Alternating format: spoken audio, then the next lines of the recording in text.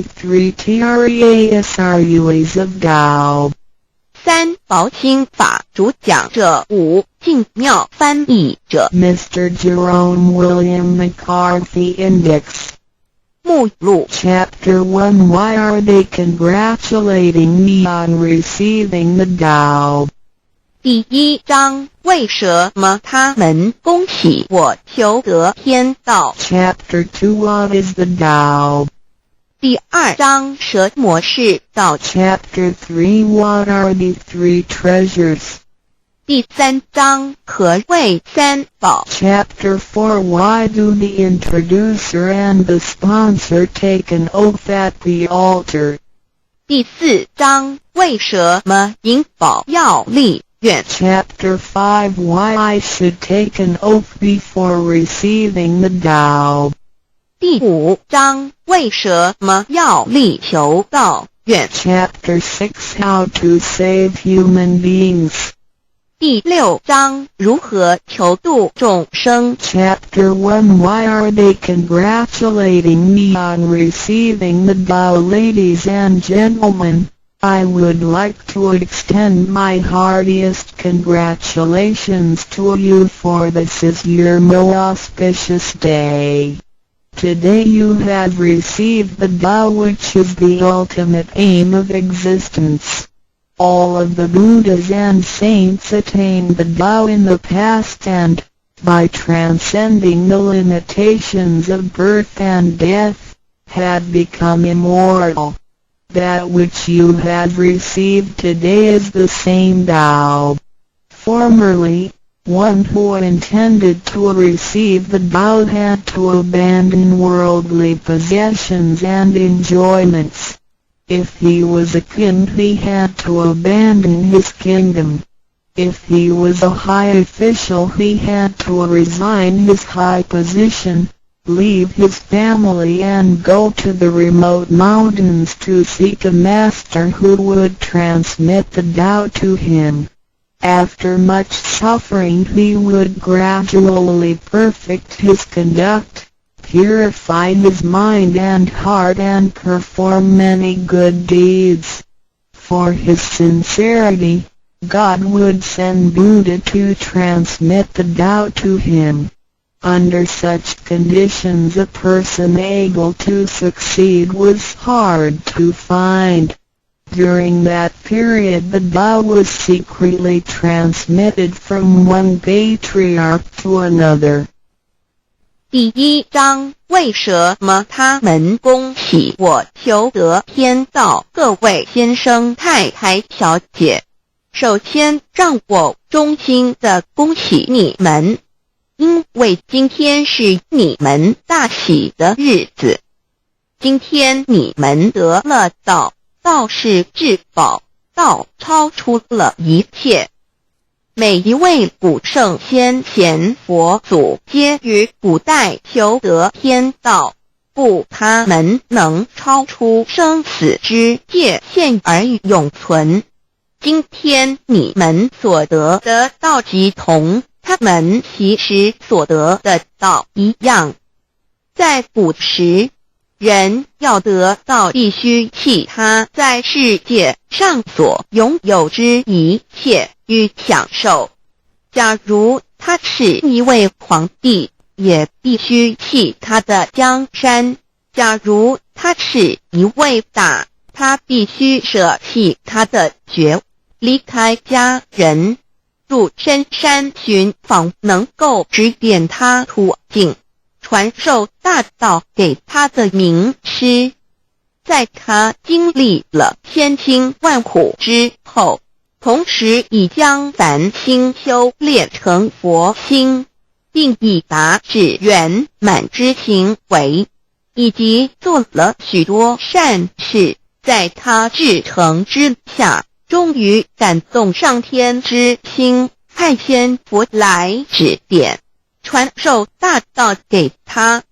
在如此之情况下，成功者非常稀少。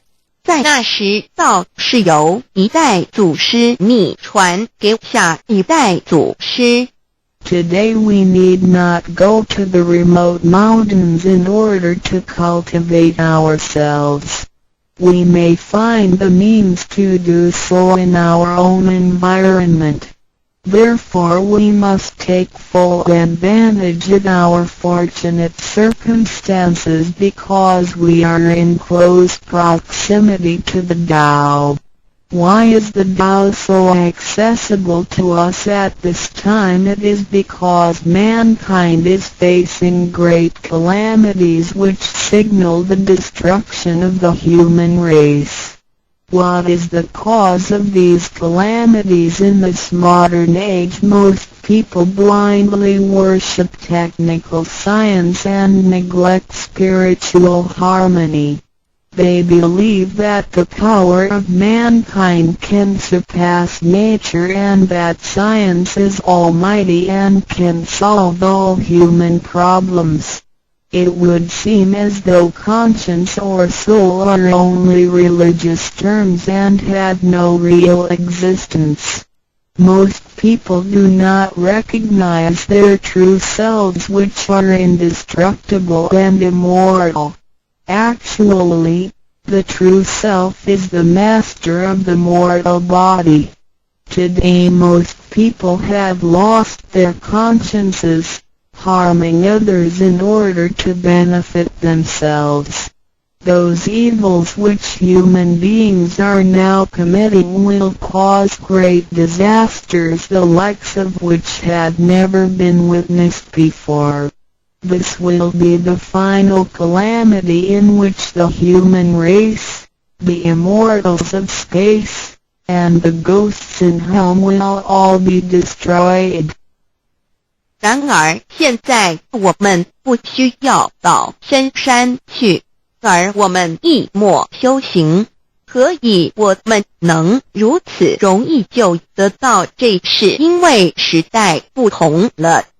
现在人类面对劫难之来临，末劫就要来到，末劫将会毁灭全人类。劫难是怎样造成的？原因是在此新世纪，多数的人们共盲目崇拜科学，而不注重心灵的完善。他们相信人类的力量能超出大自然，科学是高于一切，科学是万能，科学能解一切人类之问题。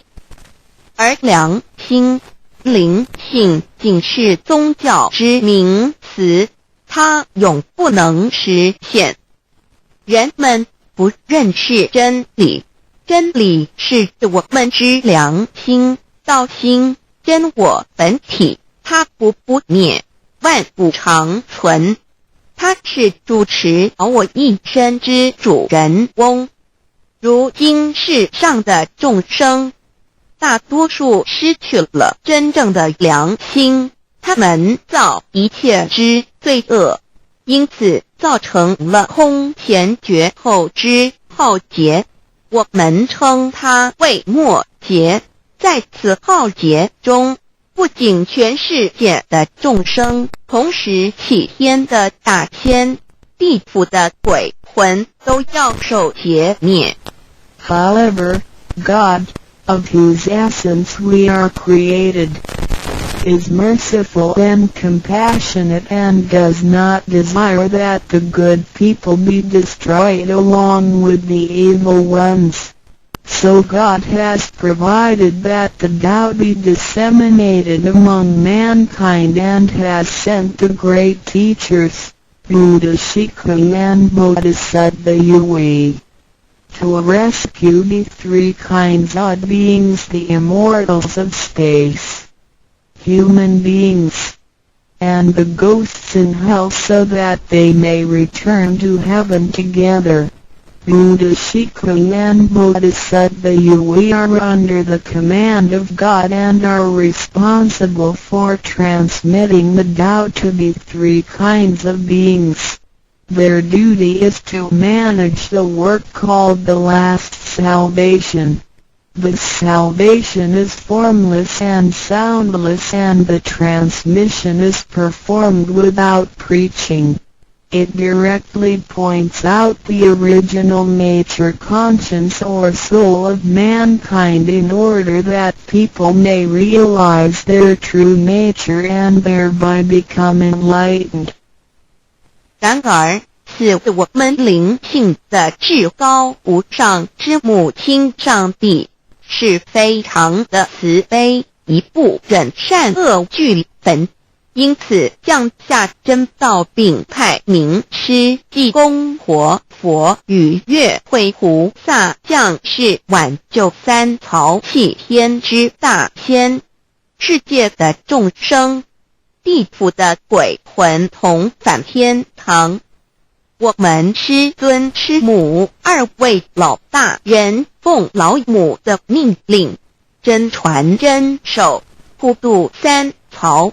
他们的责任是办理末后一收圆大事，不立文字，教外别传，直指人心，直指人人不有之良心。灵性使人们见自性而成佛。When the last calamity arrives, nothing can save mankind except the true way, which is the Tao sent from God. That is why the Tao is widely propagated today to save good people. Ancient people first cultivated themselves and then received the Tao. But today we receive the Tao first and then cultivate ourselves. Therefore, after we have received the Tao, we have to seriously cultivate ourselves.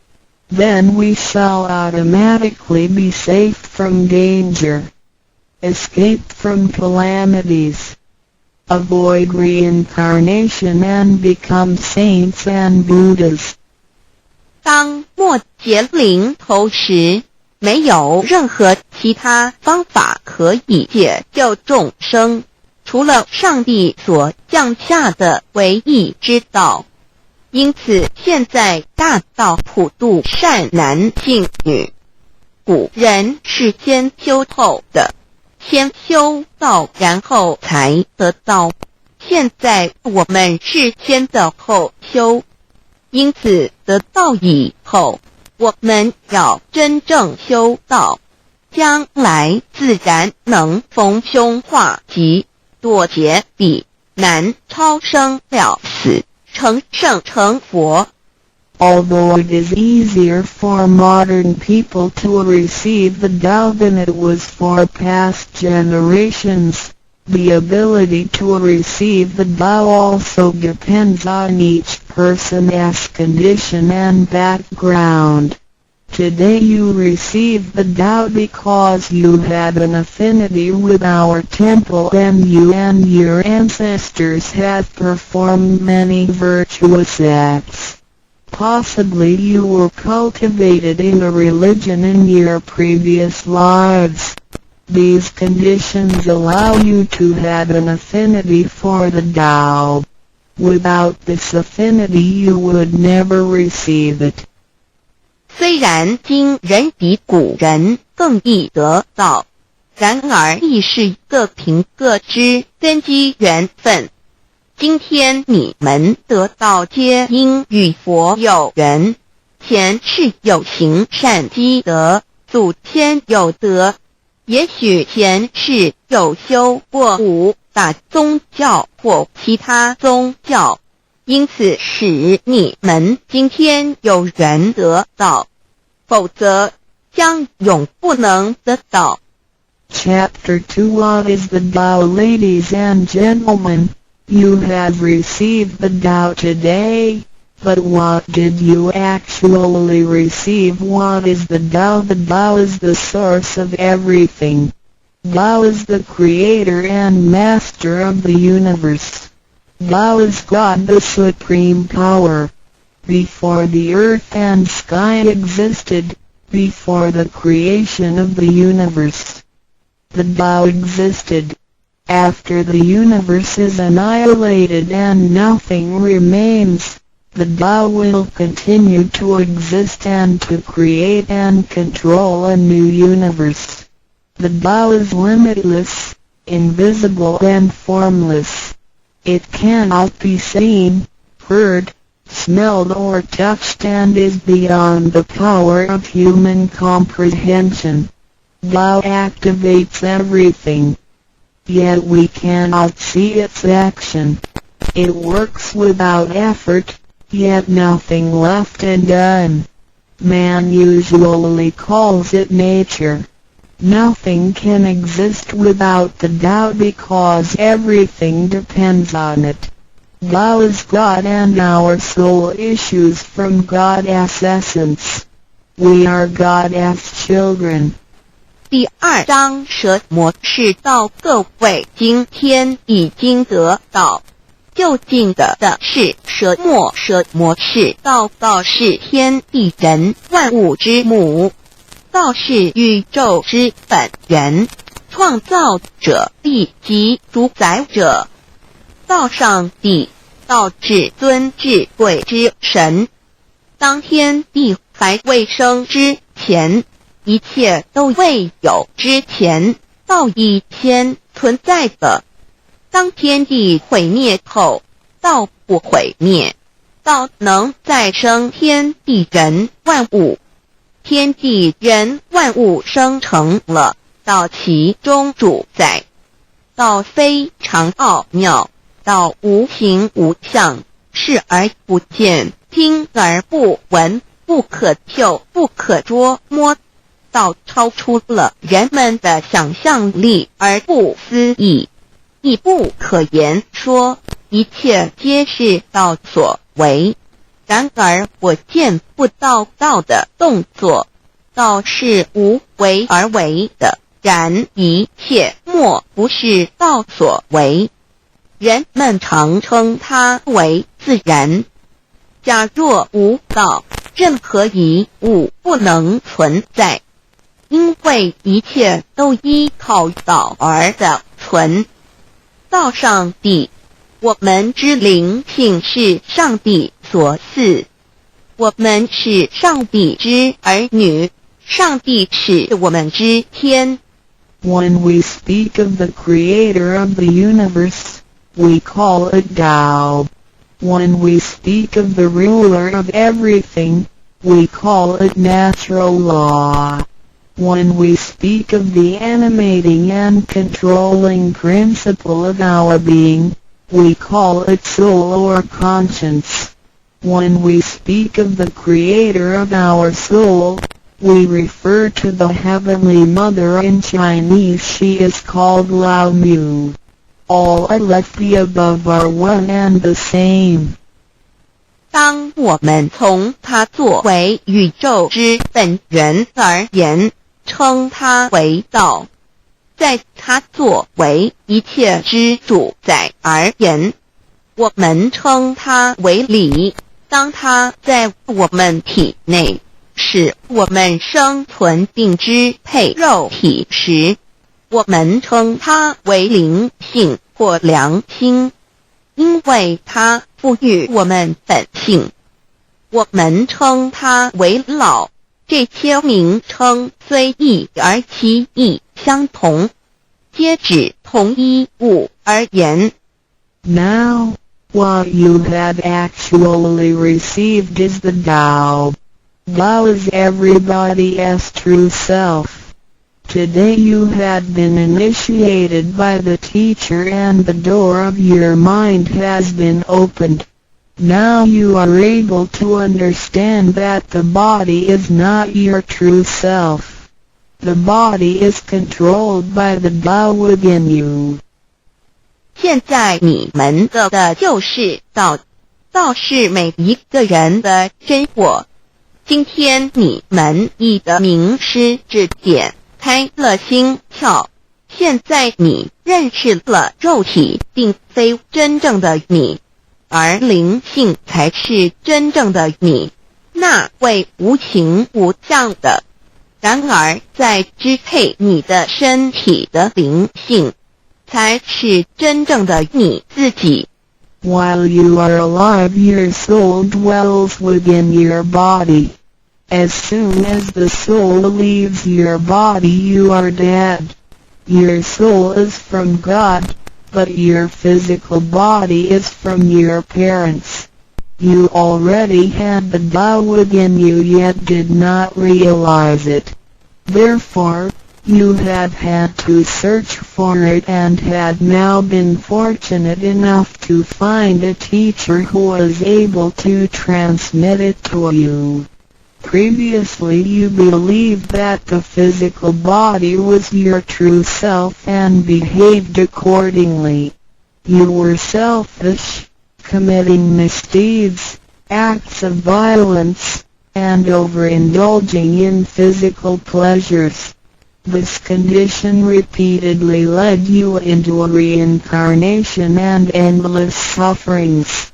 Now you understand that your true self is not your physical body but only use the body as a vehicle.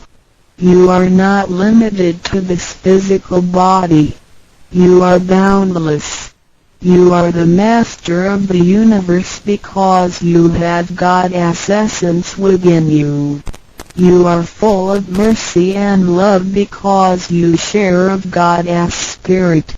Most people today have forgotten all these spiritual characteristics and do not know who they really are. Today you are regaining your conscience, your true self. 每个人活时，灵性在他体内，若灵性一离开，他立刻就死亡。灵性附于天，而肉体由父母而来。因此，事实上我们已有道在身上，为何还要再寻求它？还要有点传师来传授，原因是我们已不认识它了。我们以为肉体真我，而不知它原是假，因此我们变得自私，做了许多错事与罪恶。为了使此色身享受如此，使我们坠入轮回中，遭受无边痛苦。我们不知真正的我乃是灵性，而我们已不是仅限于此肉身。我们是无限的广大，我们是宇宙之主宰，因我们的灵性与老是一体。我们的本性充满了慈悲与爱心，因我们是老之分灵。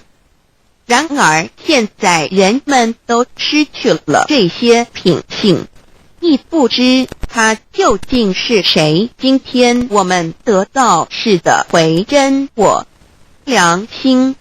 Chapter 3 What are the three treasures? Today you have received the three treasures. A. The heavenly portal. B. The divine mantra. C. The symbolic seal. A.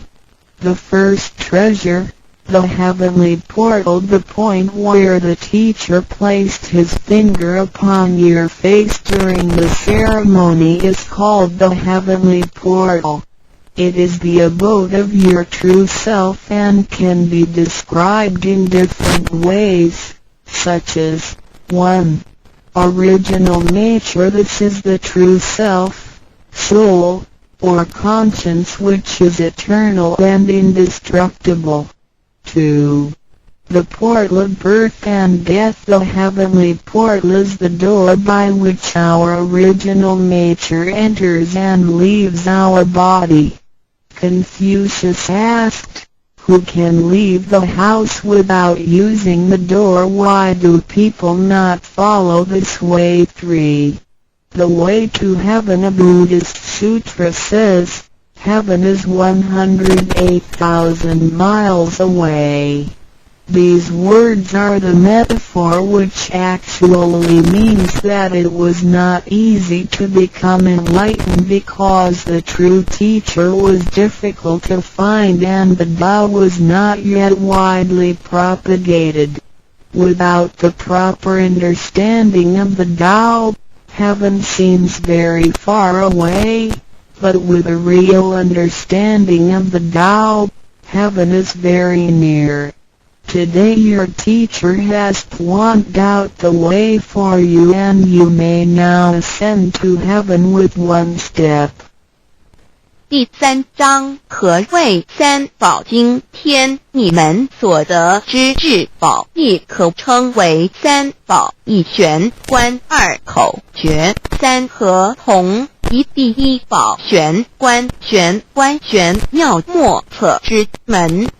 玄观点传师向你们指点之处，它有许多名称，一点本性，此是我本来固有的真我灵性良心，它是不毁不灭的，它永远存在。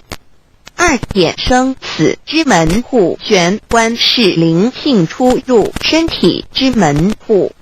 孔子曰：谁能出不由户？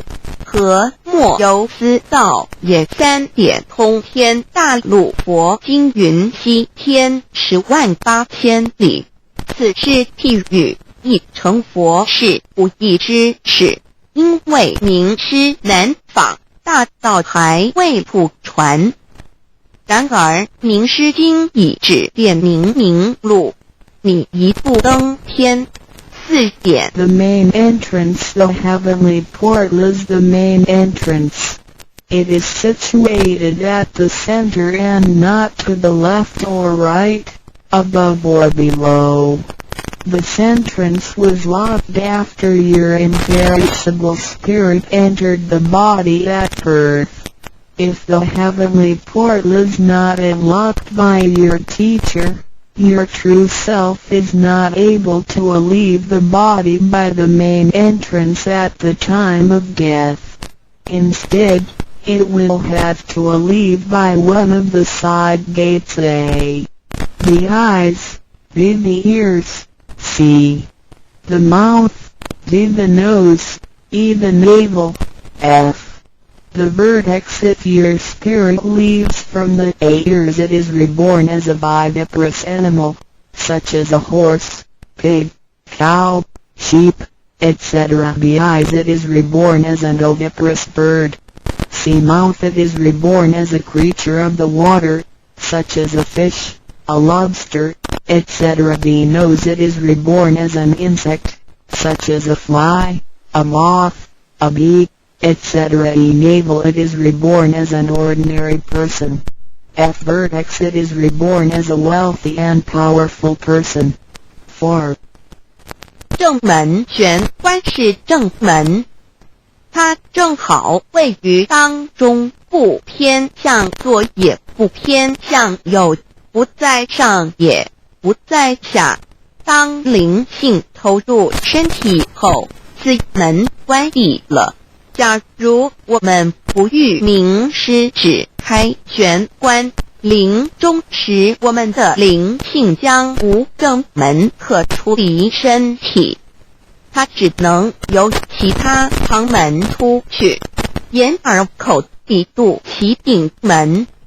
如果灵性走旁门，亦由耳而出者，来生当为胎生之动物，如马、猪、牛、羊之类；二由眼而出者，来生当为卵生之动物，如飞鸟之类；三由口而出者，来生当为湿生之动物，如鱼虾之类；四由鼻而出者，来生当为化生之动物，如苍蝇、蜜蜂之类；五由肚脐而出者，来生当为平庸之人；六由顶门而出者，来生当为富贵之人；上述之路乃生死轮回之路，不能脱出生死之苦。点传师点开玄关正门，这是通天之路，我们不必再走四门，不必再坠入轮回受苦。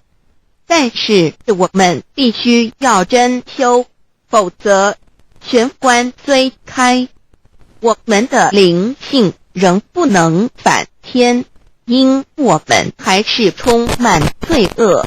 灵性为罪恶所是不能自由从正门而出的。5点 In the Bible, Matthew 13:11, John said to his disciples, I baptize you with water to show that you have repented, but that one who will come after me will baptize you with the Holy Spirit and fire.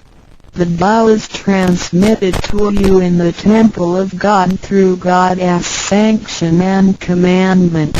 The holy lamp on the altar symbolizes God. In the transmittal ritual, the teacher uses the incense to lead a line of fire from the holy lamp to your heavenly portal. Then, using his finger, he connects God's spirit with your spirit so that they flow together as one, thereby enlightening you with God's spirit. This is the actual fulfillment of John's prophecy. 5. 圣经上记载，约翰对他的门徒说，我用水给你们施洗，表明你们已悔改。然而在我之后的将用圣灵与火给你们施洗。请记忆，你们是在上帝的宫殿里得到，因为我们有上帝的天命。那盏佛灯代表上帝老。在点道之仪式中，你们已见到点传师以相助从佛灯引来一条经指向你们的玄关，然后借点传师的手指点在你们的玄关之时，上帝以一的圣灵已点开了你们的心窍，照破了黑暗。现在你们可见到约翰之预言已经实现在你们身上。6点 Sakyamuni Buddha said, I have the great Dharma which is hidden in the eyes. This indicates the location of the heavenly portal. 6. 释迦牟尼佛云无有正法掩藏此语，暗示玄关之地。Be the second treasure, the divine mantra 1. You have now been given the divine mantra. It is very important to remember it as it will save your life. It is only to be used in extremely dangerous situations. This mantra acts as a powerful spiritual distress signal to the divine forces, much like an SOS transmitted by radio waves. It is to be projected mentally and silently with great concentration, while at the same time focusing the eyes on the heavenly portal and holding the symbolic seal with the hands. Powerful aid will immediately be sent to you in order to rescue you from danger. If you sincerely cultivate yourself, you will always remain under the refuge of Buddha. 第二宝口诀心经或五字真经，一刚才传授口诀给你们。还记得吗？请再说一遍。当性命危险时，你才用此宝，将真经默念口中，手抱合同，你将可被千佛救护，脱离危险。不过要注意，此口诀仅能于性命危急之时方可运用。假若我们真诚修道，当然我们将受千佛之庇佑。2点 The divine mantra which connects your true self with God. This mantra is without form, sound or color and is the essence of Tao, the underlying and ultimate principle of the universe. This mantra unites your being with that of the Tao, forming a powerful bond. Every great religion indicates this potential unity, but they do not fully understand how to implement and effect it. You now have this knowledge and are familiar with its application. 2心经，口传心授由声音而达入无声因果之真心，由千经万典而达入真经真典。心经心法真空也，真我本性也。3点 The true teaching is transmitted from mind to mind. The true self, the I, the spirit, the mind all indicate the true center of man or his real essence and original indestructible nature, which is identical with Tao. The human being is a microcosm, sharing all the attributes of the macrocosm. Since he is essentially divine, man only needs to understand the nature of reality and align himself with it. The more pure and refined his nature, the more conscious he becomes of his relationship with the Tao. When he realizes that he is one with the Tao, he has become fully enlightened. 3以心传心口传心授，以老之心传于众生之真心，此者老的分灵之心也。C. The third treasure, the symbolic seal 1. In Chinese, Pa means to combine and Tun means all together.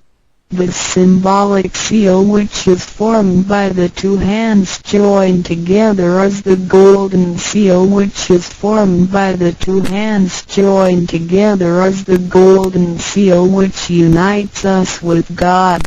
It is like a contract or mutual agreement, which is the actual meaning of Hatun between you and your Heavenly Mother. It acts as a signal, password, or passport. It is a spiritual instrument of identification, as well as symbol with many ramifications. 2. When you hold the symbolic seal, you are united with God. 3. The left hand is good, so it is placed on the outside, covering the right hand.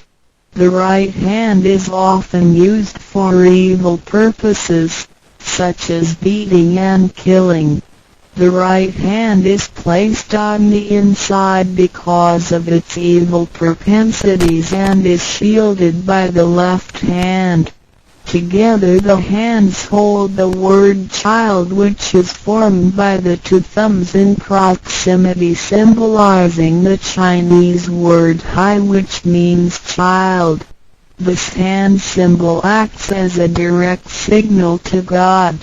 It serves to mobilize heavenly protection and causes the user to escape from any impending calamity. 4. Let us quote some words from the Bible. Matthew 19:13-15. Some people brought children to Jesus for him to place his hands on and to pray for them, but the disciples scolded the people. Jesus said, "Let the children come to me and do not stop them, because the kingdom of heaven belongs to them. He placed his hands on them and then went away. This event illustrates the power and significance of the symbolic seal. At that time Jesus placed his hands on the children's heads and explained that this is the way to God's kingdom. Today we hold the child symbol and realize that we are the children of God and are willing to return to God's presence. 3. 第三，抱合同，一点合同之意，合是合成一体，同是相同。合同象征老赐予我们的经印，表示我们已归根认。我们守抱合同，表示我们要与老合成一体，同老一样，是说与老和灵永不再分开。2点合同，同合，抱起合同，能避免罗。3点左手属善当在外，右手属恶居内边。子亥相掐怀中抱，能脱臼大节关。4点现在让我们引用圣经之语句，有一些人带孩子们到耶稣跟前，求耶稣为他们按手祝福，但是使徒们责备那些人。耶稣说，让孩子们到我这里来，不要阻止他们，因为上帝的国是属于如此的人。耶稣为他们按手祝福，然后离开。从这件事，我们可以了解，它是对合同之一种预言。在那时，耶稣把手按在孩子头上，并说，须如此方能返回天国。如今我们守抱子海觉，并觉悟我们是上帝的儿女，且愿意回返上帝身边。Chapter 4 Why do the introducer and the sponsor take an oath at the altar before you receive the vow from your teacher? 2 persons take an oath at the altar, one as your introducer and one as your sponsor. Without these 2 persons, the vow will not be transmitted to you. The introducer vouches for your character and guarantees your good conduct. The sponsor guarantees that the vow is the true path and that the teachings are genuine. A vow is also taken to guarantee that any money which you may donate to the temple will only be used for the printing of books and other such noble purposes. 第4章，为什么银宝要立愿在点诗还未传道给你之前，有2个人做你的引导师，先立愿引导你求道，否则点传师不可传道给你。这2人保证你是好人，并发誓他们是引你入正道，并非左道旁门或邪教。他们并非狂哄你的钱财，否则他们愿受天雷诛。你奉献的功德金是来建佛堂、引善书，任何人也不能把它用在私人用途上。Chapter 5 Why I should take an oath before receiving the vow. Before anyone receives the vow, he has to take a vow which states that he will faithfully adhere to the principles of vow and will not reveal the secret teachings of the 3 treasures to anybody. 第5章为什么要力求道？愿每个人在为求道前，必须先立愿，表白他将诚心道道，即不泄露天机3宝给任何人。Chapter 6 How to Save Human Beings. Now you have received the Tao, which is ineffable, sacred and sublime. You have just been saved by someone, so now you should try your best to spread these exalted teachings to your fellow human beings and urge your family, friends and acquaintances to receive the Tao. This is of great merit for you because you are not only saving someone's physical body from disaster, but you are also saving his true self from the sufferings of reincarnation. Also, you not only save that one person because, if he cultivates himself properly, he can also save 7 generations of his offspring by his virtue. How great is your merit! 第6章如何救度众生。如今你已得了大道至宝，你已被人救度，你也应该去救度别人。所以请你尽量的度你家人、亲戚、朋友求道，让他们亦得蒙上天之恩典，此乃你莫大之功德。因为你不仅救了他的灵性脱离轮回之苦，并且救他的色身脱离劫难，同时你不仅是救了一人，假若他真修，他将能以他的功德来超拔九玄七祖。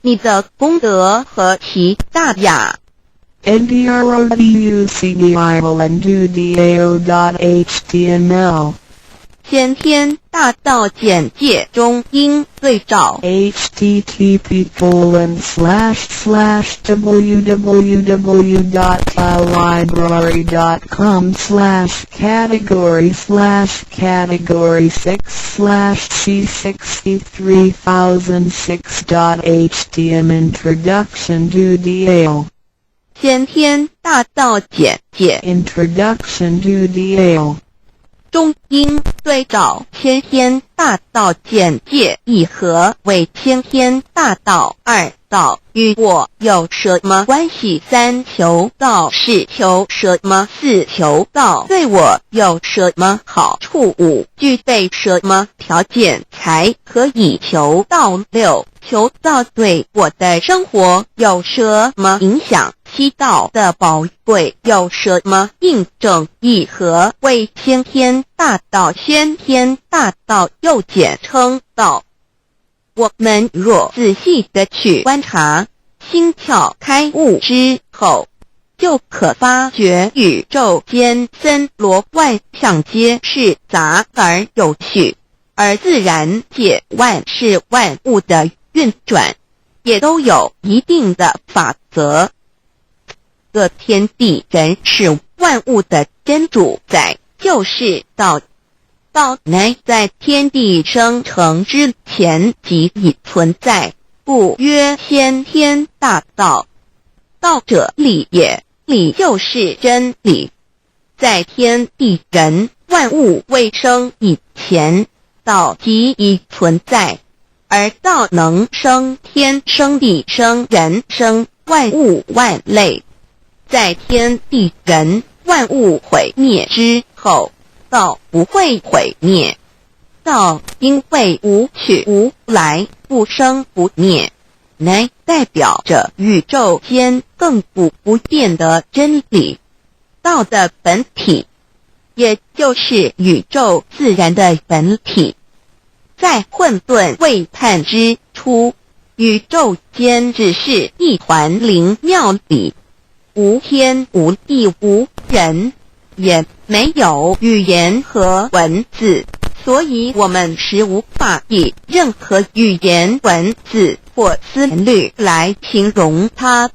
故大道无名强名曰道，我们也是勉强用到这个名词来代表它。在天地万物生成之后，道又能贯穿于宇宙万事万物之中，使一切的自然现象均能呈现和谐有条不紊的运转。这就是道的妙用。道大理为，我们虽然无时无刻离不开道的本体和妙用，却又很不容易去认识它。因此在2-3千年前，各教圣人应运出世，各化一方，针对当时天时地利及众生的根器，留下千经万典，传下诸多去恶从善的修持法门，同时也让芸芸众生认识了冥冥中宇宙万事万物均有一个真正的主宰，或称为上帝，或称为造化，或称为天主。我们称其为道或无生老，均是一名而同义。我们对道有了深一层的认识和体悟之后，就会了解天地间实无一物不是道之本体与妙用的合一。因此道虽然含在各大教门的经义，为仙门万教的总源头，确实不局限于宗教的领域里。而上帝或老也不只代表着一切宗教的最高信仰中心，更是天地万事万物万类的根本源头与最高主宰，及宇宙间永恒不变的真理之道。所以我们今天有机会了解什么是先天大道，不只找到了各大教门的最高信仰中心，也找到了宇宙的根本源头与最高主宰，更能对宇宙至高无上的真理有一个初步的认识。道之真义，在先天之先不为先，在后天之后不为后，即大上有可量，即为上有可止，为道即大不可量，即为不可止。故所以大无不包，为无不入，无所不贯，无所不通，无所不彻，贯彻了天地人万物万类，贯彻了33天外，贯彻了千经万典，贯彻了千法万法，贯彻了千教万教，贯彻了千佛万祖，贯彻了我之一身。此乃显天大道宝贵的真义，人人必须知真觉，亦即是人人与我，我与人人良心之行也。此乃万众一心，万国一家，世界大同，此先天大道之宝贵也。二，道与我有什么关系？道的宝贵在于它大而无所不包，细而无所不入。天地生成之后，道贯穿于天地万物万类，使得日月星辰之运转各有其时，四时之交替，万物之消长各有其序。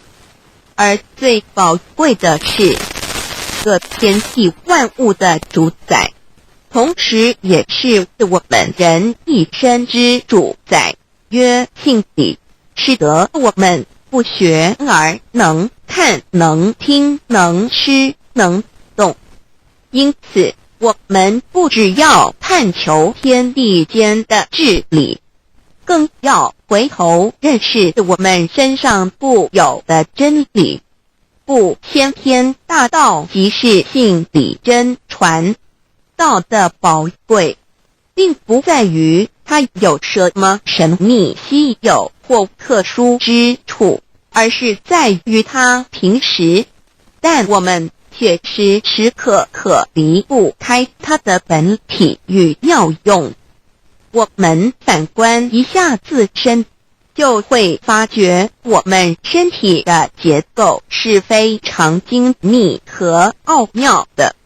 我们轻轻地握一下手，就算是这么简单的一个动作，其中所牵涉到的所有关节物理作用、能量、化学反应、神经系统资料讯息之传输及脑部分析、判断和命令之下达，以目前全世界的科技知识和文明水准，也无法一一表达出来。但是我们做出个动作的能力，却完全不因个人知道上了程度的差异而有任何影响。无论是学识多丰富的学者，或是目不识丁贩夫走卒，无论是成人，或是刚出生不久的婴儿，都可以轻而易举地做出的动作。人人与生俱来，不学而知，不学而能，无增无减的良知良能，就是主宰我们一生的道。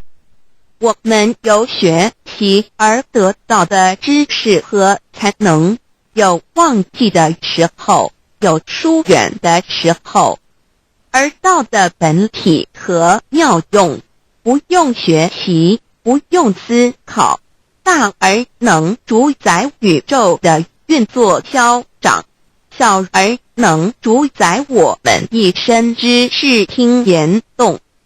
我们有而不知其有，用而不知其用，却又无时无刻不能缺少它的不增不减，本自具足一切我们身上固有的道，因为就在我们身上，又称作自性老。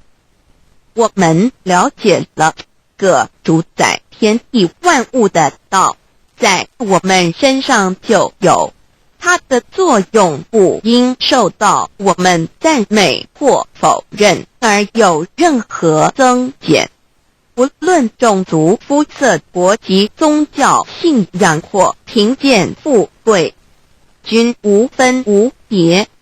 因此，我们能求得先天大道，不只找到了宇宙的根本源头，也找到了不生不灭的真我。不只认识了宇宙，也认识了我一生的真正主宰。不只追求到了宇宙之治理，也找回了我身上本有的真理与良知良能。先天大道的根源是在我身上，原来固有的是我由先天带来的良知良能，即是我的良心。我的良心即是天心，天心即是道心，此心无形无相，即是真空。真空之妙，空而不空，空中妙有。妙有者，生天生地生人生万物万类之大本也。妙有者，万灵真在也，主宰天地人万物万类之真主宰，亦即是主宰我之一身。故曰道在无身，一切万能。道离无身，此身败无异能。先天大道如此宝贵，乃人人必须追求之道也。三求道是求什么？静心观察我们所存在的这个宇宙，我们往往会赞造物主的神奇。自然界每一刻皆有无数的事物在同时运转，而其整体却又是那么协调。我们身上的这个真理不也是一样吗？每一分一秒，我们身上皆有无数的生化反应、物理作用等同时发生。道的妙用分布在我们身上，不用学习，不用思考，其作用虽成千上万，合起来却只有一个自我。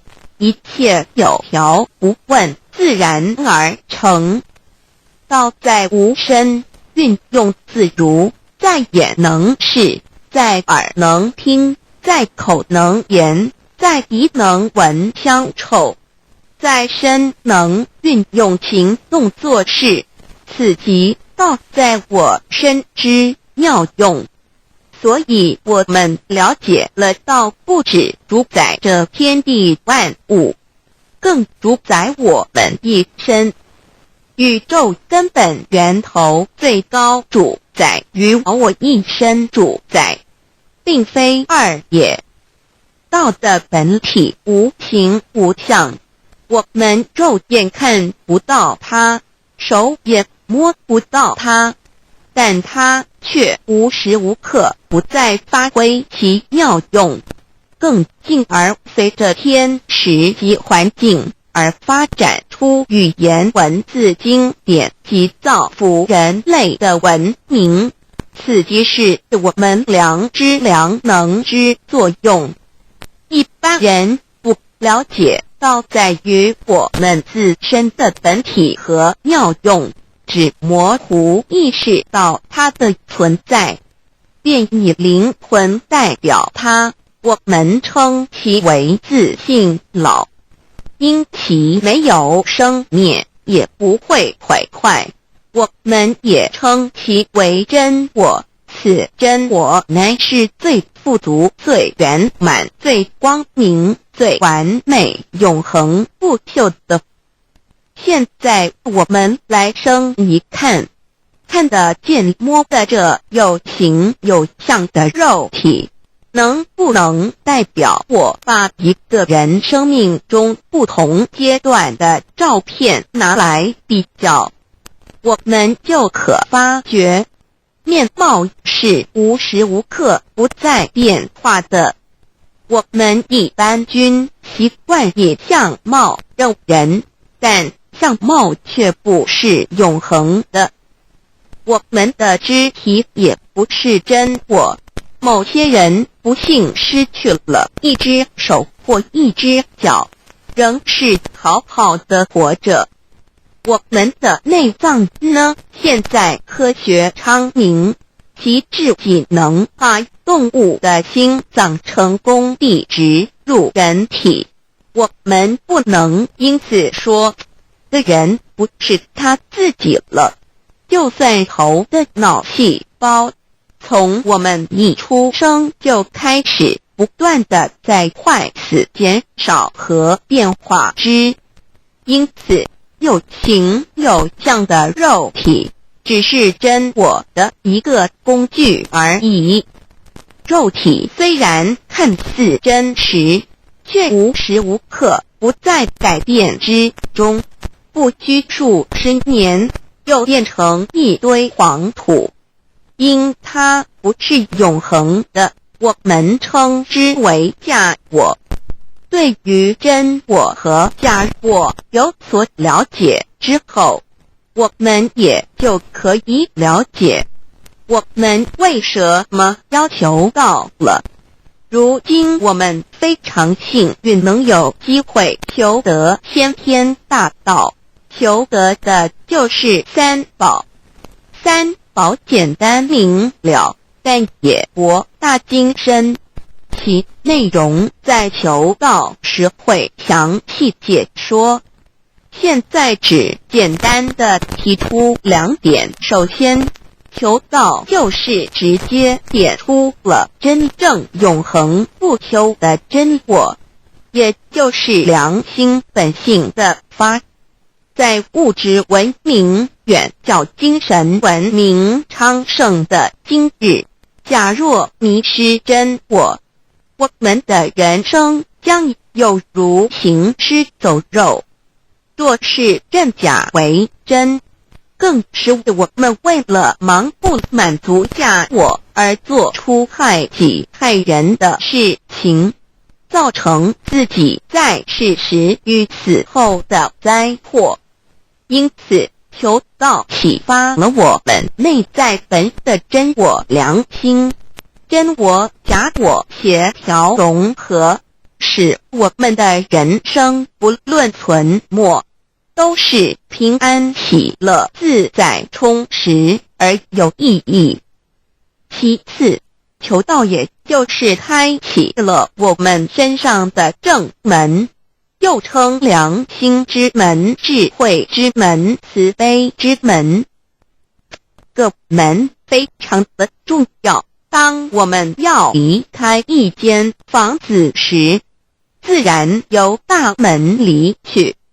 如果此门无法开启，而被迫从窗户或阳台跳出时，就可能会摔断腿。我们的肉体就像一间房子，真我灵性就像是房子的主人。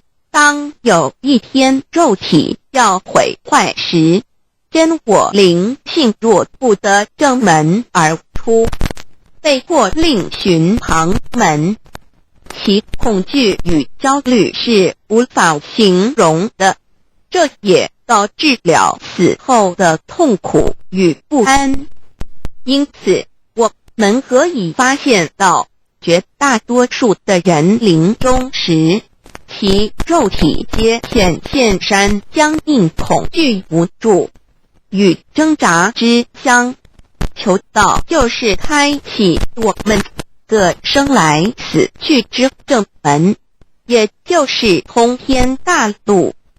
因此，我们今天很幸运能求道，求得3宝，打开灵性通天之正门，可以让我们找回真我，认识我自己身上的道，自然以良心作为待人物之准则，使人生更有意义，更进而解决生死大事，得到超生了死的保障。100年之后，回到我们的来部家乡。所以先天大道又是回天之道，先天大道之宝贵，即是千经万典不如一点。此典打开玄关正门佛门，天堂大路一步直超级的永生之道。此典宝贵，超佛越祖，超经越典，超越天地。得到这一点宝贵，它是诸经之师，诸法之王，诸佛之天地之不曰超生了死极的永生，不毁不灭之先天大道也。此乃即是人人原来固有的，必须返回天之道也。四求道对我有什么好处？我们今天很高兴能有这个机缘求道，能够开启良心之门、智慧之门、通天之正门，这是第一步。这宝贵的道还能带给我们终生受用不尽的福之益，离苦的乐，人生在世遭受种种之苦恼，就其根源皆起因于迷失了真我。求道首先就是让我们认识人身上固有的道，找回我们本有至真至善至美具足圆满永恒不朽的真我，在日常言行之中发挥真我，使我们一举一动皆能合于理，止于至善，自然不会受周遭的人事物所左右，我们的心也就不会患得患失。心为一身之主，我们既然在心境上有所提升，自然不会与邪恶之事相感应，则不相随心转，还可以改变命运，趋吉避凶，朝向光明，使我们得到真正的喜悦，逍遥自在。二多比南自有人类文明以来，道的真意便代代单传独授，其没落贯穿了早期的主要文明，如中国、印度等。奈何近百年来人类受物欲所逼，在空前繁荣的物质文明中逐渐迷昧了良心，甚至竟将制造威力极大的杀人武器。回顾数千年人类历史，在近代短数十年间，便发生了2次世界大战，无数小战，伤亡无数。滥用科技文明，同时也损害了自然环境，造成大气臭氧层之破坏，全球性气候的改变，人心之变，但造了天灾人祸连连。人类已为自己酝酿了一个空前的浩劫，因此上帝洪恩慈悲，特将大道谱传于世，以挽救良善。求道以后，我们时刻存着道心，以良心待人处事。当遇有人力不可挽救的灾祸时，只要诚心使用三宝，必能灾必劫，逢凶化吉。此事验证甚多，不胜枚举。3超生了4人生，有如一段苦乐相参的旅程，遭受生存竞争、衰老、病痛、死亡等困苦，人皆难免。而人间种种欢乐又往往是短暂易变的，尤其当旅程结束时，终究成空，灰速渺茫，更不禁令人凄独怅惘。是以智慧者有见于此，乃以超生了死，追求真实永恒的人生意义为人生至高之目标，不待先修后的。因此古人为求超生了死，尽毕生之力，苦修苦行，仍难以访得名师，达成心愿。如今大道谱传，先道后修，在求道过程中，天命名师一指，开启了我们通天正门，先赋予超生了死的保障。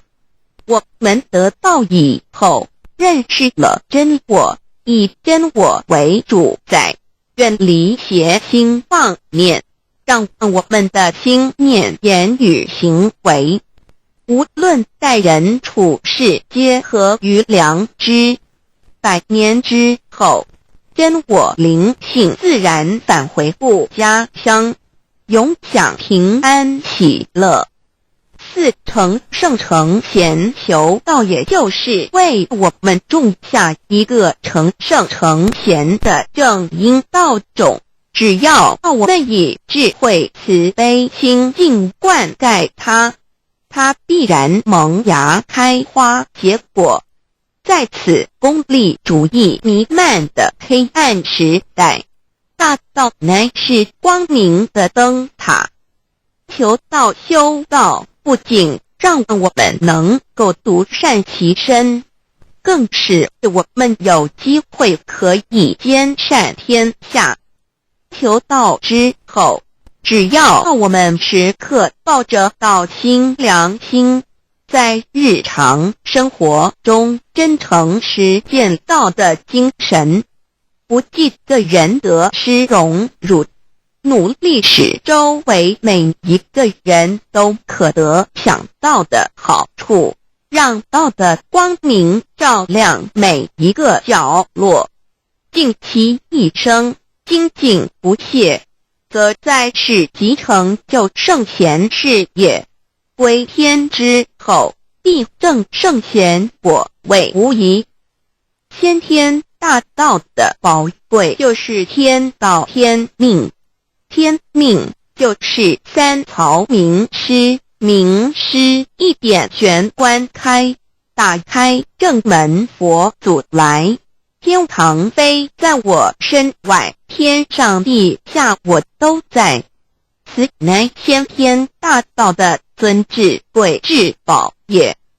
先天大道，天命宝贵，三曹名师这一点妙至极意，非是在言语文字相声音可得，非是在千经万典上的，非是在讲经说法上的，非是在是智辩聪上的，非是在博学才能上的，非是在才高八斗上的，以上皆是生死法对待法，非是超生了死脱对待了生死之法也。此自己的先天大道妙用妙能的宝贵，其妙极矣。此者是无师智，此智是妙智妙慧，此智此慧是我本来固有的，由先天带来的，亦即是在找回来天地人万物万类为生以前我的初心，即我良心天心道心老心也。先天大道之妙，此妙之贵，妙不容言，不学而知，不学而能，亦即是先天带来的先知先觉妙用妙能。此知此觉此能此用，不用言语文字声色，不用思想，不用念头，不用言听是动，而生天地人万物万类。生天地人万物万类之后，这天地人万物万类实可分妙，也离不开其妙用妙能，故曰万灵真主宰也。设若天离开先天大道之妙用妙能，则河汉星斗乱序，日月无光，亦不能轮转，则阴阳二气不能流通，万物万类世界的众生，人人皆不得其生存。设若大地离开先天大道之妙用妙能，这金木水火土不能相配，则险象丛生，山崩地裂，海水枯干，亦使万物万类世界的众生人人不能得其生存。设若人离开先天大道之妙用妙能，则寸步难行，眼不能看，耳不能听，口不能言，总之全身不能动作， 100日之后成了一堆臭骨臭泥土。此乃先天大道妙用妙能的宝贵，妙至极矣。设若觉悟认识先天大道之妙用妙能的支持而实行，即是天人合一，天人一体治理，绝言妙不容言，不是死后成佛，当体即佛矣。故曰如来佛，如是佛也。此乃的先天大道修先天大道之好处。勿具备什么条件才可以求道？求道既然能够带给我们终生受用不尽的好处，我们今日能有机会求道，会不会显得太容易了？事实上，我们能得闻先天大道，首先要感谢上帝的恩慈，将自古不倾泻的大道普传于世，使我们有机会得此天之道。另一方面，我们本身也必须具备足够的条件，祖上有德，根基深厚，佛缘成熟，才能够顺利求道。此外，我们必须向宇宙至高无上的造物主上帝发一个良心愿，此愿可归纳为3个要点：一得道以后，愿以明具并实践道的精神，也就是日常生活所思所言所行，皆愿以良心作为依归。2得道以后，愿以能力所及，助周围需要我们帮助的人，愿意多了解道的意义，并让更多的人蒙受天道的福祉。3得道以后，绝不将求得的3宝告知任何人。3宝必须在庄严的求道过程中，天命名师传授给我们，才有真实意义。若由我们泄露给其他人，则不但毫无意义，毫无效果，我们自己也违反了天律的良心愿，合乎人人本具天赋的良知良能，所以我们人人都能够做到。真诚实践良心愿，也必须滋润我们求道时种下的智慧、慈悲、清净之正因道种，使它顺利萌芽开花结果，才不至虚度这千载难逢的求道修道良辰。值得一提的是，我们能顺利求道，原因之一即是沾了祖德的光，是故上天开恩，只要我们修道有恒，则我们的祖先也有机会可以求道超生得救。我们的子孙亦的印地，对父母祖先敬大小，这是最好的机会。只要具备以上条件，则无论任何国界、种族、宗教信仰的人，都可以求道。欲求得先天大道，脱出轮回之苦、地狱之灾，世间的穷通受忧、鳏寡孤独、生老病死苦，而返天堂永享天伦之乐者，必须我有得遇6万年良辰佳期的幸运。我本人心地善良，我有先天根基深厚，也就是我本人前世做的功德善事很多，此即天缘。我本人祖先有功德，做善事，此即祖上有德。我牧人欲造引导师度我得道，此佛缘已至。也就是前生我们一同做过功德善事，或一同有修过宗教，今生遇天道降世，一同得道修道，此乃佛缘已至。六求道对我的生活有什么影响？现今正值上天恩开，先天大道普传，拯救良善之时，故普传方式皆以方便善巧，与众生契机为原则，因此求道不会对我们正常的生活造成任何负面影响。这与以往许多人苦修苦练，甚至出家的修行方式有很大差别。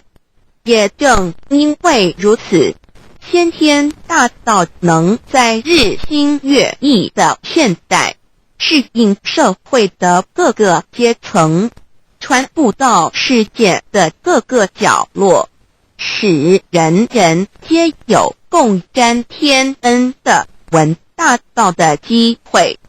关于求道对生活有什么影响，我们就以下几点来看。一、与任何宗教没有冲突，道代表着天地万物及我们一生之最高主宰与真理。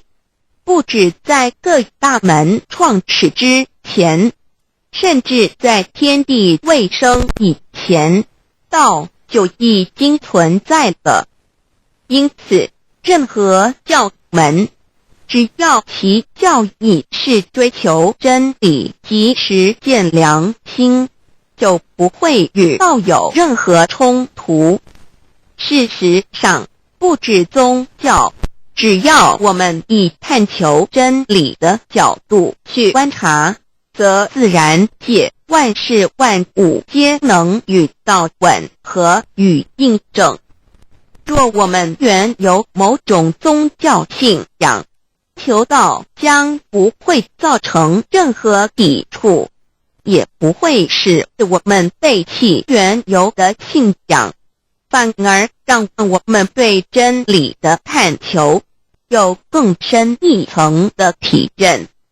二、以良心经为最高规戒每一个人生活环境中的文化习俗、时代背景、法律条文及价值观念都不完全相同，因此没有任何一个具体的规戒或条文能够适用于所有的人。所以求道后的规戒着重在我们每个人真我良心之实践，由真我良心主宰自己，而不是在经典之背诵上及律法之钻研上下功夫。三、不照良心愿行。有和透过很重要的一点，求道并非从外在加给我们良心与真理，而是借着开启我们智慧慈悲之门，找回我们身上固有的真理，让天理良心自然流露。因此求道后，所有真修实行之人皆是自动自发的。师父，求道后，若我们不照良心愿而行，并非将出现任何外力来强制我们遵行此愿，而是将受到自己良心的谴责，由真我良心督促自己，而自然改过向善。四、圣凡间修真我之实践，并不局限于教堂或寺庙之中。因此，现今大道普传并不要我们家舍业到深山古寺之中修炼，而是在不影响家庭、工作、学业之正常情况下圣凡兼修。在日常生活中，时时刻刻一言一行，皆能以天理良心为依归，就是真我之实践。务由提升自己而兼善天下，求到后会使我们生活更充实，心灵更和谐。而更重要的是，我们每一个人尽一己之力，且自身之提升，影响周遭之人事物，继而汇成一股力量，在这举世天理良心日趋沦丧之潮流中，匡正人心，力挽狂澜。如此必能早日实现先天大道普传之宗旨及弥勒佛的原慈大愿，化污浊的人间为人间净土，化纷乱的世界为世间天国。七道的宝贵有什么印证到是宇宙的至高真理？它的作用贯穿了天地万物万类，更是我们一生之最高主宰。真正了解了这一点，我们就会体认到，道是随时随处可以被印证的。许多贤贤得道之后，发出了大诚心、大信心、大智慧，真修真行，皆能参悟到，不止在各教经典之中可以印证到，其实在任何时间空间、万事万物我们之一身，甚至一草一木，皆离不开道的本体和妙用。体认至此，自然能发出永不退转之道心。而尚未求道或刚求道者，则需借助于一些具有形象、看得到、感受得到的印证，以奠定初步的信心。依任何人，只要有求道，经过身但天命之名师点开玄关正门，传授三宝者，无论其功德高深为末，死后皆是身软如棉，面色如生，灵性由正门归天，东不品湿，下不腐臭，甚有多至数日不变，一腔满志者。目前的科技文明和医学知识还未进步到足以解释这种现象，但却无法否认个事实的存在。这种现象虽曾出现在某些宗教中，但极其罕见而珍贵，而求道之人除信道不笃于反道拜德者，不敢定论外，其余则比比皆是。肉身既显此瑞香，足可证其灵性已登善境，当无疑问。二人虽不为万物之灵，其实是很脆弱的。自从生在这个世界上，就难免天灾人祸的威胁，甚多以求道者，在遇到人力不可挽救之危急情况下，诚心使用三宝，皆能大事化小，小事化无。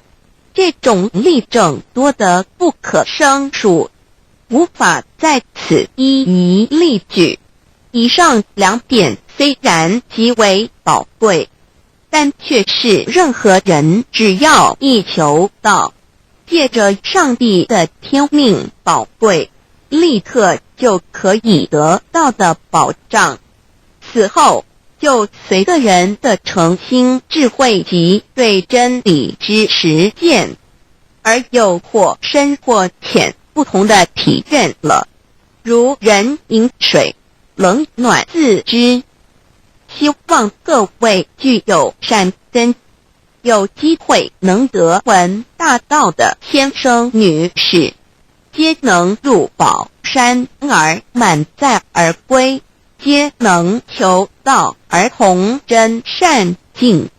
Introduction to DAY. What is DAYI? DAO and MEII. What it is in DAYD. What do I get in RECI beginning DAOB? What do we need to receive DAOBI? What impact does receiving DAO have on MEDII? What can attest the validity of DAOI? What is DAO? Observing the cosmos and all the living beings consciously. Among all the earthly activities and phenomena, we will find the existence of the laws of nature. There is a supernatural origin which guides all the operations happening across the galaxy, the earth, and the human beings. We call this source DAO. DAO existed before primordial time, and even before the universe was merged. It is the origin of the world, and it thereafter nurtures all the creatures and beings. Since it is unchangeable and does not evolve with time, it is the ultimate truth. It is what all saints and sages throughout human history had been searching for. The essence of Tao is the foundation of nature. The law or the power that existed before the universe was formed is beyond description, because there were no civilizations nor creatures, let alone languages. Since it cannot be applied any name, we simply call it Tao. After the world was merged, along with the mutations of the universe, we see the harmonious actions as exhibited in seasonal changes, rhythms of time and tide, and the balance of the ecosystem. We also find some conformity of human nature across various cultures. These prove the laws of nature. This is the extension of that original Tao when it is substantiated and materialized. It merged into everything that is within us. Now that we know Tao is present universally and yet difficult to be recognized, there have been prophets and preachers trying to make us know and understand the origin and the truth of life through various teachings and literature since the beginning of civilization. They were scattered around the world throughout history. As a result, great commandments were taught to disciples and goodness and badness were differentiated. These teachings varied, based on differences in culture, background, timing and the level of each individual's comprehension. However, they all tried to express and transmit to their descendants this Creator and Chief of the universe. It is God, or what we call Tao. As we get to know it more and more, we will realize that the essence of Tao and its effect covers every existence without any exceptions. Tao is actually the headwaters of all religions. It embraces the essence of all the preaching and teachings, and yet, it is superior to the system of belief. It is the nature, the universe itself. Tao or God represents the highest authority and power of nature. It is also the headstream and superior to all. It is the unchangeable principle. Understanding Tao allows us not only to discover the center of all religious belief, but also to communicate with the origin and the highest power of nature. We will then be able to relate ourselves to the truth of the universe. To probe further, Tao existed before the formation of all, yet it was not anterior, which means that the creation was embedded in it. Tao emerges into the creation, yet is not posterior, which means that it is not thereafter limited. Among those created, however large, they can be measured, however small, they can be detected. It is only Tao that cannot be measured of its immensity nor detected of its existence. Therefore, it is larger than the largest and leaves nothing excluded, and yet it can be smaller than the smallest and leaves nothing not penetrated. It is ubiquitous. It merges into and governs all. It is in charge of the space, the earth, human beings, all the creatures, and all existences. It penetrates and regulates the entire universe. It is the source of all the scriptures, sutras, as well as dharmas. It encompasses all the religions, and it is what makes one a Buddha or a saint. It is the single chief of all. And, above all, it is in charge of each individual too. It is the Divine Self. This is the true meaning of Tao. We should get to know it this way and rediscover our own invaluable treasure. So, to practice Tao is to revive one's own conscience as well as everyone else's and to act upon it accordingly. Then, all people can be of one spirit, all nations can be in peace like a family, and the great harmony will come true. How precious Tao is! Tao and me. The significance of Tao is in its immensity and ubiquity. Its mightiness guides the universe to carry on with changing seasons and evolving creatures. The countless aspects of the natural phenomena seem so capricious and yet really in order and in cycles. This almighty being also resides in each of us. It is the Divine Self, the natural quality of a person. It enables us to see, to feel, to taste, to hear, and to move without learning. While we research the ultimate truth in the universe, we should turn in upon and see into ourselves to discover that Divine Self. We will find the rules that govern the universe also comply with the way we are.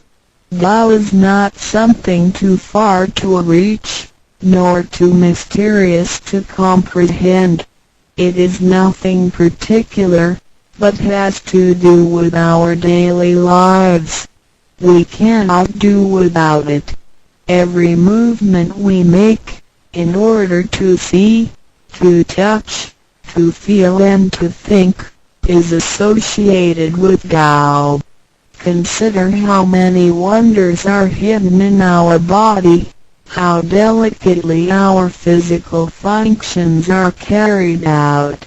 For example, when we shake hands, the components involved would include the coordination of joints and muscles, the chemical reactions of energy, the transmission of information through nerve systems, and the actions occurring in our brain such as issuing orders, making judgments and analyzing situations. Even with the most advanced technology and the highest level of knowledge we have developed today, we cannot completely reconstruct such a function. Yet the ability to perform such a simple movement is there for all individuals, regardless of the level of a person's knowledge and his/her being a grown-up or a baby, a scholar or an illiterate. These are the kind of abilities we come equipped with naturally, without learning and being taught. It sits within us and is in charge of all. It is Tao, never diminishes nor inflates. Worldly knowledge acquired through learning can be forgotten. A gymnast can abandon his/her techniques and a musician can lose his/her skills without practicing. The essence of Tao and its extension are always in charge of the macro-universe, the nature, and the micro-universe, the human being's self. We are associated with it unconsciously since the first day. Because it encompasses the whole nature within us, we also call it native self. Tao is within and surrounding us. It needs not be worshipped nor debated over, because its existence is unconditional, regardless of race, color, nationality, religion or status. It is impartial and stays constant. In receiving Tao, we not only find the origin of the universe, but also the divine self. We get to know the highest power in the universe as well as the genuine nature in charge of self. We discover the ultimate truth of the cosmos as well as the integrity of ourselves. Recognizing that the laws which govern the universe also govern us makes us be able to return to our true nature. To probe further, the most essential concept in Tao is that we all possess it intrinsically. It is the wisdom and ability we were born with without learning or practicing. It is one's conscience, which is like the Spirit of God, the divine and immortal nature. It is invisible and intangible. For this reason, we call it genuine emptiness, which means that to be really empty, it goes beyond emptiness and can therefore have marvelous existence in it. Marvelous existence is the foundation for the sky, the earth, human beings, all the creatures, and all existences. With omnipotence, Tao is called Great Lord of all beings. This almighty being is not only in charge of the entire universe, but also in charge of oneself. So the proverb is, Tao is within self, which is the drive of all one's abilities. A physical body without Tao is useless. This is the treasure that we should all realize and fully explore. What it is indeed when we look around the world, we admire the miracles and wonders of nature. Countless things change and move simultaneously every second, and yet in order and in harmony. So do our bodies. Countless biochemical reactions and physical functions occur concurrently within our bodies. Without learning and thinking that comes subjectively, The thousands of activities that happen within us are the extension and action of Tao. And altogether, it is one single self. It functions naturally and automatically without the need for our intents to be involved. This is the effect of Tao within us. Tao is not only in control of the universe and nature, but also in charge of every human being in his/her own actions. In other words, it is the same source that governs us as well as everything else. Tao is invisible and intangible, but it has been working out its magic before day one. Thereafter, languages, cultures, religious scriptures, literature, and civilization were developed. They all originate from Tao functioning within us. People don't realize it is Tao that has been residing and working within us and have used soul to represent the confusing and yet irrefutable being. Because it is eternal and intangible, we also call it true self. This true self is the most abundant, brilliant, and imperishable being. Let us take a look at our tangible body and see if it can be the true self.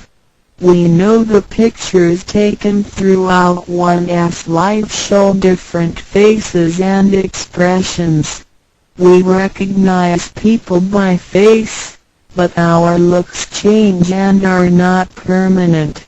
The handicapped, with impaired arms or legs, can also lead a complete life. One with a transplanted animal heart is still a human being. Even our brain cells keep decreasing and changing every second from the moment we were born. Therefore, the physical body is only the interim residence of the true self. Though it seems so real, solid and alive, it turns into dirt eventually. We call it false self because of its tentative and transient nature. By recognizing the difference between the true self and the false self, we understand the reason and importance for us to receive Tao. Luckily, we are given the opportunity of receiving Tao and learning the three treasures. The three treasures are straightforward yet profound. The meaning and details of them will be illustrated through the rite of receiving Tao. Here, we only discuss two issues. First, by receiving Tao, the true self gets plucked out. It leads to our conscience. Upon the time when material pursuance surpasses spiritual seeking, giving up the true self only makes us a walking corpse. In order to fulfill and satisfy the sensational desires of the false self, we may commit wrongdoings and harm others, eventually creating troubles for ourselves. Our inner conscience is identified and enlightened by receiving Tao. Thus, the body gets to work with the spirit in a mutually beneficial and harmonious way, making our lives joyful and meaningful.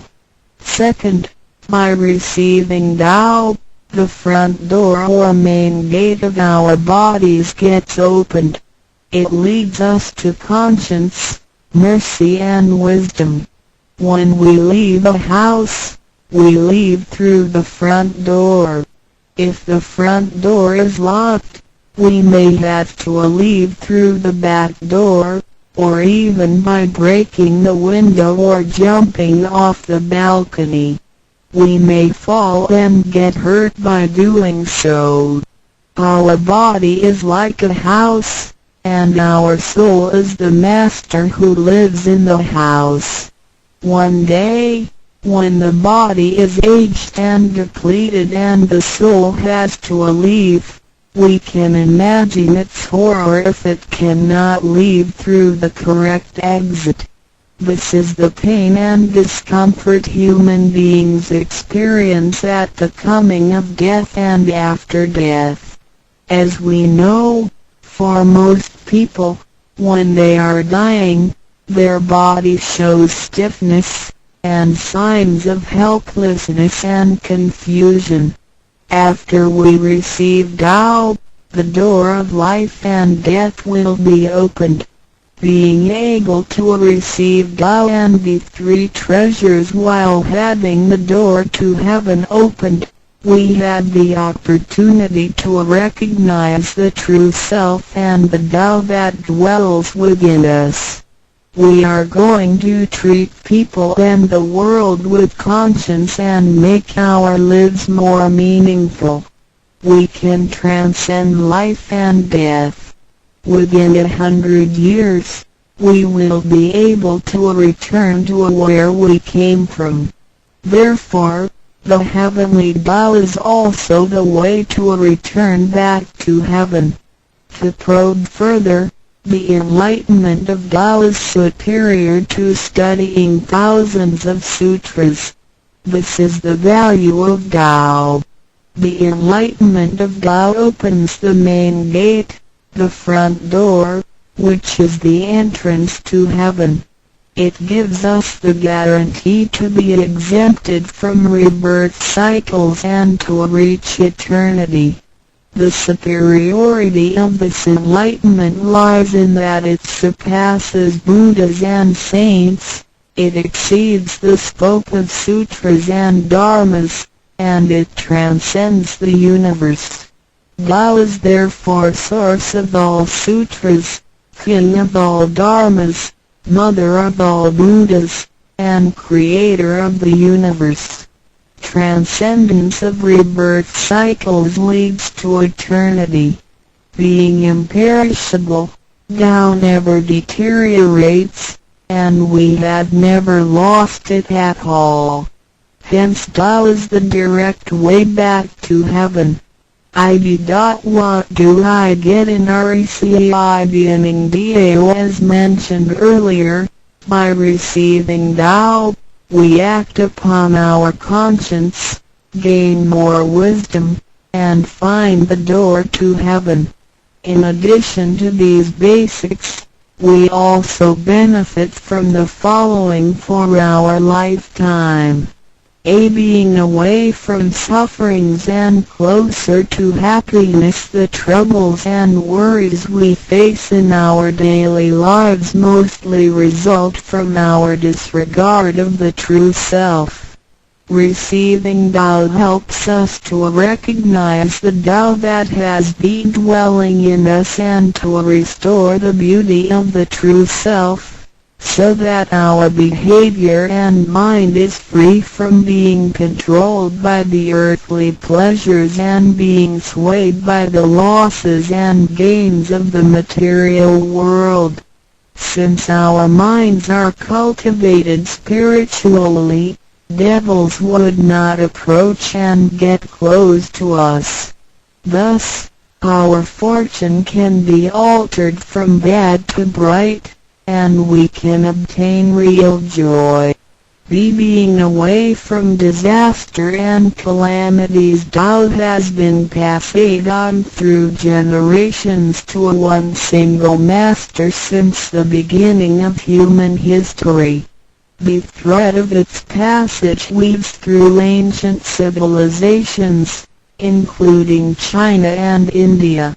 However, in recent centuries, human beings had been trapped by materialism and a weaker sense of right and wrong. Wars prompted the development of powerful lethal weapons.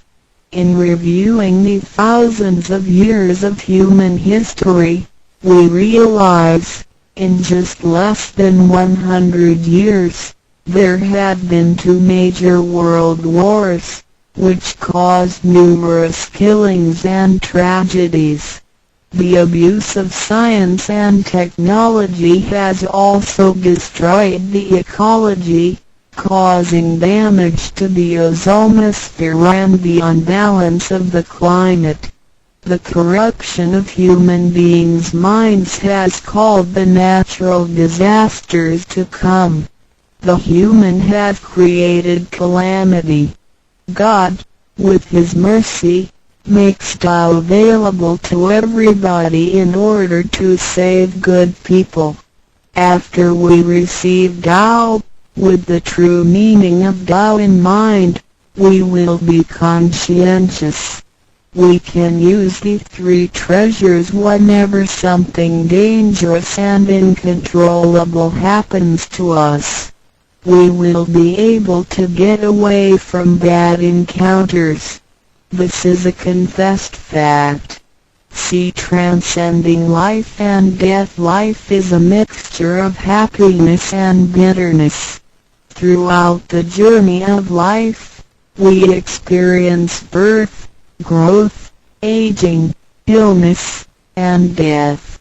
Joys are momentary and wealth is here today and gone tomorrow.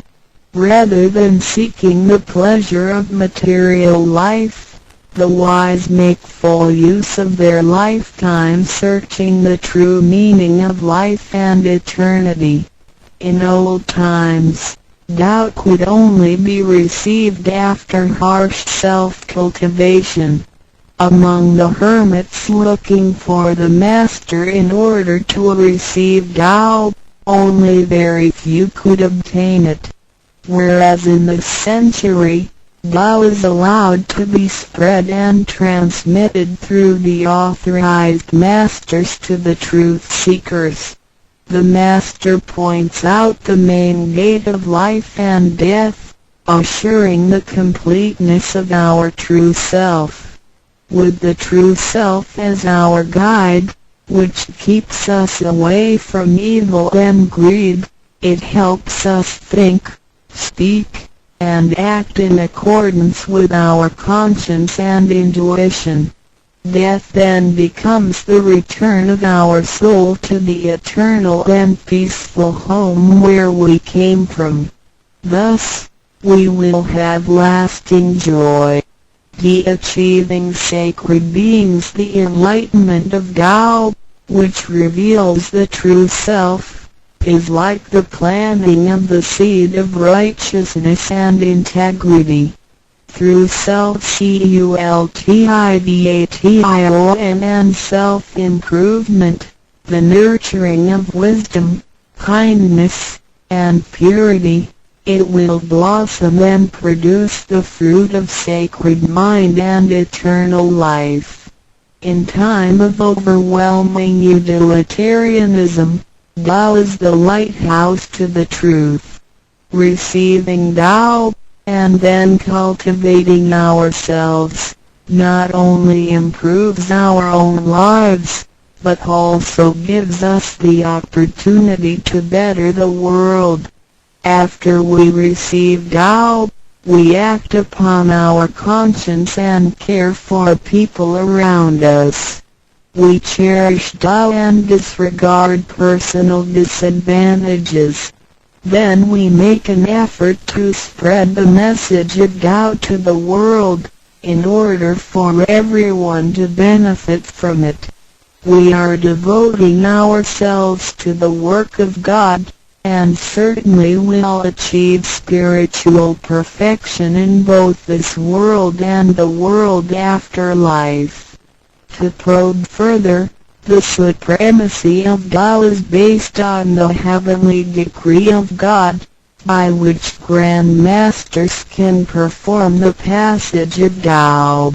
The enlightenment of Tao from Grand Masters directly opens the main gate of our bodies, which revives our divine nature.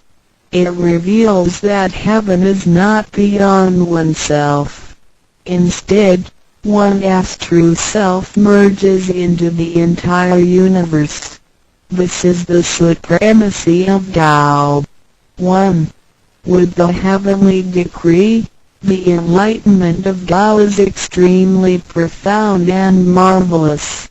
It cannot be completely expressed by any words of languages. It is not recorded on any scriptures or sutras. It cannot be described by preaching, nor can it be acquired by human intelligence, nor derived from knowledge and experience, nor achieved from gifted talents.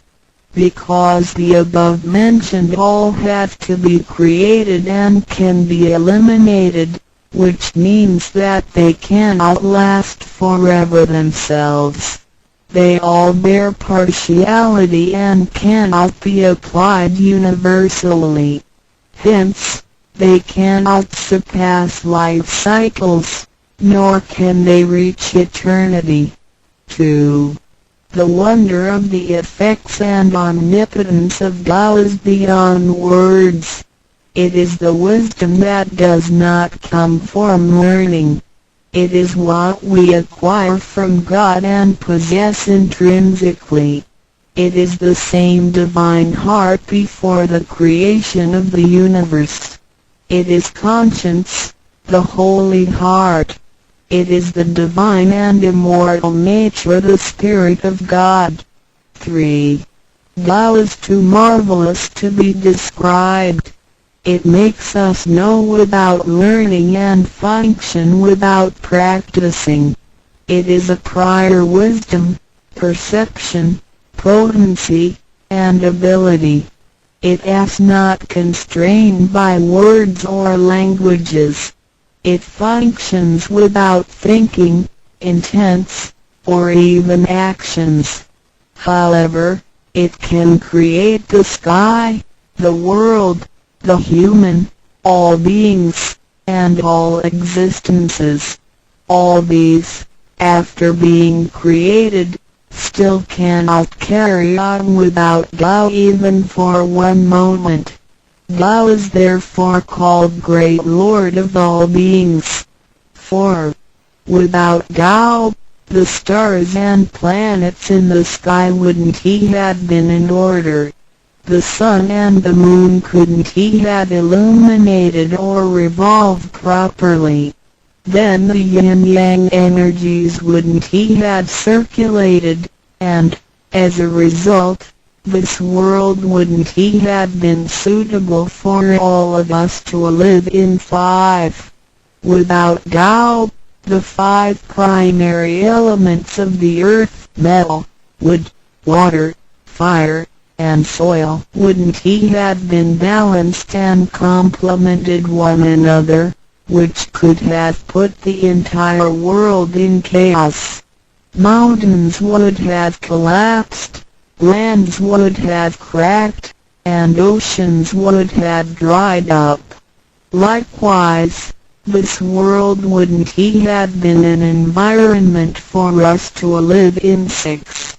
Without Tao, we, human beings, wouldn't have been able to walk, to see, to hear, to speak, or to move.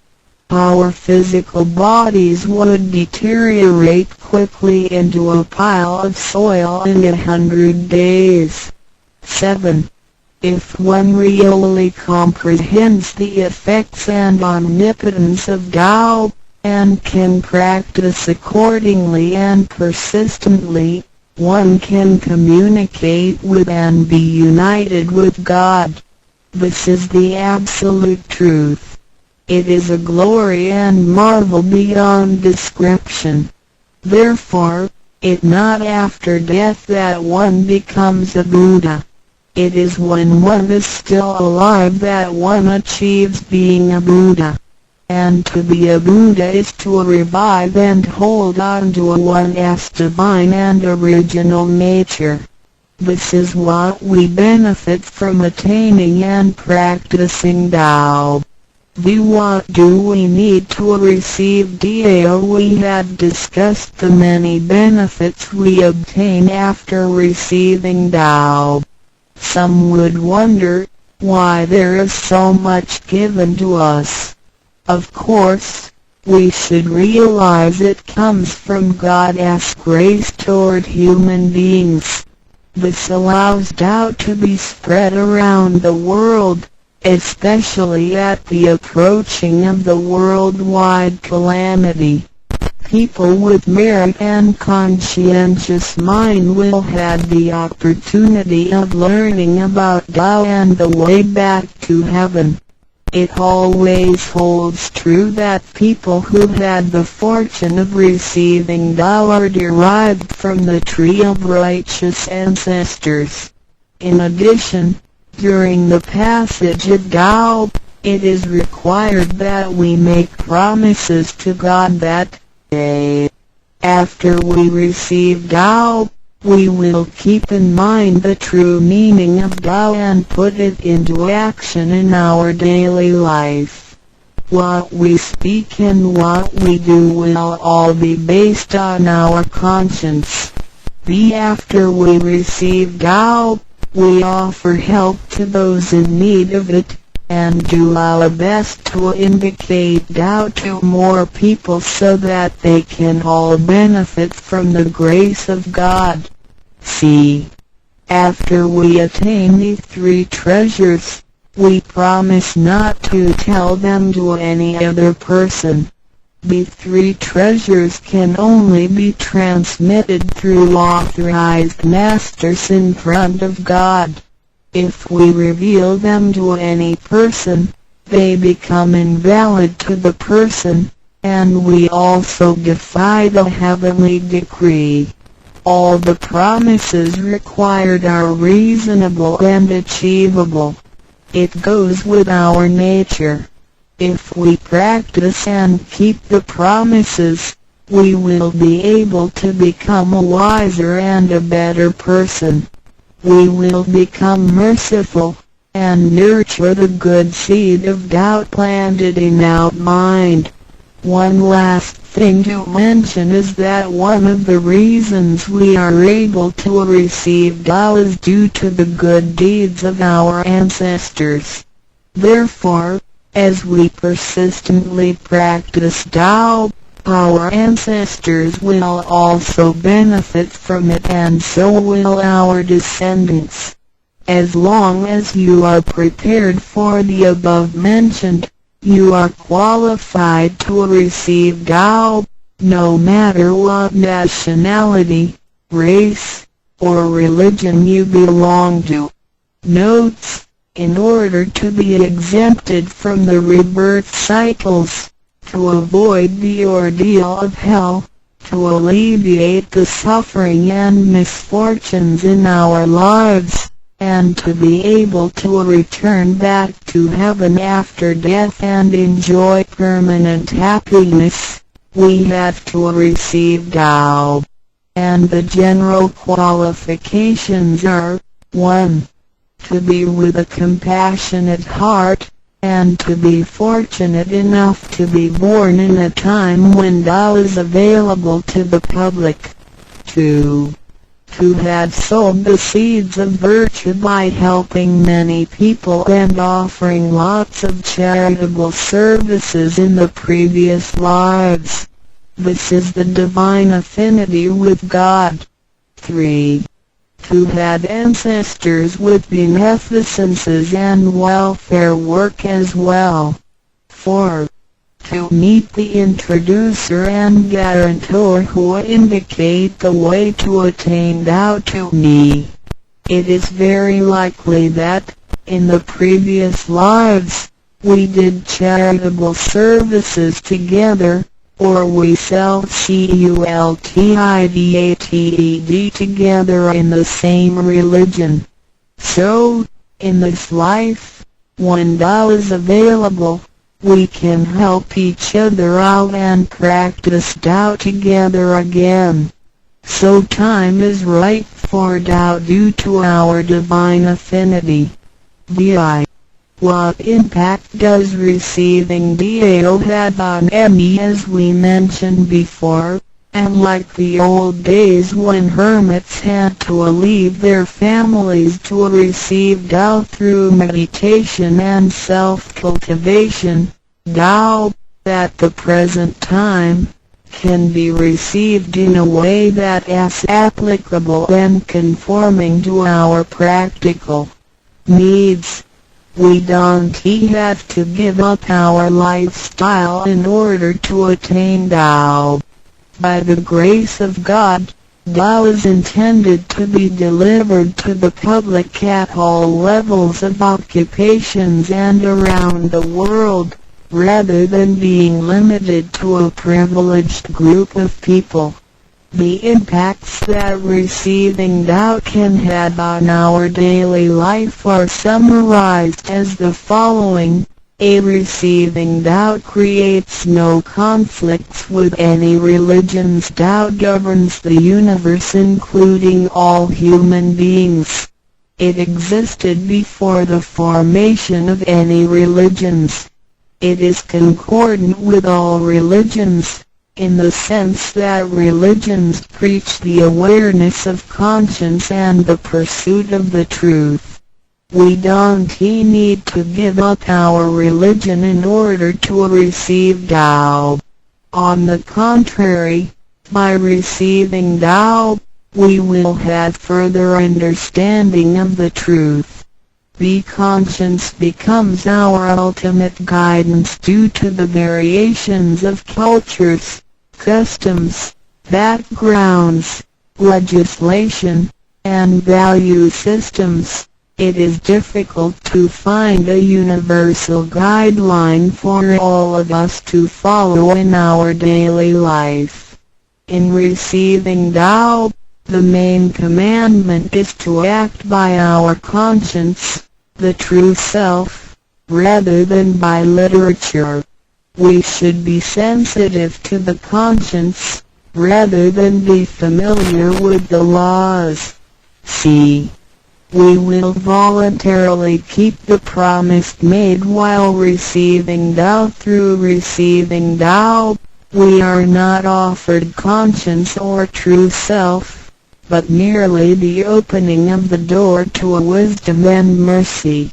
Therefore, we restore the heavenly principles inherent in us, and strengthen the power originating from our conscience. There is no external force that makes us keep the promises and commitments that we made when we received Tao. The only force comes from the guilty feelings that result from our misbehaviors, which reduces the mistakes we make. The practicing Tao can accommodate our worldly affairs. The fulfillment of practicing Tao and conscientious awareness does not have to be accomplished in a temple or church. It is not required to abandon worldly belongings or relationships in order to attain the ultimate truth. Each individual can still have his/her family, career, and schooling at the same time. As long as we keep in mind the basic guideline, we should have our practicing Tao and getting closer to our divine self. We will make a better world by improving ourselves first after we receive Tao. By realizing the true self and what we are, the feeling of joy comes to us. The improvements on the quality of our spiritual life will affect people surrounding us.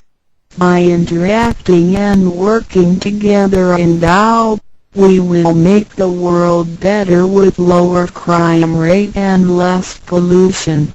The wish of Maitreya will finally come true to turn the world into God's kingdom and make people all live in harmony. VII. What can attest the validity of Dao Tao? due to its completeness and generality, regulates the totality of all beings. Many people, after receiving Tao, with their wisdom, faith, and devotion, realize that Tao is the fundamental principle that governs all things. They comprehend the truth of the universe not only through literature, but also through daily living and nature. Their faith in Tao becomes strengthened and they move forward in their spiritual life. However, for people who haven't or just received Tao, Tao can be confirmed through revelations. Anyone who has received Tao with the front door open shall die peacefully. One proof of this is that for those who have received Tao and died, their bodies remain soft and their faces vivid. Since the soul leaves the body through the correct exit, the corpse can actually remain uncorroded for a few days. With the most advanced modern science and technology, it is still difficult to explain this phenomenon. However, it is a fact that cannot be denied. This has happened before in some religions, but very rarely. For people who have received Tao, this kind of testimony is ubiquitous, unless they have committed serious sins and corrupted their own mind. This can prove the soul has reached an ultimate harmony. Being the superintendent of the things on earth, human beings are nonetheless weak. Since birth, we are subject to unpredictable accidents and natural disasters. There had been many people who encountered danger, used the three treasures with faith, and got away from the danger or reduced the damage to the minimum. Testimonies of this kind are numerous. The above two mentioned are rarely heard of and difficult to believe, but they are the immediate security given by God once a person has received Tao. Thereafter, with each individual's faith, wisdom, and the accumulation of good deeds, one will come to know the truth more and more. It is up to you to experience the value of this treasure. I hope you will have the opportunity to receive Tao, experience it in your life, achieve ultimate perfection, and realize eternity. 认识老母娘天上帝是否存在？天古人认为天是有情感能思想的存在者。孔子说过，或罪于天，无所导也。所作所为得罪了上天，有违天理，那么祈祷再多也是没有用的。于所否者，天厌之，做了违背良心的事情，上天就会唾弃我为乎。为天为大啊！只有天最高大天。孔子、孟子思想中，天似乎也是能安排一切的主宰。孟子也说过，天将降大任于斯人也，必先苦其心志，劳其筋骨，饿其体肤，空乏其身，情服乱其所为，所以动心忍性，增益其所不能。道大道无形，生育天地；大道无情，运行日月；大道无名，长养万物，无不知其名，想名曰道。清净经有一位真神，自从造天地以来，神的永能与神性是明明可知的，实际是眼不能见，但借着所造之物，就可以晓得，叫人无可推诿。罗马书第1章第20节，我们要如何向人证明真正有一位上帝的存在？虽然上帝的存在不需要也不可能用人的方法来证明，但是很多人都不由自主地相信宇宙当中必然有一位冥冥中的主宰。在我们生活经验中，当我们尽了所有的努力，常常会带着希望说谋事在人，成事在天，生死有命，富贵在天。当事情不太顺利时，我们也常安慰自己说天无绝人之路，若事情已经绝望了，我们只好叹息天不从人愿。最后事情若起死回生时，我们会高兴地说天理昭昭，老天有眼，有一位真神上帝，看不见的并不表示就不存在。如空中有许多电波承载着美妙的音乐影像，虽然看不见电波，只要能借着适合的方法收音机电视，我们不但能知道电波的存在，而且能与这些电波有正确的接触。上帝虽然是我们肉眼所不能见，但借着他所创造的浩瀚宇宙和微妙自然，我们就能知道有一位真上帝，万物的创始者，有一位真神太初有道，道与神同在，道就是神，这道太初与神同在。万物是借着他造的，凡被造的没有一样不是借着他造的。新约约翰福音1:13，圣经创世纪1.01分 5 General 1:1 起初神创造天地， General 1:2 地是空虚混沌渊面黑暗，神的灵运行在水面上。 General 1:3 神说要有光，就有了光。 General 1:4 神看光是好的，就把光暗分开了。 General 1:5 神称光为昼，称暗为夜，有晚上，有早晨，这是头一日。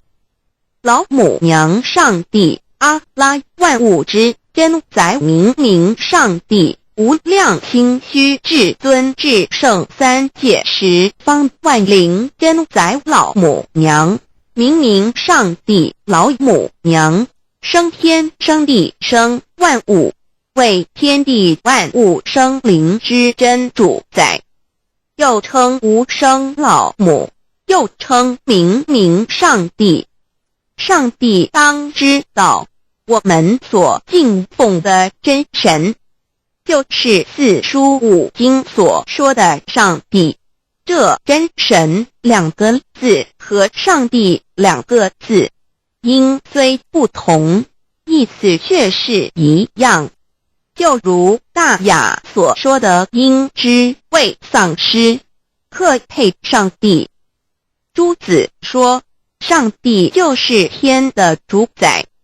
小雅上说按形体而论，就叫做是天；按主宰而论，就叫做是地。既是诸子和程子两个讲解，和真神两个字的意思是一样，就可以明白，我们所敬奉的真神，就是古年间的圣人所敬奉的上帝。基督教辟邪归正论第56页，老母娘清净经云：大道无形，生育天地，可知天地之源出自于道，未有天地，先有此道。道德经首母章第52，天下有始，以为天下母。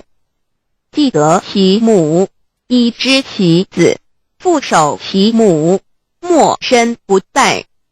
皇母训子十戒，三戒为道独尊我独尊，生克制化老身份。三戒十方母为主，养育圣凡一灵根。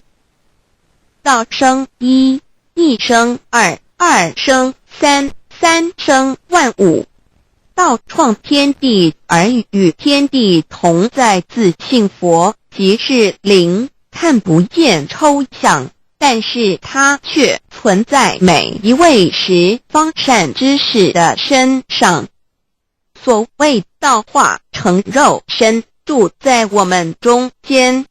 天主佛与自性佛主耶稣对父神说：正如你父在我里面，我也在你里面，使他们也在我们里面。约翰17:21，道德经混成章第25，有物混成，先天地生，即七辽息，独立而不改，周行而不殆，可以为天地母。吾不知其名，自之曰道，强为之名曰大。大曰始，始曰远，远曰反。故道大，天大，地大，人亦大。域中有四大，而人居其一焉。人法地，地法天，天法道，道法自然。大万军之耶和华说：从日出之地到日落之处，我的名在外邦中必尊为大。在各处人必奉我的名烧香。马拉基书1:11，老子曰：道大，天大，地大，人亦大。道德经混成章第25，皇母老母娘，即是无极老母，无极老祖，无生老母。皇母天父，天上的父，耶和华万军之耶和华神，上帝真神，阿拉真神主，真主造物主，为皇上帝，明上帝造真理。老母娘慈训明灵异变光，上帝赐而珍宝藏，无量慈怀传一旨，清虚大化救援皇至尊，无上威灵力至圣心法，复贤良三界法，与慈云布十方，共沐朝母娘，万灵归根乐欢喜，真载无为居天堂。老母娘上帝，阿拉万物之真载，明上帝，无量清虚至尊至圣三界十方万灵真载，一点明上帝圣号之意，以明是代表先天纯阳光明本性。所以明不为是超越现象界的明，且是内在的明。超越现象界的明为天命，内在的明为人人具足的本性良知。上帝即宇宙的最高主宰，他是诸天神圣三世诸神之本，也是宇宙唯一至尊的神。他不但是灵性之根源，也是创造宇宙生育天地运行日月长养万物的大主宰。在人而言，亦如无人本具之本性良知，如帝尧之大仁，虞舜之大巧，夏禹之大功，文王之道德，周公之大才，老子之感应，孔子之忠恕，释迦之能静，耶稣之博爱，穆圣之清真，观音之道慈，世子之喜舍，文殊之大智，普贤之大行，弥陀之平直，关圣之刚正，纯阳之虚明，五目之精中，等十方众圣，三世诸佛，一切奥义妙理，无量智慧功德，神通妙用，全是由上帝的性体中流露出来的。上帝的性体尽虚空遍法界，我们所看到的一切，所看不到的一切，全是上帝所变现的，所以我们时时刻刻都是与上帝同在的。上帝的灵光大而无极，范围天地，小而无内，细入无间。凡是日月星辰，江海井泉，白云彩虹，雨露霜雪，一花一木，一草一蛋，宇宙森罗万象，全在上帝的性海中。无量心虚形容明明上帝是无量智慧之根本，无量妙行之本处，无量功德之源头，是真空妙有，虚灵不灭的。至尊至圣世尊崇其位为至尊至贵，至高无上的，敬奉其德是圆融完美无缺的。三界十方，三界是指欲界、色界、无色界。十方指东西南北东南西北东北西南上下，表上帝的性体尽虚空遍法界无所不在。 X 三界28天图万灵真，在说明上帝的圣灵大而无极，范围天地，小而无内，细入无间，为万有之本源，万化的真主宰。所以明明上帝为一切生灵的大总持，在传统道场亦有尊称为无生老母，或以母字为代表，其意义如同明明上帝具有形上义与形象义，为万物昌生生命的大本源头。三界十方万灵真，在至尊至圣无量心虚言其本体尊崇其位，敬奉其德，载主其尊，用在万灵遍不恒，用在不无言为范其及形容其大，说明其相明上帝母字与母同音同义，字形与不母字相近。母字的情义一点中加中，是天下之大本，代表体；是阴阳，代表用。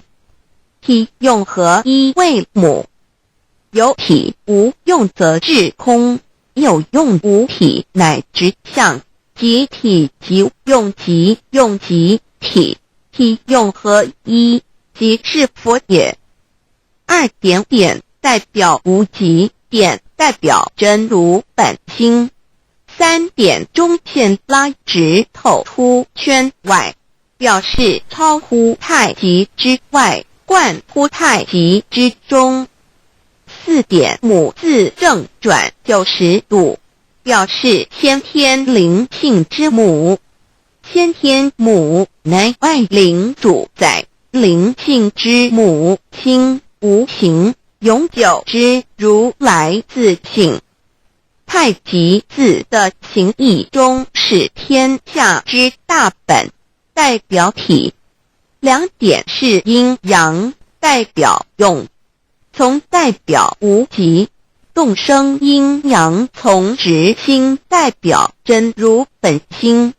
太极图各教圣人对老母娘的尊称1点，如叫天上帝、明上帝为皇上帝等，中庸交涉之礼，所以是上帝。天命之谓性，诗经小雅明上帝，昭灵下土，大雅上帝灵汝无二耳心。书经汤告为皇上帝，降忠于下民，若有恒性。2点佛教大日如来毗卢遮那无生等法华文具会本法身如来名毗卢，此翻译遍一切处。坛经一问品，若悟无生顿法，见西方只在刹那。大日经书亦云，梵音毗卢遮那者，是日之别名，即除安片名之意也。同16曰，所谓毗卢那者，日也。如世间之日，能除一切暗明，而生长一切万物，成一切众生是也。今法身如来亦复如是，不以为喻也。3点道教无道无极天尊等。道德经有物混成，先天地生，即七辽息，独立而不改，周行而不殆，可以为天下母。吾不知其名，自之曰道。天下万物生于有，有生于无。4点也叫真神、耶和华天主、天父上帝等。圣经创世纪，上帝照自己的形象创造了人。5点回教阿拉真主。乌克兰经卷一奉大人大慈真主之名。6点先天大道无生老母明上帝无量清虚至尊至圣三界十方万灵真宰。真主古兰经，如果你问他们谁创造了天地，制服了日月，他们必定说真主296亿。如果你问他们谁从云中降下雨水而借雨水使已死的大地复活呢，他们必定说真主2963。真主古兰经，他是真主，是如一的主。112真主是万物所仰赖的。1122他不生，也不被生。1123没有任何物可以与他匹敌。1124真神道上帝生命在他头，这生命就是人的光，内光是真光，照亮一切生在世上的人。这等人不是从血气生的，不是从情欲生的，也不是从人意生的，乃是从上帝生的道成了肉身，住在我们中间，充充满满的有恩典，有真理。约翰福音1491314耶和华 Yav 耶和华 Yav /Yahweh/ 的称呼，在原文之意义，乃是自有拥有的他，亦即不生不灭诸天之国与神之国，神为诸天之国之上的主宰，母居里天，在诸天之上，为外灵真宰。诸天之国与神之国，宇宙能量，整个宇宙充斥着舞动的能量。除了此舞动的能量，我们的宇宙一无所有。在某个时间点，这些能量分成许多有知觉的能量与无知觉的能量，从而有意分为二就对立。斯瓦米维达帕若提 Swami Vedabharati 着着火于家约翰一书第4章第13节，神将他的灵赐给我们，从此就知道我们是住在他里面，他也住在我们里面。约翰一书3:24，遵守神命令的，就住在神里面，神也住在他里面。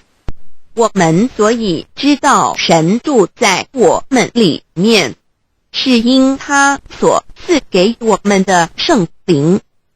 神的灵住在我们里面何处？约翰一书与约翰福音在文体上颇相似，因此可能是来自于同一个作者。福音书作者约翰，神上帝老母娘的灵住在我们里面。圣经创世纪提到上帝创造天地万物的情形。创造人时，耶和华神用地上的尘土造人，将生气吹在他鼻孔里，他就成了有灵的活人。创世纪2:75教阐到佛家所言正法掩藏灵山柳之净瓶主人翁真主人真如等等。儒家所言大学之道三人之行天命等等。道家所言古神荼毒玄牝众妙之门等等。回教所言阿米木亮木米木回回之地等等。基督教言十字架用火施洗窄门等等。对于以上所谈之名词，没有求道的人是无法体悟的，所以说摸得着根的成佛祖，摸不着根的瞎修行而道，就是万教所要找的根。个根如没有经活佛师尊名师指点，是无法找到的。可见求道的重要。经典印证亦无有正法掩藏，涅盘妙心实相无相为妙法门，不立文字，教外别传。二佛在灵山莫远求，灵山只在汝心头，人人有个灵山塔，好像灵山塔下修。正法密传世尊在灵山会上，拈花示众，是时众皆默然，唯迦摄尊者破颜为笑。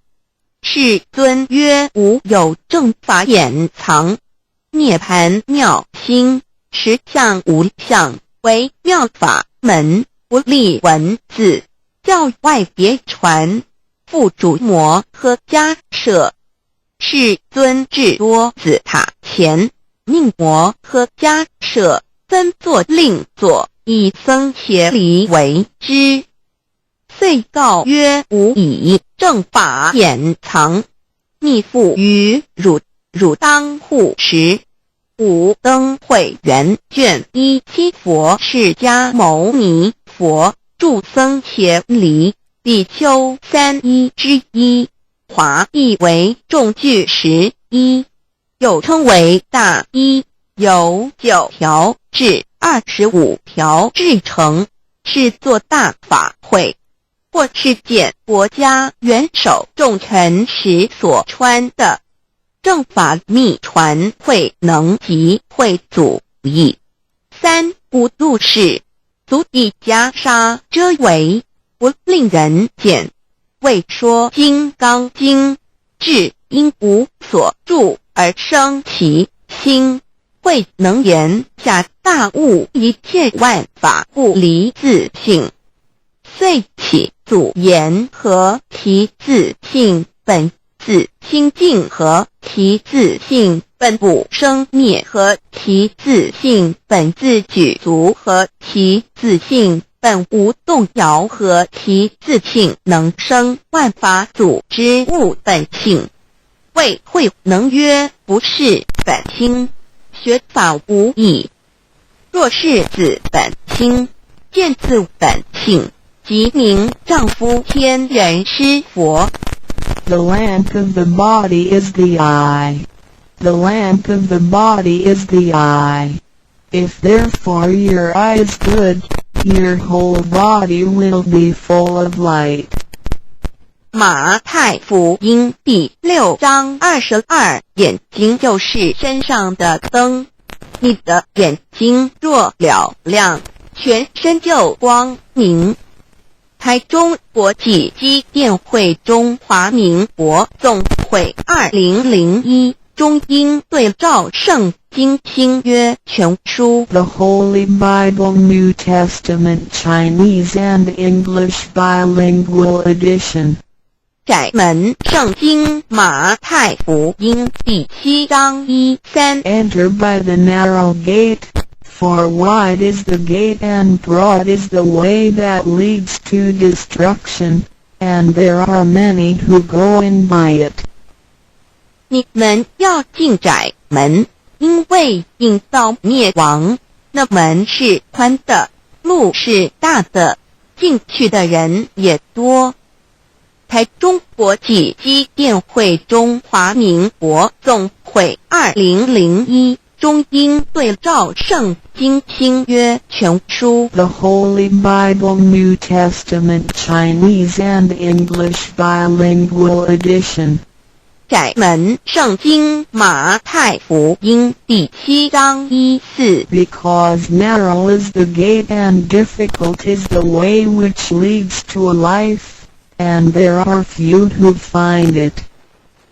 因到永生，那门是窄的，路是小的，找到的人也少。台中国际机电会中华民国总会2001中英对照圣经新约全书 The Holy Bible New Testament Chinese and English Bilingual Edition 048L. 佛家言不走正门，进入4生6道。胎生耳牛马羊狗之类，卵生眼鸡飞禽之类，湿生口鱼虾水族之类，化生以马以蚊虫之类，泥丸公气天神度其在世投胎为人，任母归根修道，目的在离苦的乐，唯有任母归根，方能超生了死生，登圣域贤官，永脱苦海。母自垂武，教皇母慈是这恩师，一指点杀身难报，重如山恩似海，实际心怀若不受师指点，怎能脱苦？又怎能了生死？不受好灾，上超祖，下引孙，全凭师力，各应当报大恩。尊师安排皇母10届，第7届五教圣人提出了诚恳的呼吁，一点穆罕默德可兰经文难了死。肃拜真师反摇西2点耶稣基督圣经空是玄真义。赞美诗词作高歌3点太上老君道德5前卫严谨。肃拜功常早归根4点释迦牟尼真空非空法非法如然自在是个5点孔老夫子雄神之化之其旨。定静安绿见本源古人云白藕绿叶红莲花。三角原来是一家3大圣人发庆礼，得了巧妙回老家务又本末，是有终始之所先后，则敬道矣。信教不爱修道，但不宜只有信教，耽误修道，本末倒置。实在可惜，点老母娘的奥妙道在使逆东坡子问于庄子曰：所谓道，呜呼在庄子曰：无所不在。东坡子曰：其而后可。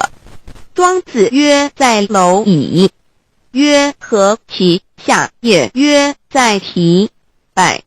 曰：何其欲？下且曰：在瓦辟。曰：何其欲？甚且曰：在始。逆。东坡子不应。庄子曰：夫子之问也，故不及直。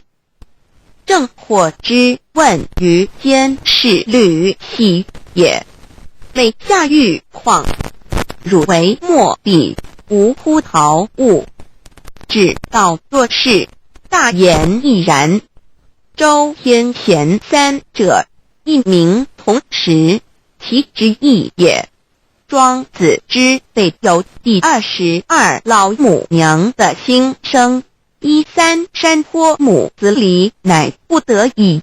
皇母训子10戒，1戒亦当初天未分混沌，未判妙明明无人，我空空一团，96亿元佛子先天同聚，无忧愁无烦恼，自在安然。先兄弟先姐妹生来伴，随母来随母去，不离身边。极乐国任逍遥，随意玩耍，成青龙跨彩凤，无量尊严，不惧寒不惧暑，无数无还无阴阳，无对待，至理纯然，暇无事任遨游，先天妙境门卷来，或下棋，或将琴弹，吃的是仙桃，点琼浆玉一穿的是登云鞋，仙衣仙山。老母娘的心声。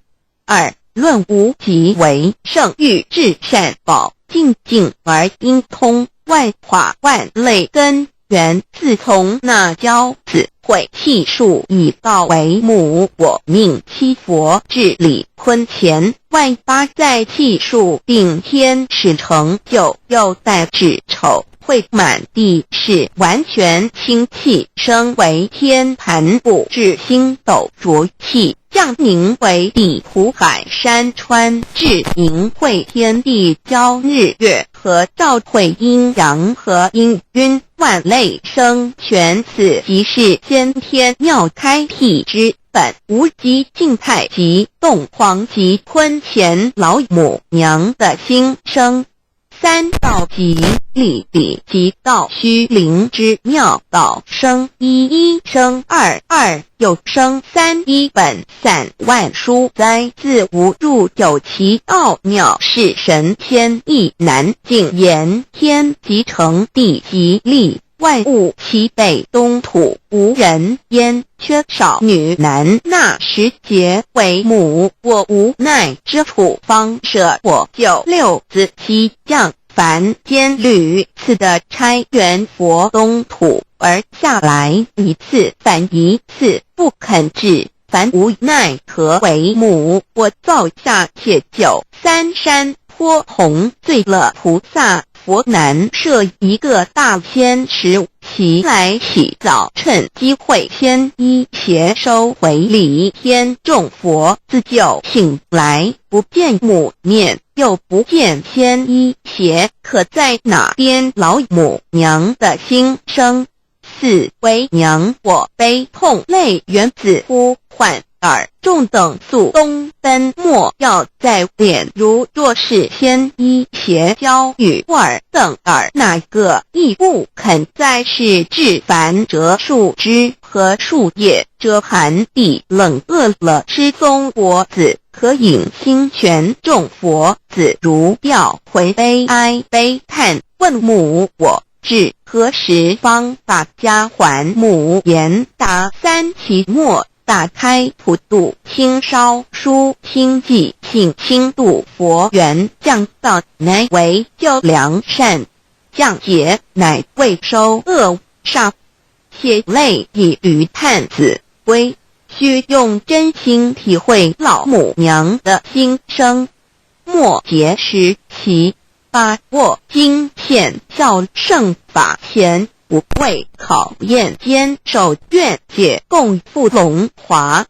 极乐国任逍遥，随意玩耍，乘青龙跨彩凤，无量尊严在里天极乐之天国里，任意逍遥游玩，随意玩耍，乘其青龙，化作彩色凤凰，任意去来，显现无量尊贵与庄严，不惧寒，不惧暑，无数无还，无阴阳，无对待，至理纯然理天，无寒暑冷热，总是恰是温度，无拘无束，亦无阴阳之对待，只有纯然一环理气，理天以跳脱一切阴阳对待，故无阴阳寒暑之分别对待，自性至理纯然，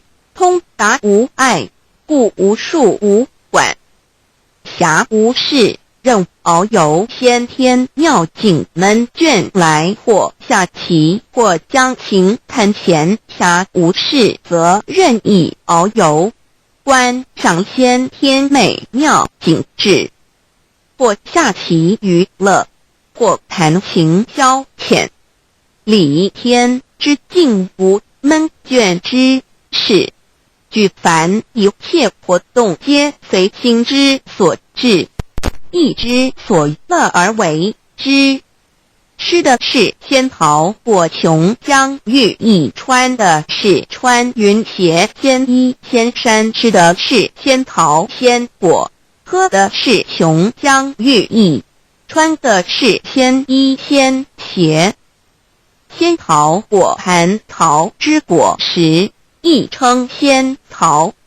蟠桃实洲际东海有山名度所山，上有大桃树，盘曲3000里，曰蟠木。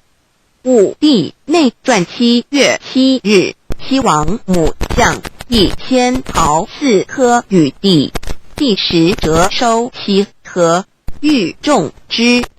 母曰：此桃3000年一时，中下地薄，种之不生。帝乃止。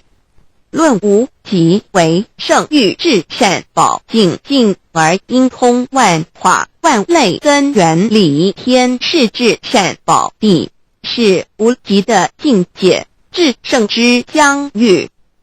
此地至虚至境感而遂通万物之造化，是一切万物之根源所在。自从那教子会气数以道为母，我宁西佛治理坤乾一元12，会子会开天丑，会替地寅，会生人卯，会辰，会巳，会午，会未，会申，会人灭酉，会会地灭，虚会天灭，亥会混沌，每会各10800年。1元共129600年。七佛治世。三佛收元七佛治世，南方是爱佛6000年，北方生玉佛4800年，即10800年。卯会东方甲三春佛3720年，西方有长庚佛7080年，即10800年。辰会西北方空谷佛5284年，东南方龙野佛5516年，即10800年。四会东北方祭天佛5800年，伏羲是代理佛500年，即6300年。五会中三佛收元燃灯古佛青阳旗，掌天盘。莲慈会释迦文佛红阳旗，掌天盘。灵山会弥勒古佛白羊旗，掌天盘。龙华会万八在技术足天使成就，又带指丑会满地是完全子会开天10800年。天成就丑会替地10800年。地完全智慧会数景，智是圆满。母会元灵收回，又会灭地，虚会灭天。亥会重回混沌星气，升为天坛布置星斗浊气，降名为地土海山川清清之气，上升则为天。满天布满着河汉星斗，此为气界所居之处。重浊之气下降则为地，大地为重浊之气所凝结而成，形成了土海山川，此为象界所居之处。至阴会天地交日月和照会阴阳和阴晕，万类生全子会开天。丑会替地，以完成阴阳二气之分判。寅会之时，天地阴阳之气相交，日月叠相交替，阴阳阴晕而育生万物品类。此即是先天妙开辟之本无极静态即动黄即坤乾，此即是先天妙理开天辟地之本源。无极主静，属理天；太极主动，属气天；黄极主化，属象天。道即理，理即道虚灵之妙道，生一，一生二，二又生三道，即是理。理即是道，至虚至灵，万物本源之奥妙运用。道本虚灵，能生一，一能生二，二能生三，三能生万物。无极生太极，太极生两仪，两仪生三才，三才者天地人，万物因之而生，生化万物图。://LCC_LCC-2 意图象极，生化5万点 JPG 天既成地既立，万物其北东土地，无人焉，缺少女男，天地既成，万物以其北，这就是象天，亦称作活世界、贪苦世界、苦海、此岸东土等等名称，不一而足。这世界被创立之后，尚无人焉，缺少男女，整个世界乏人管理统治。那时结为母，我无奈之处，方舍我就六子七将。凡间由于天地有定数，子会开天，丑会替地，寅会需要有人降生。时机已至，老母娘亦有无奈之处，才舍下皇母之96元胎佛子，以其降临凡间，接受种种历练，屡次的差援佛东土，而下来一次反一次不肯至番，于是老母娘每次差遣援佛子下凡降临东土，每来一次又回去一次，就是不肯留下来治理凡间东土。无奈何为我造下血就3山坡红醉了菩萨佛，身在无可奈何之下，老母娘只好造下铁酒，在3山坡红醉了原本就是佛菩萨的原胎佛子，设一个大仙池期来洗澡，趁机会先衣邪收回礼天。老母娘还设一个大仙池，好让大家一起来洗澡，趁机会将大家的仙衣仙鞋都收回礼天。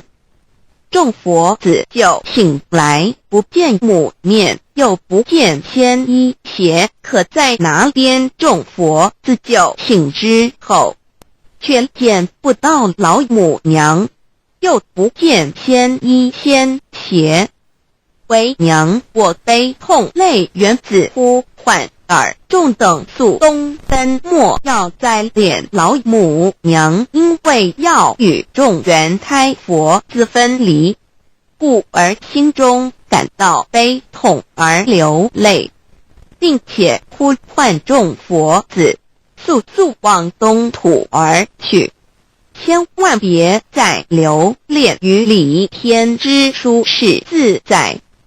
如若是仙衣鞋交与尔等儿，哪个亦不肯再是临凡老母娘。若把仙衣仙鞋交给原胎佛子，则又没有一个肯降临凡间留下来治理世界。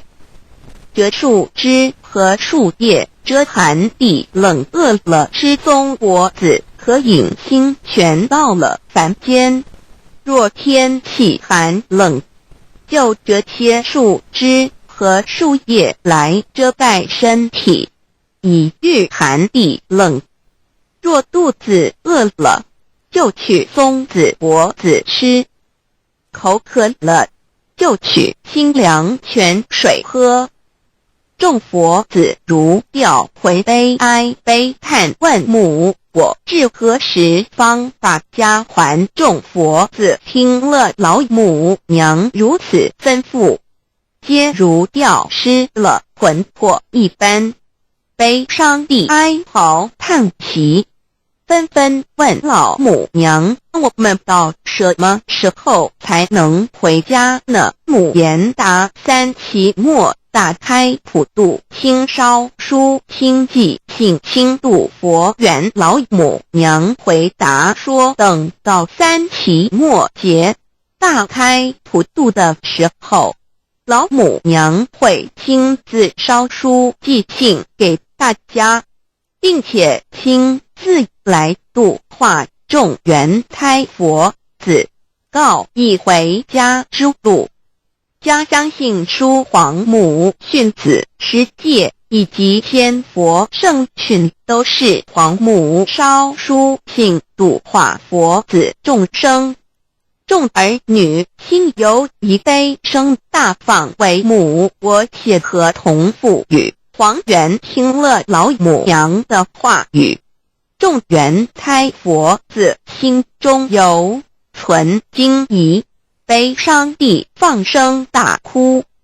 老母娘见众佛子如此惊疑悲痛，于是写下了合同给众缘佛子，以作为将来回天之凭证。求道时的合同皆是凭证。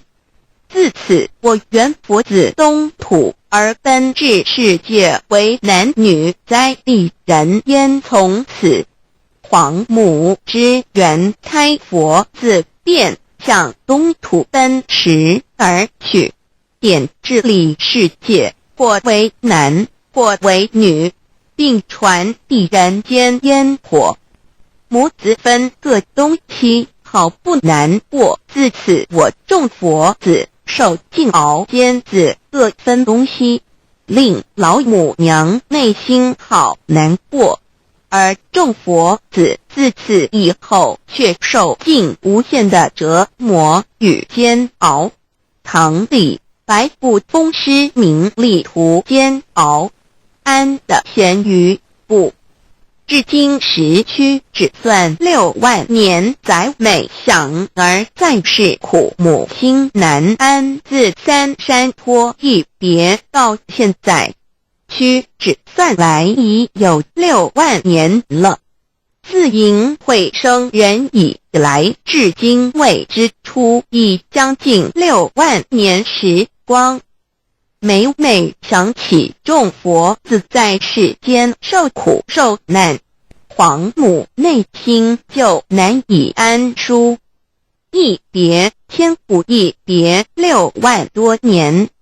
今时下运也至为母降道差3佛半末后普度收圆，现在时运已经到了，为换回在世间受苦的缘佛子，老母娘降下了大道，指引众生回天之路，并差遣3佛半里末后一着的普度收圆。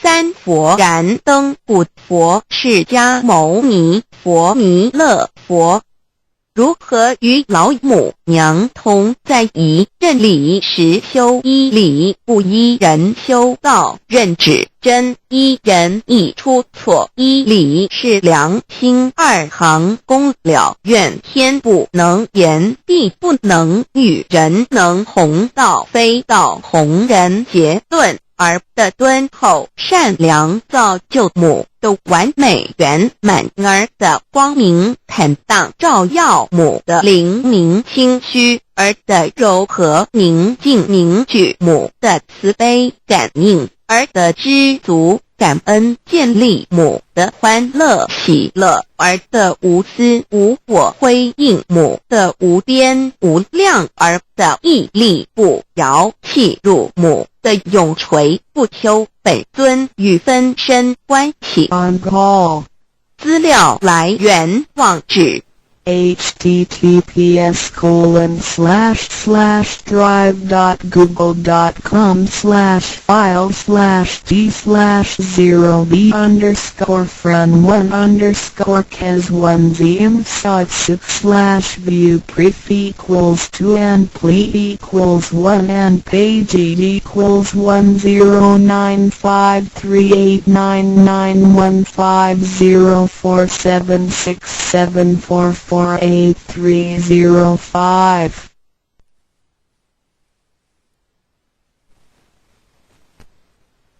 皇母家书。吴生母写书一封情，传育儿女之音。为儿女东土受灾，刀兵临瘟疫染身，快回新修持一贯龙华会，好见娘亲。正月里是新春，老母哭儿泪湿巾。儿女们入迷津，速寻门路找娘亲。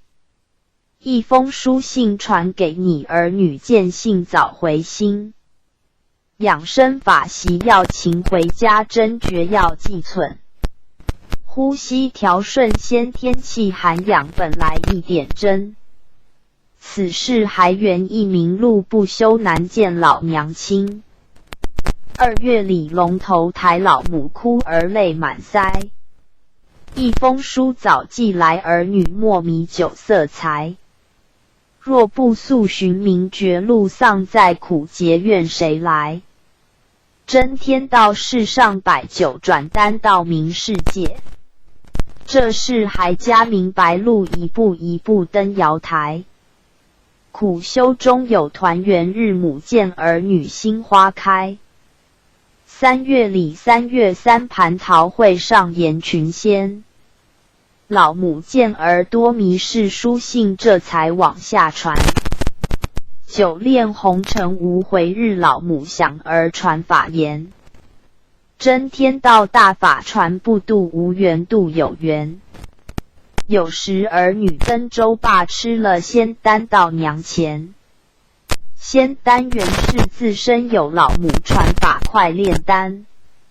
杏光炼足16两，老母见了心欢喜。4月里立了下元姓，儿女落谁家？一封书信写完毕，3叫替娘去传法。真天道明传下几个立志炼黄牙。有心儿女快醒醒，顺着路线练回家。3跪9叩拜，老母娘见儿还喜气家。5月里端阳天，提起儿女娘泪涟。儿女们坠苦烦，不知回头登法传。一封书信早寄去，怎么不见儿回还？真天道大法传，无眼痴迷不敢前。贪吃荤腥不斋戒，拉下冤账何时完？刀兵劫内死的苦，瘟疫水火更伤惨。娘为儿女遭劫难，设立天道劝陈凡。真道全凭一贯掌，还原绝路精明传。凡体炼成金刚体，后天炼的反先天。6月里热难当，老母想儿哭断肠。傻儿女丧天良，不知回家孝老娘。贪恋恩爱和名利，使心用计，昼夜忙。黄泉路上无老少，地狱苦行更难挡。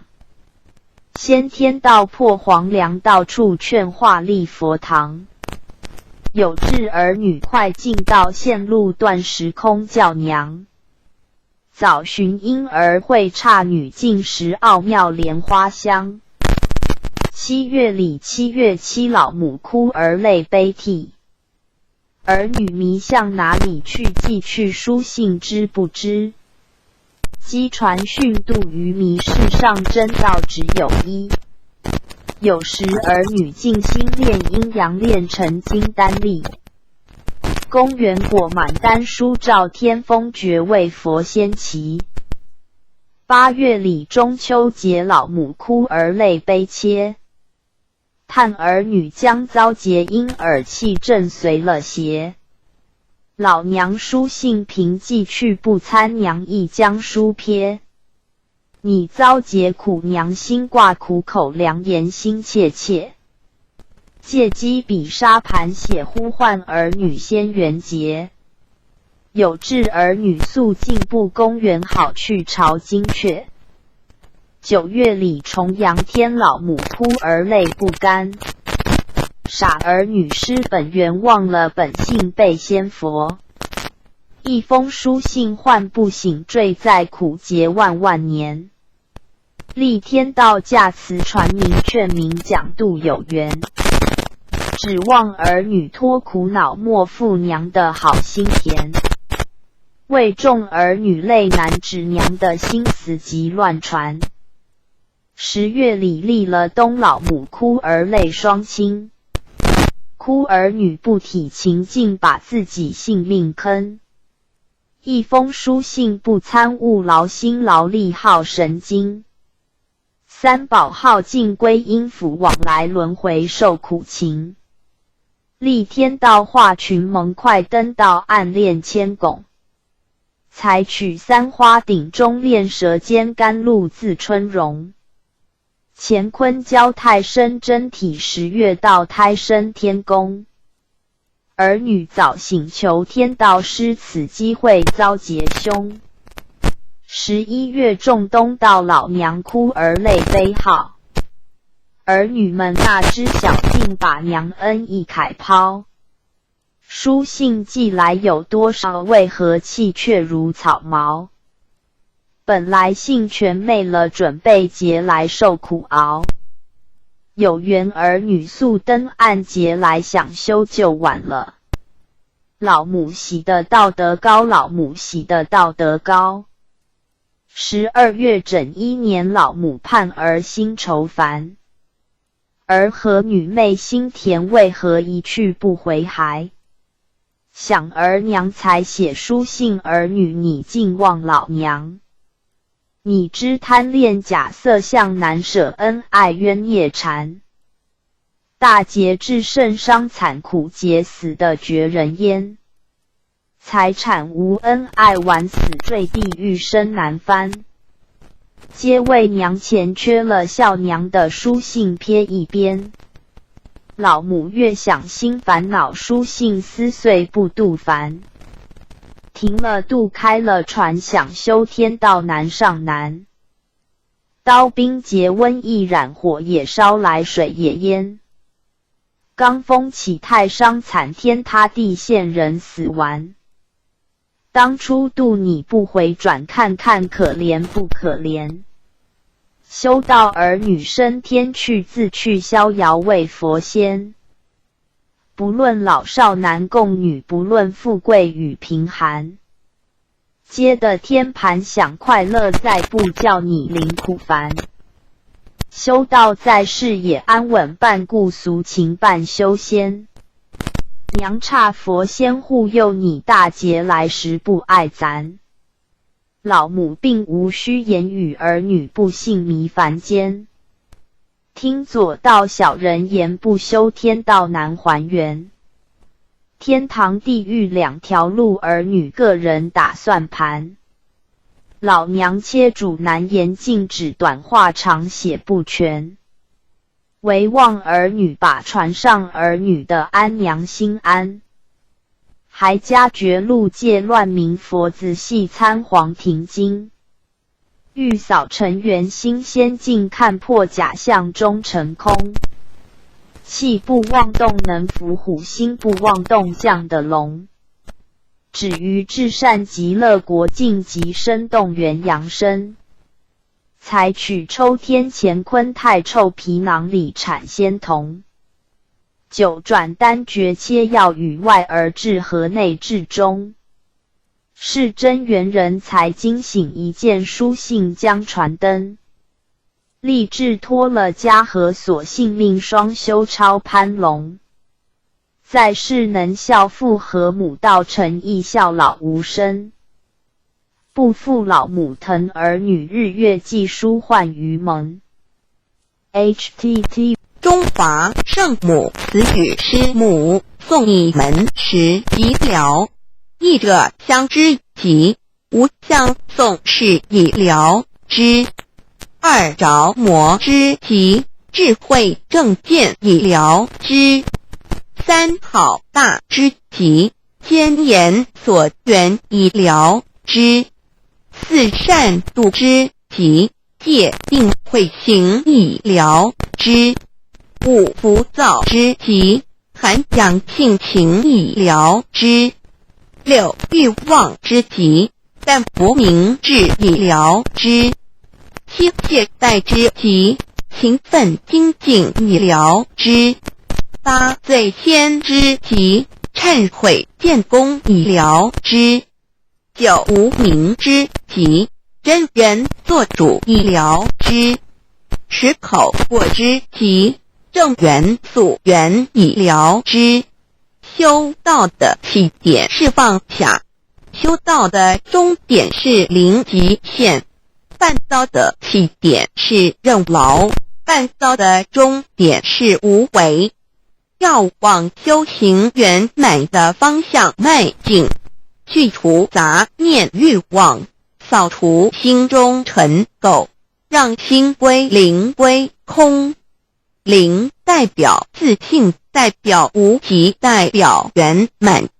心归零则会清净，性归零则会圆明，身归零则会淡定，事归零则会单纯。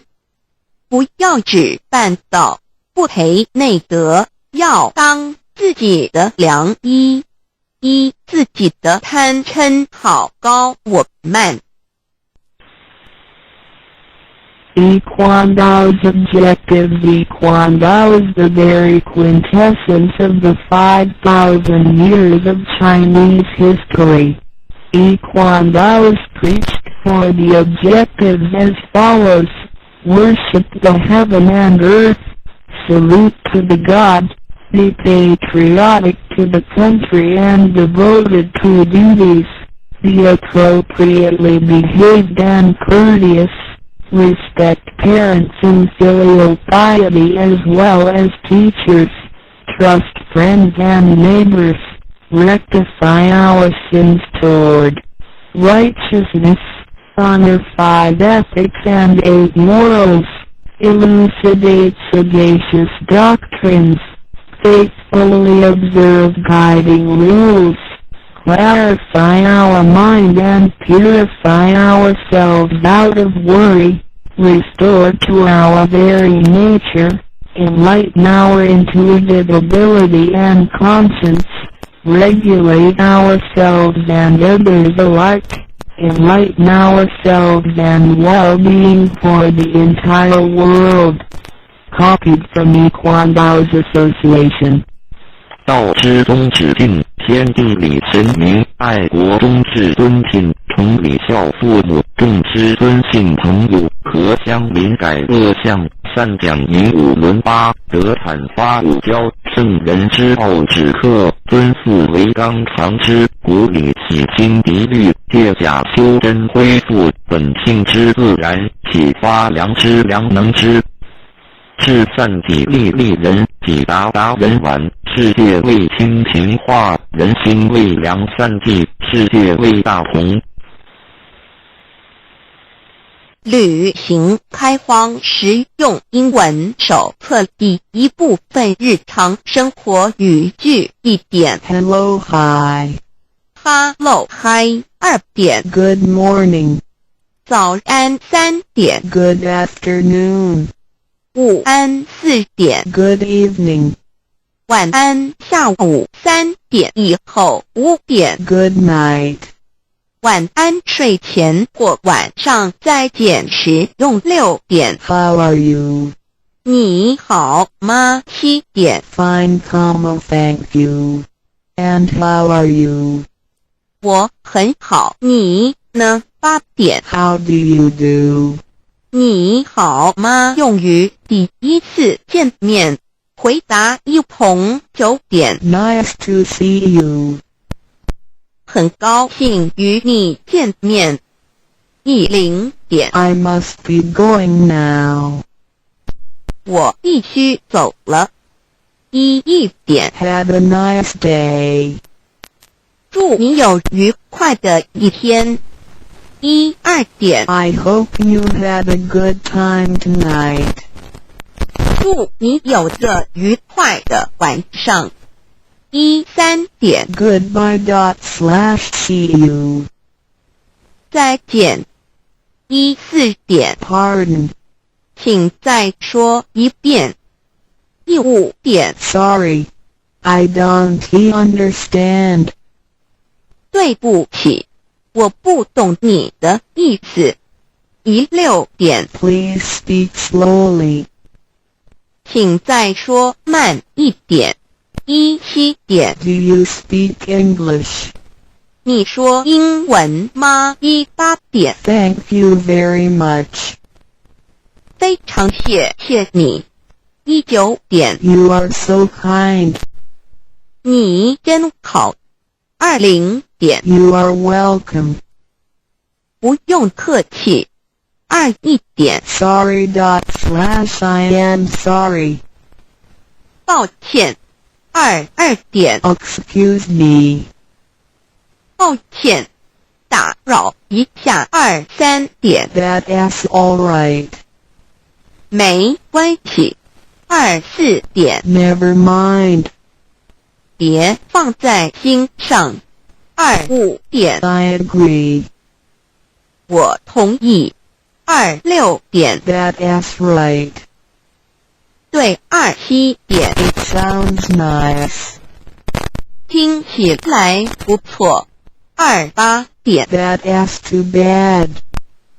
太可惜了。29点。 I hope so. 希望如此。30点。 That's fine. 很好。31点。 Can you do me a favor? 能帮我个忙吗？32点。 Please fill in this immigration form for me. 请帮我填入境登记表。33点。 What should I fill in here? 这里要填什么？34点。 Please fill in the hotel name for me. 请帮我填旅馆名称。35点。 Please help me to fill in the declaration form. 请帮我填报税单。36点。 For house rent, should I go to a U.S. immigration for registration? 租房子需要到移民局报备吗？37点。 What's the matter? 怎么了？发生什么事了？38点。 What for? 为什么？39点。 Where do you live? 你住哪里？40点。 Can you speak English? 你会说英文吗？41点。 Are you sure?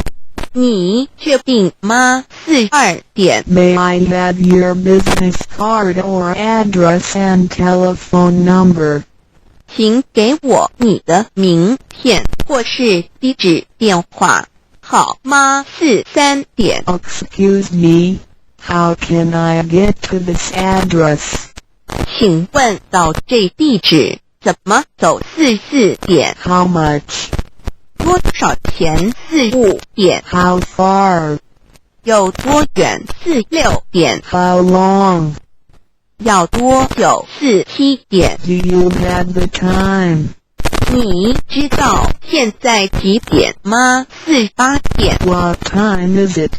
你知道现在几点吗？49点。 Is Mr. White at home? 怀特先生在家吗？50点。 May I speak to Mrs. Brown? 我找布朗太太。51点。 Could I visit you tomorrow? 我明天能拜访你吗？52点。 Are you free? 你有空吗？53点。 Please come in. 请进。54点。 Please put on these slippers. 请穿拖鞋。55点。 Make yourself at home. 请不要拘束。56点。 Would you like coffee or tea? 要喝咖啡还是茶？57点。 Some more crackers. 要不要再吃些饼干？58点。 I hope you like Chinese food. 希望你喜欢中国菜。59点。 Why don't you stay for night? 你何不在这过夜？60点。 Please stay longer. 请待久一点。61点。 I hope that you will come more often. 希望你以后更常来。62点。 You can come visit us anytime. 你可以随时来找我们。63点。 We certainly enjoyed your company. 和您在一起，我们十分愉快。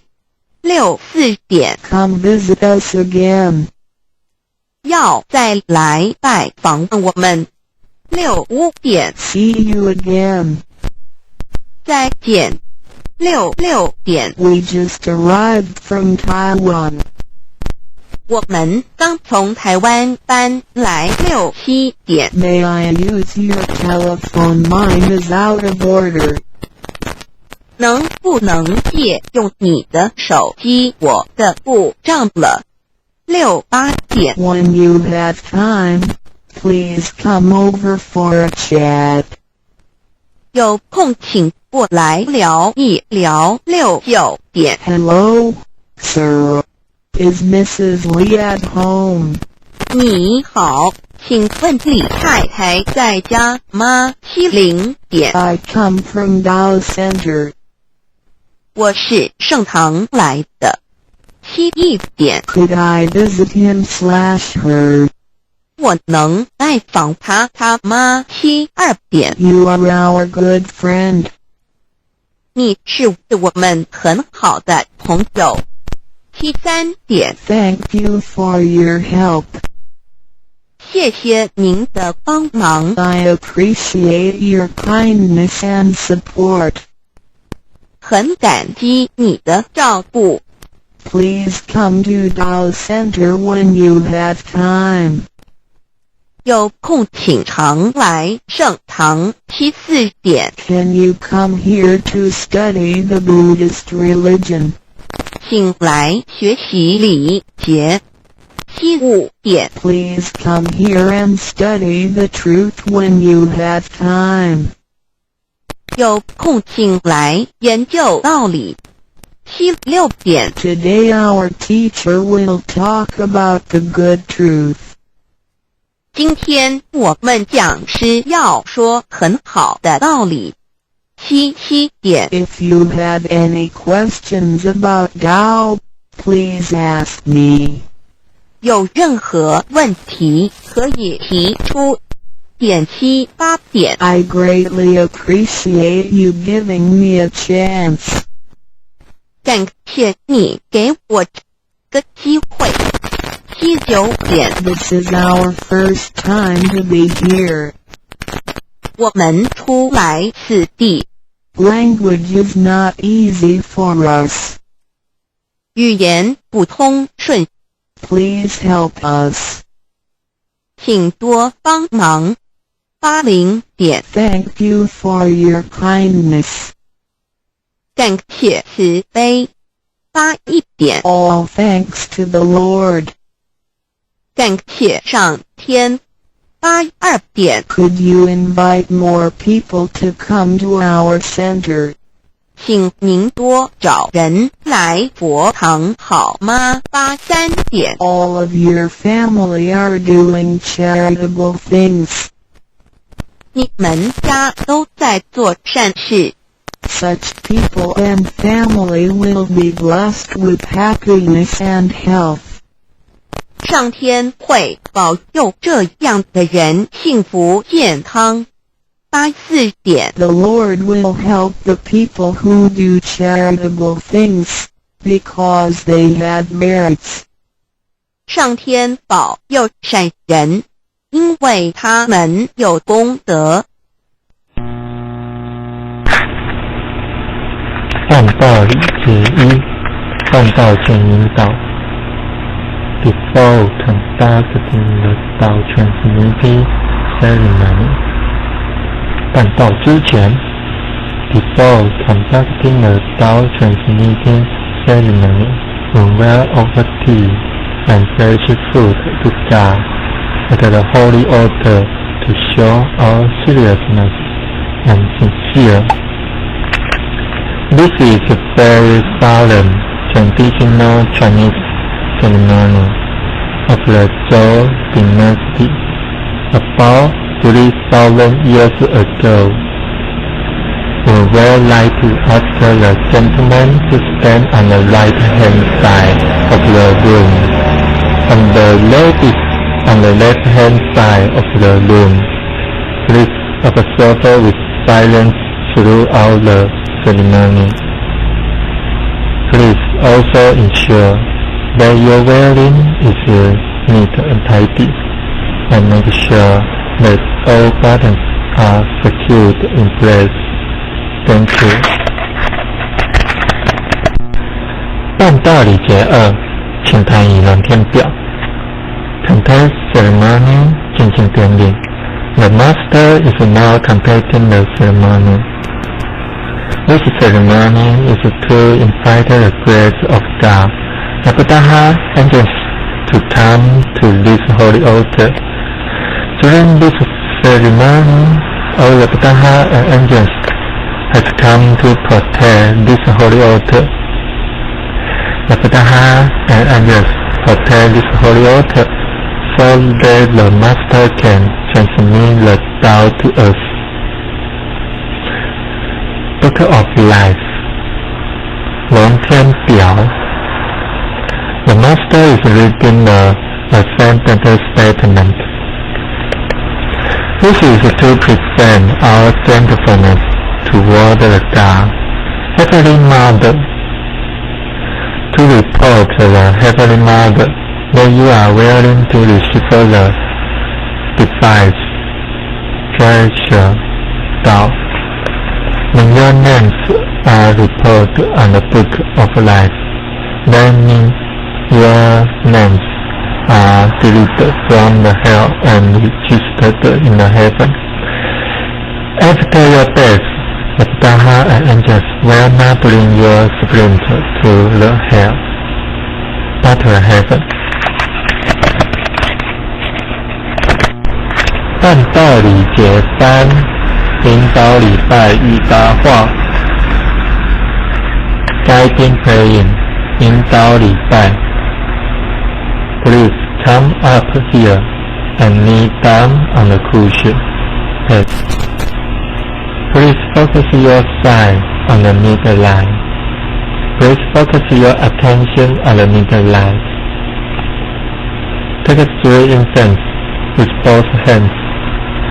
Make a bow. Take 1 piece of incense and put it in the center of the urn. Please use your left hand. Make another bow. Take another piece of incense and put it at the right side of the urn. Make the last piece of incense and put it at the left side of the urn. Please bend down and pray. Times. First prayer, second prayer, third prayer. 亦可用 Take 1, 2, 3, 4. Put your left hand on the top and cover your right hand and place your both hands on your chest. When you pray, please pray like this on the cushion. Take. Please stand up. Please follow my action. Do not worry and take it easy. If you cannot follow me, please tell me, and I will do it again for you. Guiding answering 引导答话 When you hear your name, please say yes or here. If your name is not correctly called, please tell us at once. If you cannot follow me, please tell me, and I will say it again for you. 办道理结束，请导师介绍与历练。Introducer and Guarantor 隐私与导师。Introducer is the person who brought us or introduced us to the knowledge of Tao. The introducer tells you that the Tao is not a purpose religious state. Issue does not make any money or benefit from such introduction. The grantor is the person who owns this holy altar. The grantor built this holy altar so that we can have the chance to receive the Tao. The guarantor is the person who makes a guarantee that we have a appropriate character and virtues to receive the Tao, and that we are a good citizen of the country. Because of the effort and sincerity from the introducer and the grantor, one can have the chance to receive the precious Tao. Now the introducer and the grantor are going to kneel down before the God, Heavenly Mother, to take a vow to show her sincerity. Taking vow, 立愿 with all my sincere heart, I kneel down before the Heavenly Mother, God above. Today, I am willing to declare my sincerity to introduce and to guarantee the person to receive the greater Tao and the true propagation of their nature. I declare that if this is a perfect religious sect, if I guide this person to a wrong direction, if I get any money from this introduction, if the person I introduce is not with the appropriate character and virtues, I am willing to be punished by heaven, God above. This is a very solemn and serious oath vow.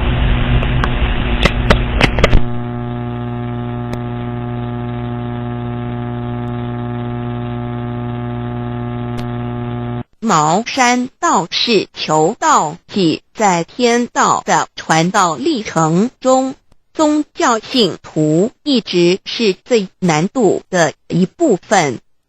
香港有一位湛庆道亲，对道十分虔诚，一家大小都是道亲，唯独无法度他的哥哥求道。因为他的哥哥是茅山道的传奇人，他的哥哥学道术已经到了可以知道过去及未来发生的事，且用符水其眼后可以看到灵界鬼神，可以直接与鬼神交谈，因此任他弟弟说破3寸不烂之舌，也说不动他来求道。因为道是无形无相，没有有相的法术可以折服他。有一天，湛长天因为要超达父亲，于是告诉他哥哥湛长跟你不信道没有关系，但是今天要超达爸爸，所以无论如何你一定要来。千辛万苦地把他哥哥拉到佛堂，原本期望他顺便求道，但他哥哥死也不肯，没求道不能进佛堂，只好让他坐在佛堂外的院子里。庄严肃穆的超达仪式开始了。湛长天虔诚地顶着他父亲的名，先跪在佛前，心想终于能为父亲尽点孝道，便传师呼仙时，在佛堂外门口处的支里也呼叫他父亲的名字。这仪式叫呼仙，是呼叫亡灵进佛堂以受名师意旨的仪式。这时站在佛堂外面的战长僧亲眼看到他父亲身着污秽破烂的衣服，满面鲜血淋漓地走过来。他一时兴奋，拉着他父亲的手指叫爸爸爸爸，然他父亲理也不理，甚至不看他一眼，把他的手甩开就走进佛堂。他父亲是在共党占据大陆以后被共产党活活打死的。他还记得他父亲临终便是个模样，经过了那么久，一点都没有改变。不一会儿，超拔仪式结束了，他又看到他父亲走了出来，但却换了一身干净的衣服，脸上的血迹不知怎么也不见了，全身散发出一种和煦的光华。他又上前去唤他父亲，他父亲不理会，他又拉住父亲的手，父亲还是把他甩开，而跟着一位面容圣洁慈祥的天人腾空而上，不久就消失无踪了。原来亡灵得道后，便有仙佛来接引之回离天。这位茅山道士在亲眼目睹了父亲亡灵得道历程，不得不相信天道虽没有神通法术，但确实能超生了死。于是急急忙忙地冲进佛堂，我现在要求到每个人都以为他在开玩笑，刚才劝你老半天，口都说干了，说什么你也不求，怎么现在突然要求了？于是他将超拔时他在佛堂外所见到的一切从头说起，他们才相信他真的要求到了。战长天心中激动不已，一方面欣喜他父亲已超生了死，另一方面他哥哥终于要求到了。便传师随即为这位茅山道士准备办道，他终于跪在弥勒祖师面前，步入弥勒慈悲的大门。而当点传师传三宝时，他竟然看到观音菩萨现身，借着点传师的肉身来点道。他惊奇的目瞪口呆，突然说等一下。他们以为他又反悔不求了，没想到他说这么好的道，我要把全家都带来一起求。于是他立刻赶回家，把全家大小都带到佛堂来一起求了个珍贵的大道。求道以后，他深刻体认到道术虽然可以看到别人看不到的，可以做别人做不到的，但却不能超生了死。学了一身道术而脱不了轮回，学得再多再精都没有用，所以不久把他的徒子媳孙们都带到佛堂一起求道。从此弥勒门下又多了一批生力军。资料来源： https://www.facebook.com/permalink.php story_vid equals 433,827,780,129,295 and it equals 100,005,062,308,700。庄子新增了5张星象片。5月15日12点07分。66条经典禅语。侠客文章1点，人之所以痛苦，在于追求错误的东西。2点，如果你不给自己烦恼，别人也永远不可能给你烦恼，因为你自己的内心，你放不下。3点，你永远要感谢给你逆境的众生。4点，你永远要宽恕众生，不论他有多坏，甚至他伤害过你，你一定要放下，才能得到真正的快乐。5点，当你快乐时，你要想，这快乐不是永恒的。当你痛苦时，你要想这痛苦也不是永恒。6点，今日的执着会造成明日的后悔。7点，你可以拥有爱，但不要执着，因为分离是必然的。8点，不要浪费你的生命在你一定会后悔的地方上。9点，你石磨时候放下，石磨时候就没有烦恼。10点，每一种创伤都是一种成熟。11点，狂妄的人有救，自卑的人没有救。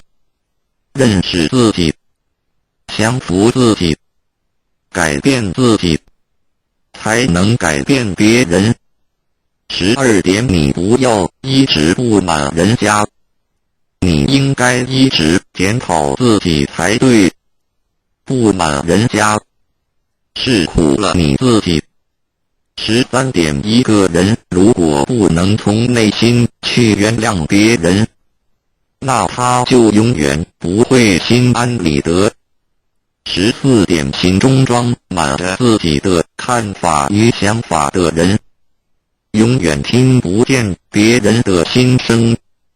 15点，毁灭人只要一句话，培植一个人却要1000句话，请你多口下留情。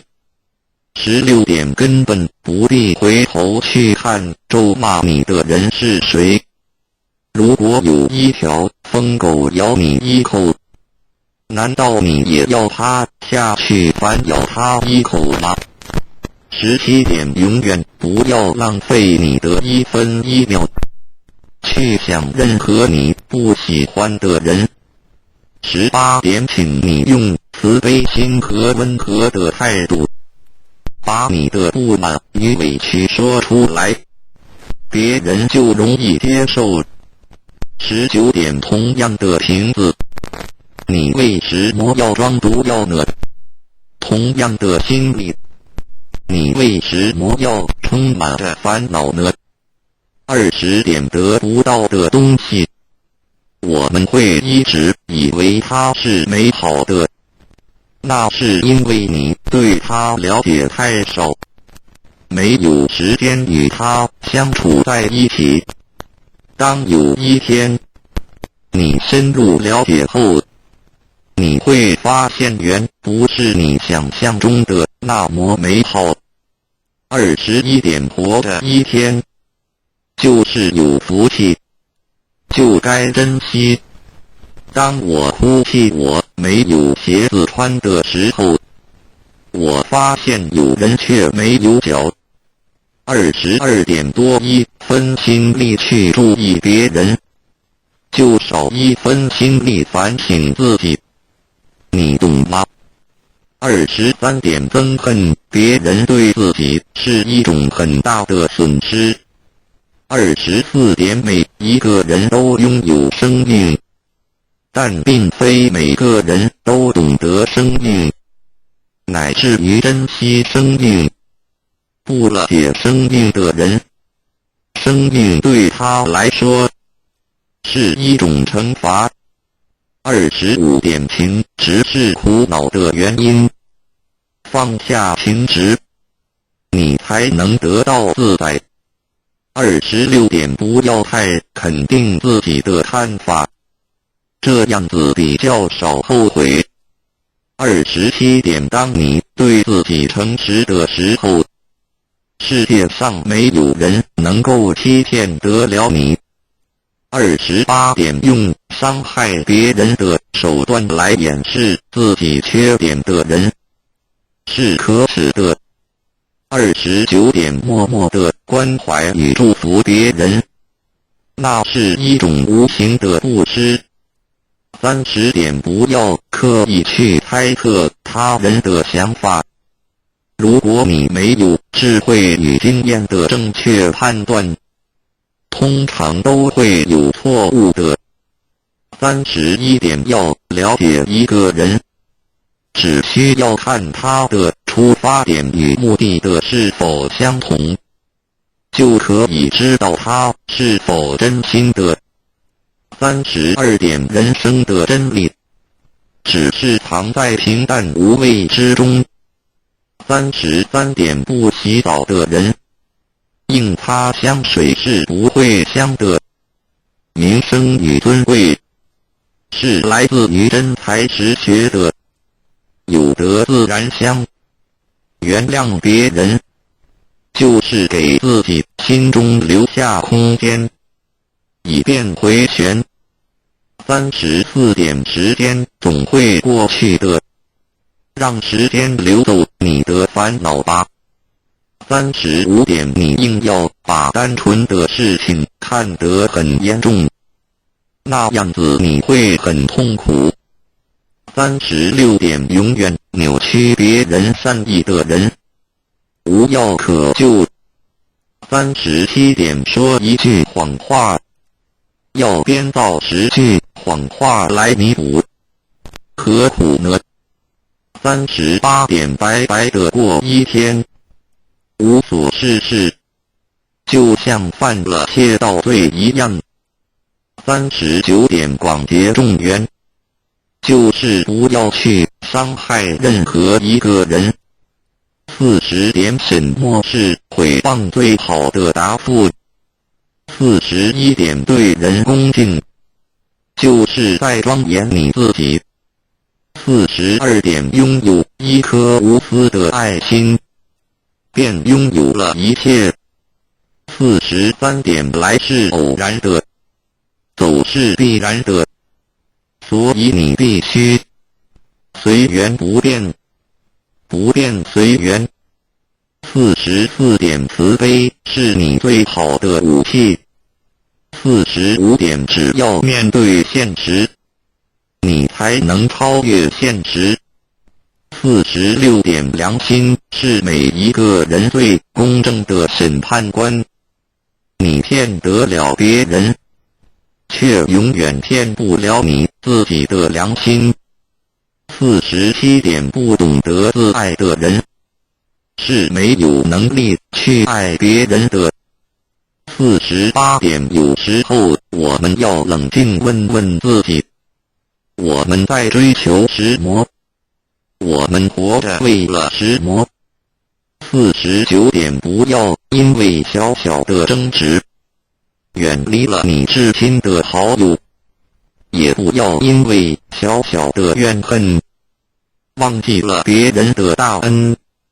50点感谢上苍我所拥有的，感谢上苍我所没有的。51点凡事能站在别人的角度为他人着想，这个就是慈悲。52点说话不要有攻击性，不要有杀伤力，不夸己能，不扬人恶，自然能化敌为友。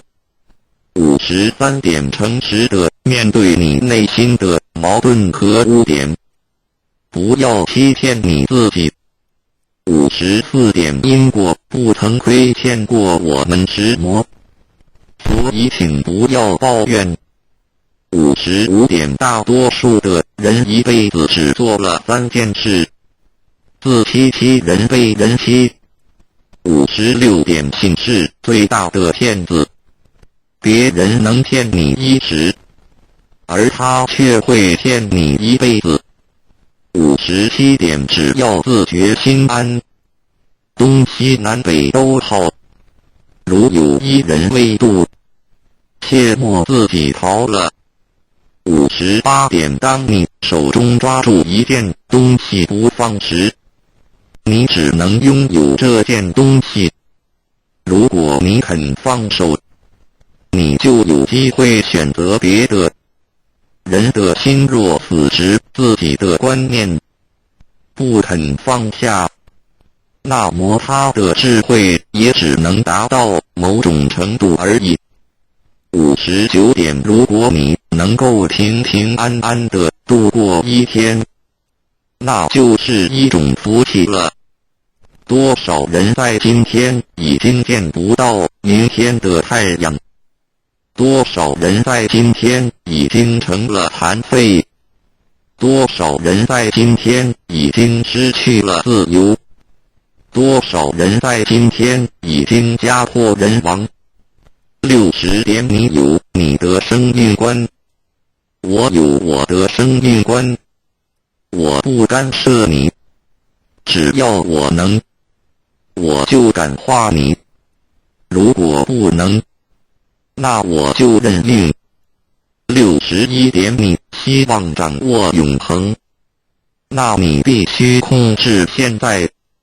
62点，恶口永远不要出自于我们的口中，不管他有多坏，有多恶，你愈骂他，你的心就被污染了。你要想，他就是你的善知识。63点，别人可以违背因果，别人可以害我们，打我们，毁谤我们，可是我们不能因此而憎恨别人。为石魔，我们一定要保有一颗完整的本性和一颗清净的心。64点，如果一个人没有苦难的感受，就不容易对他人给予同情。你要学救苦救难的精神，就得先受苦受难。65点，世界原本就不是属于你，因此你用不着抛弃。要抛弃的是一切的执着。万物皆为我所用，但非我所属。66点，虽然我们不能改变周遭的世界，我们就只好改变自己，用慈悲心和智慧心来面对这一切。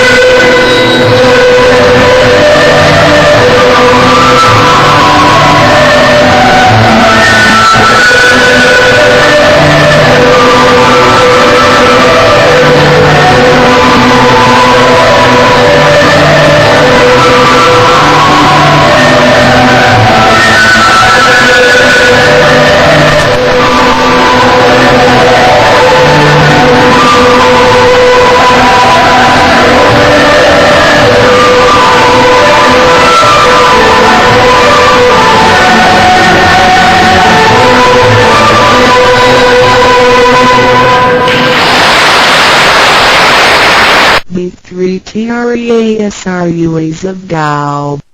三搞清法主讲者，五静妙翻译者。 Mr. Jerome William McCarthy Index.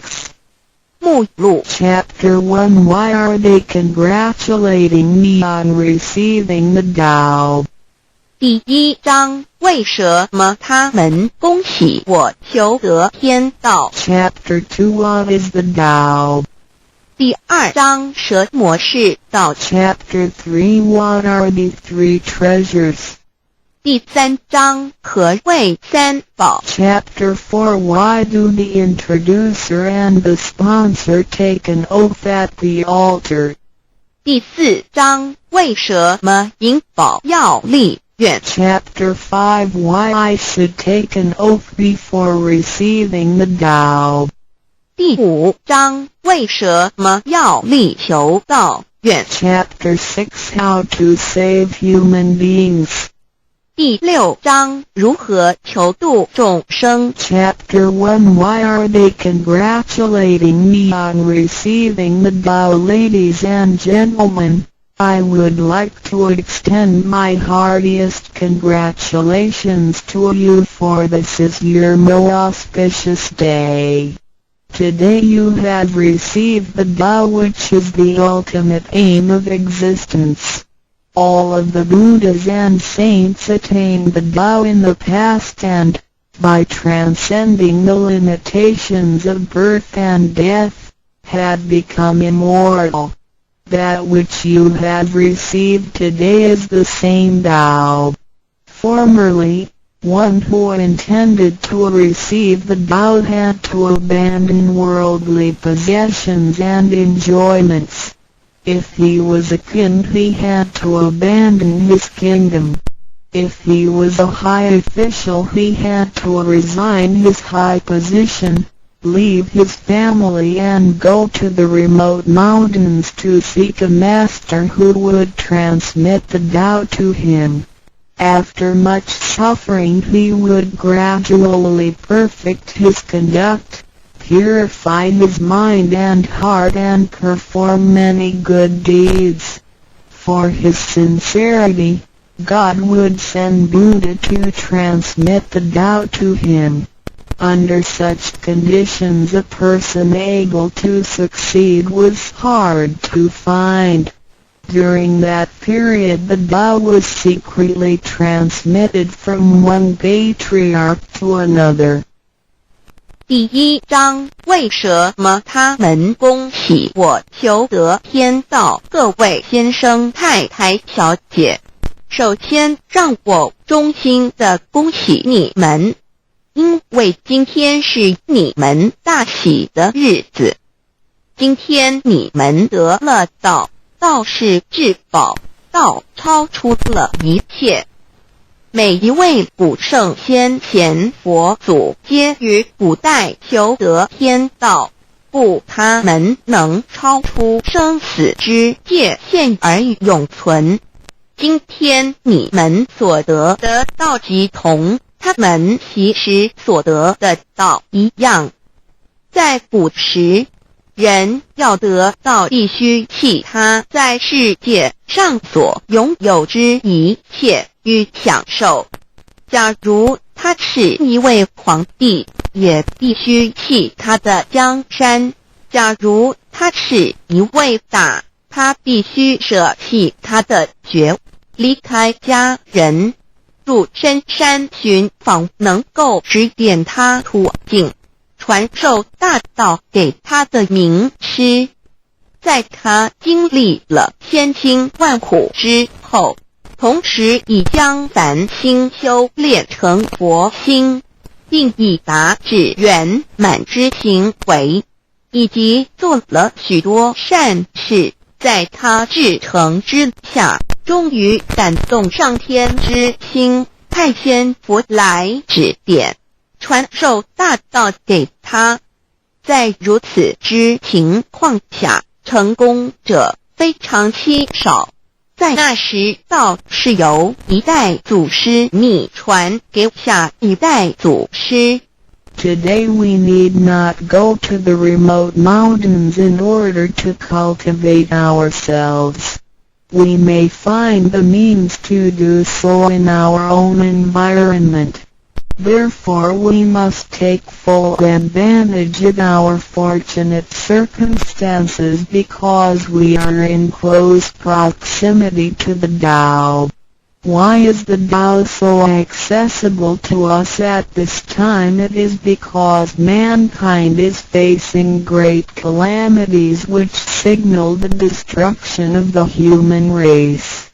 What is the cause of these calamities in this modern age? Most people blindly worship technical science and neglect spiritual harmony. They believe that the power of mankind can surpass nature and that science is almighty and can solve all human problems. It would seem as though conscience or soul are only religious terms and had no real existence.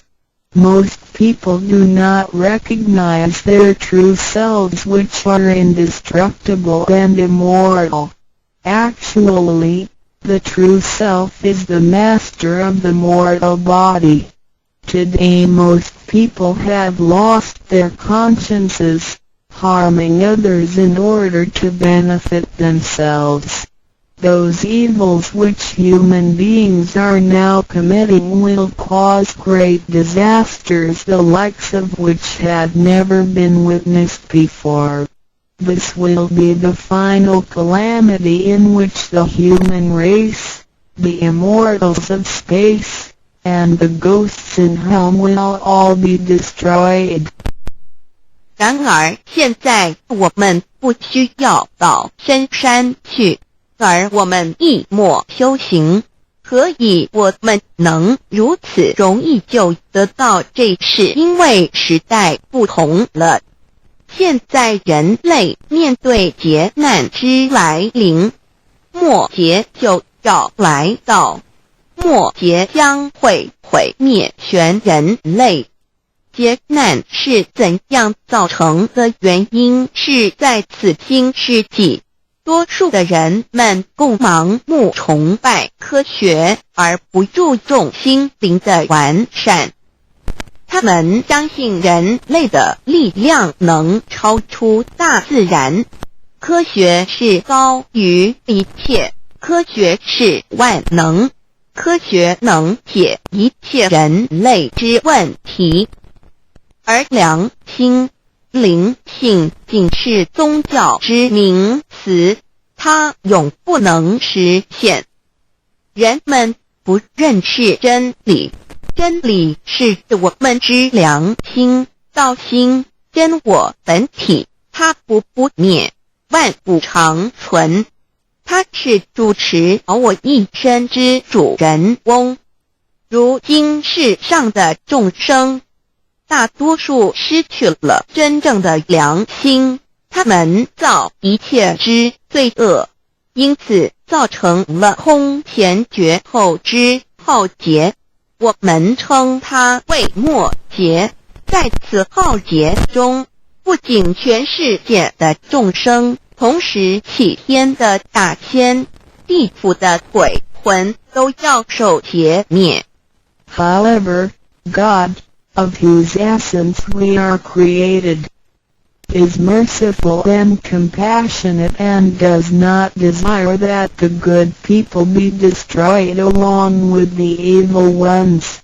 So God has provided that the Tao be disseminated among mankind and has sent the great teachers, Buddha Shikung and Bodhisattva Yui, to rescue the three kinds of beings, the immortals of space, human beings, and the ghosts in hell, so that they may return to heaven together.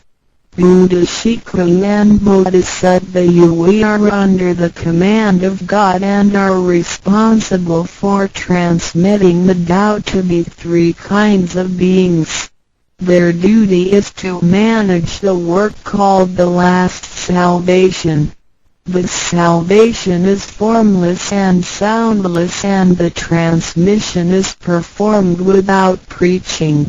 It directly points out the original nature, conscience or soul of mankind, in order that people may realize their true nature and thereby become enlightened.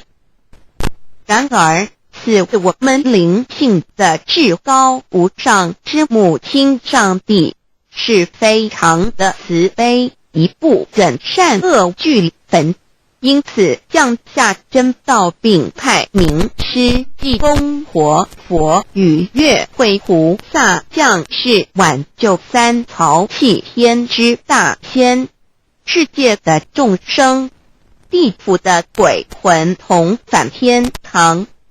我们师尊师母二位老大人奉老母的命令，真传真守，普渡三曹。他们的责任是办理末后一收圆大事，不立文字，教外别传，直指人心，直指人人不有之良心。灵性使人们见自性而成佛。When the last calamity arrives, nothing can save mankind except the true way, which is the Tao sent from God. That is why the Tao is widely propagated today to save good people. Ancient people first cultivated themselves and then received the Tao.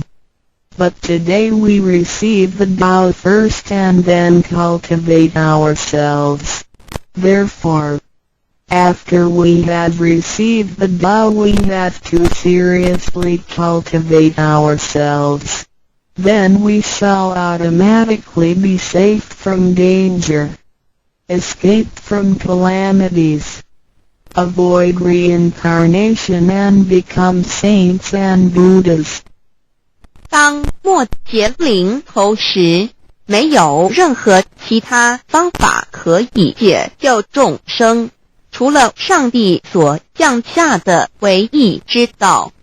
因此现在大道普渡善男信女，古人是先修后的，先修道然后才得道，现在我们是先的后修，因此得道以后，我们要真正修道，将来自然能逢凶化吉，躲劫彼难，超生了死，成圣成佛。Although it is easier for modern people to receive the Tao than it was for past generations, the ability to receive the Tao also depends on each person's condition and background. Today you receive the Tao because you had an affinity with our temple and you and your ancestors have performed many virtuous acts.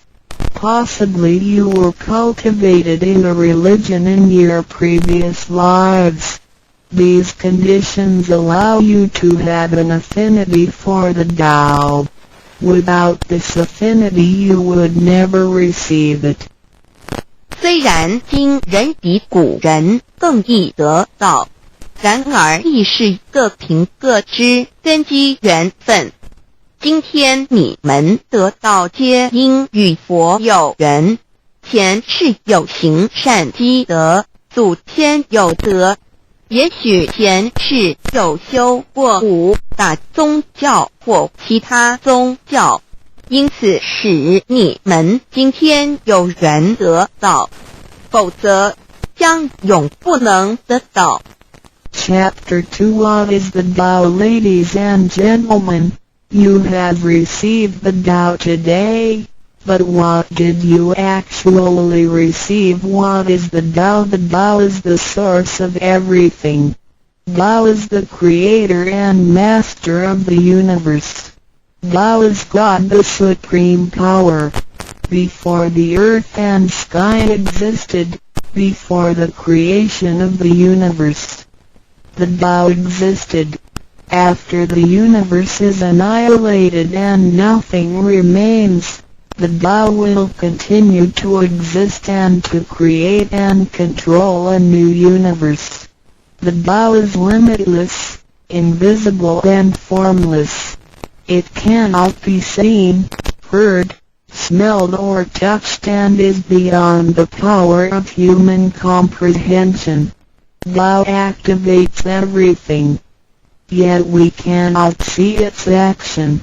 It works without effort, yet nothing left undone.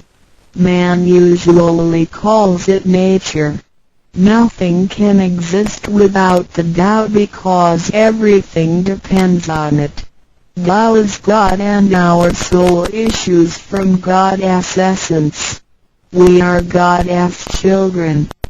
第2章蛇魔是道，各位今天已经得到究竟的是蛇魔，蛇魔是道，道是天地人万物之母，道是宇宙之本源，创造者亦即主宰者。道上帝，道至尊至贵之神。当天地还未生之前，一切都未有之前，道已先存在的。当天地毁灭后，道不毁灭，道能再生天地人万物。天地人万物生成了道其中主宰。道非常奥妙，道无形无相，视而不见，听而不闻，不可嗅，不可捉摸。道超出了人们的想象力而不思议，亦不可言说，一切皆是道所为。然而我见不到道的动作，道是无为而为的，然一切莫不是道所为。人们常称它为自然。假若无道，任何一物不能存在。因为一切都依靠道而的存。道上帝，我们之灵性是上帝所赐，我们是上帝之儿女，上帝是我们之天。When we speak of the creator of the universe, we call it Tao. When we speak of the ruler of everything, we call it natural law. When we speak of the animating and controlling principle of our being, we call it soul or conscience. When we speak of the creator of our soul, we refer to the Heavenly Mother. In Chinese she is called Lao Mu. All of the above are one and the same. 当我们从它作为宇宙之本源而言，称它为道；在它作为一切之主宰而言，我们称它为理。当它在我们体内，使我们生存并支配肉体时，我们称它为灵性或良心，因为它赋予我们本性。我们称它为老。这些名称虽异而其意相同，皆指同一物而言。Now, what you have actually received is the Tao. Tao is everybody's true self. Today you have been initiated by the teacher and the door of your mind has been opened. Now you are able to understand that the body is not your true self. The body is controlled by the Tao within you. 现在你们的就是道，道是每一个人的真我。今天你们已得名师指点，开了心窍。现在你认识了肉体并非真正的你。而灵性才是真正的你，那位无形无相的。然而在支配你的身体的灵性，才是真正的你自己。While you are alive, your soul dwells within your body. As soon as the soul leaves your body, you are dead. Your soul is from God, but your physical body is from your parents. You already had the Tao within you yet did not realize it. Therefore, you had to search for it and had now been fortunate enough to find a teacher who was able to transmit it to you. Previously you believed that the physical body was your true self and behaved accordingly. You were selfish, committing misdeeds, acts of violence, and overindulging in physical pleasures. This condition repeatedly led you into a reincarnation and endless sufferings. Now you understand that your true self is not your physical body but only use the body as a vehicle. You are not limited to this physical body. You are boundless. You are the master of the universe because you have God's essence within you. You are full of mercy and love because you share of God's spirit. Most people today have forgotten all these spiritual characteristics and do not know who they really are. Today you are regaining your conscience, your true self. 每个人活时，灵性在他体内，若灵性一离开，他立刻就死亡。灵性附于天，而肉体由父母而来。因此，事实上我们已有道在身上，为何还要再寻求它，还要有点传师来传授？原因是我们已不认识它了。我们以为肉体真我，而不知它原是假，因此我们变得自私，做了许多错事与罪恶。为了使此色身享受如此，使我们坠入轮回中，遭受无边痛苦。我们不知真正的我乃是灵性，而我们已不是仅限于此肉身。我们是无限的广大，我们是宇宙之主宰，因我们的灵性与老是一体。我们的本性充满了慈悲与爱心，因我们是老之分灵。然而现在人们都失去了这些品性，亦不知它究竟是谁。今天我们得到是的回真我良心。Chapter 3 What are the three treasures? Today you have received the three treasures. A. The heavenly portal. B. The divine mantra. C. The symbolic seal. A. The first treasure, the heavenly portal. The point where the teacher placed his finger upon your face during the ceremony is called the heavenly portal. It is the abode of your true self and can be described in different ways, such as 1. Original nature. This is the true self, soul, or conscience which is eternal and indestructible. 2. The portal of birth and death. The heavenly portal is the door by which our original nature enters and leaves our body. Confucius asked, who can leave the house without using the door? Why do people not follow this way? 3. The way to heaven. A Buddhist sutra says, heaven is 108,000 miles away.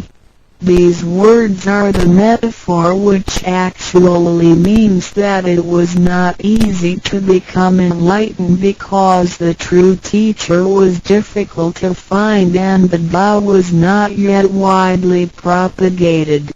Without the proper understanding of the Tao, heaven seems very far away, but with a real understanding of the Tao, heaven is very near. Today your teacher has pointed out the way for you and you may now ascend to heaven with one step. 第3章何谓三宝经天，你们所得之至宝，亦可称为三宝：一玄观，二口诀，三合同。第一宝玄观，玄观玄妙莫测之门。玄观点传师向你们指点之处，它有许多名称，一点本性，此是我本来固有的真我灵性良心，它是不毁不灭的，它永远存在。二点生死之门户，玄观是灵性出入身体之门户。孔子曰：谁能出不由户？何莫由思道也。三点通天大陆佛经云：西天108000里，此是譬喻，亦成佛是不易之事，因为名师难访，大道还未普传。然而名师经已指点明路，你一步登天。4点 The main entrance, the heavenly portal is the main entrance. It is situated at the center and not to the left or right, above or below. This entrance was locked after your imperishable spirit entered the body at birth. If the heavenly portal is not unlocked by your teacher, your true self is not able to leave the body by the main entrance at the time of death. Instead, it will have to leave by one of the side gates: A. The eyes, B. The ears, C. The mouth, D. The nose, E. The navel, F. The vertex. If your spirit leaves from the ears, it is reborn as a viviparous animal, such as a horse, pig, cow, sheep, etc. The eyes, it is reborn as an oviparous bird. C. Mouth, it is reborn as a creature of the water, such as a fish, a lobster, etc. The nose, it is reborn as an insect, such as a fly, a moth, a bee, etc. E. Navel, it is reborn as an ordinary person. F. Vertex, it is reborn as a wealthy and powerful person. 4. 正门玄观是正门，它正好位于当中，不偏向左也不偏向右，不在上也不在下。当灵性投入身体后，此门关闭了。假如我们不欲名师指开玄关，临终时我们的灵性将无正门可出离身体，它只能由其他旁门出去，眼耳口鼻肚脐顶门。如果灵性走旁门，亦由耳而出者，来生当为胎生之动物，如马、猪、牛、羊之类；二由眼而出者，来生当为卵生之动物，如飞鸟之类；三由口而出者，来生当为湿生之动物，如鱼、虾之类；四由鼻而出者，来生当为化生之动物，如苍蝇、蜜蜂之类；五由肚脐而出者，来生当为平庸之人；六由顶门而出者，来生当为富贵之人；上述之路乃生死轮回之路，不能脱出生死之苦。点传师点开玄关正门，这是通天之路，我们不必再走四门，不必再坠入轮回受苦。但是我们必须要真修，否则玄关虽开，我们的灵性仍不能返天，因我们还是充满罪恶，灵性为罪恶所是不能自由从正门而出的。5点 In the Bible, Matthew 13:11, John said to his disciples, I baptize you with water to show that you have repented, but that one who will come after me will baptize you with the Holy Spirit and fire. The Tao is transmitted to you in the temple of God through God's sanction and commandment. The holy lamp on the altar symbolizes God. In the transmittal ritual, the teacher uses the incense to lead a line of fire from the holy lamp to your heavenly portal. Then, using his finger, he connects God's spirit with your spirit so that they flow together as one, thereby enlightening you with God's Spirit. This is the actual fulfillment of John's prophecy. 5. 圣经上记载，约翰对他的门徒说，我用水给你们施洗，表明你们已悔改。然而在我之后的将用圣灵与火给你们施洗。请记忆，你们是在上帝的宫殿里得到，因为我们有上帝的天命。那盏佛灯代表上帝老。在点道之仪式中，你们已见到点传师以香柱从佛灯引来一条经指向你们的玄关，然后借点传师的手指点在你们的玄关之时，上帝以你的圣灵已点开了你们的心窍，照破了黑暗。现在你们可见到约翰之预言已经实现在你们身上。6点 Sakyamuni Buddha said, I had the great Dharma which is hidden in the eyes. This indicates the location of the heavenly portal. 6. 释迦牟尼佛云无有正法掩藏此语，暗示玄关之地。Be the second treasure, the divine mantra 1. You have now been given the divine mantra. It is very important to remember it as it will save your life. It is only to be used in extremely dangerous situations. This mantra acts as a powerful spiritual distress signal to the divine forces, much like an SOS transmitted by radio waves. It is to be projected mentally and silently with great concentration, while at the same time focusing the eyes on the heavenly portal and holding the symbolic seal with the hands. Powerful aid will immediately be sent to you in order to rescue you from danger. If you sincerely cultivate yourself, you will always remain under the refuge of Buddha. 第二宝口诀：心经或五字真经。一刚才传授口诀给你们，还记得吗？请再说一遍。当性命危险时，你才用此宝。将真经默念口中，手抱合同，你将可被天佛救护，脱离危险。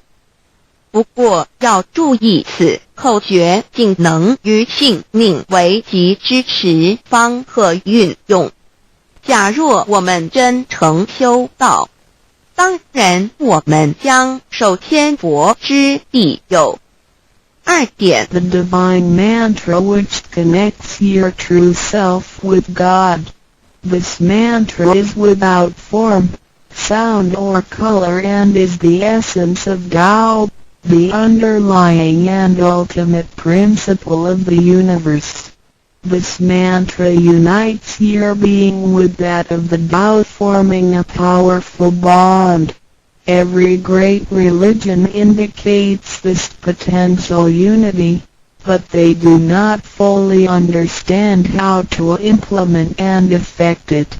You now have this knowledge and are familiar with its application. 2心经，口传心授由声音而达入无声因果之真心，由千经万典而达入真经真典。心经心法真空言真我本性也。3点 The true teaching is transmitted from mind to mind. The true self, the I, the spirit, the mind all indicate the true center of man or his real essence and original indestructible nature, which is identical with Tao. The human being is a microcosm, sharing all the attributes of the macrocosm. Since he is essentially divine, man only needs to understand the nature of reality and align himself with it. The more pure and refined his nature, the more conscious he becomes of his relationship with the Tao. When he realizes that he is one with the Tao, he has become fully enlightened. 3以心传心口传心授，以老之心传于众生之真心，此者老的分灵之心也。C. The third treasure, the symbolic seal 1. In Chinese, Ha means to combine and Tun means all together. The symbolic seal, which is formed by the two hands joined together, is the golden seal, which is formed by the two hands joined together, is the golden seal which unites us with God. It is like a contract or mutual agreement, which is the actual meaning of Ha-Tung between you and your Heavenly Mother. It acts as a signal, password, or passport. It is a spiritual instrument of identification, as well as symbol with many ramifications. 2. When you hold the symbolic seal, you are united with God. 3. The left hand is good, so it is placed on the outside, covering the right hand. The right hand is often used for evil purposes, such as beating and killing. The right hand is placed on the inside because of its evil propensities and is shielded by the left hand. Together the hands hold the word child, which is formed by the two thumbs in proximity, symbolizing the Chinese word hai, which means child. This hand symbol acts as a direct signal to God. It serves to mobilize heavenly protection and causes the user to escape from any impending calamity. 4.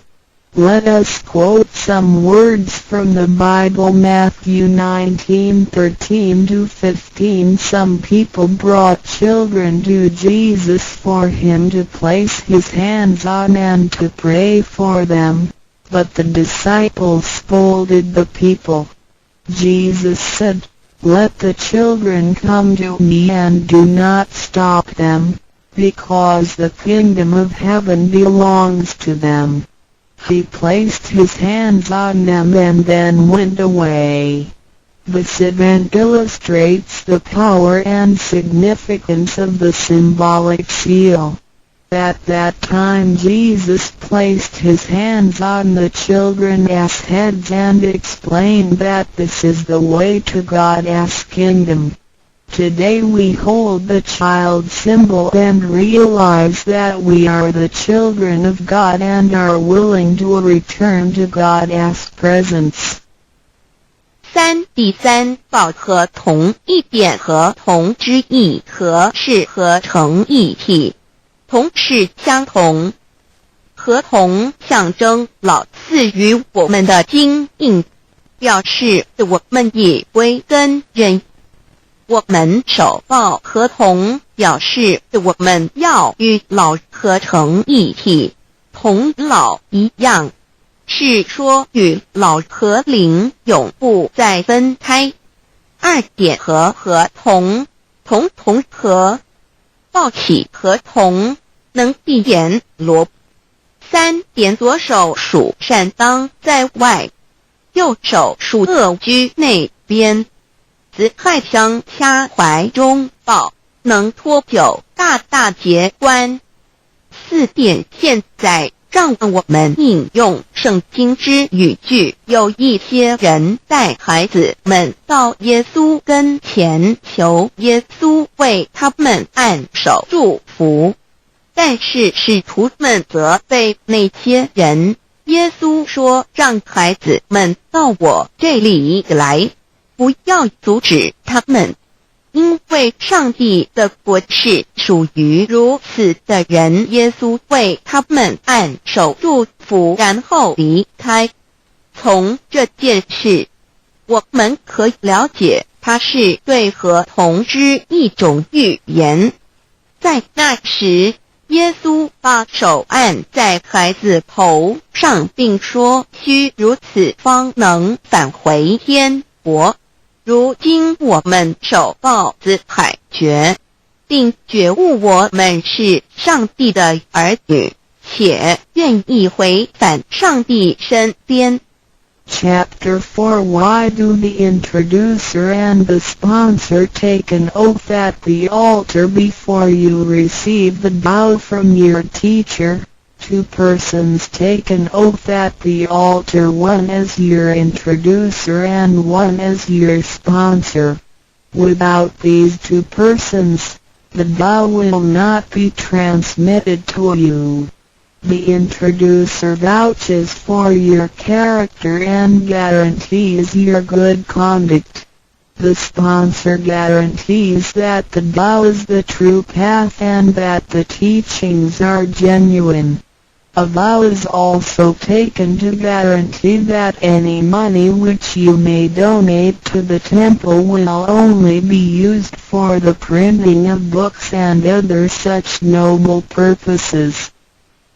第4章，为什么银宝要立愿在典诗还未传道给你之前，有2个人做你的银宝师，先立愿引保你求道，否则典传师不可传道给你。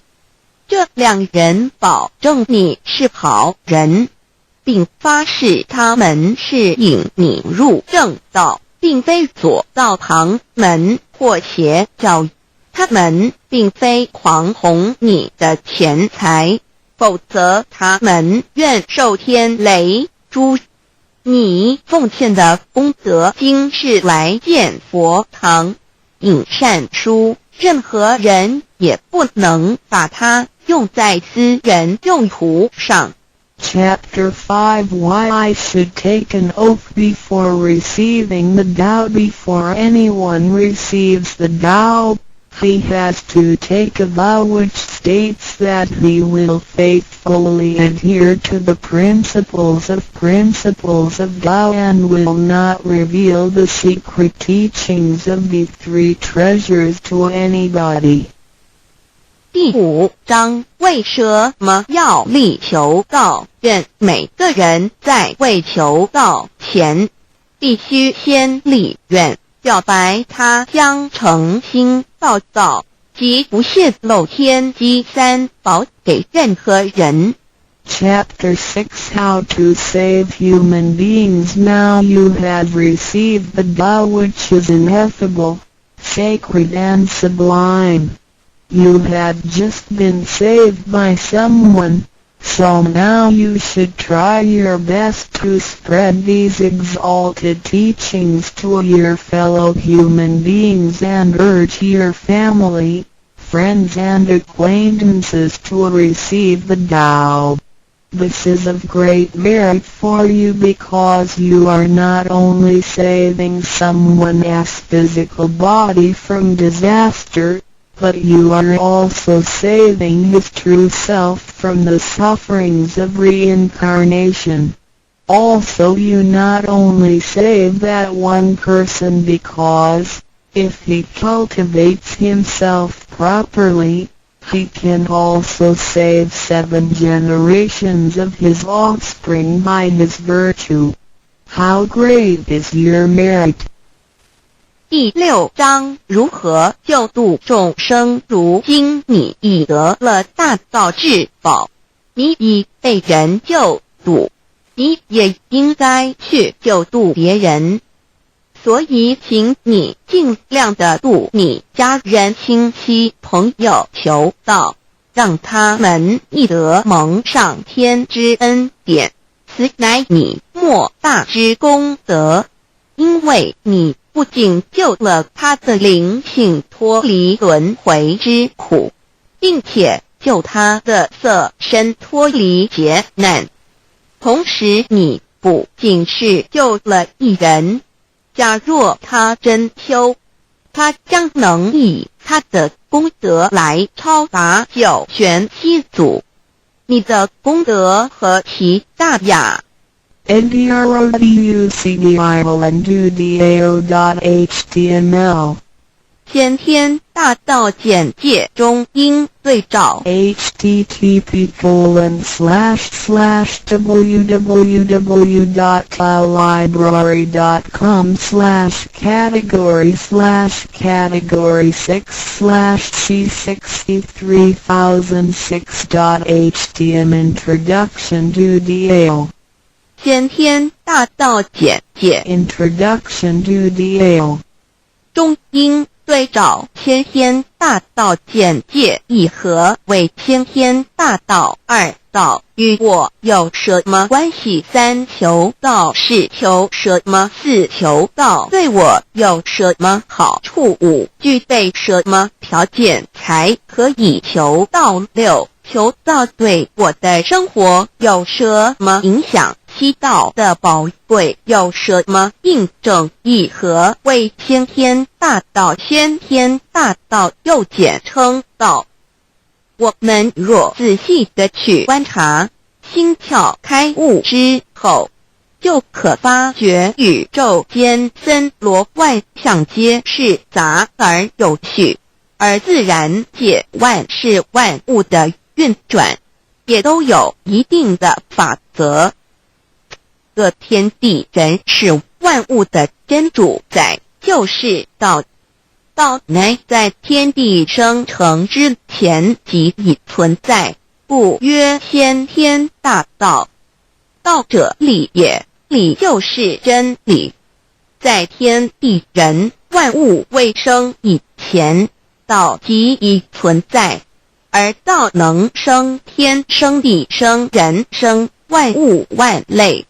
在天地人万物毁灭之后，道不会毁灭。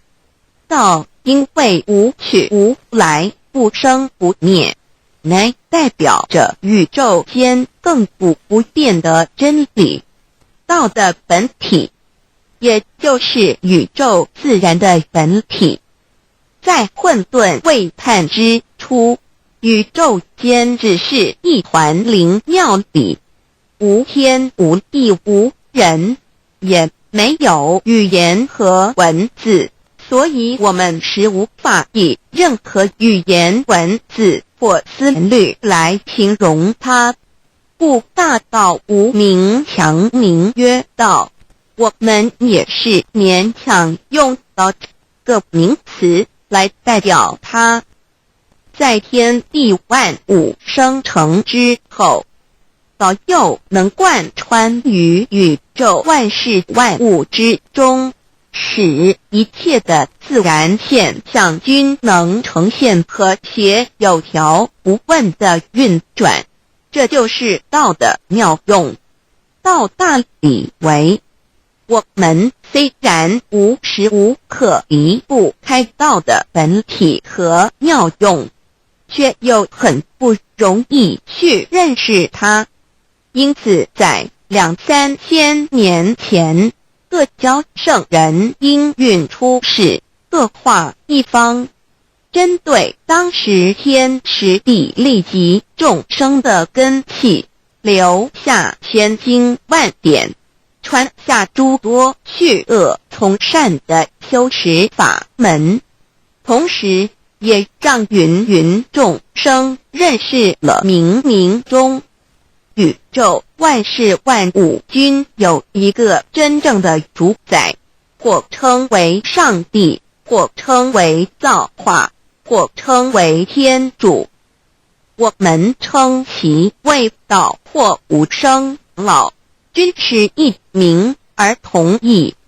我们对道有了深一层的认识和体悟之后，就会了解天地间实无一物不是道之本体与妙用的合一。因此道虽然涵盖各大教门的经义，为千门万教的总源头，确实不局限于宗教的领域里。而上帝或道也不只代表着一切宗教的最高信仰中心，更是天地万事万物万类的根本源头与最高主宰，及宇宙间永恒不变的真理之道。所以我们今天有机会了解什么是先天大道，不只找到了各大教门的最高信仰中心，也找到了宇宙的根本源头与最高主宰，更能对宇宙至高无上的真理有一个初步的认识。道之真义，在先天之先不为先，在后天之后不为后，即大上有可量，即为上有可止，为道即大不可量，即为不可止。故所以大无不包，为无不入，无所不贯，无所不通，无所不彻，贯彻了天地人万物万类，贯彻了33天外，贯彻了千经万典，贯彻了千法万法，贯彻了千教万教，贯彻了千佛万祖，贯彻了我之一身。此乃显天大道宝贵的真义，人人必须知真觉，亦即是人人与我，我与人人良心之行也。此乃万众一心，万国一家，世界大同，此先天大道之宝贵也。二，道与我有什么关系？道的宝贵在于它大而无所不包，细而无所不入。天地生成之后，道贯穿于天地万物万类，使得日月星辰之运转各有其时，4时之交替，万物之消长各有其序。而最宝贵的是各天地万物的主宰，同时也是我们人一生之主宰，曰性理，使得我们不学而能看、能听、能吃、能动。因此，我们不只要探求天地间的治理，更要回头认识我们身上固有的真理。故先天大道即是性理真传道的宝贵，并不在于它有什么神秘稀有或特殊之处，而是在于它平时，但我们却时时刻刻离不开它的本体与妙用。我们反观一下自身，就会发觉我们身体的结构是非常精密和奥妙的。我们轻轻地握一下手，就算是这么简单的一个动作，其中所牵涉到的所有关节物理作用、能量、化学反应、神经系统资料讯息之传输及脑部分析、判断和命令之下达，以目前全世界的科技知识和文明水准，也无法一一表达出来。但是我们做出个动作的能力，却完全不因个人知道上了程度的差异而有任何影响。无论是学识多丰富的学者，或是目不识丁贩夫狗族，无论是成人，或是刚出生不久的婴儿，都可以轻而易举地做出的动作。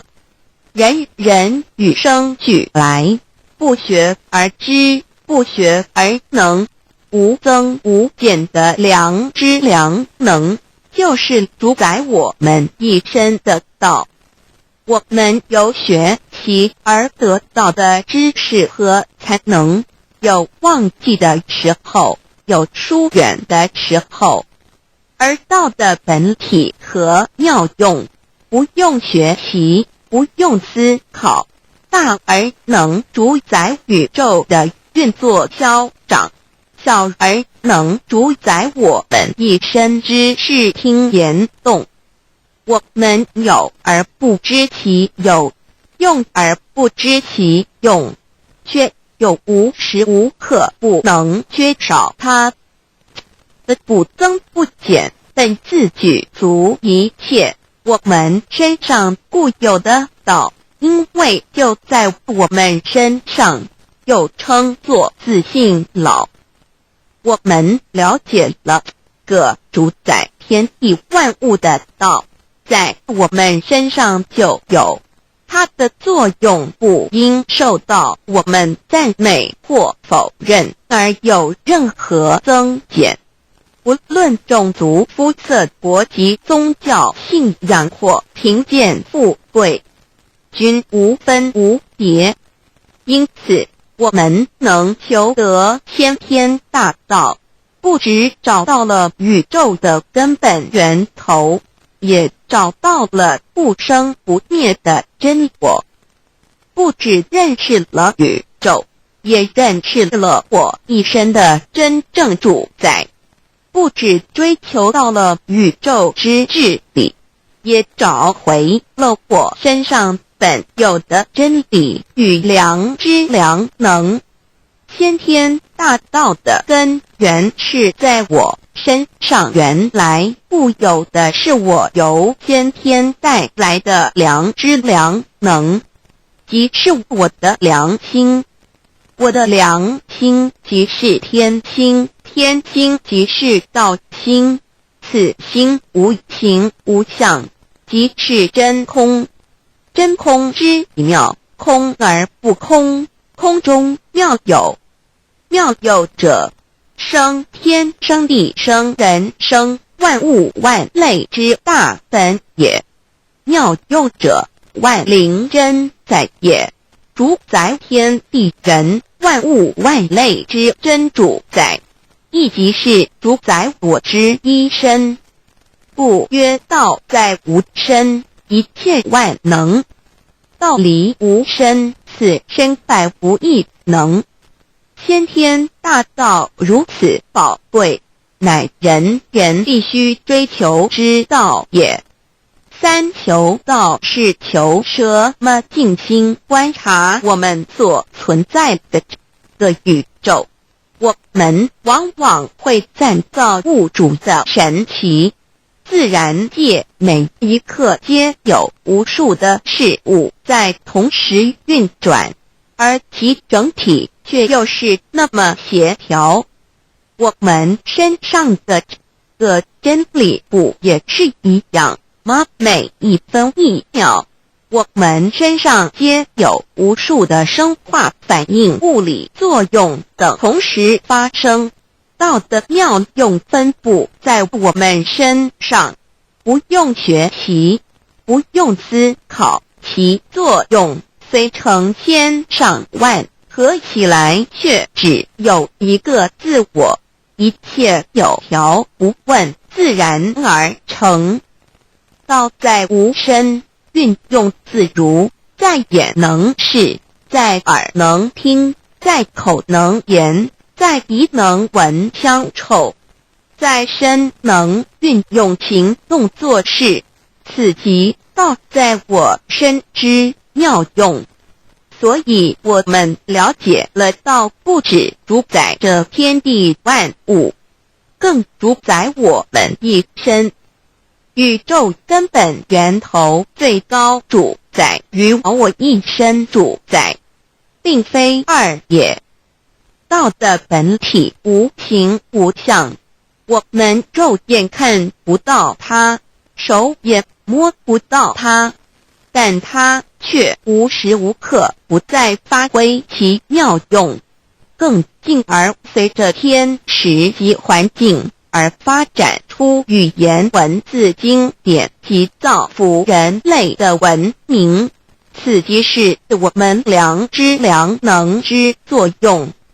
一般人不了解道在于我们自身的本体和妙用，只模糊意识到它的存在，便以灵魂代表它，我们称其为自性老。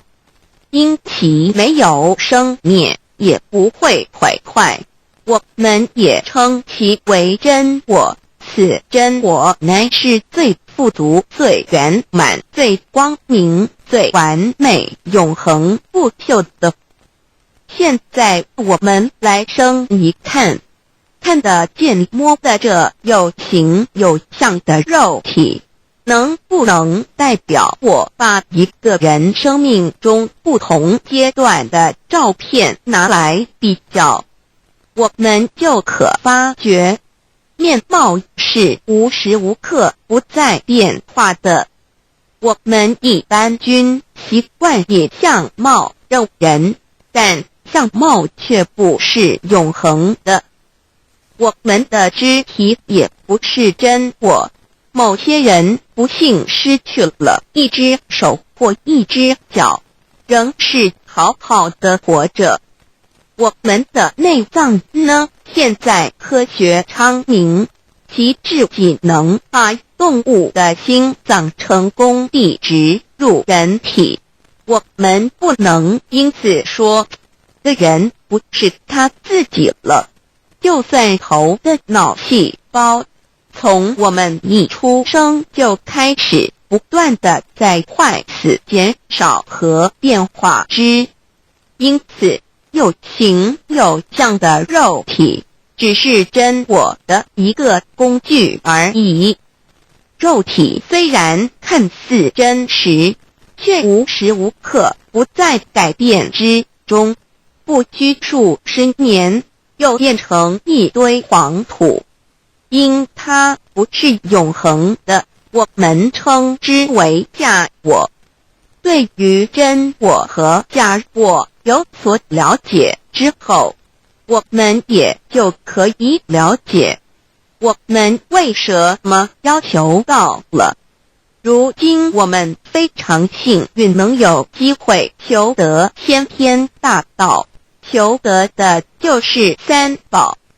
三宝简单明了，但也博大精深，其内容在求道时会详细解说。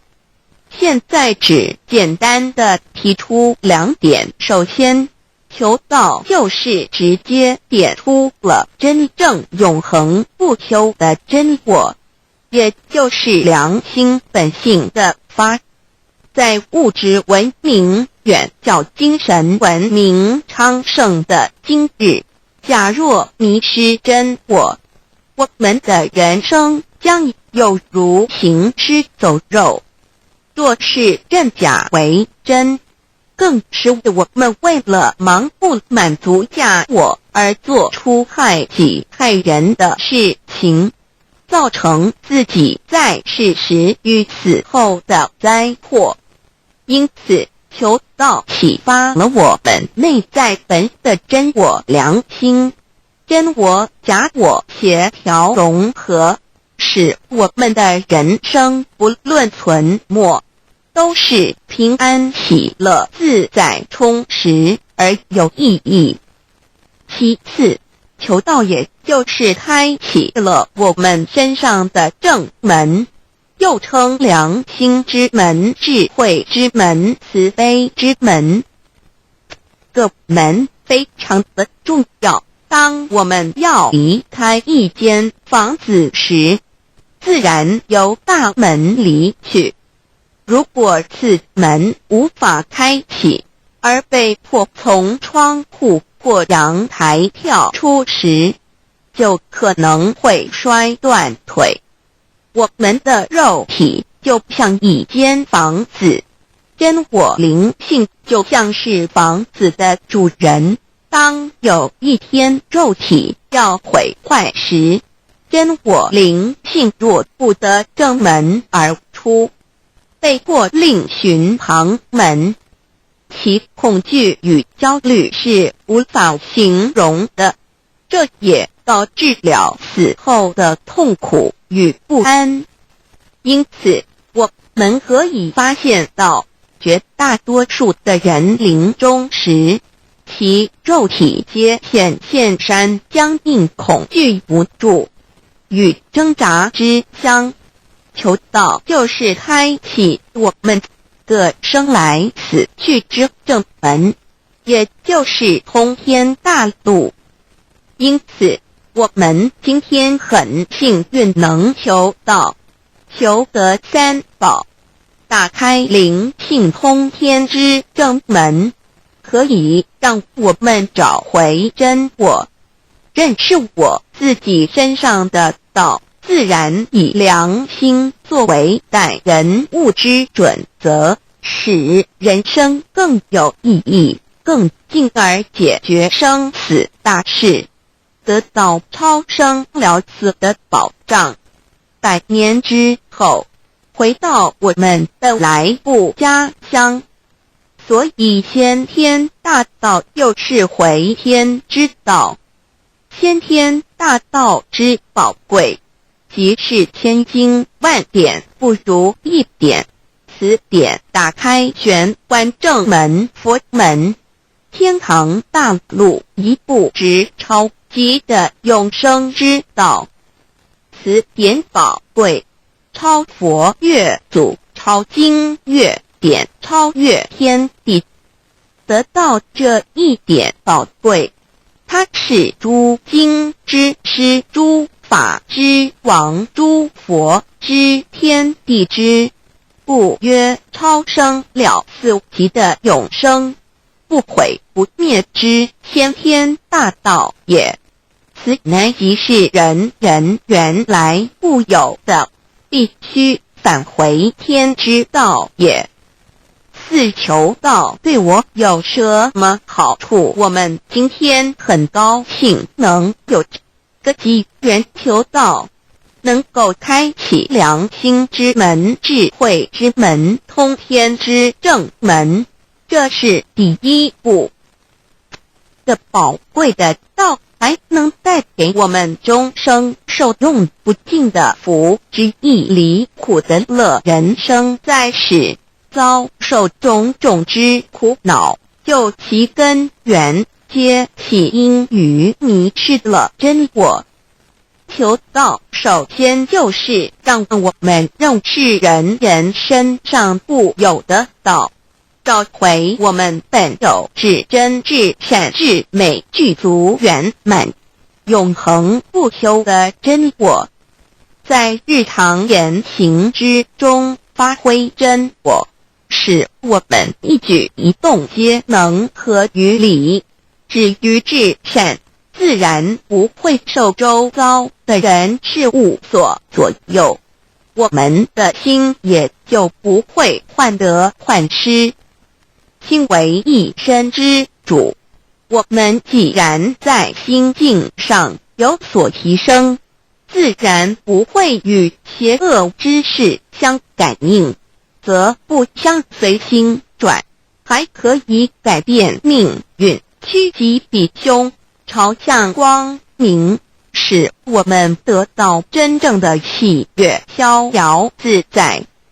二多比难自有人类文明以来，道的真意便代代单传独授，其没落贯穿了早期的主要文明，如中国、印度等。奈何近百年来人类受物欲所逼，在空前繁荣的物质文明中逐渐迷昧了良心，甚至竟将制造威力极大的杀人武器。回顾数千年人类历史，在近代短短数十年间，便发生了2次世界大战，无数挑战，伤亡无数。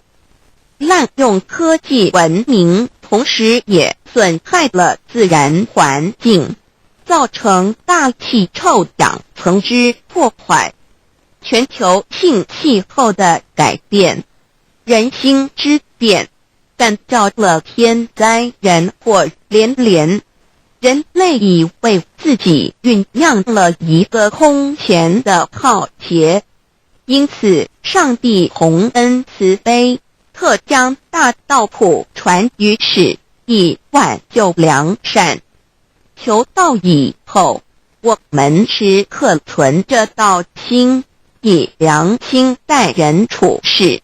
当遇有人力不可挽救的灾祸时，只要诚心使用3宝，必能灾必劫，逢凶化吉。此事验证甚多，不胜枚举。3超生了4人生，有如一段苦乐相参的旅程，遭受生存竞争、衰老、病痛、死亡等困苦，人皆难免。而人间种种欢乐又往往是短暂易变的，尤其当旅程结束时，终就成空，归宿渺茫，更不禁令人凄独怅惘。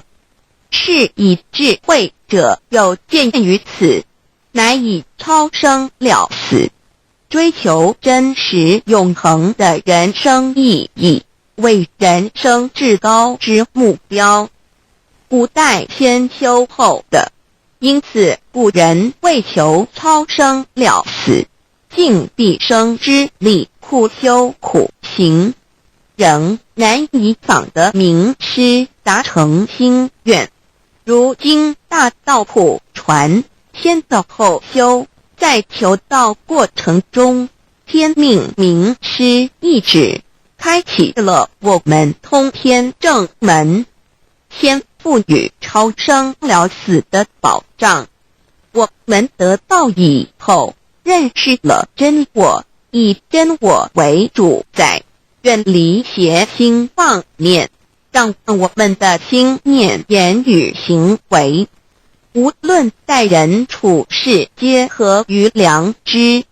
100年之后，真我灵性自然返回故家乡，永享平安喜乐。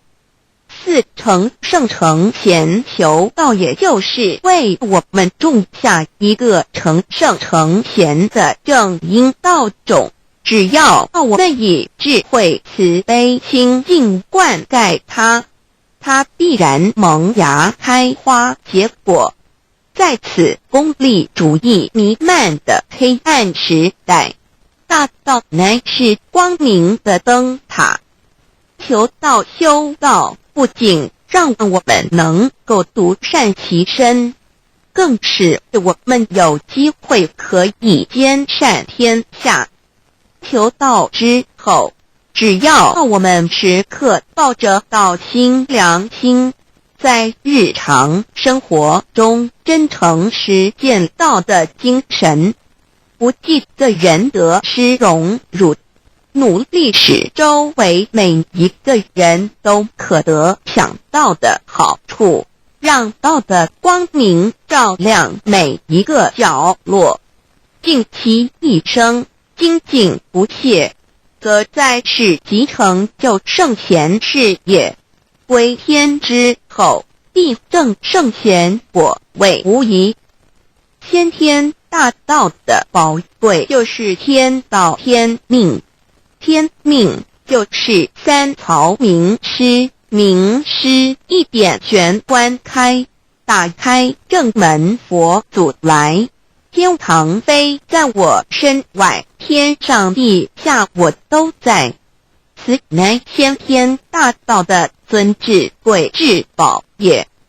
先天大道，天命宝贵，三曹名师这一点妙至极意，非是在言语文字相声音可得，非是在千经万典上的，非是在讲经说法上的，非是在是智辩聪上的，非是在博学才能上的，非是在才高八斗上的。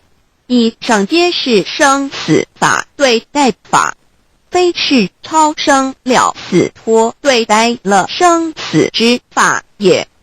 此自己的先天大道妙用妙能的宝贵，其妙极矣。此者是无师智，此智是妙智妙慧，此智此慧是我本来固有的，由先天带来的，亦即是在找回来天地人万物万类未生以前我的初心，即我良心天心道心老心也。先天大道之妙，此妙之贵，妙不容言，不学而知，不学而能，亦即是先天带来的先知先觉妙用妙能。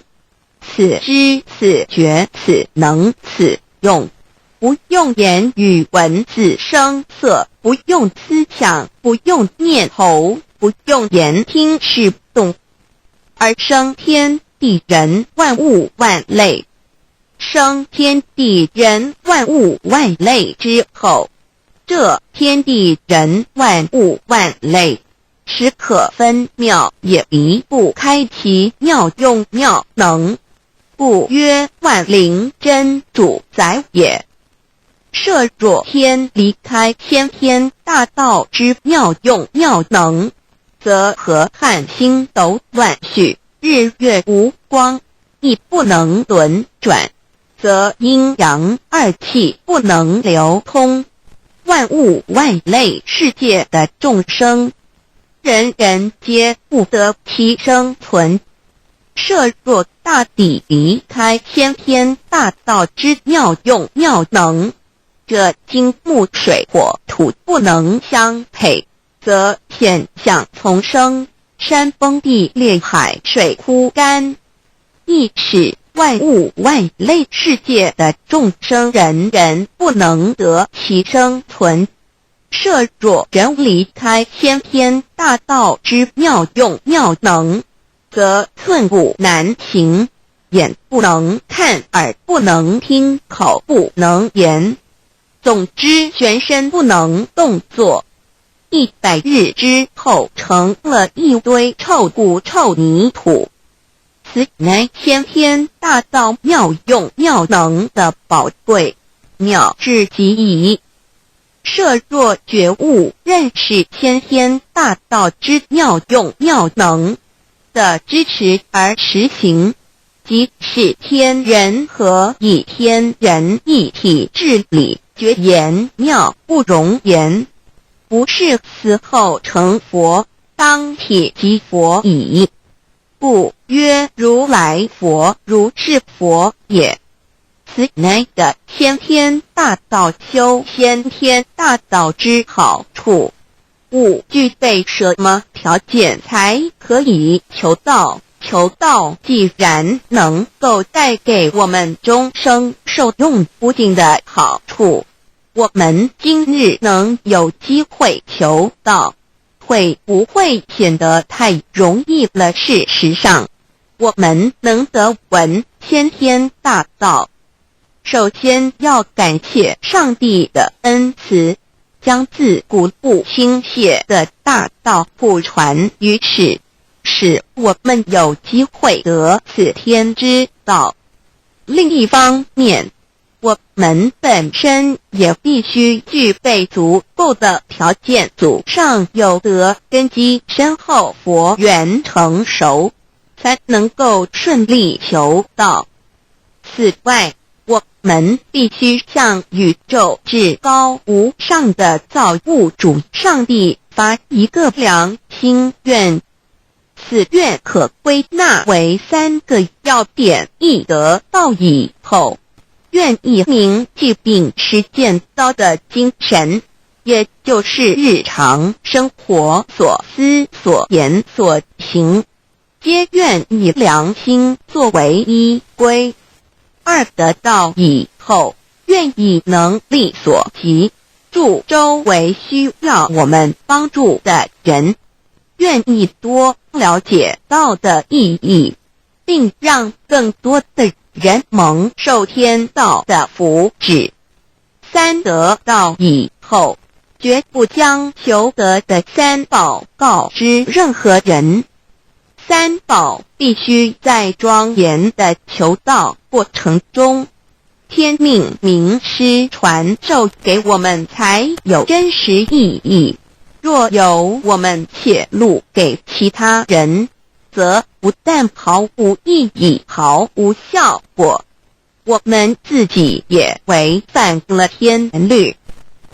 的良心愿合乎人本具天赋的良知良能，所以我们人人都能够做到。真诚实践良心愿，也必须滋润我们求道时种下的智慧、慈悲、清净之正因道种，使它顺利萌芽、开花结果，才不至虚度这千载难逢的求道修道良辰。值得一提的是，我们能顺利求道，原因之一即是沾了祖德的光，是故上天开恩，只要我们修道有恒，则我们的祖先也有机会可以求道，超生得救。我们的子孙亦的印地，对父母祖先敬大小，这是最好的机会。只要具备以上条件，则无论任何国界、种族、宗教信仰的人，都可以求道。欲求得先天大道，脱出轮回之苦、地狱之灾，世间的穷通受忧、鳏寡孤独、生老病死苦，而返天堂永享天伦之乐者，必须我有得遇6万年良辰佳期的幸运。我本人心地善良，我有先天根基深厚，也就是我本人前世做的功德善事很多，此即天缘。我本人祖先有功德，做善事，自己祖上有德。我牧人遇到引导师度我得道，此佛缘已至。也就是前生我们一同做过功德善事，或一同有修过宗教，今生遇天道降世，一同得道修道，此乃佛缘已至。六求道对我的生活有什么影响？现今正值上天恩开，先天大道普传，拯救良善之时，故普传方式皆以方便善巧，与众生契机为原则，因此求道不会对我们正常的生活造成任何负面影响。这与以往许多人苦修苦练，甚至出家的修行方式有很大差别。也正因为如此，先天大道能在日新月异的现代适应社会的各个阶层，传布到世界的各个角落，使人人皆有共沾天恩的闻大道的机会。关于求道对生活有什么影响，我们又以下几点来看。一、与任何宗教没有冲突，道代表着天地万物及我们一生之最高主宰与真理。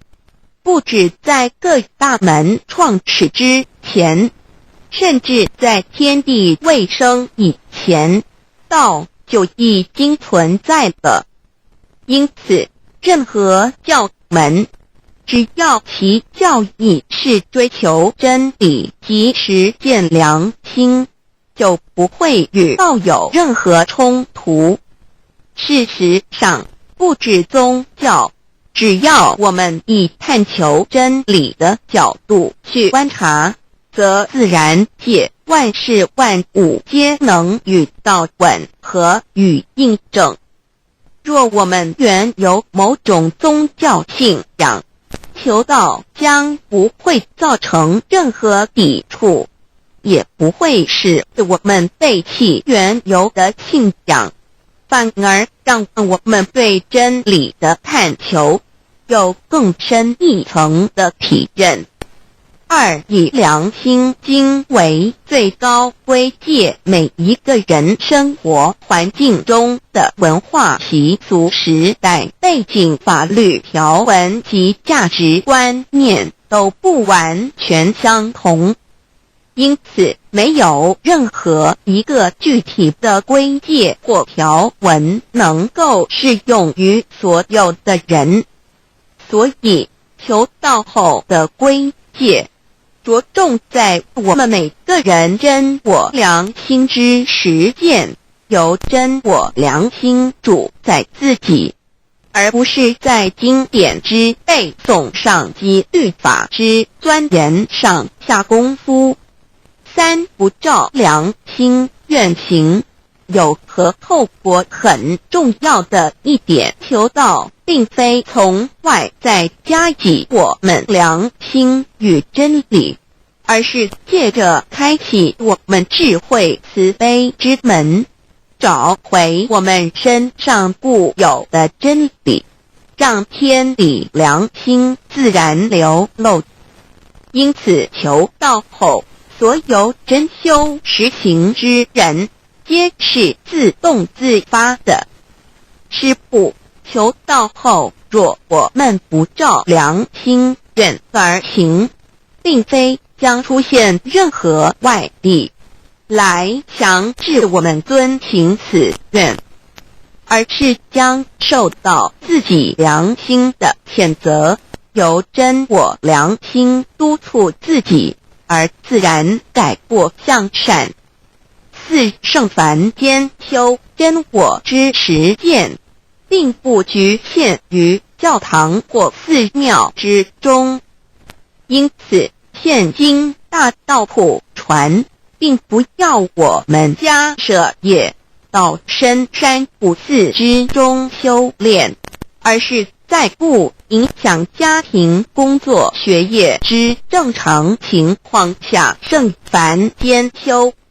在日常生活中，时时刻刻一言一行，皆能以天理良心为依归，就是真我之实践。务由提升自己而兼善天下，求到后会使我们生活更充实，心灵更和谐。而更重要的是，我们每一个人尽一己之力，借自身之提升，影响周遭之人事物，继而汇成一股力量。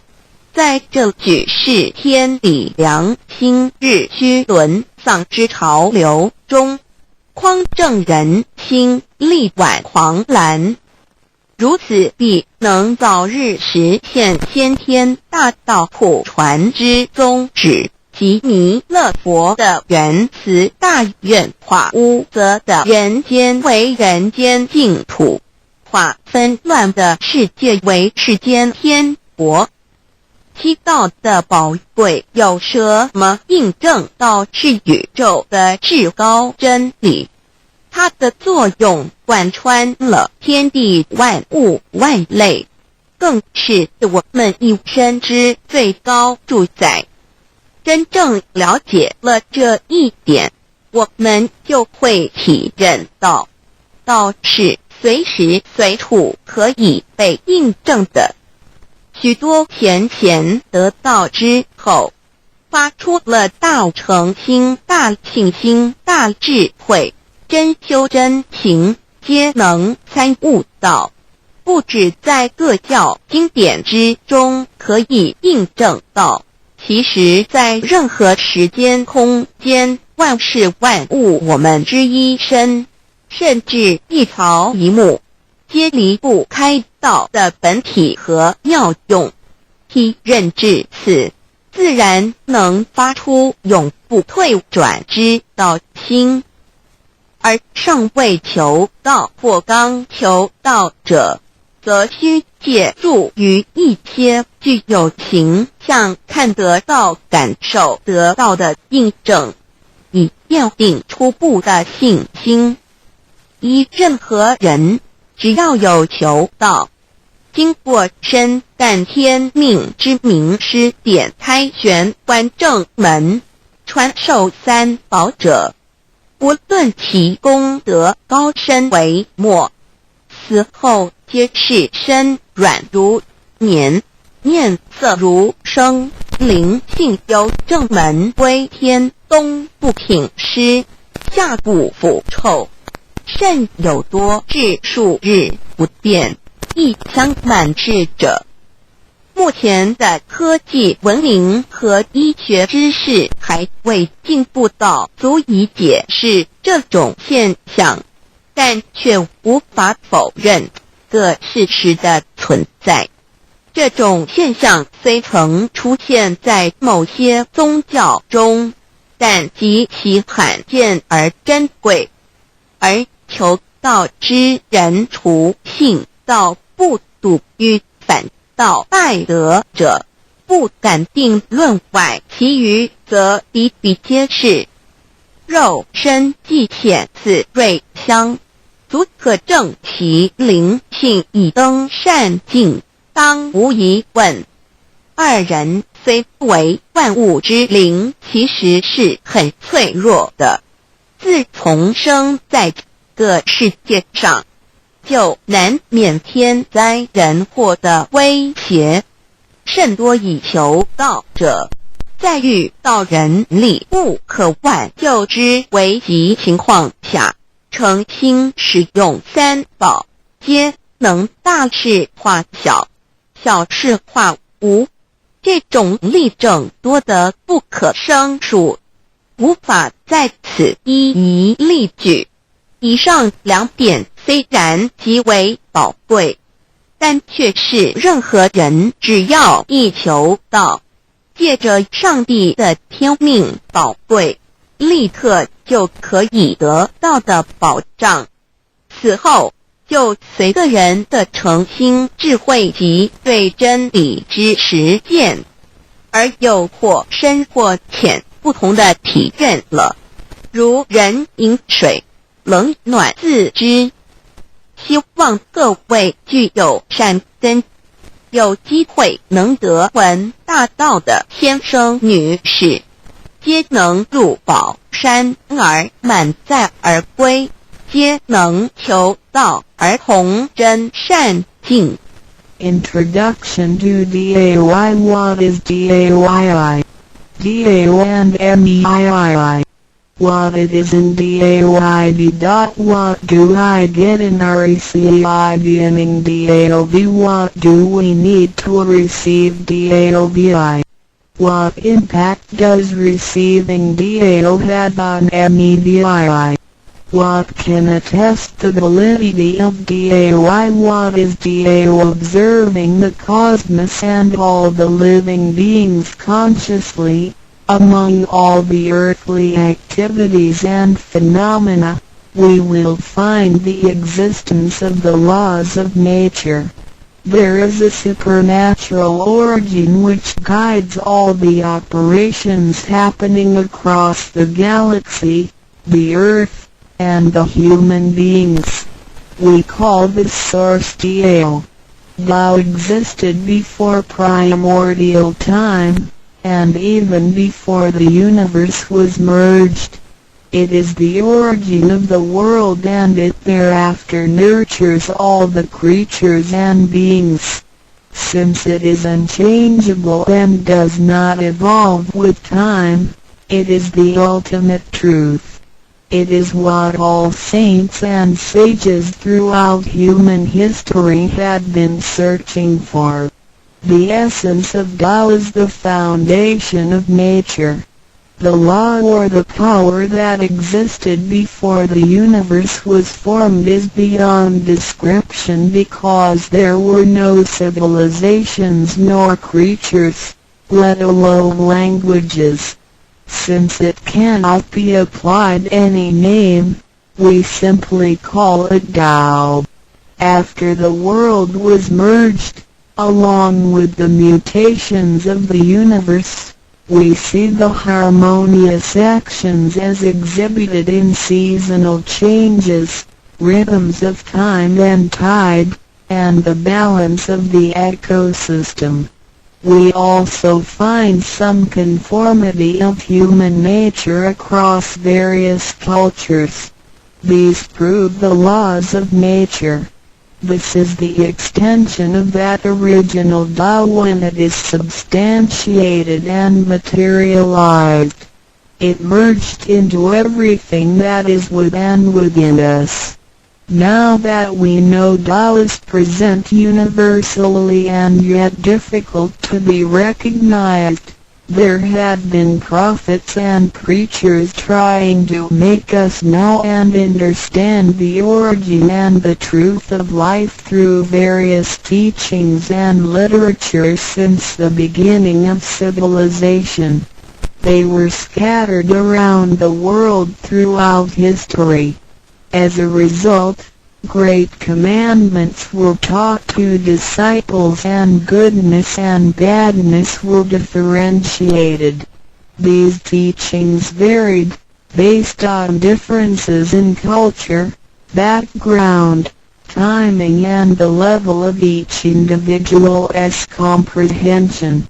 However, they all tried to express and transmit to their descendants this Creator and Chief of the universe. It is God, or what we call Tao. As we get to know it more and more, we will realize that the essence of Tao and its effect covers every existence without any exceptions. Tao is actually the headwaters of all religions. It embraces the essence of all the preaching and teachings, and yet, it is superior to the system of belief. It is the nature, the universe itself. Tao or God represents the highest authority and power of nature. It is also the headstream and superior to all. It is the unchangeable principle. Understanding Tao allows us not only to discover the center of all religious belief, but also to communicate with the origin and the highest power of nature. We will then be able to relate ourselves to the truth of the universe. To probe further, Tao existed before the formation of all, yet it was not anterior, which means that the creation was embedded in it. Tao emerges into the creation, yet is not posterior, which means that it is not thereafter limited. Among those created, however large, they can be measured, however small, they can be detected. It is only Tao that cannot be measured of its immensity nor detected of its existence. Therefore, it is larger than the largest and leaves nothing excluded, and yet it can be smaller than the smallest and leaves nothing not penetrated. It is ubiquitous. It merges into and governs all. It is in charge of the space, the earth, human beings, all the creatures, and all existences. It penetrates and regulates the entire universe. It is the source of all the scriptures, sutras, as well as dharmas. It encompasses all the religions, and it is what makes one a Buddha or a saint. It is the single chief of all. And, above all, it is in charge of each individual too. It is the divine self. This is the true meaning of Tao. We should get to know it this way and rediscover our own invaluable treasure. So, to practice Tao is to revive one's own conscience as well as everyone else's and to act upon it accordingly. Then, all people can be of one spirit, all nations can be in peace like a family, and the great harmony will come true. How precious Tao is! Tao and me. The significance of Tao is in its immensity and ubiquity. Its mightiness guides the universe to carry on with changing seasons and evolving creatures. The countless aspects of the natural phenomena seem so capricious and yet really in order and in cycles. This almighty being also resides in each of us. It is the divine self, the natural quality of a person. It enables us to see, to feel, to taste, to hear, and to move without learning. While we research the ultimate truth in the universe, we should turn in upon and see into ourselves to discover that divine self. We will find the rules that govern the universe also comply with the way we are. Tao is not something too far to reach, nor too mysterious to comprehend. It is nothing particular, but has to do with our daily lives. We cannot do without it. Every movement we make, in order to see, to touch, to feel and to think, is associated with Tao. Consider how many wonders are hidden in our body, how delicately our physical functions are carried out. For example, when we shake hands, the components involved would include the coordination of joints and muscles, the chemical reactions of energy, the transmission of information through nerve systems, and the actions occurring in our brain such as issuing orders, making judgments and analyzing situations. Even with the most advanced technology and the highest level of knowledge we have developed today, we cannot completely reconstruct such a function. Yet the ability to perform such a simple movement is there for all individuals, regardless of the level of a person's knowledge and his/her being a grown-up or a baby, a scholar or an illiterate. These are the kind of abilities we come equipped with naturally, without learning and being taught. It sits within us and is in charge of all. It is Tao, never diminishes nor inflates. Worldly knowledge acquired through learning can be forgotten. A gymnast can abandon his/her techniques and a musician can lose his/her skills without practicing. The essence of Tao and its extension are always in charge of the macro-universe, the nature, and the micro-universe, the human being's self. We are associated with it unconsciously since the first day. Because it encompasses the whole nature within us, we also call it native self. Tao is within and surrounding us. It needs not be worshipped nor debated over, because its existence is unconditional, regardless of race, color, nationality, religion or status. It is impartial and stays constant. In receiving Tao, we not only find the origin of the universe, but also the divine self.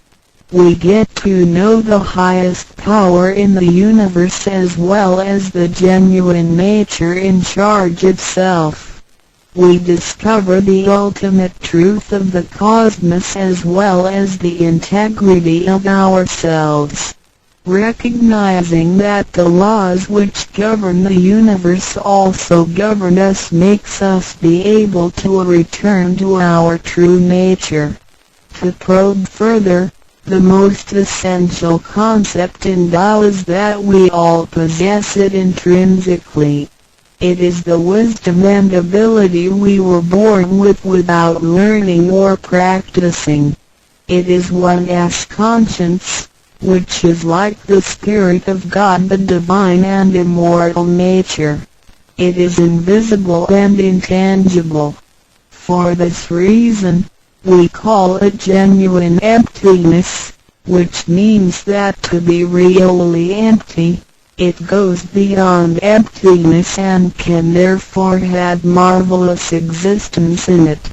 Marvelous existence is the foundation for the sky, the earth, human beings, all the creatures, and all existences.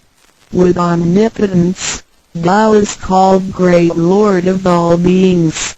This almighty being is not only in charge of the entire universe, but also in charge of oneself. So the proverb is, Tao is within self, which is the drive of all one's abilities. A physical body without Tao is useless. This is the treasure that we should all realize and fully explore. What it is indeed when we look around the world, we admire the miracles and wonders of nature. Countless things change and move simultaneously every second, and yet in order and in harmony. So do our bodies. Countless biochemical reactions and physical functions occur concurrently within our bodies. Without learning and thinking that comes subjectively, The thousands of activities that happen within us are the extension and action of Tao. And altogether, it is one single self. It functions naturally and automatically without the need for our intents to be involved. This is the effect of Tao within us. Tao is not only in control of the universe and nature, but also in charge of every human being in his/her own actions. In other words, it is the same source that governs us as well as everything else. Tao is invisible and intangible, but it has been working out its magic before day one. Thereafter, languages, cultures, religious scriptures, literature, and civilization were developed. They all originate from Tao functioning within us. People don't realize it is Tao that has been residing and working within us and have used soul to represent the confusing and yet irrefutable being. Because it is eternal and intangible, we also call it true self. This true self is the most abundant, brilliant, and imperishable being. Let us take a look at our tangible body and see if it can be the true self.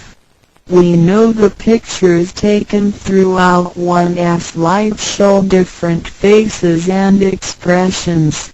We recognize people by face, but our looks change and are not permanent.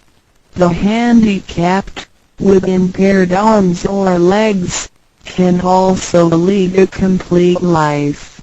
One with a transplanted animal heart is still a human being.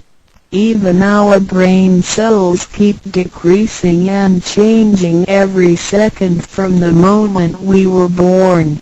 Therefore, the physical body is only the interim residence of the true self. Though it seems so real, solid and alive, it turns into dirt eventually. We call it false self because of its tentative and transient nature. By recognizing the difference between the true self and the false self, we understand the reason and importance for us to receive Tao. Luckily, we are given the opportunity of receiving Tao and learning the three treasures. The three treasures are straightforward yet profound. The meaning and details of them will be illustrated through the rite of receiving Tao. Here, we only discuss two issues. First, by receiving Tao, the true self gets plucked out. It leads to our conscience. Upon the time when material pursuance surpasses spiritual seeking, giving up the true self only makes us a walking corpse. In order to fulfill and satisfy the sensational desires of the false self, we may commit wrongdoings and harm others, eventually creating troubles for ourselves. Our inner conscience is identified and enlightened by receiving Tao. Thus, the body gets to work with the spirit in a mutually beneficial and harmonious way, making our lives joyful and meaningful. Second, by receiving Tao, the front door or main gate of our bodies gets opened. It leads us to conscience, mercy and wisdom. When we leave a house, we leave through the front door. If the front door is locked, we may have to leave through the back door, or even by breaking the window or jumping off the balcony.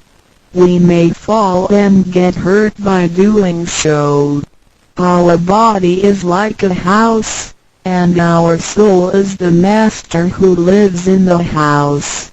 One day, when the body is aged and depleted and the soul has to leave, we can imagine its horror if it cannot leave through the correct exit. This is the pain and discomfort human beings experience at the coming of death and after death.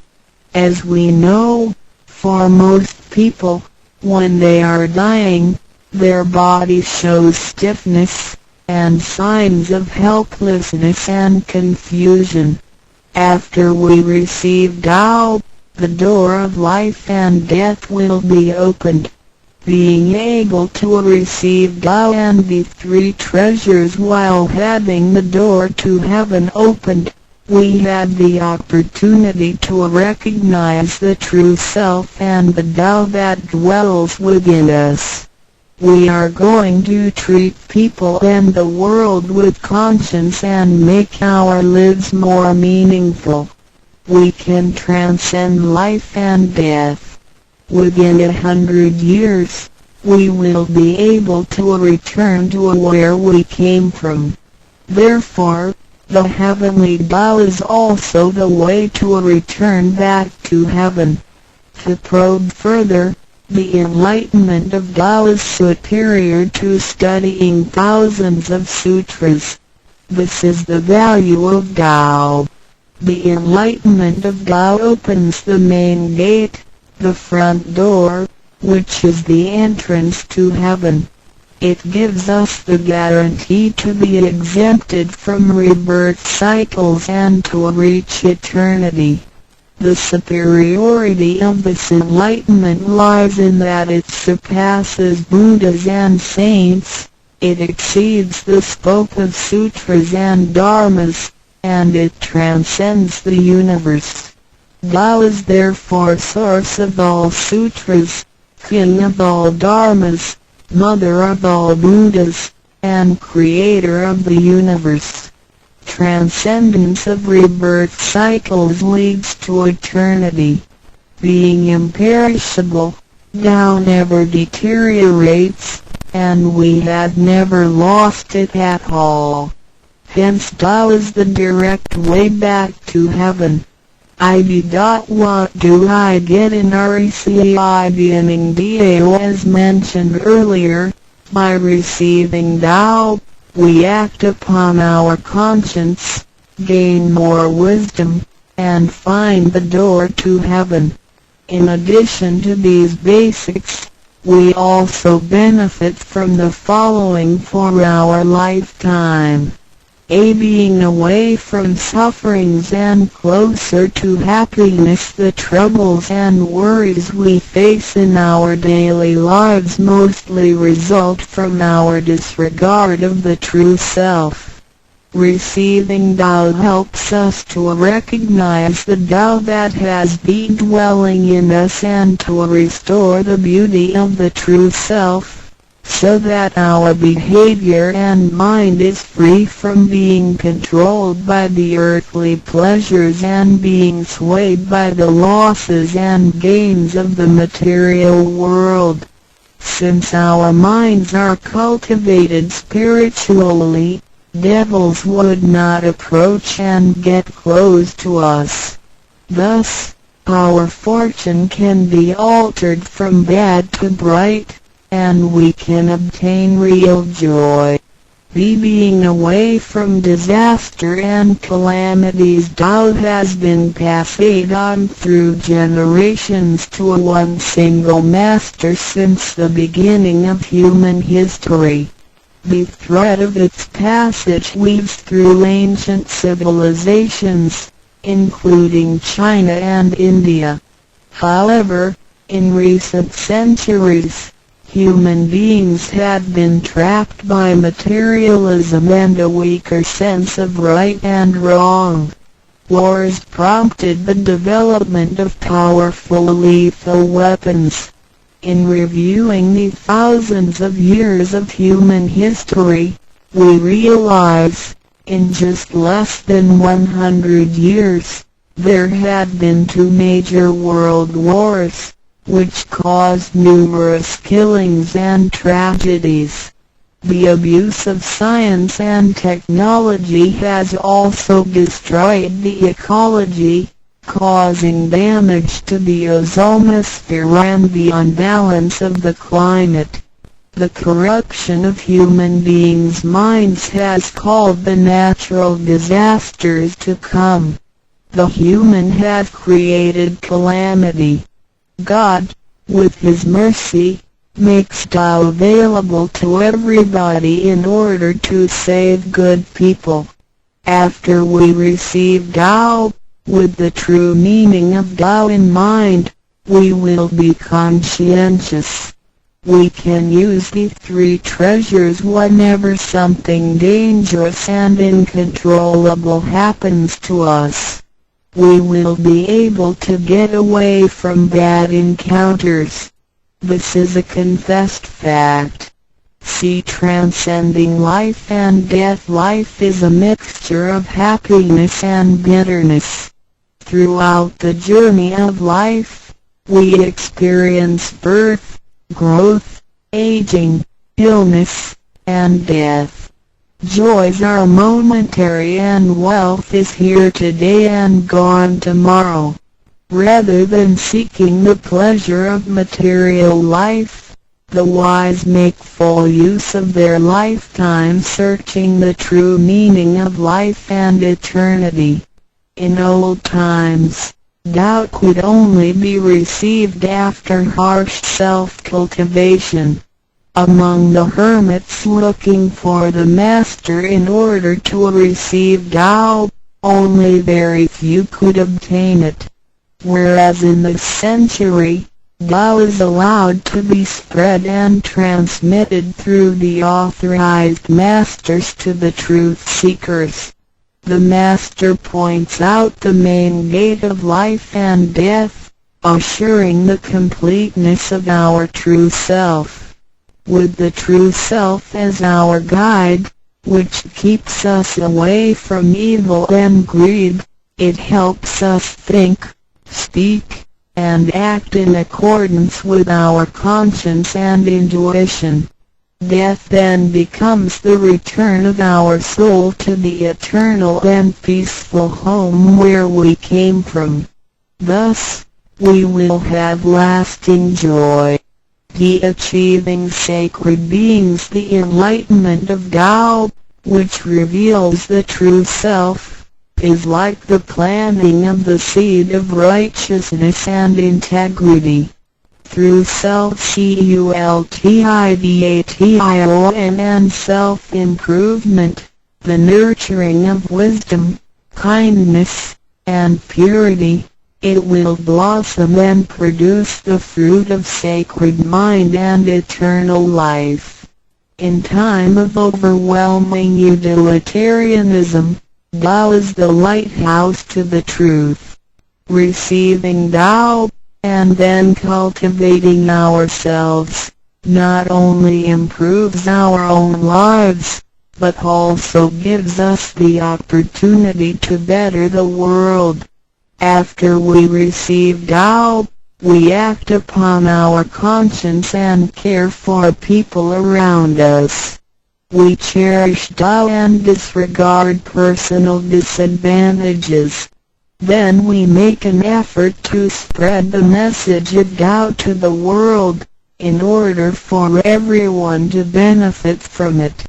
We are devoting ourselves to the work of God, and certainly will achieve spiritual perfection in both this world and the world after life. To probe further, the supremacy of Tao is based on the heavenly decree of God, by which Grand Masters can perform the passage of Tao. The enlightenment of Tao from Grand Masters directly opens the main gate of our bodies, which revives our divine nature. It reveals that heaven is not beyond oneself. Instead, One's true self merges into the entire universe. This is the supremacy of Tao. 1. With the heavenly decree, the enlightenment of Tao is extremely profound and marvelous. It cannot be completely expressed by any words of languages. It is not recorded on any scriptures or sutras. It cannot be described by preaching, nor can it be acquired by human intelligence, nor derived from knowledge and experience, nor achieved from gifted talents.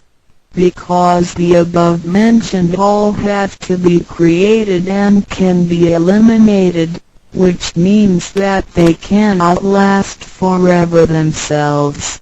They all bear partiality and cannot be applied universally. Hence, they cannot surpass life cycles, nor can they reach eternity. 2. The wonder of the effects and omnipotence of Tao is beyond words. It is the wisdom that does not come from learning. It is what we acquire from God and possess intrinsically. It is the same divine heart before the creation of the universe. It is conscience, the holy heart. It is the divine and immortal nature, the Spirit of God. 3. Tao is too marvelous to be described. It makes us know without learning and function without practicing. It is a prior wisdom, perception, potency, and ability. It is not constrained by words or languages. It functions without thinking, intents, or even actions. However, it can create the sky, the world, the human, all beings, and all existences. All these, after being created, still cannot carry on without Tao even for one moment. Tao is therefore called Great Lord of all beings. 4. Without Tao, the stars and planets in the sky wouldn't he had been in order. The sun and the moon couldn't he had illuminated or revolved properly. Then the yin-yang energies wouldn't he had circulated, and, as a result, this world wouldn't he had been suitable for all of us to live in. 5. Without Tao, the 5 primary elements of the earth, metal, wood, water, fire, and soil, wouldn't he had been balanced and complemented one another, which could have put the entire world in chaos. Mountains would have collapsed, lands would have cracked, and oceans would have dried up. Likewise, this world wouldn't he have been an environment for us to live in. 6. Without Tao, we, human beings, wouldn't he have been able to walk, to see, to hear, to speak, or to move. Our physical bodies would deteriorate quickly into a pile of soil in 100 days. 7. If one really comprehends the effects and omnipotence of Tao, and can practice accordingly and persistently, one can communicate with and be united with God. This is the absolute truth. It is a glory and marvel beyond description. Therefore, it not after death that one becomes a Buddha. It is when one is still alive that one achieves being a Buddha. And to be a Buddha is to revive and hold on to one's divine and original nature. This is what we benefit from attaining and practicing Tao. What do we need to receive Tao? We had discussed the many benefits we obtain after receiving Tao. Some would wonder why there is so much given to us. Of course, we should realize it comes from God's grace toward human beings. This allows Tao to be spread around the world, especially at the approaching of the worldwide calamity. People with merit and conscientious mind will have had the opportunity of learning about Tao and the way back to heaven. It always holds true that people who had the fortune of receiving Tao are derived from the tree of righteous ancestors. In addition, during the passage of Tao, it is required that we make promises to God that, after we receive Tao, we will keep in mind the true meaning of Tao and put it into action in our daily life. What we speak and what we do will all be based on our conscience. After we receive Tao, we offer help to those in need of it, and do our best to indicate Tao to more people so that they can all benefit from the grace of God. After we attain these three treasures, we promise not to tell them to any other person. The three treasures can only be transmitted through authorized masters in front of God. If we reveal them to any person, they become invalid to the person, and we also defy the heavenly decree. All the promises required are reasonable and achievable. It goes with our nature. If we practice and keep the promises, we will be able to become a wiser and a better person. We will become merciful, and nurture the good seed of Tao planted in our mind. One last thing to mention is that one of the reasons we are able to receive Tao is due to the good deeds of our ancestors. Therefore, as we persistently practice Tao, our ancestors will also benefit from it, and so will our descendants.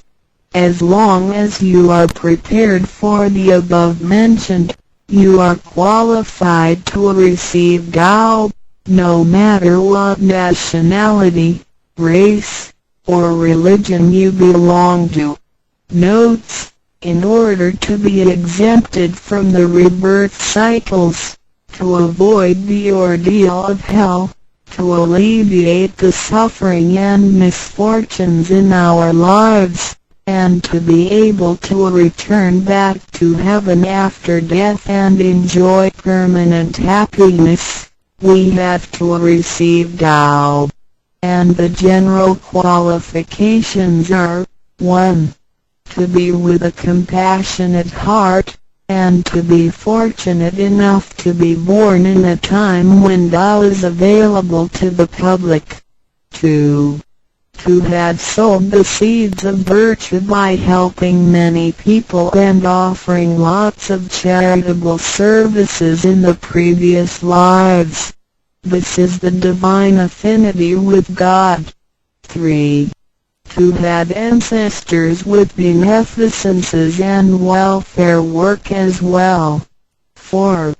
To meet the introducer and guarantor who indicate the way to attain Tao to me. It is very likely that, in the previous lives, we did charitable services together, or we cultivated together in the same religion.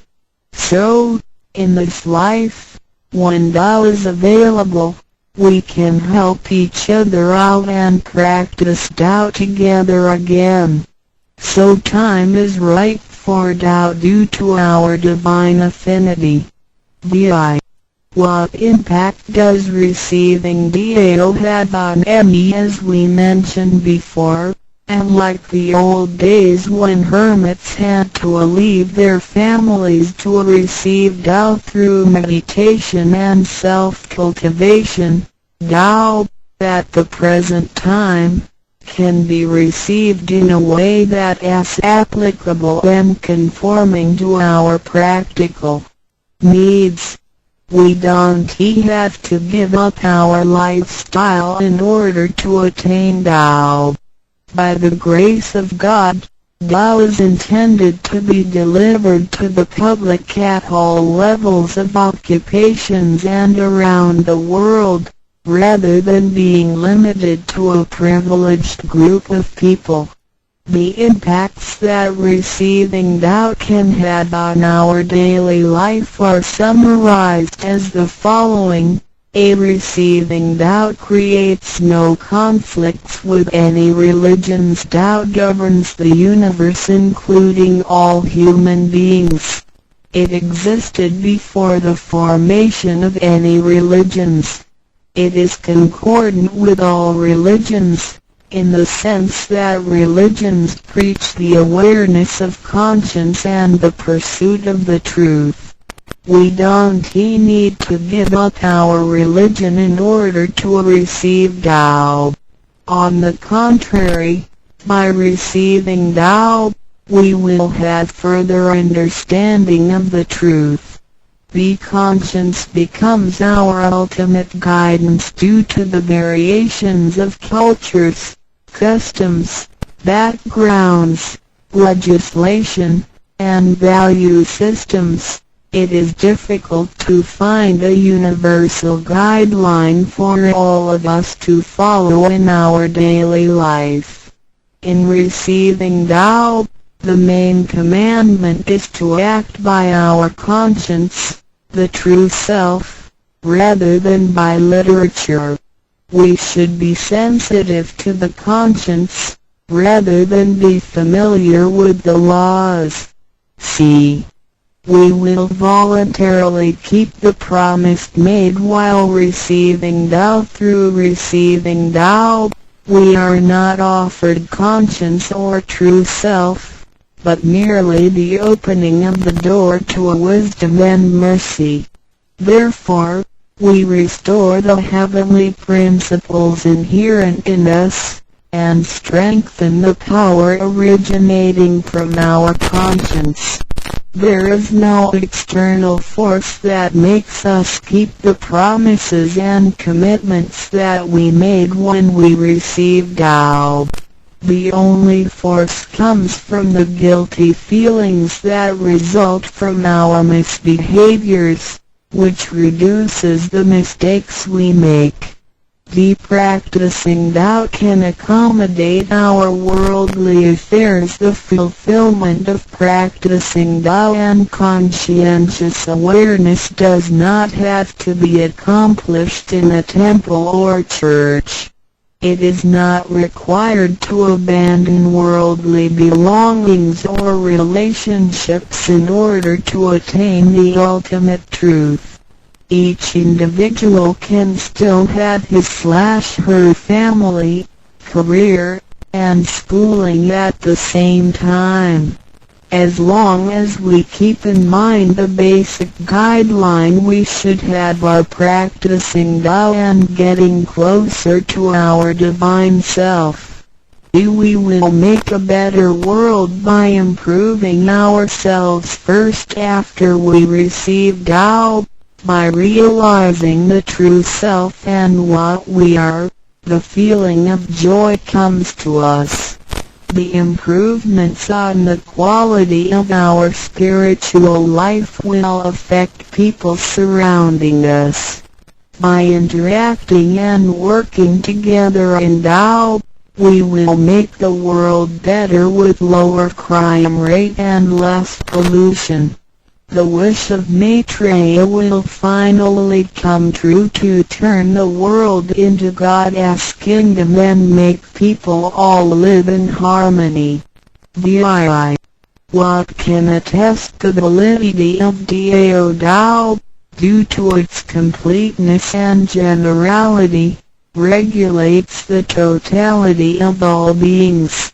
Many people, after receiving Tao, with their wisdom, faith, and devotion, realize that Tao is the fundamental principle that governs all things. They comprehend the truth of the universe not only through literature, but also through daily living and nature. Their faith in Tao becomes strengthened and they move forward in their spiritual life. However, for people who haven't or just received Tao, Tao can be confirmed through revelations. Anyone who has received Tao with the front door open shall die peacefully. One proof of this is that for those who have received Tao and died, their bodies remain soft and their faces vivid. Since the soul leaves the body through the correct exit, the corpse can actually remain uncorroded for a few days. With the most advanced modern science and technology, it is still difficult to explain this phenomenon. However, it is a fact that cannot be denied. This has happened before in some religions, but very rarely. For people who have received Tao, this kind of testimony is ubiquitous, unless they had committed serious sins and corrupted their own mind. This can prove the soul has reached an ultimate harmony. Being the superintendent of the things on earth, human beings are nonetheless weak. Since birth, we are subject to unpredictable accidents and natural disasters. There have been many people who encountered danger, used the three treasures with faith, and got away from the danger or reduced the damage to the minimum. Testimonies of this kind are numerous. The above two mentioned are rarely heard of and difficult to believe, but they are the immediate security given by God once a person has received Tao. Thereafter, with each individual's faith, wisdom, and the accumulation of good deeds, one will come to know the truth more and more. It is up to you to experience the value of this treasure. I hope you will have the opportunity to receive Tao, experience it in your life, achieve ultimate perfection, and realize eternity. 认识老母娘天上帝是否存在？天古人认为天是有情感能思想的存在者。孔子说过，或罪于天，无所导也。所作所为得罪了上天，有违天理，那么祈祷再多也是没有用的。于所否者，天厌之，做了违背良心的事情，上天就会唾弃我为乎。为天为大啊，只有天最高大。天，孔子、孟子思想中，天似乎也是能安排一切的主宰。孟子也说过，天将降大任于斯人也，必先苦其心志，劳其筋骨，饿其体肤，空乏其身，情拂乱其所为，所以动心忍性，增益其所不能。道大道无形，生育天地；大道无形，运行日月；大道无名，掌养万物。无不知其名，想名曰道。清净经有一位真神，自从造天地以来，神的永能与神性是明明可知的，实际是眼不能见，但借着所造之物就可以晓得，叫人无可推诿。罗马书第1章第20节，我们要如何向人证明真正有一位上帝的存在？虽然上帝的存在不需要也不可能用人的方法来证明，但是很多人都不由自主地相信宇宙当中必然有一位冥冥中的主宰。在我们生活经验中，当我们尽了所有的努力，常常会带着期望说谋事在人，成事在天，生死有命，富贵在天。当事情不太顺利时，我们也常安慰自己说天无绝人之路，若事情已经绝望了，我们只好叹息天不从人愿。最后事情若起死回生时，我们会高兴地说天理昭昭，老天有眼，有一位真神上帝，看不见的并不表示就不存在。如空中有许多电波承载着美妙的音乐影像，虽然看不见电波，只要能借着适合的方法收音机电视，我们不但能知道电波的存在，而且能与这些电波有正确的接触。上帝虽然是我们肉眼所不能见，但借着他所创造的浩瀚宇宙和微妙自然，我们就能知道有一位真上帝，万物的创始者，有一位真神太初有道，道与神同在，道就是神，这道太初与神同在。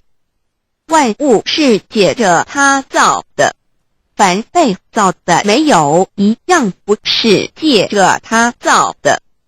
新约约翰福音1:13，圣经创世纪1.01分 5 General 1:1 起初神创造天地， General 1:2 地是空虚混沌渊面黑暗，神的灵运行在水面上。 General 1:3 神说要有光，就有了光。 General 1:4 神看光是好的，就把光暗分开了。 General 1:5 神称光为昼，称暗为夜，有晚上，有早晨，这是头一日。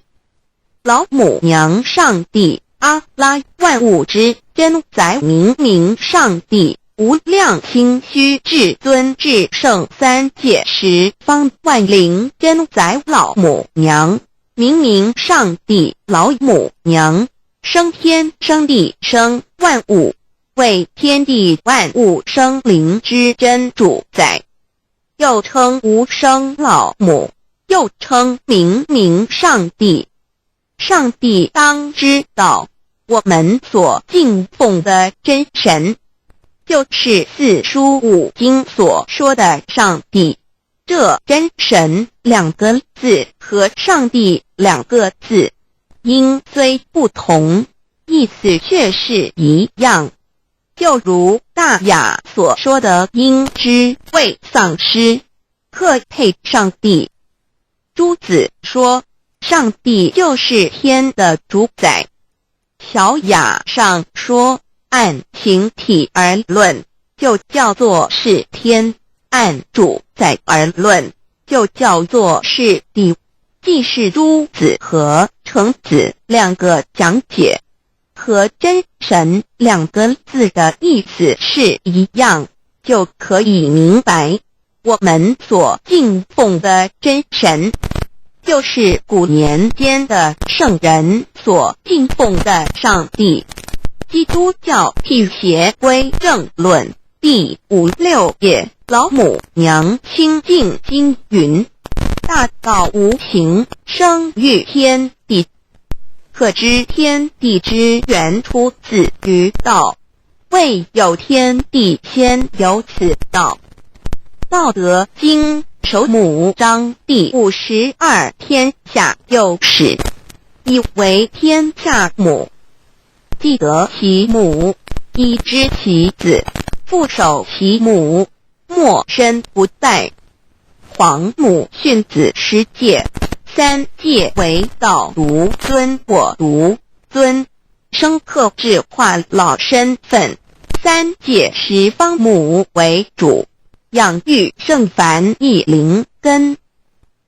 道生一，一生二，二生三，三生万物。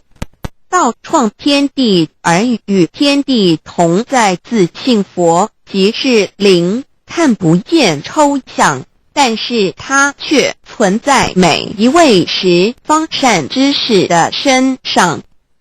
所谓道化成肉身，住在我们中间。天主佛与自性佛主耶稣对父神说：正如你父在我里面，我也在你里面，使他们也在我们里面。约翰17:21，道德经混成章第25，有物混成，先天地生，即七辽息，独立而不殆，周行而不殆，可以为天地母。吾不知其名，自之曰道，强为之名曰大。大曰始，始曰远，远曰反。故道大，天大，地大，人亦大。欲中有四大，而人居其一焉。人法地，地法天，天法道，道法自然。大万军之耶和华说：从日出之地到日落之处，我的名在外邦中必尊为大。在各处人必奉我的名烧香马拉基书111，老子曰：道大，天大，地大，人亦大。道德经混成章第25，皇母老母娘，即是无极老母，无极老祖，无生老母。皇母天父，天上的父，耶和华万军之耶和华神，上帝真神，阿拉真神主，真主造物主，为皇上帝，明上帝道真理。老母娘慈训明灵义电光，上帝赐而珍宝藏无量，慈怀传一旨，清虚大化，救援皇至尊，无上威灵力，至圣心法，复贤良三界法，与慈云布十方，共沐朝母娘，万灵归根乐欢喜，真载无为居天堂，老母娘上帝，阿拉万物之真载，明上帝，无量清虚至尊至圣三界十方万灵真载，一点明上帝圣号之意，以明是代表先天纯阳光明本性，所以明不为是超越现象界的明，且是内在的明。超越现象界的明为天命，内在的明为人具足的本性良知。上帝即宇宙的最高主宰，他是诸天神圣三世诸神之本，也是宇宙唯一至尊的神。他不但是灵性之根源，也是创造宇宙生育天地运行日月长养万物的大主宰。在人而言，亦如无人本具之本性良知，如帝尧之大仁，虞舜之道小，夏禹之大功，文王之道德，周公之大才，老子之感应，孔子之忠恕，释迦之能静，耶稣之博爱，穆圣之清真，观音之道慈，世子之喜舍，文殊之大智，普贤之大行，弥陀之平直，关圣之刚正，纯阳之虚明，五目之精中，等十方众圣，三世诸佛，一切奥义妙理，无量智慧功德，神通妙用，全是由上帝的性体中流露出来的。上帝的性体尽虚空遍法界，我们所看到的一切，所看不到的一切，全是上帝所变现的，所以我们时时刻刻都是与上帝同在的。上帝的灵光大而无极，范围天地，小而无内，细入无间。凡是日月星辰，江海井泉，白云彩虹，雨露霜雪，一花一木，一草一蛋，宇宙森罗万象，全在上帝的性海中。无量心虚形容明明上帝是无量智慧之根本，无量妙行之本处，无量功德之源头，是真空妙有，虚灵不灭的。至尊至圣是尊崇其位为至尊至贵，至高无上的，敬奉其德是圆融完美无缺的。三界十方，三界是指欲界、色界、无色界。十方指东西南北东南西北东北西南上下，表上帝的性体尽虚空遍法界无所不在。 X 三界28天图万灵真，在说明上帝的圣灵大而无极，范围天地，小而无内，细入无间，为万有之本源，外化的真主宰。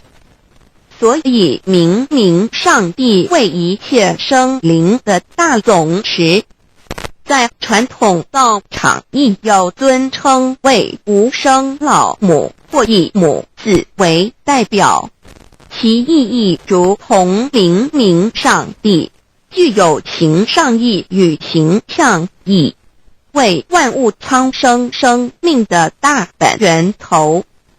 三界十方万灵真，在至尊至圣无量心虚言其本体，尊崇其位，敬奉其德，载主其尊，用在万灵，便不恒用在不言为范其及形容其大，说明其相明明上帝母字与母同音同义，字形与不母字相近。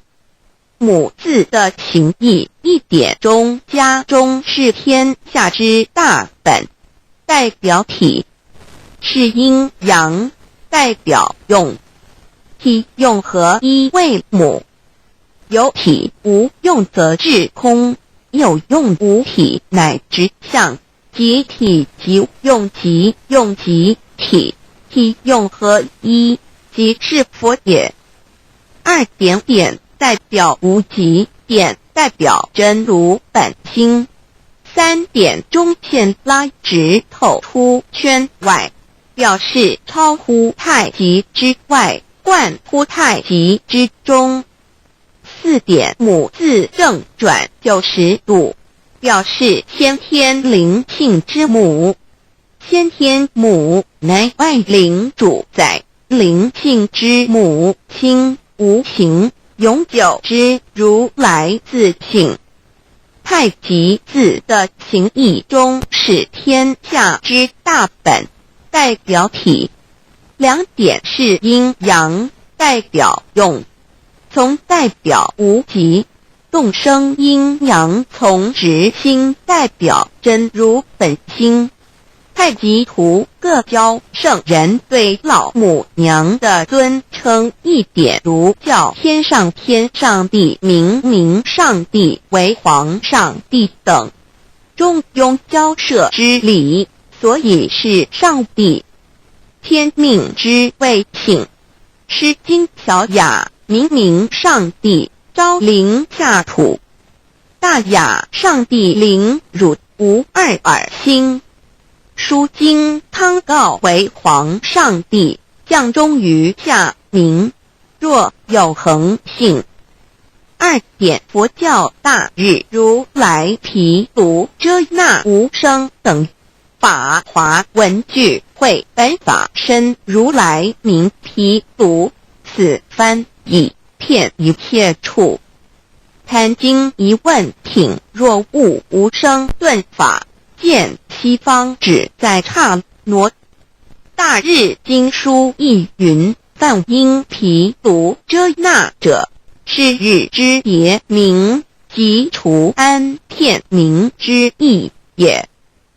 同16曰所谓毗卢那者，日也。如世间之日，能除一切暗明，而生长一切万物，成一切众生是也。今法身如来亦复如是，不以为喻也。3点道教无道无极天尊等。道德经有物混成，先天地生，即七辽息，独立而不改，周行而不殆，可以为天下母。吾不知其名，自之曰道。天下万物生于有，有生于无。4点也叫真神、耶和华天主、天父上帝等。圣经创世纪，上帝照自己的形象创造了人。5点回教阿拉真主。乌克兰经卷一奉大人大慈真主之名。6点先天大道无生老母明上帝无量清虚至尊至圣三界十方万灵真宰。真主古兰经，如果你问他们谁创造了天地，制服了日月，他们必定说真主296亿。如果你问他们谁从云中降下雨水而借雨水使已死的大地复活呢，他们必定说真主2963。真主古兰经，他是真主，是独一的主。112真主是万物所仰赖的。1122他不生，也不被生。1123没有任何物可以与他匹敌。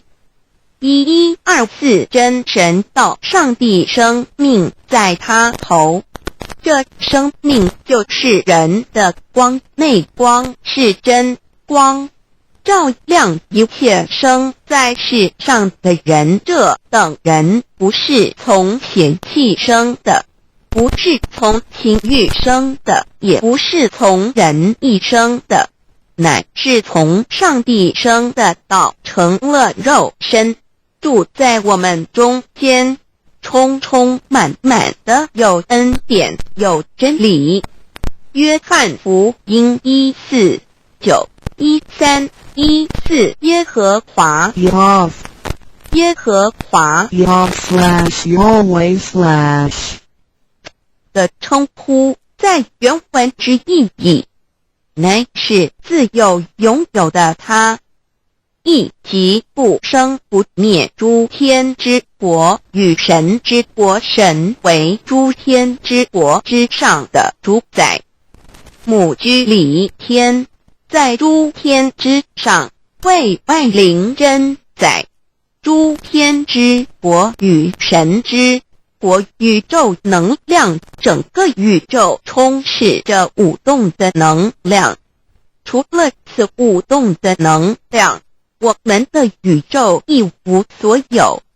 在某个时间点，这些能量分成许多有知觉的能量与无知觉的能量，从而有一分为二，就对立。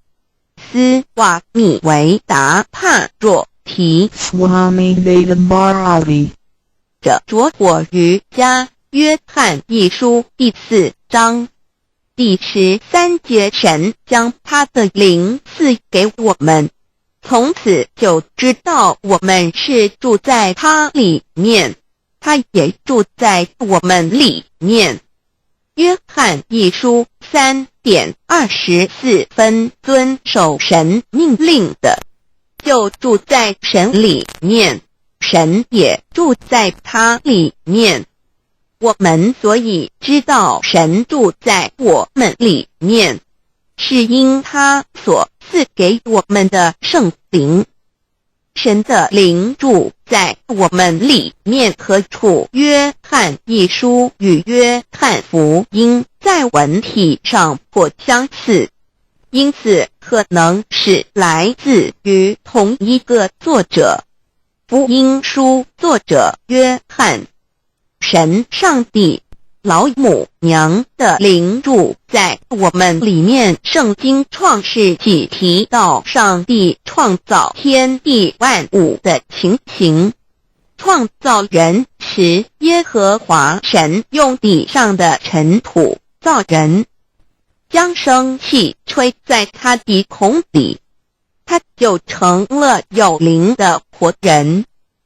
创世纪275教阐到佛家所言正法掩藏灵山柳之净瓶主人翁真主人真如等等，儒家所言大学之道三人之行天命等等，道家所言古神荼毒玄牝众妙之门等等，回教所言阿米木两木米木回回之地等等，基督教言十字架用火施洗窄门等等。对于以上所谈之名词，没有求道的人是无法体悟的，所以说摸得着根的成佛祖，摸不着根的瞎修行而道，就是万教所要找的根。个根如没有经活佛师尊名师指点，是无法找到的。可见求道的重要。经典印证亦无有正法掩藏，涅盘妙心实相无相为妙法门，不立文字，教外别传。二佛在灵山莫远求，灵山只在汝心头，人人有个灵山塔，好像灵山塔下修。正法密传世尊在灵山会上拈花示众，是时众皆默然，唯迦摄尊者破颜为笑。世尊曰：无有正法掩藏，涅盘妙心实相无相为妙法门，不立文字，教外别传。复主摩诃迦摄。世尊至多子塔前，命摩诃迦摄分作令作，以僧伽梨为之。遂告曰：无以正法掩藏，逆复于汝汝当护持。五灯会元卷一七佛释迦牟尼佛著僧协离比丘3之一，华译为众句11，又称为大一，由9条至25条制成，是作大法会，或是见国家元首重臣时所穿的。正法密传会能及会祖义。3无度事，足以袈裟遮为，不令人见。为说金刚经，至因无所住而生其心，会能言下大悟一切万法不离自性，遂起祖言和其自性本自清净和其自性本不生灭和其自性本自具足和其自性本无动摇和其自性能生万法组之物本性。谓会能曰不是本心，学法无益。若是自本心，见自本性，即名丈夫天人师佛。The lamp of the body is the eye. The lamp of the body is the eye. If therefore your eye is good, your whole body will be full of light. 马太福音第6章22，眼睛就是身上的灯。你的眼睛若了亮，全身就光明。台中国际机电会中华民国总会2001中英对照圣经新约全书 The Holy Bible New Testament Chinese and English Bilingual Edition. 窄门圣经马太福音第7章1-3 Enter by the narrow gate, for wide is the gate and broad is the way that leads to destruction, and there are many who go in by it. 你们要进窄门，因为引到灭亡。那门是宽的，路是大的，进去的人也多。台中国际机电会中华民国总会2001中英对照圣经新约全书 The Holy Bible New Testament Chinese and English Bilingual Edition. 窄门圣经马太福音第7章1-4 Because narrow is the gate and difficult is the way which leads to life, and there are few who find it. 因到永生，那门是窄的，路是小的，找到的人也少。台中国际机电会中华民国总会2001中英对照圣经新约全书 The Holy Bible New Testament Chinese and English Bilingual Edition 048L. 佛家言不走正门，进入4生6道。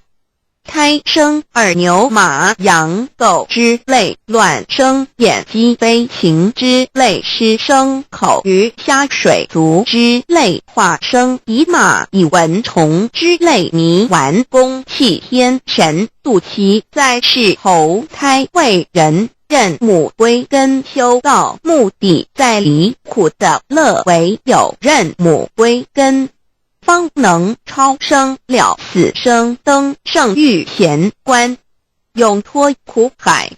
母自垂武，教皇母慈是这恩师，一指点杀身难报，重如山恩似海，实际心怀若不受师指点，怎能脱苦？又怎能了生死？不受好灾，上超祖，下引孙，全凭师力，各应当报大恩。尊师安排皇母10届，第7届五教圣人提出了诚恳的呼吁，一点穆罕默德可兰经文难了死，肃拜真师反饶西2点耶稣基督圣经空是玄真义，赞美诗词作高歌3点太上老君道德5前卫严谨，肃拜工厂早归根4点释迦牟尼真空非空法非法，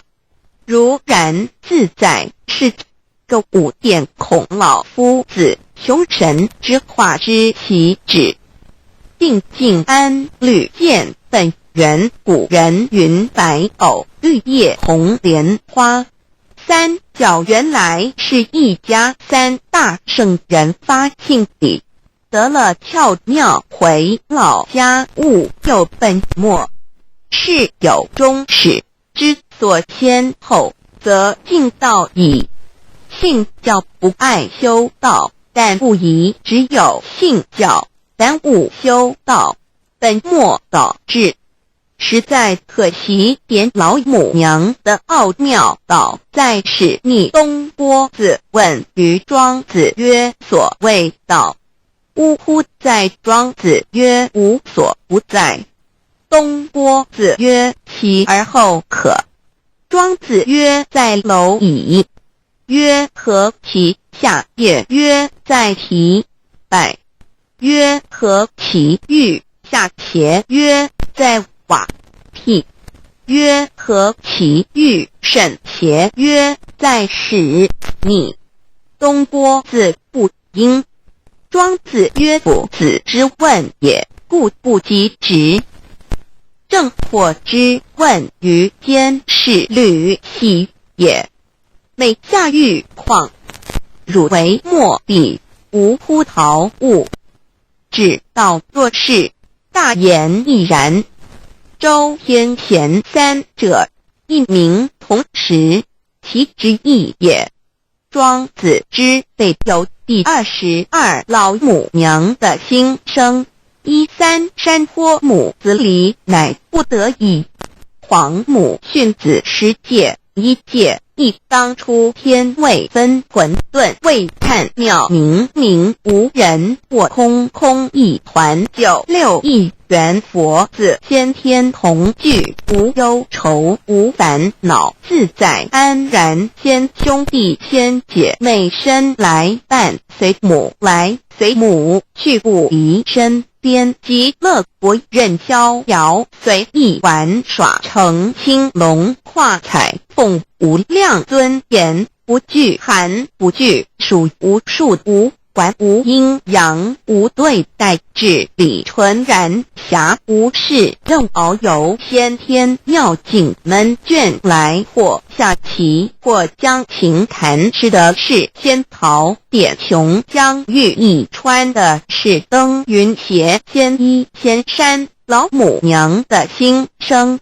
2论无极为圣欲至善宝，静静而应通，万法万类根源，自从那教子会气数以道为母，我命七佛治理坤乾，万八在气数并天使成就，又待至丑会满地是完全清气，升为天盘布至星斗浊气，降凝为地土海山川，至明会天地交日月和照会阴阳和阴晕，万类生全，此即是先天妙开辟之本，无极静态及动黄及坤乾老母娘的心声。3道即理比即道虚灵之妙道生一生二又生3，一本散万书哉，自无入有其奥妙，是神天意难尽言，天即成地即立，万物其北东土，无人焉，缺少女男，纳10节为母，我无奈之处，方舍我96子西降凡间屡次的差援佛东土，而下来一次反一次，不肯至，凡无奈何为母，我造下且就三山坡洪罪了菩萨。佛南设一个大仙池，其来洗澡，趁机会先衣邪收回礼天众佛，自救醒来，不见母面，又不见仙衣邪，可在哪边老母娘的心声？四为娘我悲痛泪源自呼唤耳众等宿东奔莫要在脸，如若是仙衣邪教与尔等耳，哪个亦不肯在世至凡折树枝和树叶，遮寒地冷饿了失踪国子，可引心泉众佛子，如要回悲哀悲叹，问母我至何时方把家还？母言答三期末，打开普度清烧书清寂性清度佛缘，降道乃为救良善，降劫乃为收恶煞，血泪以于叹子归，须用真心体会老母娘的心声，莫结识其把握经现效圣法前，不为考验坚守愿解共赴龙华，极乐国任逍遥随意玩耍，乘青龙跨彩凤，无量尊严在里天极乐之天国里，任意逍遥游玩，随意玩耍，乘其青龙，化作彩色凤凰，任意去来，显现无量尊贵与庄严，不惧寒，不惧暑，无数无管，无阴阳，无对待，至理纯然理天，无寒暑冷热，总是恰是温度，无拘无束，亦无阴阳之对待，只有纯然一环理气。理天以跳脱一切阴阳对待，故无阴阳寒暑之分别对待，自性至理纯然，通达无碍，故无束无管，暇无事，任遨游先天妙境门卷来，或下棋，或将琴弹弦，暇无事则任意遨游，观赏先天美妙景致，或下棋娱乐，或弹琴消遣。理天之境无闷倦之事，举凡一切活动皆随心之所至，意之所乐而为之。吃的是仙桃果琼浆玉一，穿的是穿云鞋仙衣仙衫，吃的是仙桃仙果，喝的是琼浆玉一，穿的是仙衣仙鞋。仙桃果蟠桃之果实，亦称仙桃。蟠桃实洲际东海有山名度所山，上有大桃树，盘曲3000里，曰蟠木。武帝内传7月7日，西王母降一仙桃4颗与地，第10折收其壳，欲种之。母曰：此桃3000年一时，中下地薄，种之不生。帝乃止。论无极为圣欲至善宝净净而因空万化万类根源理天是至善宝地，是无极的境界，至圣之疆域。此地至虚至境感而遂通万物之造化，是一切万物之根源所在。自从那教子会气数以道为母，我命七佛治理坤乾1元12，会子会开天丑，会替地寅，会生人卯，会辰会巳，会午，会未，会申，会人灭酉，会地灭虚会天灭害会混沌美会各10800年，1元共129600年。七佛治世，三佛收元七佛治世，南方是爱佛6000年，北方生玉佛4800年，即10800年。卯会东方甲三春佛3720年，西方有长庚佛7080年，即10800年。辰会西北方空谷佛5284年，东南方龙野佛5516年，即10800年。四会东北方祭天佛5800年，伏羲是代理佛500年，即6300年。五会中三佛收元燃灯古佛青阳旗，掌天盘。莲慈会释迦文佛红阳旗，掌天盘。灵山会弥勒古佛白羊旗，掌天盘。龙华会万八在气数足天使成就，又带指丑会满地是完全子会开天10800年，天成就丑会譬地10800年，地完全智慧会数景，智是圆满。母会元灵收回，又会灭地，虚会灭天，海会重回混沌星气，生为天盘部至星斗浊气，讲名为地土百山川星星之气，上升则为天。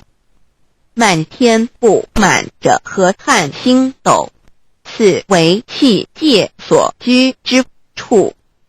重浊之气下降则为地，大地为重浊之气所凝结而成，形成了湖海山川，此为象界所居之处。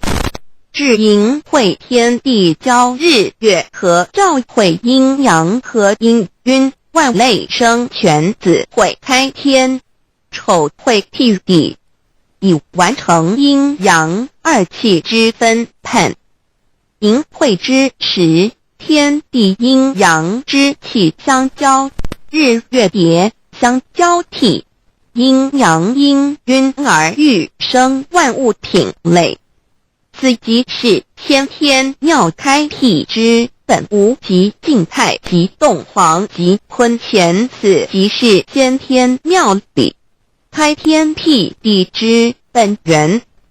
无极主静，属理天；太极主动，属气天；黄极主化，属象天。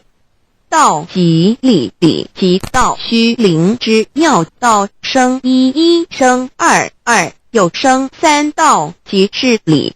理即是道，至虚至灵，万物本源之奥妙运用。道本虚灵，能生一，一能生二，二能生三，三能生万物。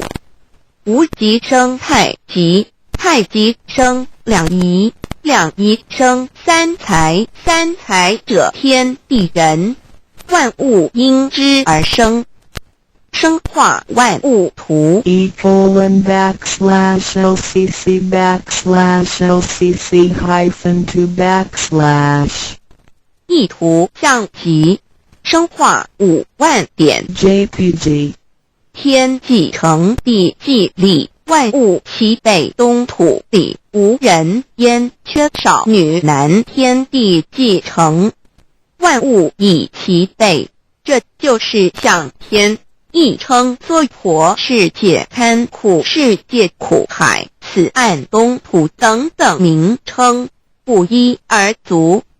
这世界被创立之后，尚无人焉，缺少男女，整个世界乏人管理统治，那时结为母，我无奈之处，方舍我9、6子7降凡间。由于天地有定数，子会开天，丑会替地，寅会需要有人降生，时机已至，老母娘亦有无奈之处，才舍下皇母之9、6元胎佛子，以其降临凡间，接受种种历练，屡次的差援佛东土，而下来一次反一次不肯至凡，于是老母娘每次差遣援佛子下凡降临东土，每来一次又回去一次，就是不肯留下来治理凡间东土。无奈何为我造下血93山坡红罪了菩萨佛，身在无可奈何之下，老母娘只好造下铁酒，在3山坡红罪了原本就是佛菩萨的原胎佛子，设一个大仙池其来洗澡，趁机会先衣邪收回礼天。老母娘还设一个大仙池，好让大家一起来洗澡，趁机会将大家的仙衣仙鞋都收回礼天。众佛子就醒来，不见母面，又不见仙衣鞋可在哪边。众佛子就醒之后，却见不到老母娘，又不见仙衣仙鞋，为娘我悲痛泪源自呼唤耳。众等速东奔，莫要再敛老母娘，因为要与众原胎佛子分离，故而心中感到悲痛而流泪，并且呼唤众佛子速速往东土而去，千万别再留恋于礼天之舒适自在。如若是仙衣鞋交与尔等儿，哪个亦不肯再是临凡老母娘。若把仙衣仙鞋交给原胎佛子，则又没有一个肯降临凡间留下来治理世界。这树枝和树叶遮寒地冷饿了失踪国子，可引星全到了凡间。若天气寒冷，就折些树枝和树叶来遮盖身体，以御寒地冷。若肚子饿了，就取松子果子吃；口渴了，就取清凉泉水喝。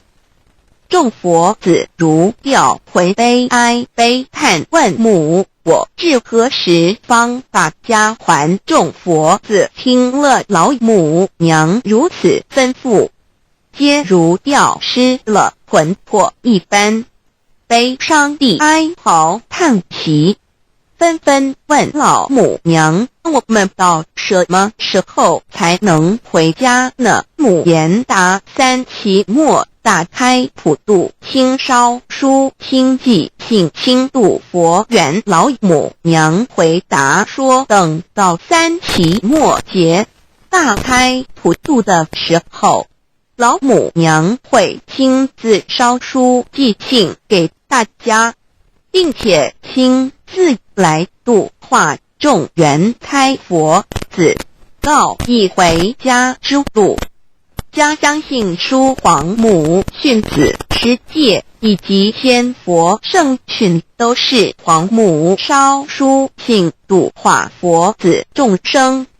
众儿女心由一悲生大放为母，我且合同父语。皇元听了老母娘的话语，众原胎佛子心中有存惊疑，悲伤地放声大哭。老母娘见众佛子如此惊疑悲痛，于是写下了合同给众元佛子，以作为将来回天之凭证。求道时的合同皆是凭证。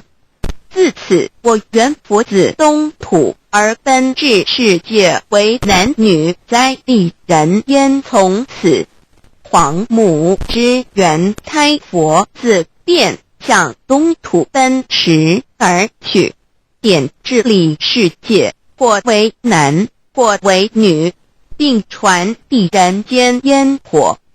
母子分各东西，好不难过。自此，我众佛子受尽熬尖子，各分东西，令老母娘内心好难过。而众佛子自此以后却受尽无限的折磨与煎熬。唐帝白骨风师名利图煎熬，安的咸鱼不。至今时区只算6万年，载每想而在世苦，母亲难安。自三山托一别到现在，区只算来已有6万年了。自寅会生人以来，至今未知出，已将近6万年时光。每每想起众佛子在世间受苦受难，黄母内心就难以安舒。一别千古，一别6万多年。今时下运也至为母降道差三佛半末，后普度收圆。现在时运已经到了，为换回在世间受苦的元佛子，老母娘降下了大道，指引众生回天之路，并差遣三佛办理末后一着的普度收圆。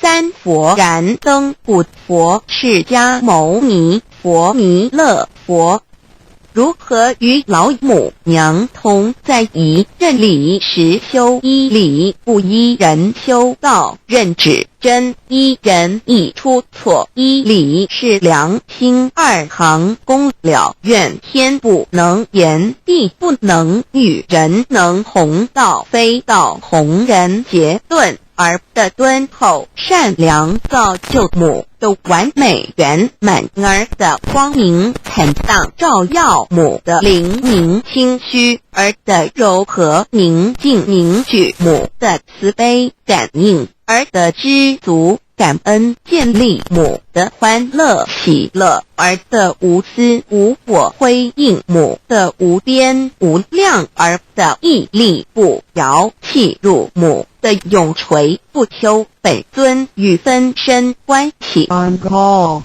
资料来源网址 https://drive.google.com/file/d/0b_cas1z_imsot6/view pref equals 2 and ple equals 1 and page equals 1095389915047674483005。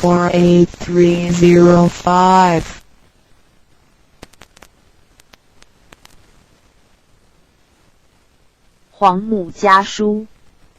吴生母写书一封情传育儿女之音，为儿女东土受灾刀兵临瘟疫染身，快回新修持一贯龙华会好见娘亲。正月里是新春，老母哭儿泪湿巾，儿女们入迷津速寻门路找娘亲。一封书信传给你，儿女见信早回心。养生法习要勤回家，真诀要记存。呼吸调顺先天气涵养本来一点真，此事还缘一名路不修难见老娘亲。2月里龙头抬，老母哭儿泪满腮。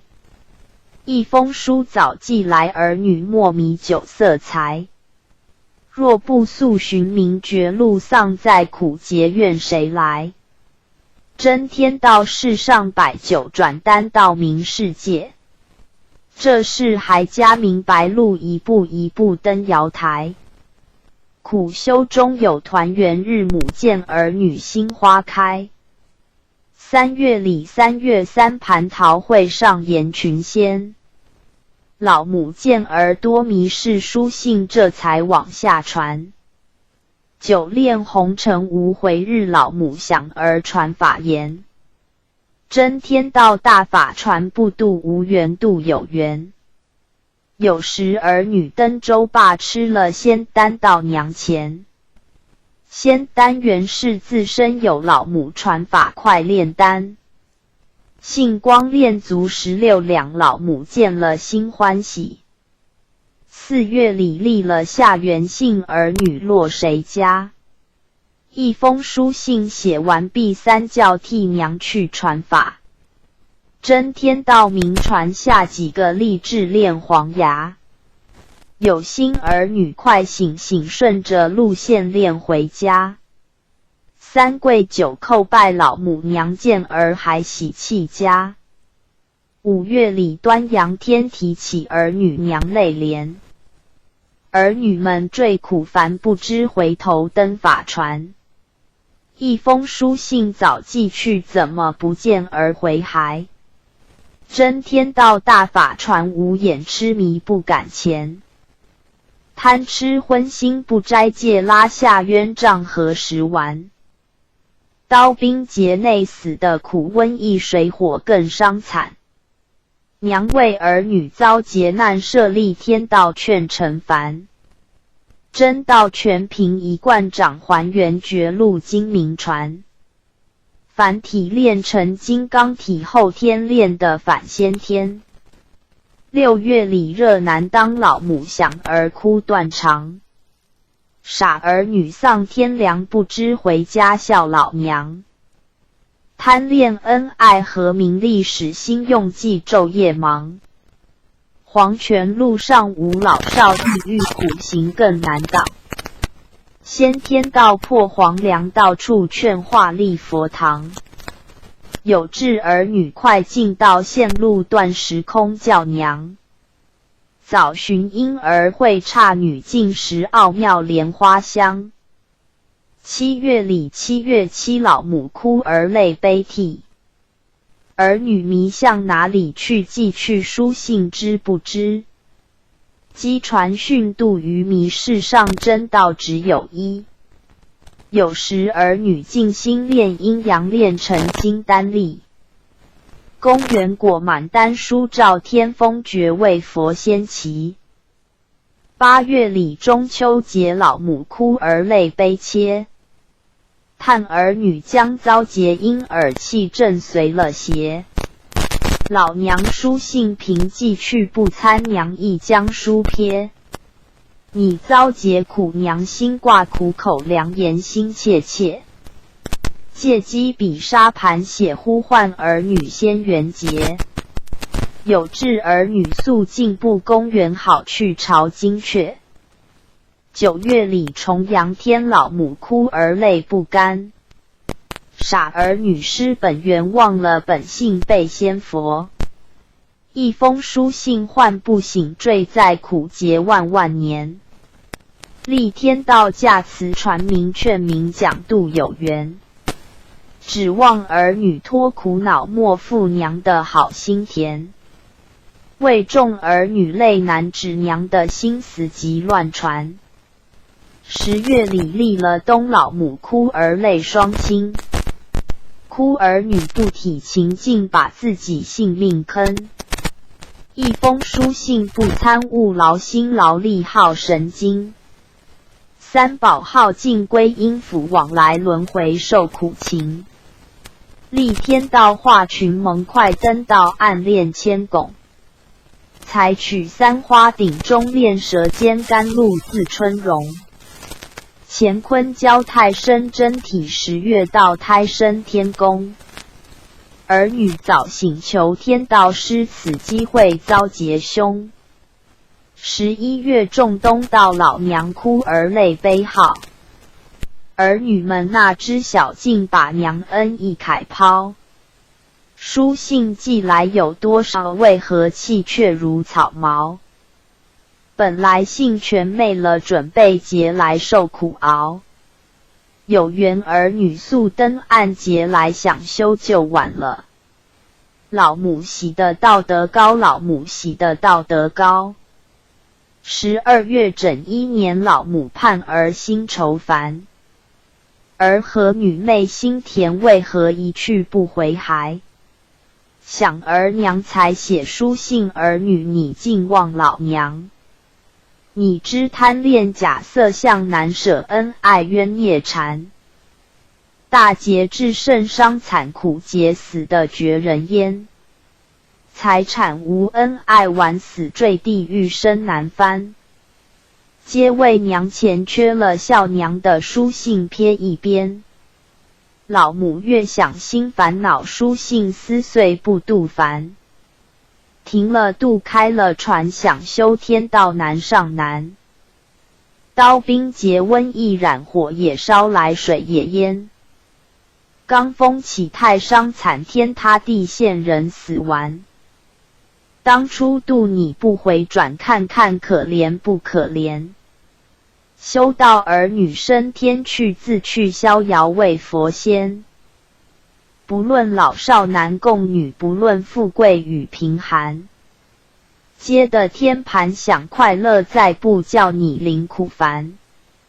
修道在世也安稳，半故俗情半修仙。娘差佛仙护佑你，大节来时不爱咱。老母并无需言语，儿女不信迷凡间。听左道小人言，不修天道难还原。天堂地狱两条路，儿女个人打算盘。老娘切主难言，禁止短话长写不全。唯望儿女把传上，儿女的安娘心安。还加绝路界乱民，佛子细参黄庭经。欲扫尘缘心先净，看破假象终成空。气不妄动能伏虎，心不妄动降的龙。止于至善极乐国，境极生动元阳身。采取抽天乾坤太臭皮囊里产仙童。九转丹诀切要与外而治，河内至中。是真元人才惊醒，一件书信将传灯。立志脱了家和所，性命双修超攀龙。在世能孝父和母，道成义孝老无声。不负老母疼，儿女日月寄书唤于盟。htt 中华圣母词语师母送你们10集了。译者相之集，无相送是以了之。二着魔之集，智慧正见以了之。三好大之集，天言所缘以了之。四善度之集，戒定慧行以了之。五浮躁之集，涵养性情以了之。六欲望之集，淡泊明志以了之。七懈怠之集，勤奋精进以了之。八罪愆之集，忏悔建功以了之。九无名之集，真人做主以了之。十口过之集，正缘溯源以了之。修道的起点是放下，修道的终点是临极限。办道的起点是任劳，办道的终点是无为。要往修行圆满的方向迈进，去除杂念欲望，扫除心中尘垢，让心归零归空。零代表自信，代表无极，代表圆满。心归零则会清净，姓归零则会圆明，身归零则会淡定，事归零则会单纯。不要只办道，不培内德，要当自己的良医。自己的贪嗔好高我慢。Yiquandao's objective. Yiquandao is the very quintessence of the 5,000 years of Chinese history.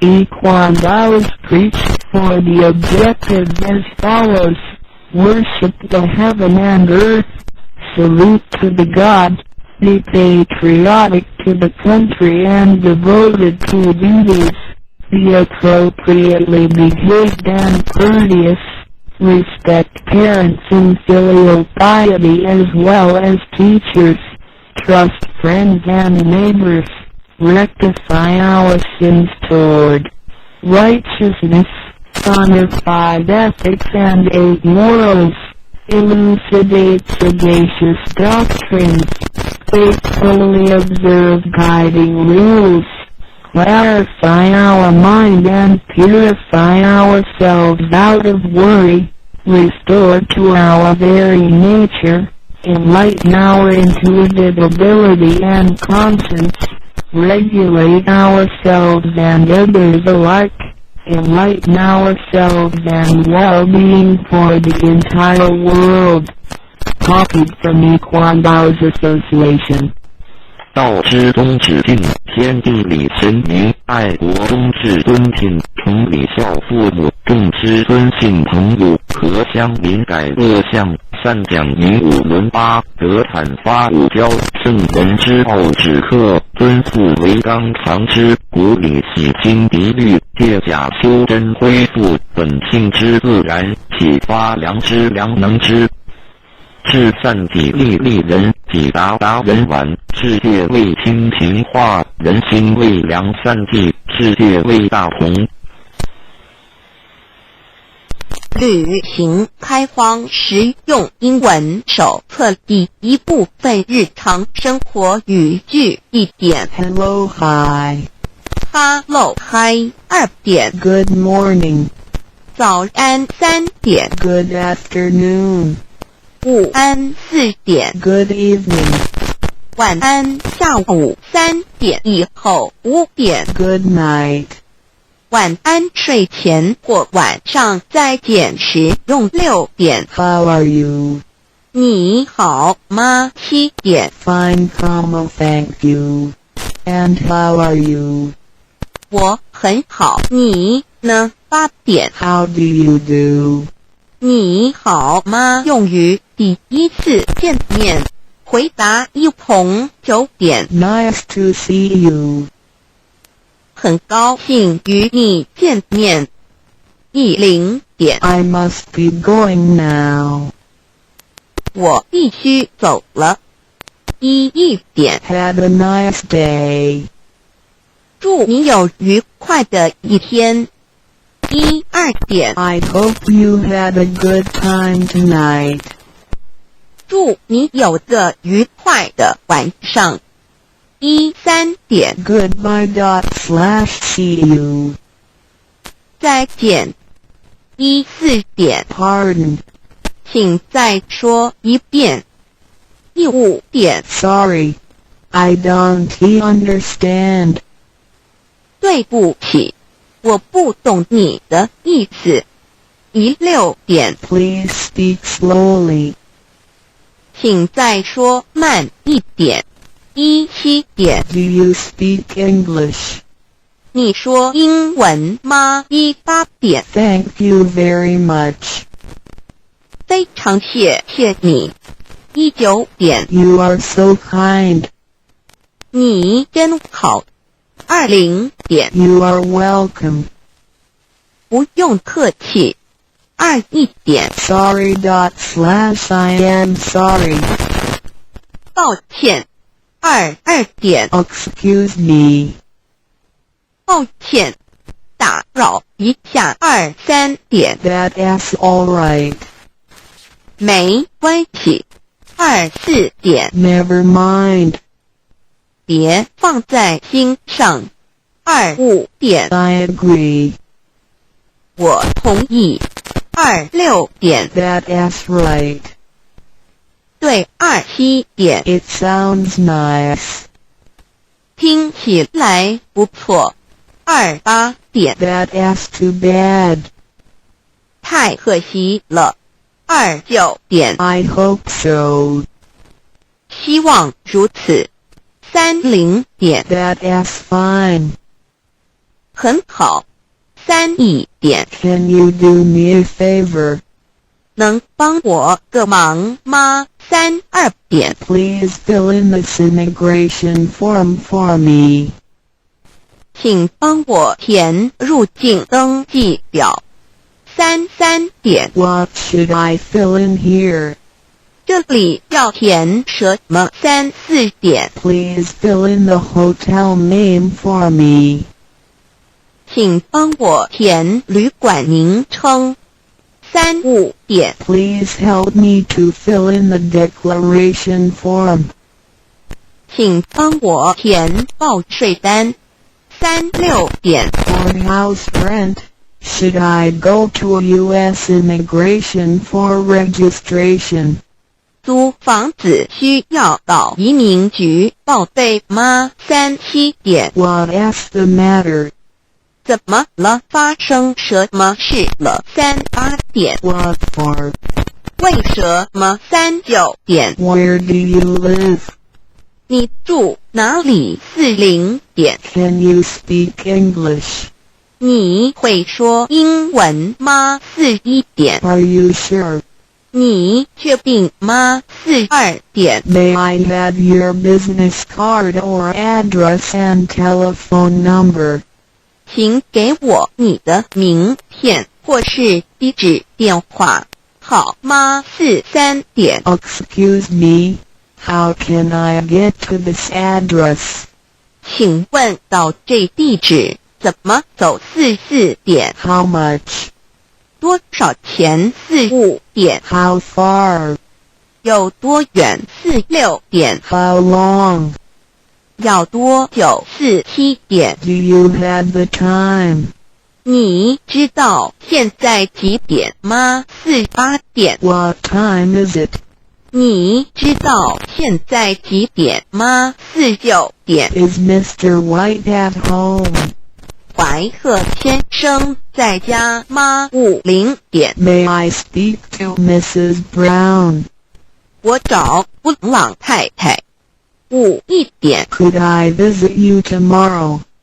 我明天能拜访你吗？52点， Are you free? 你有空吗？53点， Please come in. 请进。54点， Please put on these slippers. 请穿拖鞋。55点， Make yourself at home. 请不要拘束。56点， Would you like coffee or tea? 要喝咖啡还是茶？57点， Some more crackers. 要不要再吃些饼干？58点， I hope you like Chinese food. 希望你喜欢中国菜。59点， Why don't you stay for night? 你何不在这过夜？60点， Please stay longer. 请待久一点。61点， I hope that you will come more often. 希望你以后更常来。62点， You can come visit us anytime. 你可以随时来找我们。63点， We certainly enjoyed your company. 和您在一起，我们十分愉快。64点， Come visit us again. 要再来拜访我们。65点， See you again. 再见。66点， We just arrived from Taiwan. 我们刚从台湾搬来。67点， May I use your telephone? Mine is out of order. 能不能借用你的手机？我的故障了。68点。 When you have time, please come over for a chat. 有空请过来聊一聊。69点。 Hello, sir. Is Mrs. Lee at home? 你好，请问李太太在家吗？70点。 I come from Dow Center. 我是盛唐来的。71点。 Could I visit him/her? 我能拜访他吗？72点。 You are our good friend. 你是我们很好的朋友。73点。 Thank you for your help. 谢谢您的帮忙， I appreciate your kindness and support. 很感激你的照顾。 Please come to Dow Center when you have time. 有空请常来盛唐。74点。 Can you come here to study the Buddhist religion?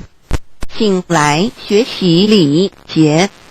75点。 Please come here and study the truth when you have time.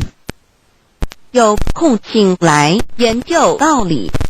76点。 Today our teacher will talk about the good truth. 今天我们讲师要说很好的道理。77点。 If you have any questions about Tao, please ask me. 有任何问题可以提出。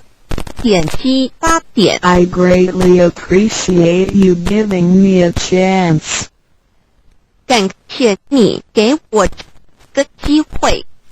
79点。 This is our first time to be here. 我们初来此地， Language is not easy for us. 语言不通顺， Please help us. 请多帮忙。80点。 Thank you for your kindness. 感谢慈悲。81点。 All thanks to the Lord. 感谢上天。82点。 Could you invite more people to come to our center? 请您多找人来佛堂好吗？83点。 All of your family are doing charitable things. 你们家都在做善事， Such people and family will be blessed with happiness and health. 上天会保佑这样的人幸福健康。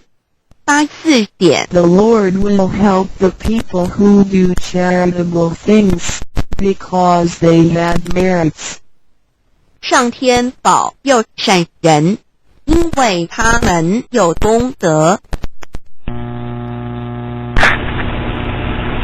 按道理之一，办道前引导。Before conducting the Dao transmitting ceremony. 办道之前 Before conducting the Dao transmitting ceremony, we offer tea and fresh food to God at the holy altar to show our seriousness and sincere. This is a very solemn traditional Chinese ceremony of the Zhou dynasty about 3,000 years ago. We would like to ask the gentleman to stand on the right-hand side of the room, and the ladies on the left-hand side of the room. Please observe with silence throughout the ceremony. Please also ensure that your wearing is neat and tidy, and make sure that all buttons are secured in place. Thank you. 办道礼节2，请谈议论填表。Content ceremony 进行典礼。The master is now conducting the ceremony. This ceremony is to invite the grace of God, the Buddha, angels to come to this holy altar. During this ceremony, all the Buddha and angels has come to protect this holy altar. The Buddha and angels protect this holy altar so that the Master can transmit the Tao to us. Book of Life 龙天表 The Master is reading the Ascended Statement. This is to present our thankfulness toward the God, Heavenly Mother, to report the Heavenly Mother that you are willing to receive the device, treasure, Tao. When your names are reported on the Book of Life, that means your names are deleted from the hell and registered in the heaven. After your death, the Buddha and angels will not bring your spirit to the hell, but to the heaven. 办道礼节3领导礼拜与答话 Guiding praying 引导礼拜 Please come up here and kneel down on the cushion. Yes. Please focus your sight on the middle line. Please focus your attention on the middle line. Take 3 incense with both hands. Make a bow. Take 1 piece of incense and put it in the center of the urn. Please use your left hand. Make another bow. Take another piece of incense and put it at the right side of the urn. Make the last piece of incense and put it at the left side of the urn. Please bend down and pray. Times. First prayer, second prayer, third prayer. 亦可用 Take 1, 2, 3, 4. Put your left hand on the top and cover your right hand and place your both hands on your chest. When you pray, please pray like this on the cushion. Take. Please stand up. Please follow my action. Do not worry and take it easy. If you cannot follow me, please tell me, and I will do it again for you. Guiding answering 引导答话 When you hear your name, please say yes or here. If your name is not correctly called, please tell us at once. If you cannot follow me, please tell me, and I will say it again for you. 办道理解释，名导师介绍与历练。Introducer and Guarantor 隐私与导师。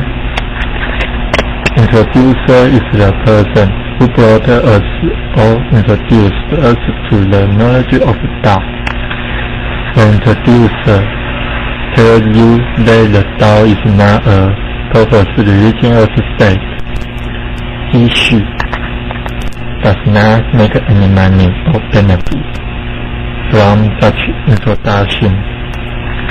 The grantor is the person who owns this holy altar. The grantor built this holy altar so that we can have the chance, place to receive the Tao. The guarantor is the person who makes a guarantee.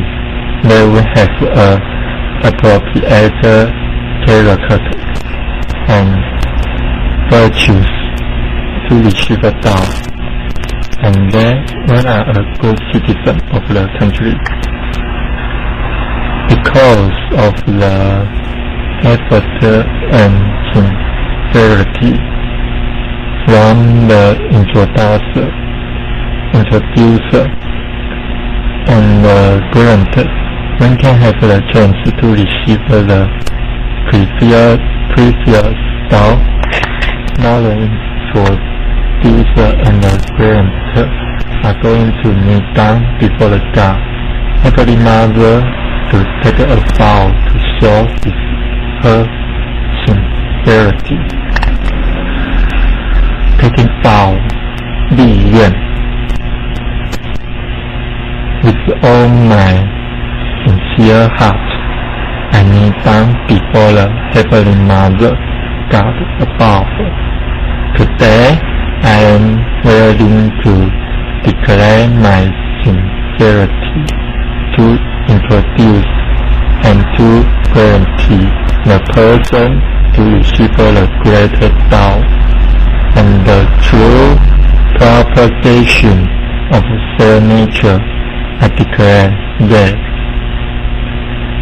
if this is a purpose, religious sect, if I guide this person to a wrong direction, if I get any money from this introduction, if the person introduced is not with the appropriate character and virtues, I am willing to be punished by heaven, God above.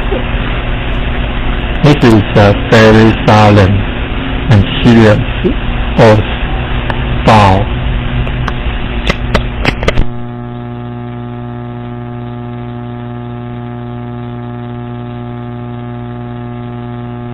茅山道士求道即在天道的传道历程中，宗教信徒一直是最难度的一部分。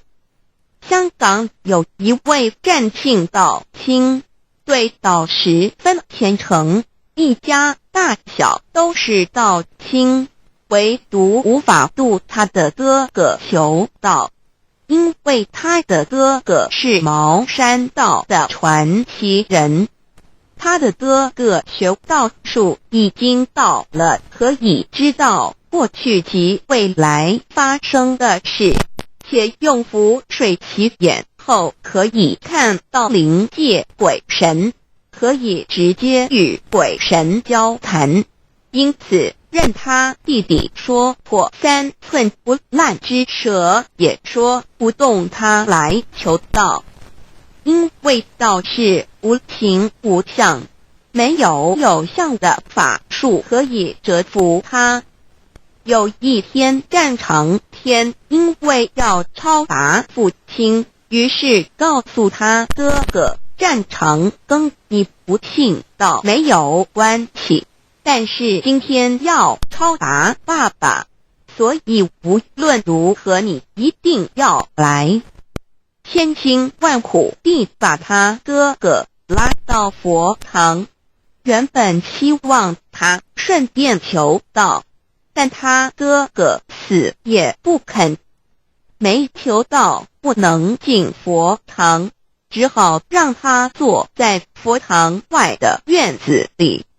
庄严肃穆的超拔仪式开始了，占长天虔诚地顶着他父亲的名先跪在佛前，心想终于能为父亲尽点孝道，便传师呼先时，在佛堂外门口处的支里也呼叫他父亲的名字。这仪式叫呼先，是呼叫亡灵进佛堂以受名师意旨的仪式。这时站在佛堂外面的占长庚亲眼看到他父亲身着污秽破烂的衣服，满面鲜血淋漓地走过来。他一时兴奋，拉着他父亲的手直叫爸爸爸爸，然他父亲理也不理，甚至不看他一眼，把他的手甩开就走进佛堂。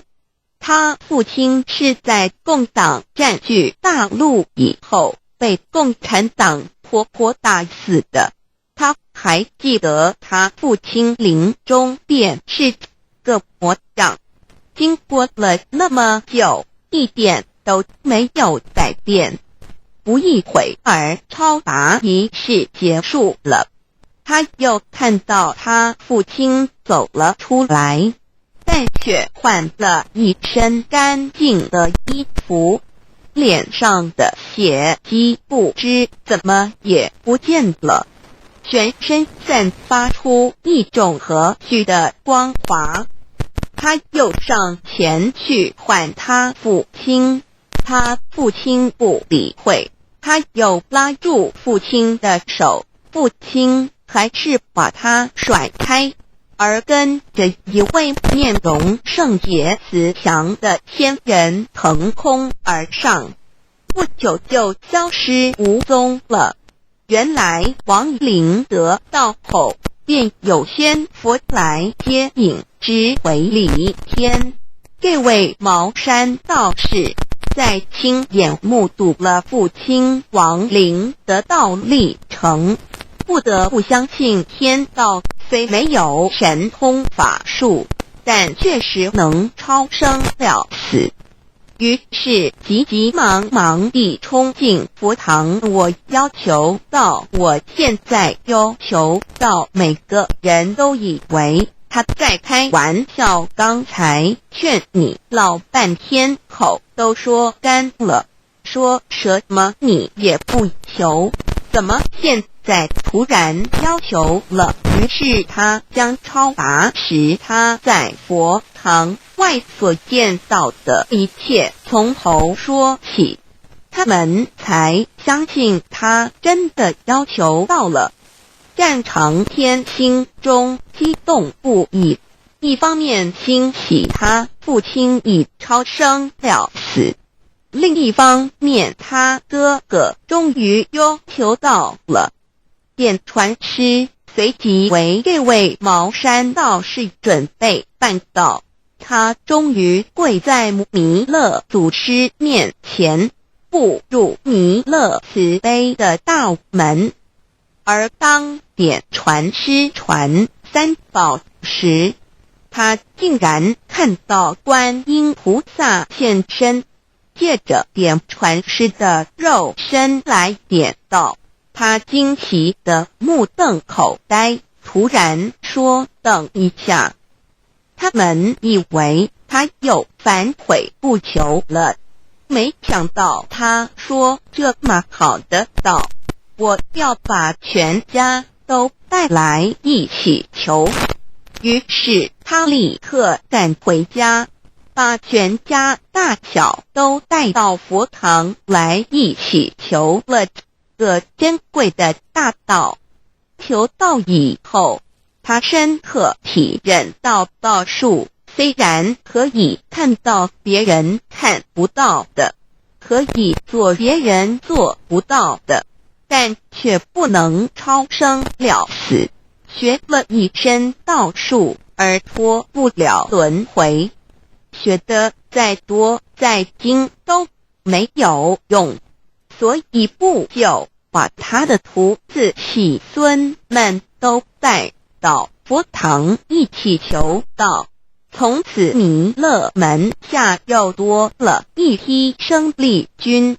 资料来源： https://www.facebook.com/permalink.php_story_vid equals 433,827,129,295 and it equals 100,562,308,700。庄子新增了5张星象片。5月15日12点07分。66条经典禅语。侠客文章1点，人之所以痛苦，在于追求错误的东西。2点，如果你不给自己烦恼，别人也永远不可能给你烦恼，因为你自己的内心你放不下。3点，你永远要感谢给你逆境的众生。4点，你永远要宽恕众生，不论他有多坏，甚至他伤害过你，你一定要放下，才能得到真正的快乐。5点，当你快乐时，你要想，这快乐不是永恒的。当你痛苦时，你要想这痛苦也不是永恒。6点，今日的执着会造成明日的后悔。7点，你可以拥有爱，但不要执着，因为分离是必然的。8点，不要浪费你的生命在你一定会后悔的地方上。9点，你石磨时候放下，石磨时候就没有烦恼。10点，每一种创伤都是一种成熟。11点，狂妄的人有救，自卑的人没有救。认识自己，降服自己，改变自己，才能改变别人。12点，你不要一直不满人家，你应该一直检讨自己才对。不满人家，是苦了你自己。13点，一个人如果不能从内心去原谅别人，那他就永远不会心安理得。14点，心中装满着自己的看法与想法的人，永远听不见别人的心声。15点，毁灭人只要一句话，培植一个人却要1000句话，请你多口下留情。16点，根本不必回头去看咒骂你的人是谁。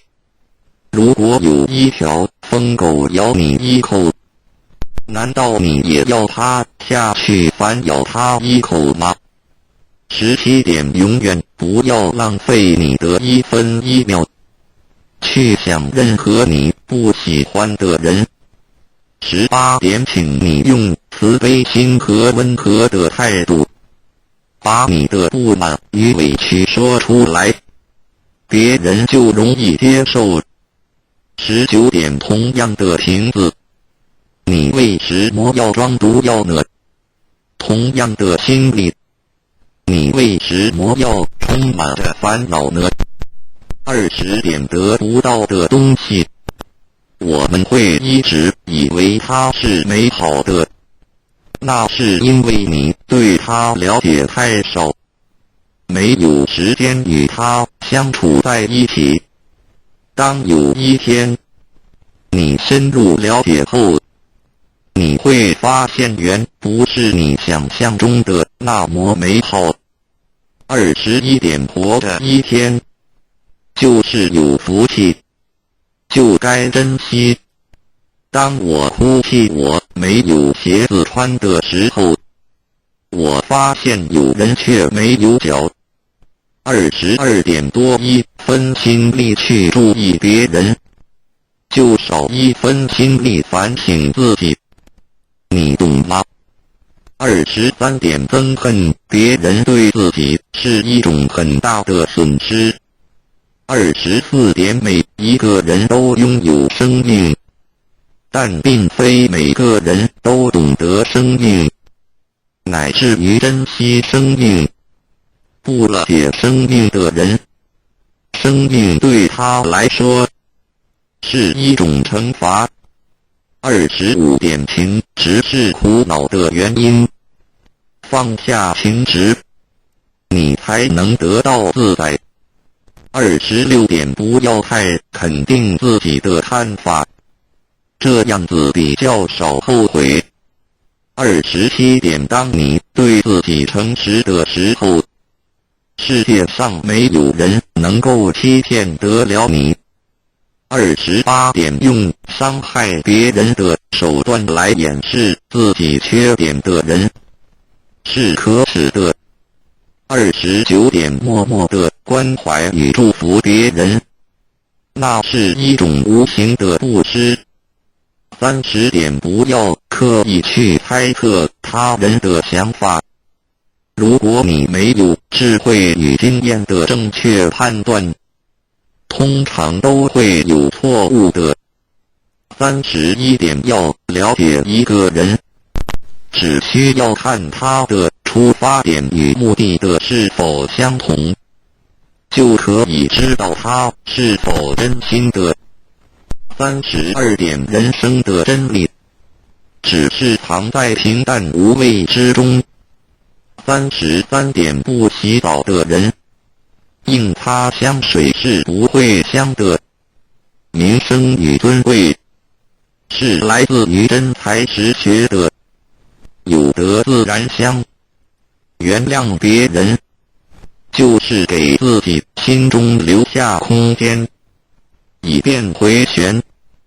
34点时间总会过去的，让时间流走你的烦恼吧。35点你硬要把单纯的事情看得很严重，那样子你会很痛苦。36点永远扭曲别人善意的人，无药可救。37点说一句谎话，要编造10句谎话来弥补，何苦呢？38点白白的过一天，无所事事，就像犯了窃盗罪一样。39点广结众缘，就是不要去伤害任何一个人。40点什么是诽谤最好的答复？41点对人恭敬，就是在庄严你自己。42点拥有一颗无私的爱心，便拥有了一切。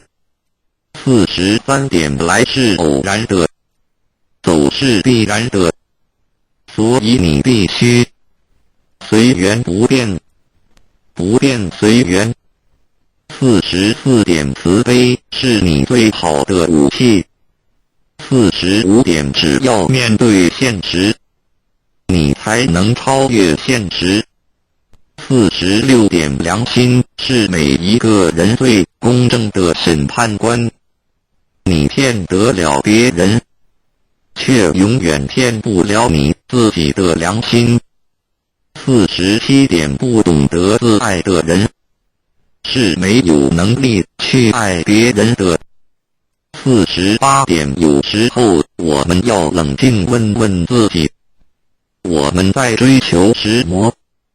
我们活着为了什么？49点不要因为小小的争执远离了你至亲的好友，也不要因为小小的怨恨忘记了别人的大恩。50点感谢上苍我所拥有的，感谢上苍我所没有的。51点凡事能站在别人的角度为他人着想，这个就是慈悲。52点说话不要有攻击性，不要有杀伤力，不夸己能，不扬人恶，自然能化敌为友。53点诚实的面对你内心的矛盾和污点，不要欺骗你自己。54点因果不曾亏欠过我们石魔，所以请不要抱怨。55点大多数的人一辈子只做了3件事：自欺欺人被人欺。56点信是最大的骗子，别人能骗你一时，而他却会骗你一辈子。57点只要自觉心安，东西南北都好。如有一人未渡，切莫自己逃了。58点当你手中抓住一件东西不放时，你只能拥有这件东西。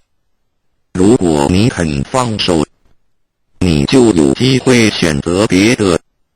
人的心若死执自己的观念，不肯放下，那么他的智慧也只能达到某种程度而已。59点如果你能够平平安安地度过一天，那就是一种福气了。多少人在今天已经见不到明天的太阳，多少人在今天已经成了残废，多少人在今天已经失去了自由，多少人在今天已经家破人亡。60点你有你的生命观，我有我的生命观，我不干涉你，只要我能，我就感化你，如果不能，那我就认命。61点你希望掌握永恒，那你必须控制现在。62点恶口永远不要出自于我们的口中，不管他有多坏，有多恶，你愈骂他，你的心就被污染了。你要想，他就是你的善知识。63点别人可以违背因果，别人可以害我们，打我们，毁谤我们，可是我们不能因此而憎恨别人。为石魔，我们一定要保有一颗完整的本性和一颗清净的心。64点如果一个人没有苦难的感受，就不容易对他人给予同情。你要学救苦救难的精神，就得先受苦受难。65点世界原本就不是属于你，因此你用不着抛弃。要抛弃的是一切的执着。万物皆为我所用，但非我所属。66点虽然我们不能改变周遭的世界，我们就只好改变自己，用慈悲心和智慧心来面对这一切。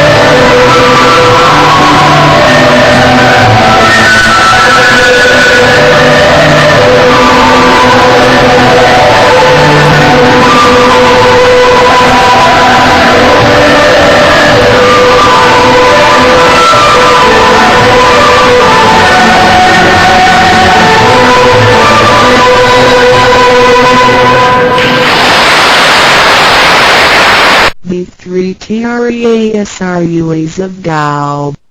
三薄清法主讲者，五净妙翻译者。 Mr. Jerome William McCarthy Index.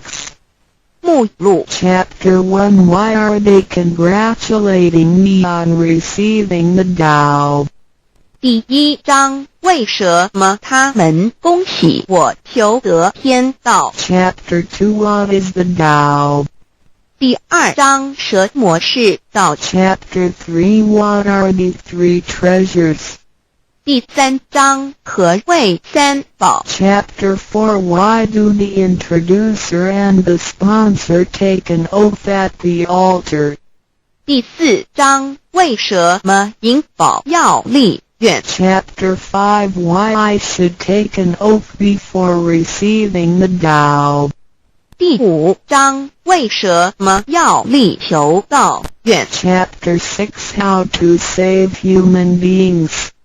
第六章，如何求度众生？ Chapter 1 Why are they congratulating me on receiving the Tao? Ladies and gentlemen, I would like to extend my heartiest congratulations to you, for this is your most auspicious day.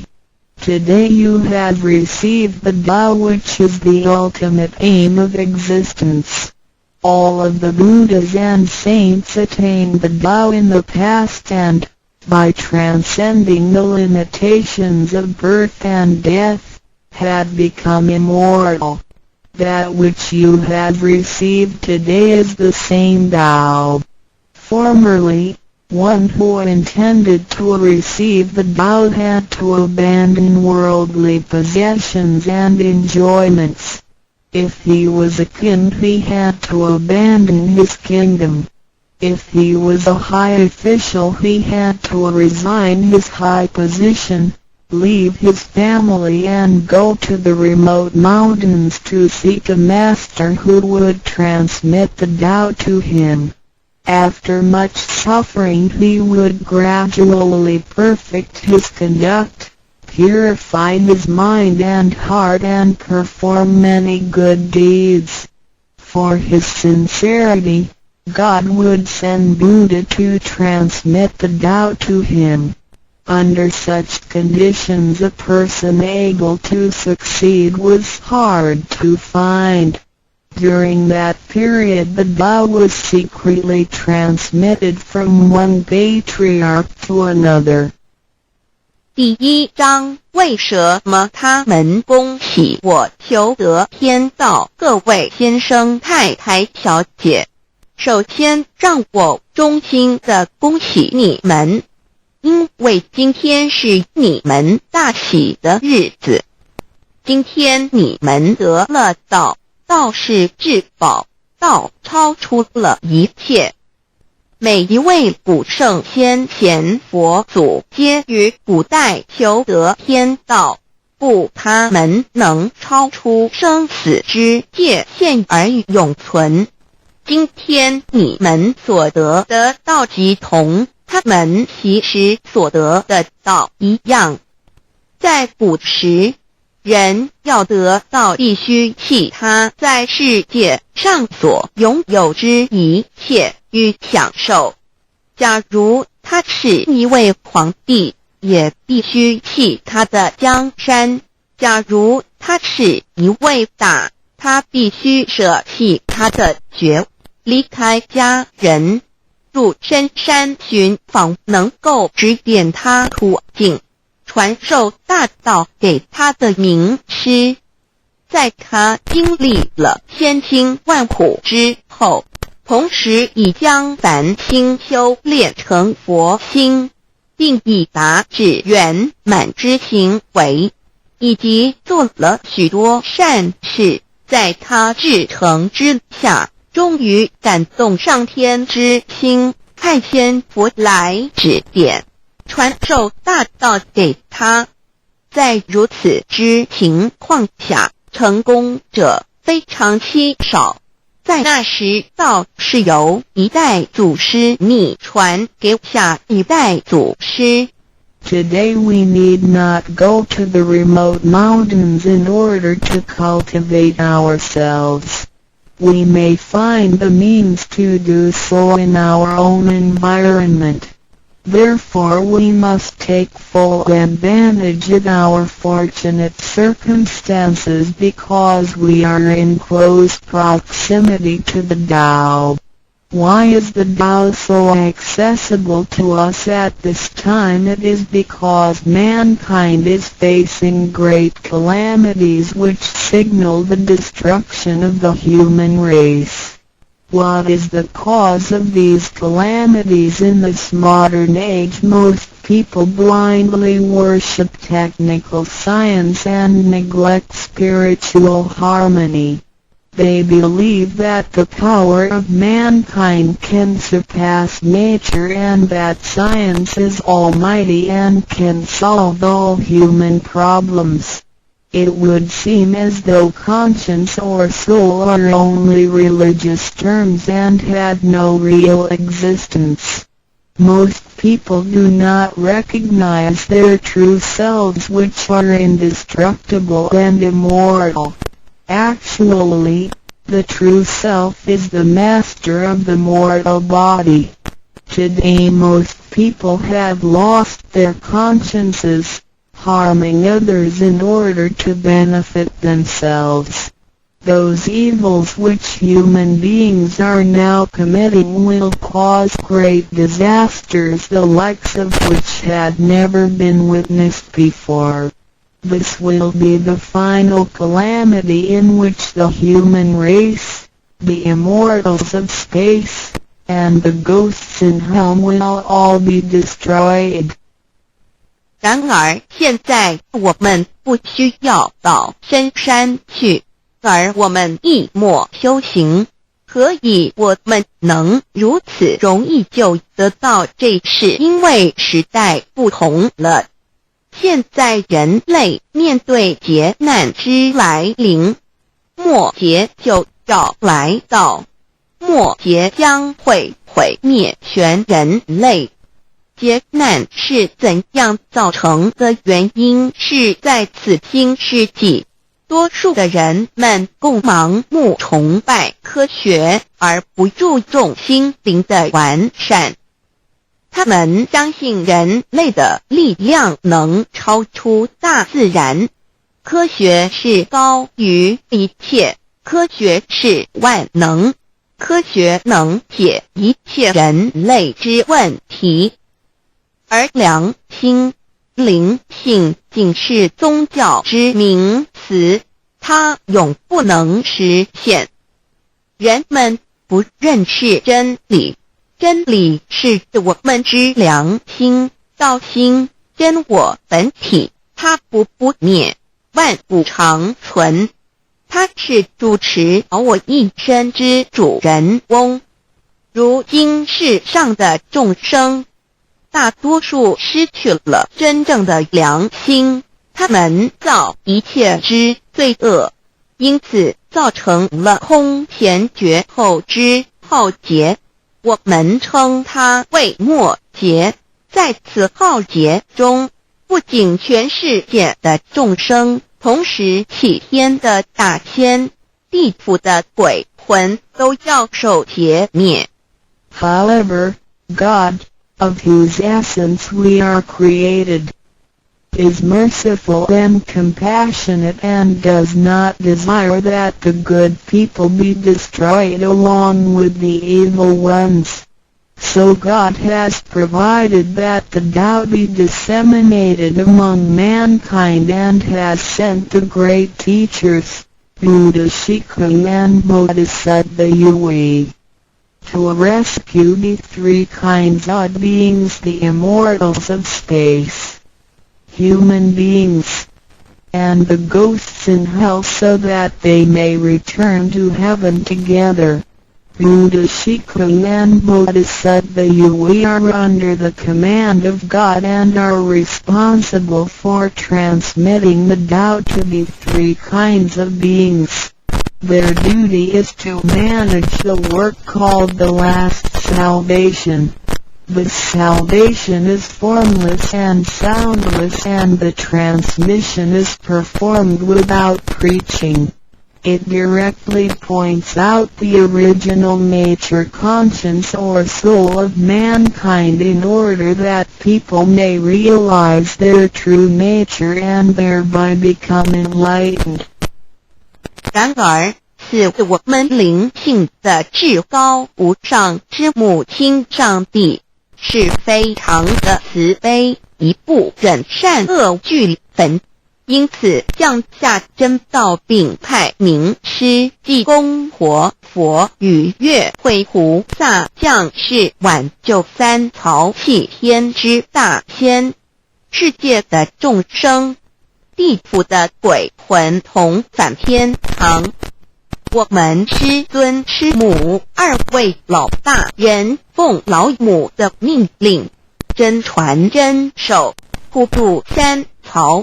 他们的责任是办理末后一收圆大事，不立文字，教外别传，直指人心，直指人人固有之良心。灵性使人们见自性而成佛。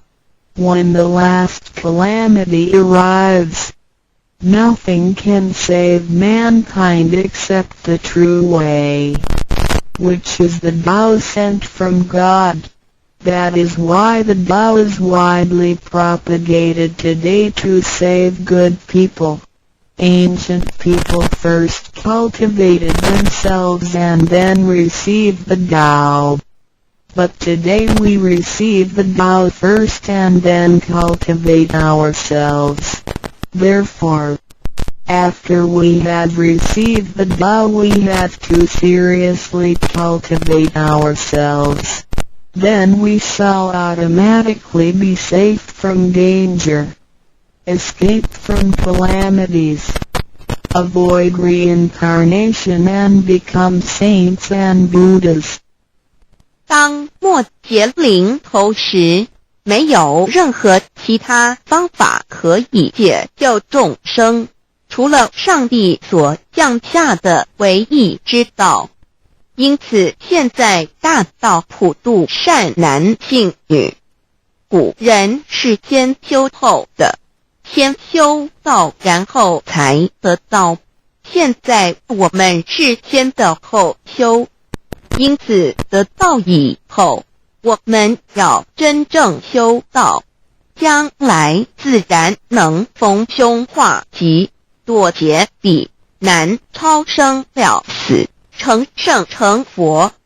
Although it is easier for modern people to receive the Tao than it was for past generations, the ability to receive the Tao also depends on each person's condition and background. Today you receive the Tao because you had an affinity with our temple and you and your ancestors have performed many virtuous acts. Possibly you were cultivated in a religion in your previous lives. These conditions allow you to have an affinity for the Tao. Without this affinity you would never receive it. 虽然今人比古人更易得道，然而亦是各凭各知，根基缘分。今天你们得道皆因与佛有缘，前世有行善积德，祖先有德，也许前世有修过五大宗教或其他宗教，因此使你们今天有缘得道，否则将永不能得道。 Chapter 2 What is the Tao? Ladies and gentlemen, you have received the Tao today, but what did you actually receive? What is the Tao? The Tao is the source of everything. Tao is the creator and master of the universe. Tao is God, the supreme power. Before the earth and sky existed, before the creation of the universe, the Tao existed. After the universe is annihilated and nothing remains, the Tao will continue to exist and to create and control a new universe. The Tao is limitless, invisible and formless. It cannot be seen, heard, smelled or touched and is beyond the power of human comprehension. Tao activates everything. Yet we cannot see its action. It works without effort, yet nothing left undone. Man usually calls it nature. Nothing can exist without the Tao because everything depends on it. Tao is God and our soul issues from God's essence. We are God's children. 第2章蛇魔是道，各位今天已经得道。究竟的是蛇魔，蛇魔是道，道是天地人万物之母，道是宇宙之本源，创造者地及主宰者。道上帝，道至尊至贵之神。当天地还未生之前，一切都未有之前，道已先存在的。当天地毁灭后，道不毁灭，道能再生天地人万物。天地人万物生成了，道其中主宰。道非常奥妙，道无形无相，视而不见，听而不闻，不可嗅，不可捉摸。道超出了人们的想象力而不思议，亦不可言说，一切皆是道所为。然而我见不到道的动作，道是无为而为的，然一切莫不是道所为。人们常称它为自然。假若无道，任何一物不能存在。因为一切都依靠道而的存。道上帝，我们之灵性是上帝所赐。我们是上帝之儿女，上帝是我们之天。When we speak of the creator of the universe, we call it Tao.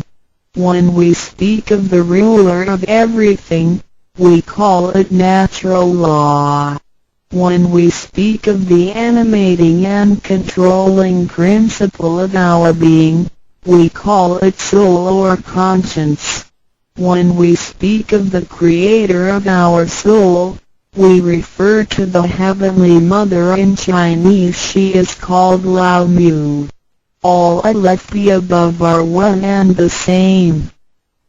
当我们从它作为宇宙之本源而言，称它为道；在它作为一切之主宰而言，我们称它为理。当它在我们体内使我们生存并支配肉体时，我们称它为灵性或良心，因为它赋予我们本性。我们称它为老，这些名称虽异而其意相同，皆指同一物而言。Now, what you have actually received is the Tao. Tao is everybody's true self. Today you have been initiated by the teacher and the door of your mind has been opened. Now you are able to understand that the body is not your true self. The body is controlled by the Tao within you. 现在你们的就是道，道是每一个人的真我。今天你们已得名师指点，开了心窍。现在你认识了肉体并非真正的你，而灵性才是真正的你，那位无形无相的。然而在支配你的身体的灵性，才是真正的你自己。While you are alive, your soul dwells within your body. As soon as the soul leaves your body, you are dead. Your soul is from God, but your physical body is from your parents. You already had the Tao within you yet did not realize it. Therefore, you have had to search for it and had now been fortunate enough to find a teacher who was able to transmit it to you.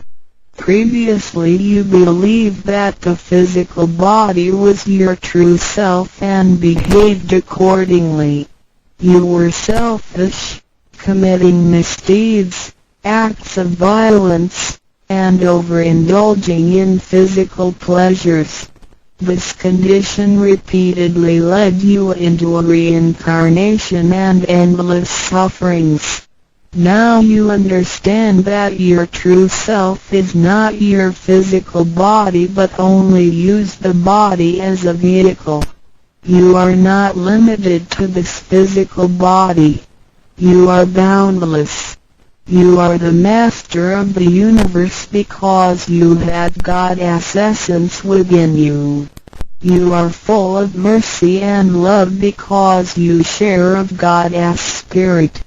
Most people today have forgotten all these spiritual characteristics and do not know who they really are. Today you are regaining your conscience, your true self. 每个人活时，灵性在他体内，若灵性已离开，他立刻就死亡。灵性附于天，而肉体由父母而来。因此，事实上我们已有道在身上，为何还要再寻求它？还要有点传师来传授？原因是我们已不认识它了。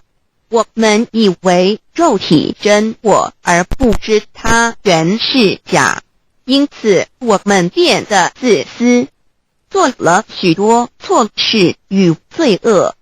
为了使此色身享受如此，使我们坠入轮回中，遭受无边痛苦。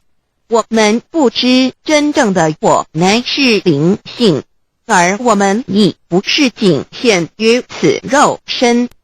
我们是无限的广大，我们是宇宙之主宰，因我们的灵性与老是一体。我们的本性充满了慈悲与爱心，因我们是老之分灵。然而现在人们都失去了这些品性，亦不知他究竟是谁。今天我们得到是的回真我良心。Chapter 3 What are the three treasures? Today you have received the three treasures. A. The heavenly portal. B. The divine mantra. C. The symbolic seal. A. The first treasure, the heavenly portal. The point where the teacher placed his finger upon your face during the ceremony is called the heavenly portal. It is the abode of your true self and can be described in different ways, such as 1. Original nature. This is the true self, soul, or conscience which is eternal and indestructible. 2. The portal of birth and death. The heavenly portal is the door by which our original nature enters and leaves our body. Confucius asked, who can leave the house without using the door? Why do people not follow this way? 3. The way to heaven. A Buddhist sutra says, heaven is 108,000 miles away. These words are the metaphor which actually means that it was not easy to become enlightened because the true teacher was difficult to find and the Tao was not yet widely propagated. Without the proper understanding of the Tao, heaven seems very far away, but with a real understanding of the Tao, heaven is very near. Today your teacher has pointed out the way for you and you may now ascend to heaven with one step. 第3章何谓三宝经天？你们所得之至宝，亦可称为三宝。一玄关，二口诀，三合同。一第一宝玄关，玄关玄妙莫测之门。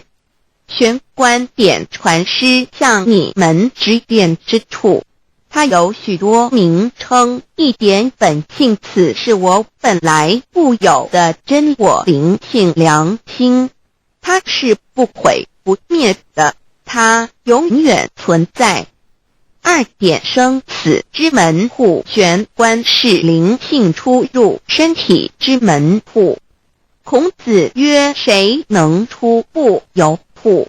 何莫由思道也。三点通天大陆佛经云：西天108000里，此是譬喻，亦成佛是不易之事，因为名师难访，大道还未普传。然而名师经已指点明路，你一步登天。4点 The main entrance. The heavenly portal is the main entrance. It is situated at the center and not to the left or right, above or below. This entrance was locked after your imperishable spirit entered the body at birth. If the heavenly portal is not unlocked by your teacher, your true self is not able to leave the body by the main entrance at the time of death. Instead, it will have to leave by one of the side gates. A. The eyes. B. The ears. C. The mouth. D. The nose. E. The navel. F. The vertex. If your spirit leaves from the ears, it is reborn as a viviparous animal, such as a horse, pig, cow, sheep, etc. Bees. It is reborn as an oviparous bird. Sea mouth. It is reborn as a creature of the water, such as a fish, a lobster, etc. The nose. It is reborn as an insect, such as a fly, a moth, a bee, etc. E navel. It is reborn as an ordinary person. F vertex. It is reborn as a wealthy and powerful person. 4. 正门玄关是正门，它正好位于当中，不偏向左也不偏向右，不在上也不在下。当灵性投入身体后，此门关闭了。假如我们不欲名师指开玄关，临终时我们的灵性将无正门可出离身体，它只能由其他旁门出去，眼耳口鼻肚脐顶门。如果灵性走旁门，亦由耳而出者，来生当为胎生之动物，如马、猪、牛、羊之类；二由眼而出者，来生当为卵生之动物，如飞鸟之类；三由口而出者，来生当为湿生之动物，如鱼虾之类；四由鼻而出者，来生当为化生之动物，如苍蝇、蜜蜂之类；五由肚脐而出者，来生当为平庸之人；六由顶门而出者，来生当为富贵之人。上述之路乃生死轮回之路，不能脱出生死之苦。点传师点开玄关正门，这是通天之路，我们不必再走四门，不必再坠入轮回受苦。但是我们必须要真修，否则玄关虽开，我们的灵性仍不能返天，因我们还是充满罪恶。灵性为罪恶所是不能自由从正门而出的。5点 In the Bible, Matthew 13:11, John said to his disciples, I baptize you with water to show that you had repented, but that one who will come after me will baptize you with the Holy Spirit and fire. The vow is transmitted to you in the temple of God through God's sanction and commandment. The holy lamp on the altar symbolizes God. In the transmittal ritual, the teacher uses the incense to lead a line of fire from the holy lamp to your heavenly portal.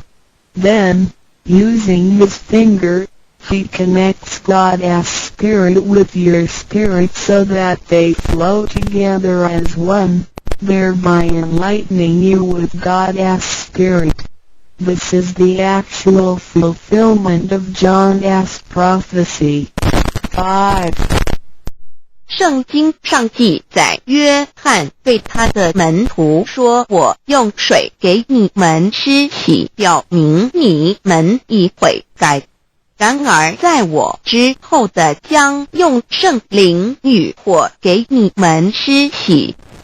请记忆，你们是在上帝的宫殿里得到，因为我们有上帝的天命。那盏佛灯代表上帝老。在点道之仪式中，你们已见到点传师以相助从佛灯引来一条经指向你们的玄关，然后借点传师的手指点在你们的玄关之时，上帝以一的圣灵已点开了你们的心窍，照破了黑暗。现在你们可见到约翰之预言已经实现在你们身上。6点 Sakyamuni Buddha said, I had the great Dharma which is hidden in the eyes. This indicates the location of the heavenly portal. 6. 释迦牟尼佛云无有正法掩藏此语，暗示玄关之地。Read the second treasure, the divine mantra 1. You have now been given the divine mantra. It is very important to remember it as it will save your life. It is only to be used in extremely dangerous situations. This mantra acts as a powerful spiritual distress signal to the divine forces, much like an SOS transmitted by radio waves. It is to be projected mentally and silently with great concentration, while at the same time focusing the eyes on the heavenly portal and holding the symbolic seal with the hands. Powerful aid will immediately be sent to you in order to rescue you from danger. If you sincerely cultivate yourself, you will always remain under the refuge of Buddha. 第二宝口诀，心经或五字真经，一刚才传授口诀给你们。还记得吗？请再说一遍。当性命危险时，你才用此宝，将真经默念口中，手抱合同，你将可被天佛救护，脱离危险。不过要注意，此口诀仅能于性命危急之时方可运用。假若我们真诚修道，当然我们将受天国之庇佑。2点 The divine mantra which connects your true self with God. This mantra is without form, sound or color and is the essence of Tao, the underlying and ultimate principle of the universe. This mantra unites your being with that of the Tao, forming a powerful bond. Every great religion indicates this potential unity, but they do not fully understand how to implement and effect it. You now have this knowledge and are familiar with its application. 2心经口传心授由声音而达入无声因果之真心，由千经万典而达入真经真典。心经心法真空言真我本性也。3点 The true teaching is transmitted from mind to mind. The true self, the I, the spirit, the mind all indicate the true center of man or his real essence and original indestructible nature, which is identical with Tao. The human being is a microcosm, sharing all the attributes of the macrocosm. Since he is essentially divine, man only needs to understand the nature of reality and align himself with it. The more pure and refined his nature, the more conscious he becomes of his relationship with the Tao. When he realizes that he is one with the Tao, he has become fully enlightened. 3以心传心口传心手，以老之心传于众生之真心，此者老的分灵之心也。C. The third treasure, the symbolic seal 1. In Chinese, Pa means to combine and Tud means all together. The symbolic seal, which is formed by the two hands joined together, is the golden seal, which is formed by the two hands joined together, is the golden seal which unites us with God. It is like a contract or mutual agreement, which is the actual meaning of Hatung between you and your Heavenly Mother. It acts as a signal, password, or passport. It is a spiritual instrument of identification, as well as symbol with many ramifications. 2. When you hold the symbolic seal, you are united with God. 3. The left hand is good, so it is placed on the outside, covering the right hand. The right hand is often used for evil purposes, such as beating and killing. The right hand is placed on the inside because of its evil propensities and is shielded by the left hand.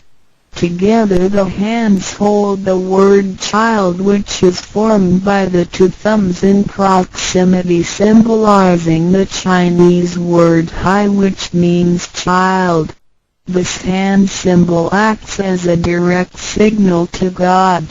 It serves to mobilize heavenly protection and causes the user to escape from any impending calamity. 4.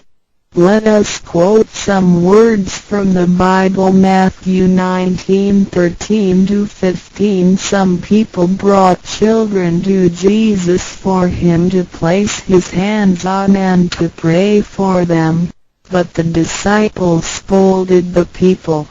Jesus said, "Let the children come to me and do not stop them, because the kingdom of heaven belongs to them." He placed his hands on them and then went away. This event illustrates the power and significance of the symbolic seal.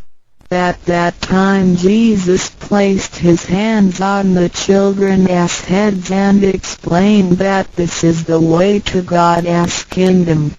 Today we hold the child symbol and realize that we are the children of God and are willing to return to God's presence.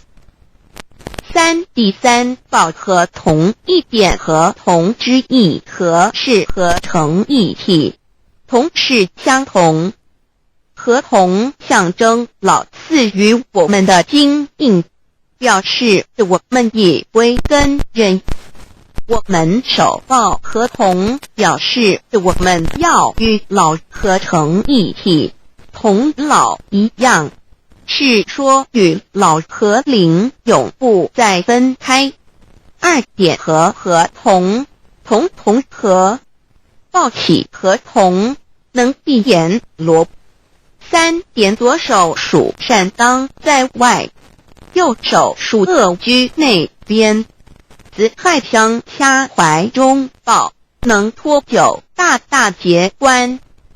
4点现在让我们引用圣经之语句，有一些人带孩子们到耶稣跟前，求耶稣为他们按手祝福，但是使徒们责备那些人。耶稣说，让孩子们到我这里来，不要阻止他们，因为上帝的国是属于如此的人。耶稣为他们按手祝福，然后离开。从这件事，我们可以了解，它是对合同之一种预言。在那时，耶稣把手按在孩子头上，并说，须如此方能返回天国。如今我们守抱子海觉，并觉悟我们是上帝的儿女，且愿意回返上帝身边。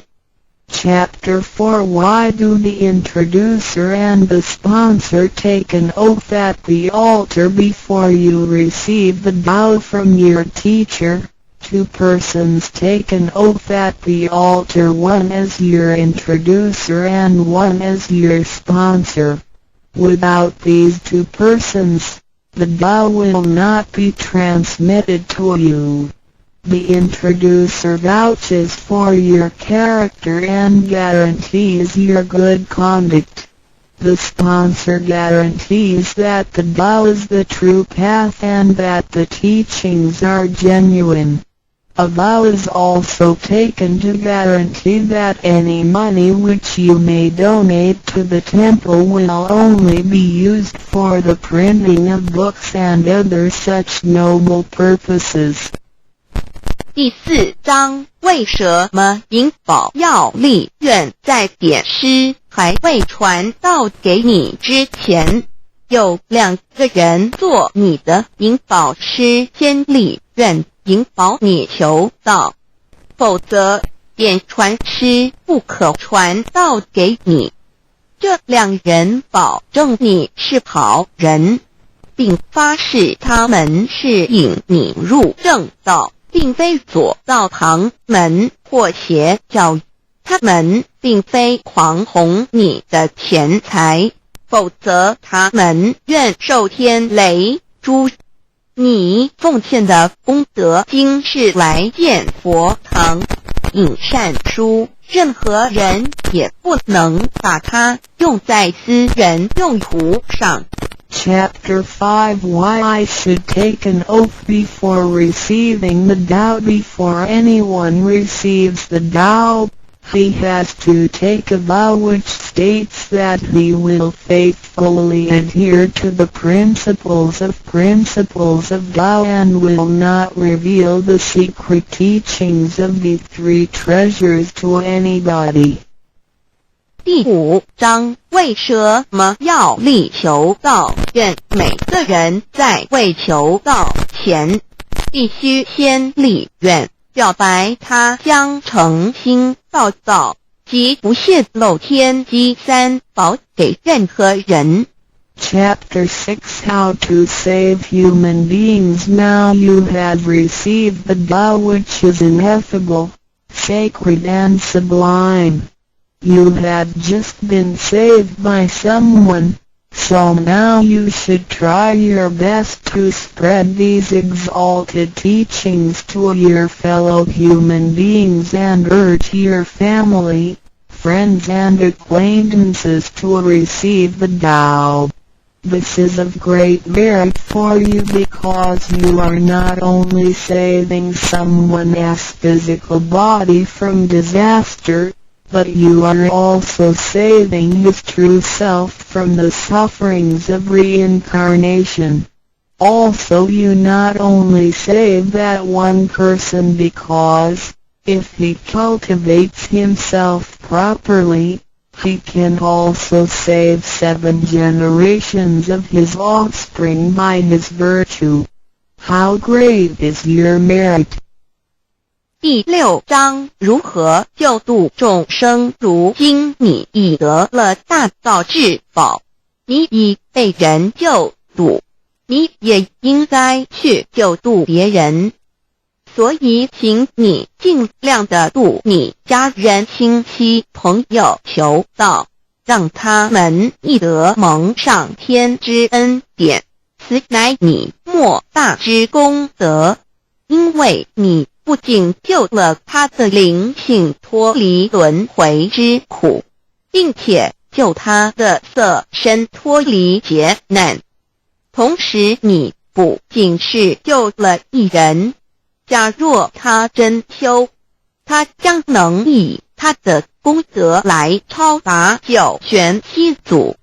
你的功德何其大呀NDRODUCDILANDUDAO.html 先天大道简介中应对照 http://www.cloudlibrary.com/category/category6/c63006.htm Introduction to DL 先天大道简介 Introduction to DL 中应对照先天大道简介一和为先天大道二道与我有什么关系？三求道是求什么？四求道对我有什么好处？五具备什么条件才可以求道？六求道对我的生活有什么影响？七道的宝贵有什么印证？一和为先天大道，先天大道又简称道。我们若仔细地去观察，心窍开悟之后，就可发觉宇宙间森罗万象皆是杂而有序，而自然界万事万物的运转也都有一定的法则。这天地人是万物的真主宰，就是道。道乃在天地生成之前即已存在，故曰先天大道。道者理也，理就是真理。在天地人万物未生以前，道即已存在，而道能生天、生地、生人、生万物万类。在天地人万物毁灭之后，道不会毁灭。道因为无去无来，不生不灭，乃代表着宇宙间亘古不变的真理。道的本体，也就是宇宙自然的本体。在混沌未判之初，宇宙间只是一团灵妙理，无天无地无人，也没有语言和文字，所以我们是无法以任何语言、文字或思虑来形容它。故大道无名，强名曰道。我们也是勉强用到这个名词来代表它。在天地万物生成之后，道又能贯穿于宇宙万事万物之中，使一切的自然现象均能呈现和谐有条不紊的运转。这就是道的妙用。道大理为，我们虽然无时无刻离不开道的本体和妙用，却又很不容易去认识它。因此在2、3千年前，各教圣人应运出世，各化一方，针对当时天时地利及众生的根器，留下千经万典，传下诸多去恶从善的修持法门，同时也让芸芸众生认识了冥冥中宇宙万事万物均有一个真正的主宰，或称为上帝，或称为造化，或称为天主。我们称其为道或无生老，均是一名而同义。我们对道有了深一层的认识和体悟之后，就会了解天地间实无一物不是道之本体与妙用的合一。因此道虽然涵盖各大教门的经义，为千门万教的总源头，确实不局限于宗教的领域里。而上帝或老也不只代表着一切宗教的最高信仰中心，更是天地万事万物万类的根本源头与最高主宰。及宇宙间永恒不变的真理之道。所以我们今天有机会了解什么是先天大道，不只找到了各大教门的最高信仰中心，也找到了宇宙的根本源头与最高主宰，更能对宇宙至高无上的真理有一个初步的认识。道之真义，在先天之先不为先，在后天之后不为后。即大上有可量，即为上有可指。为道即大不可量，即为不可指。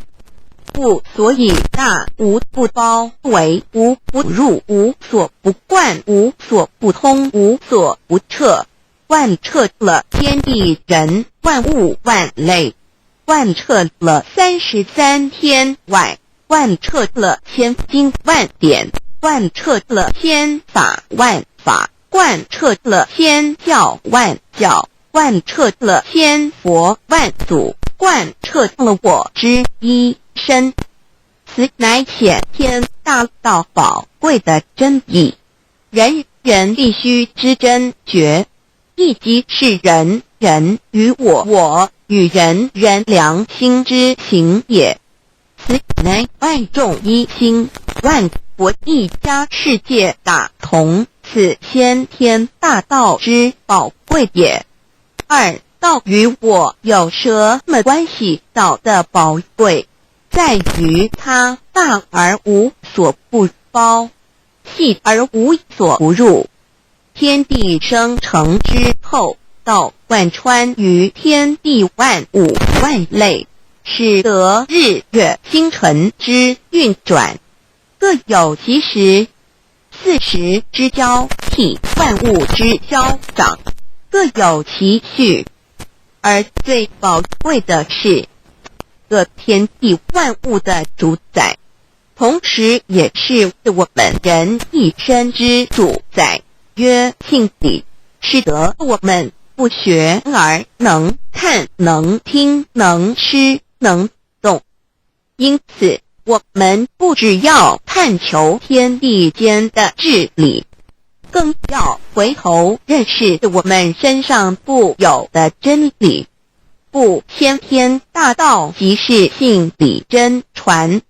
道的宝贵并不在于它有什么神秘稀有或特殊之处，而是在于它平时，但我们却时时刻刻离不开它的本体与妙用。我们反观一下自身，就会发觉我们身体的结构是非常精密和奥妙的。我们轻轻地握一下手，就算是这么简单的一个动作，其中所牵涉到的所有关节物理作用、能量、化学反应、神经系统资料讯息之传输及脑部分析、判断和命令之下达，以目前全世界的科技知识和文明水准，也无法一一表达出来。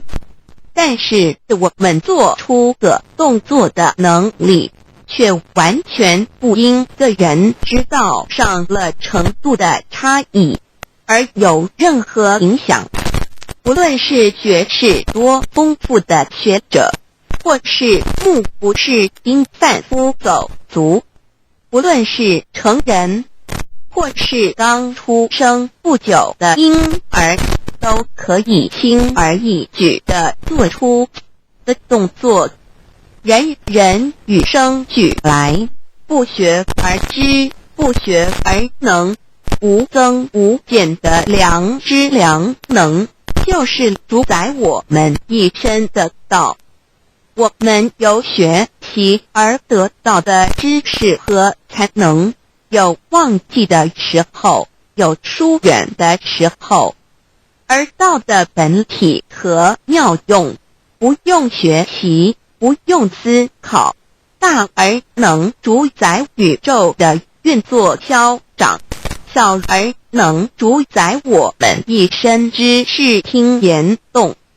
我们有而不知其有，用而不知其用，却又无时无刻不能缺少它的不增不减，本自具足一切我们身上固有的道，因为就在我们身上，又称作自性老。我们了解了个主宰天地万物的道，在我们身上就有，它的作用不应受到我们赞美或否认而有任何增减。无论种族、肤色、国籍、宗教、信仰或贫贱富贵，均无分无别。因此，我们能求得先天大道，不只找到了宇宙的根本源头，也找到了不生不灭的真我。不只认识了宇宙，也认识了我一生的真正主宰。不只追求到了宇宙之治理，也找回了我身上本有的真理与良知良能。先天大道的根源是在我身上，原来固有的是我由先天带来的良知良能，即是我的良心。我的良心即是天心，天心即是道心，此心无形无相，即是真空。真空之妙，空而不空，空中妙有。妙有者，生天生地生人生万物万类之大本也。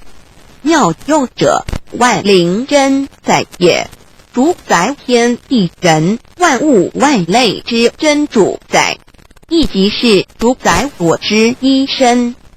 故曰道在无身，一切万能；道离无身，此身百无一能。先天大道如此宝贵，乃人人必须追求之道也。三求道是求什么？静心观察我们所存在的这个宇宙，我们往往会赞造物主的神奇。自然界每一刻皆有无数的事物在同时运转，而其整体却又是那么协调。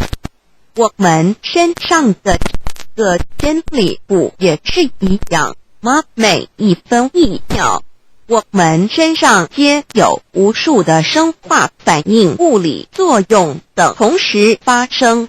道的妙用分布在我们身上，不用学习，不用思考，其作用虽成千上万，合起来却只有一个自我，一切有条不紊，自然而成。道在无身，运用自如，在眼能视，在耳能听，在口能言，在鼻能闻香臭，在身能运用行动做事，此即道在我身之妙用。所以我们了解了道不只主宰着天地万物，更主宰我们一身。宇宙根本源头最高主宰与我一身主宰，并非二也。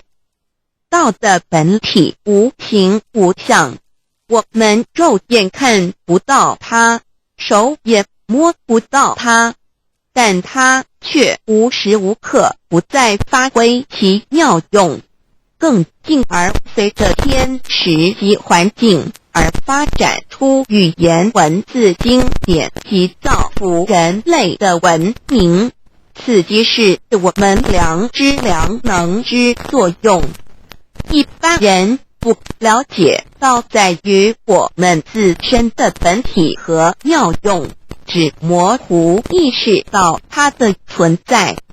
便以灵魂代表它，我们称其为自性老。因其没有生灭，也不会毁坏，我们也称其为真我。此真我乃是最富足、最圆满、最光明、最完美、永恒不朽的。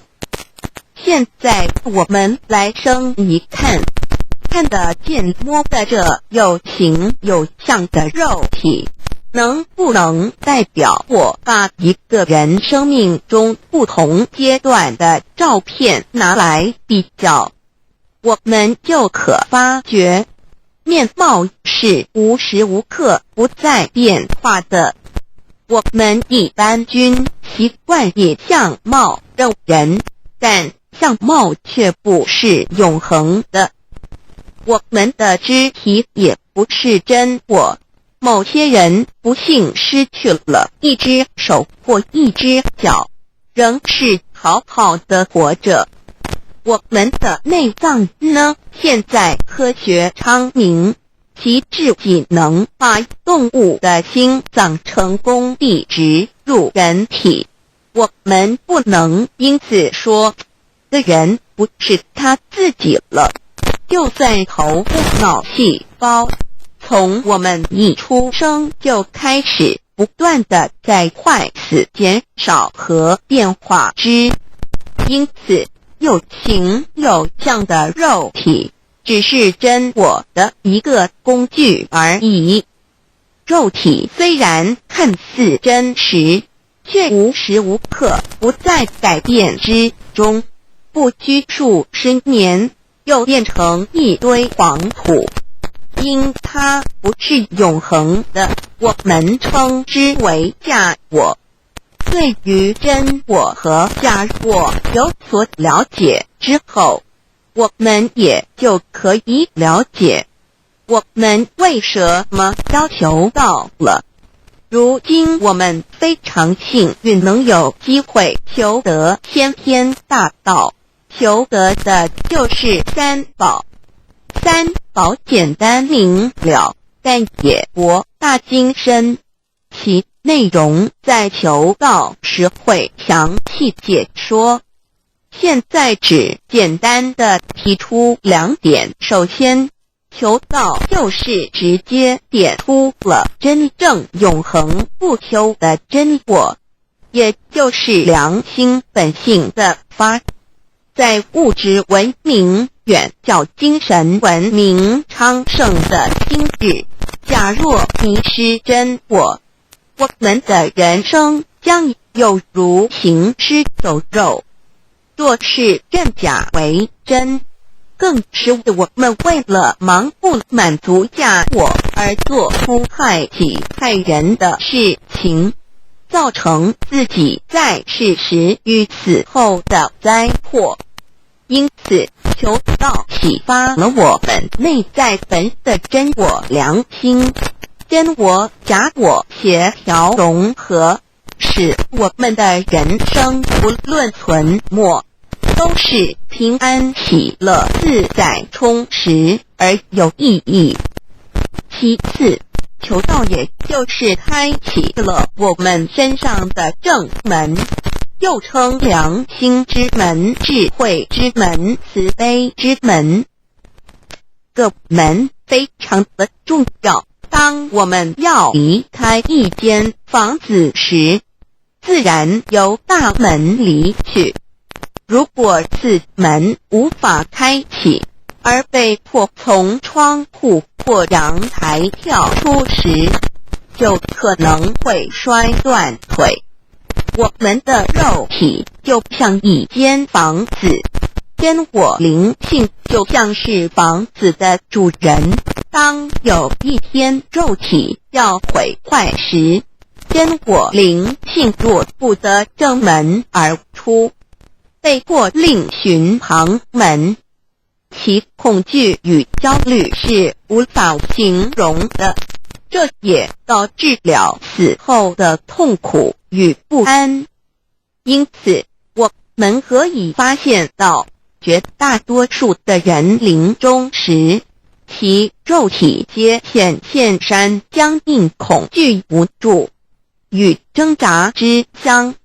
求道就是开启我们个生来死去之正门，也就是通天大路。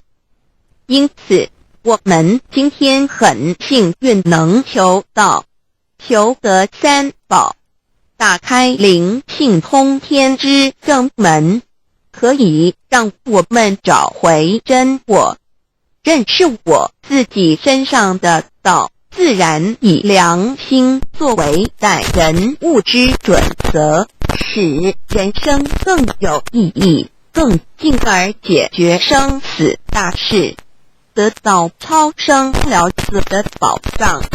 100年之后，回到我们的来不家乡。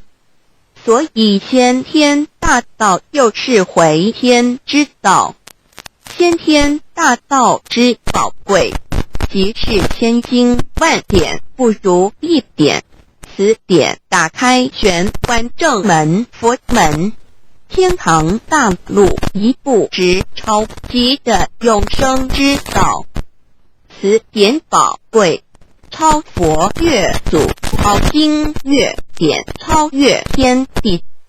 得到这一点宝贵，它是诸经之师，诸法之王，诸佛之天地之不曰超生了死极的永生不毁不灭之先天大道也。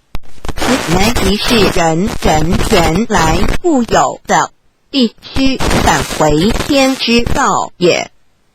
四求道对我有什么好处？我们今天很高兴能有这个机缘求道，能够开启良心之门、智慧之门、通天之正门，这是第一步。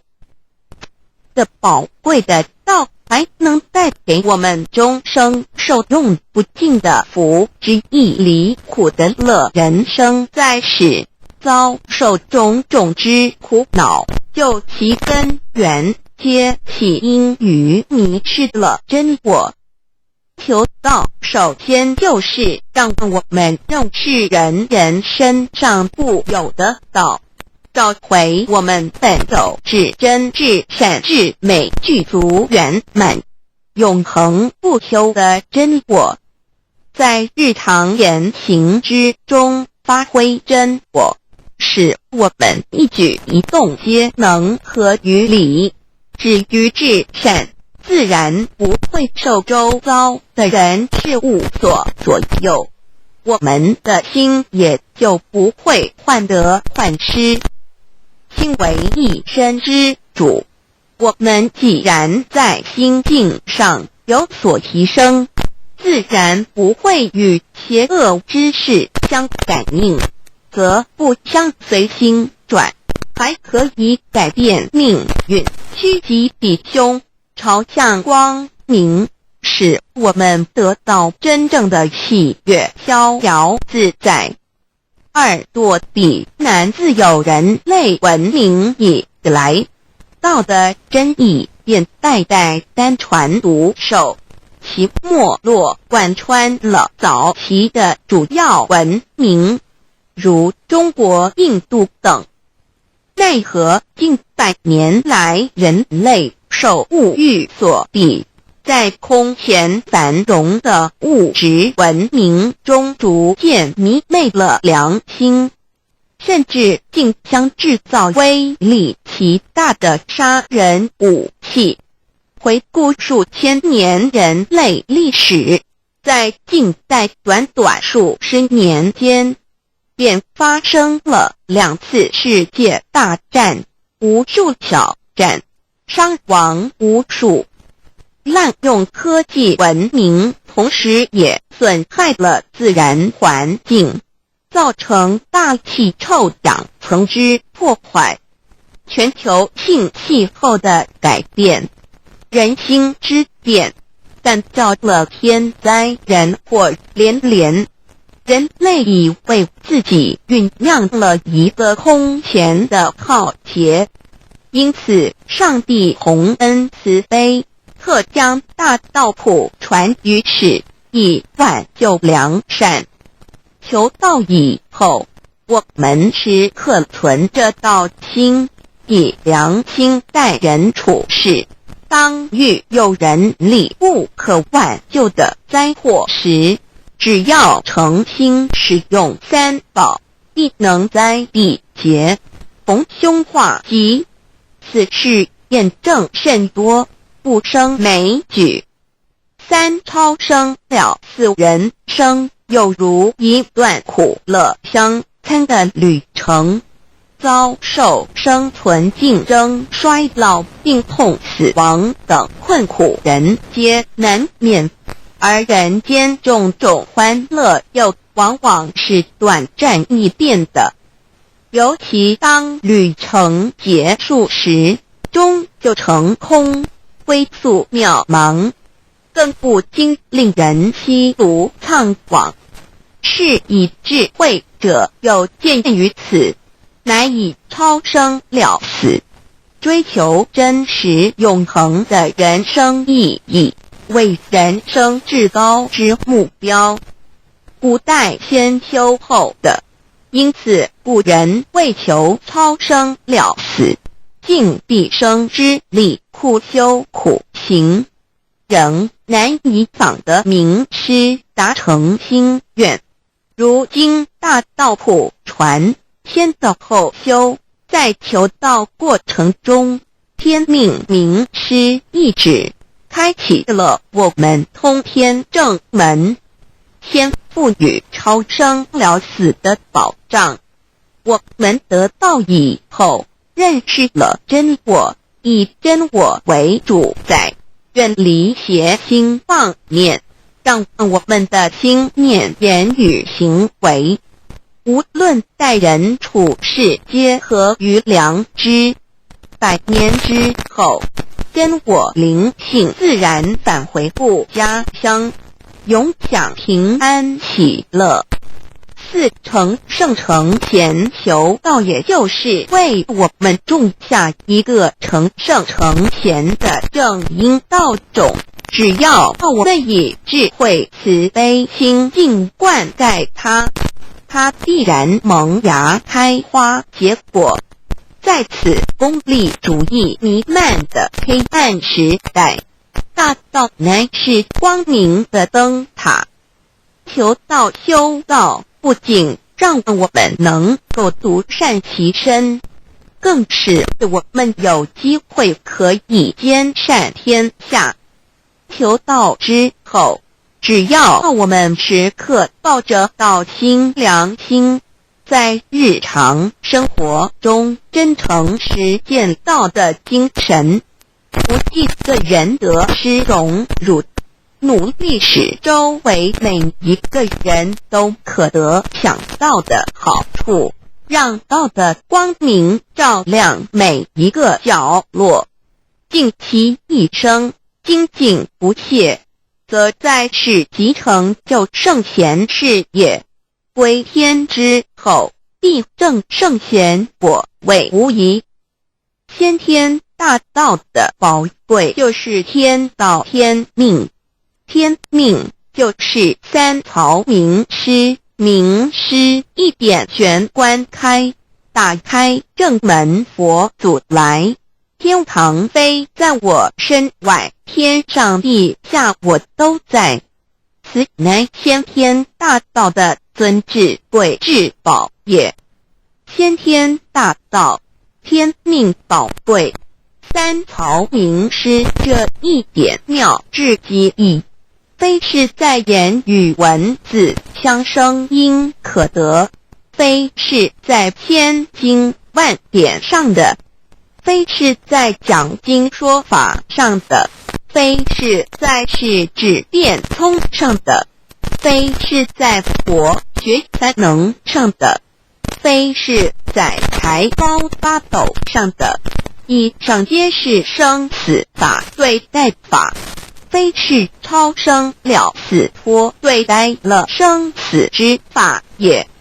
此刺激的先天大道妙用妙能的宝贵，其妙极矣。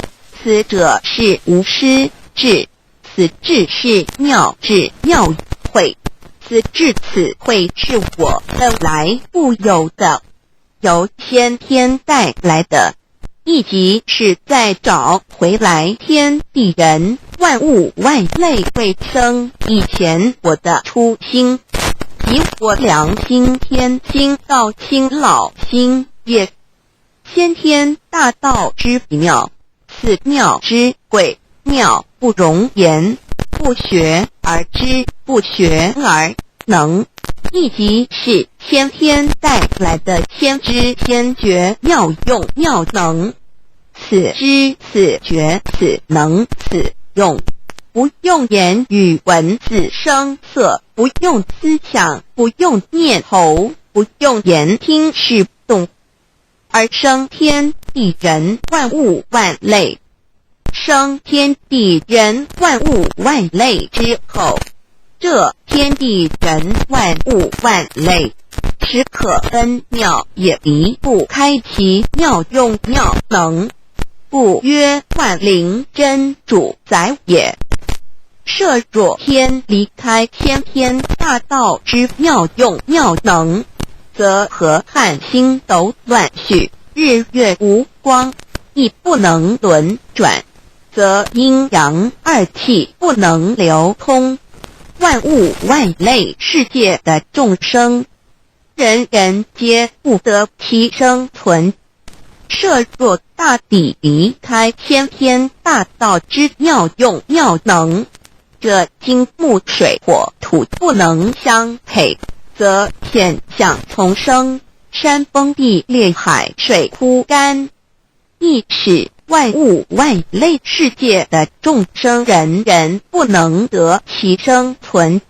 设若人离开先天大道之妙用妙能，则寸步难行，眼不能看，耳不能听，口不能言，总之全身不能动作。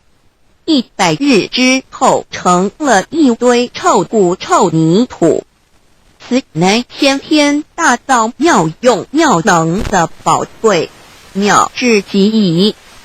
设若觉悟认识先天大道之妙用妙能的支持而实行，即是天人合一，天人一体治理，觉言妙不容言，不是死后成佛，当体即佛矣。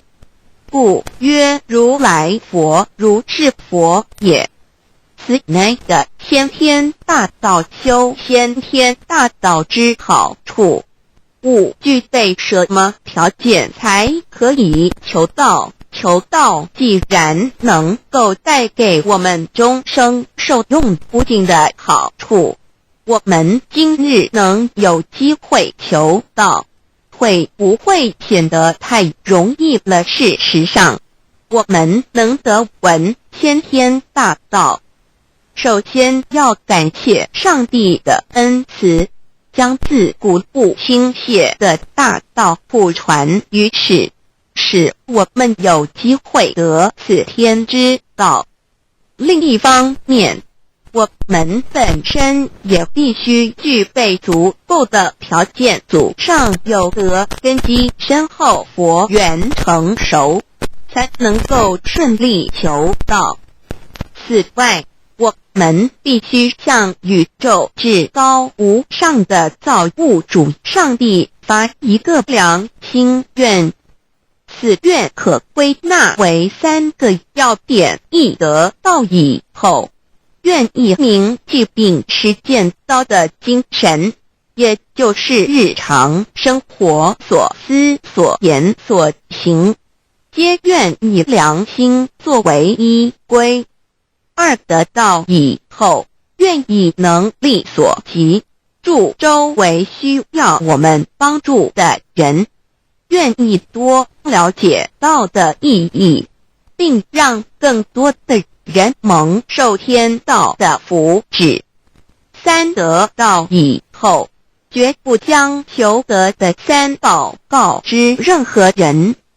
三宝必须在庄严的求道过程中，天命名师传授给我们才有真实意义。若由我们泄露给其他人，则不但毫无意义、毫无效果，我们自己也违反了天律的良心愿，合乎人人本具天赋的良知良能。所以我们人人都能够做到真诚实践良心愿，也必须滋润我们求道时种下的智慧、慈悲、清净之正因道种，使它顺利萌芽、开花结果，才不至虚度这千载难逢的求道修道良辰。值得一提的是，我们能顺利求道，原因之一即是沾了祖德的光，是故上天开恩，只要我们修道有恒，则我们的祖先也有机会可以求道超生得救。我们的子孙亦的印地，对父母祖先尽大孝，这是最好的机会。只要具备以上条件，则不论任何国界、种族、宗教信仰的人都可以求道。欲求得先天大道，脱出轮回之苦、地狱之灾，世间的穷通受忧、鳏寡孤独、生老病死苦，而返天堂永享天伦之乐者，必须我有得遇6万年良辰佳期的幸运。我本人心地善良，我有先天根基深厚，也就是我本人前世做的功德善事很多，此即天缘。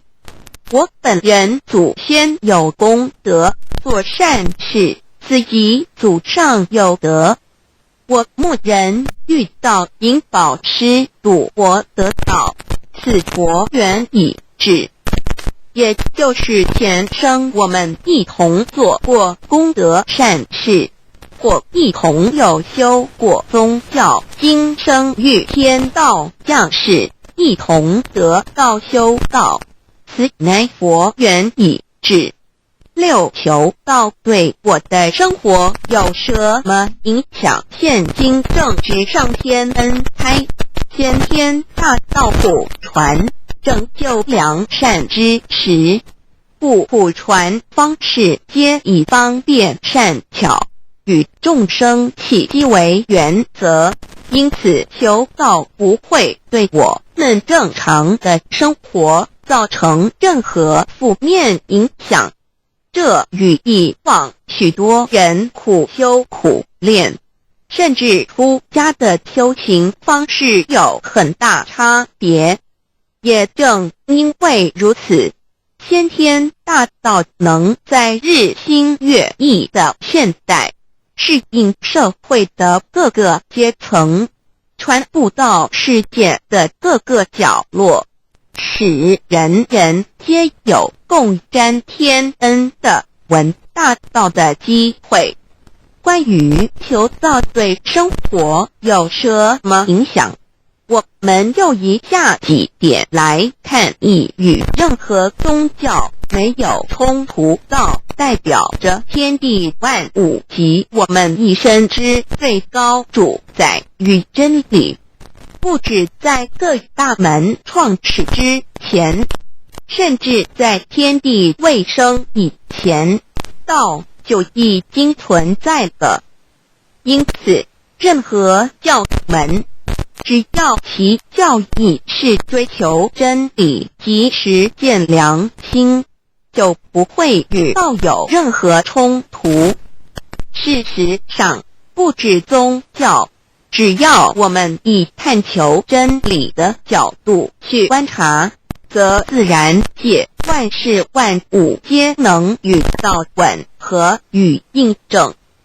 若我们原有某种宗教信仰，求道将不会造成任何抵触，也不会使我们背弃原有的信仰，反而让我们对真理的探求有更深一层的体认。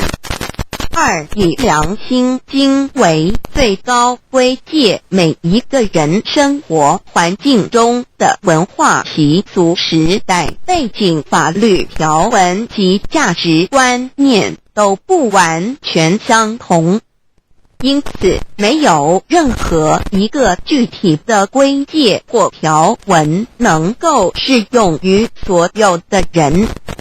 所以求道后的规戒着重在我们每个人真我良心之实践，由真我良心主宰自己，而不是在经典之背诵上及律法之钻研上下功夫。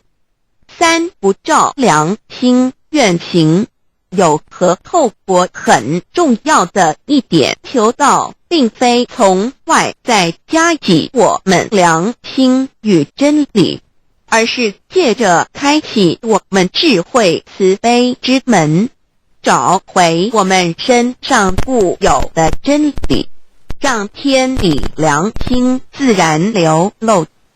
因此求道后，所有真修实行之人皆是自动自发的。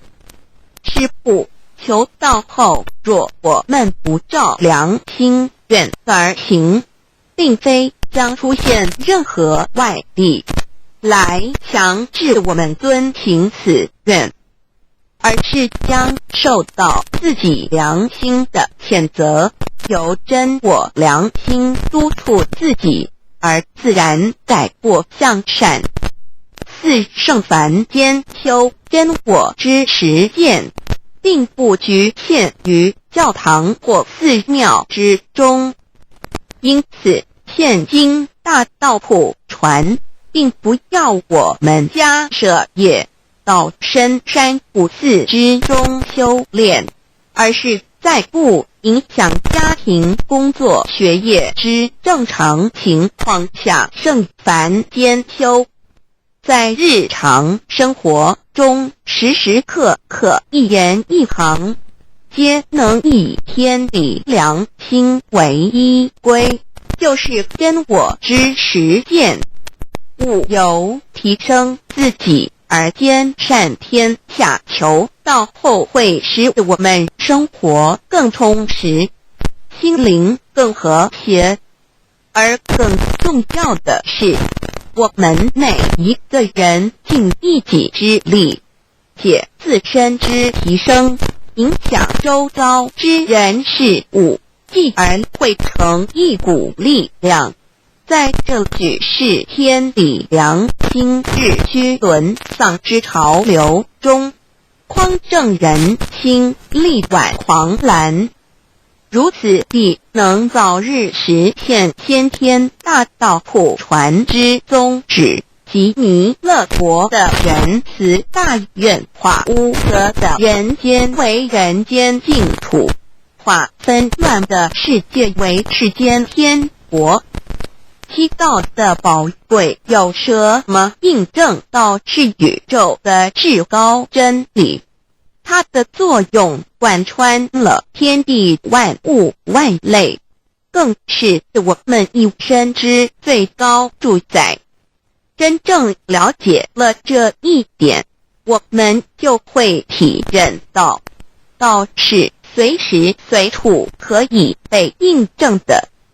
许多贤贤得道之后，发出了大诚心、大信心、大智慧，真修真行，皆能参悟到，不只在各教经典之中可以印证到，其实在任何时间空间、万事万物我们之一身，甚至一草一木，皆离不开道的本体和妙用。体认至此，自然能发出永不退转之道心。而尚未求道或刚求道者，则需借助于一些具有形象看得到、感受得到的印证，以奠定初步的信心。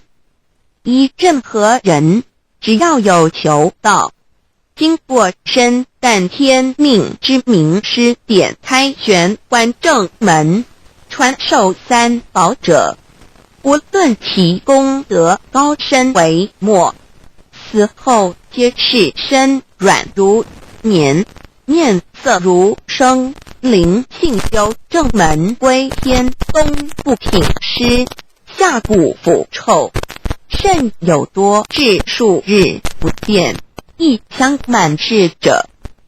目前的科技文明和医学知识还未进步到足以解释这种现象，但却无法否认个事实的存在。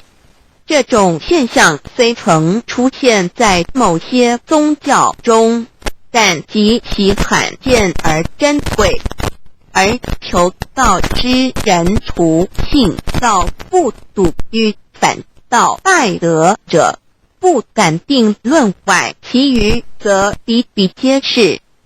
肉身既显似瑞香，足可证其灵性已登善境，当无疑问。二人虽不为万物之灵，其实是很脆弱的。自从生在这个世界上，就难免天灾人祸的威胁，甚多以求道者，在遇到人力不可挽救之危急情况下，诚心使用三宝，皆能大事化小，小事化无。这种例证多得不可胜数，无法在此一一例举。以上两点虽然极为宝贵，但却是任何人只要一求道，借着上帝的天命宝贵，立刻就可以得到的保障。此后就随个人的诚心、智慧及对真理之实践，而有或深或浅不同的体认了。如人饮水，冷暖自知。希望各位具有善根、有机会能得闻大道的先生女士，皆能入宝山而满载而归，皆能求道而同真善境。 Introduction to DAY. What is DAYI? DAO and MEII. What it is in DAYD.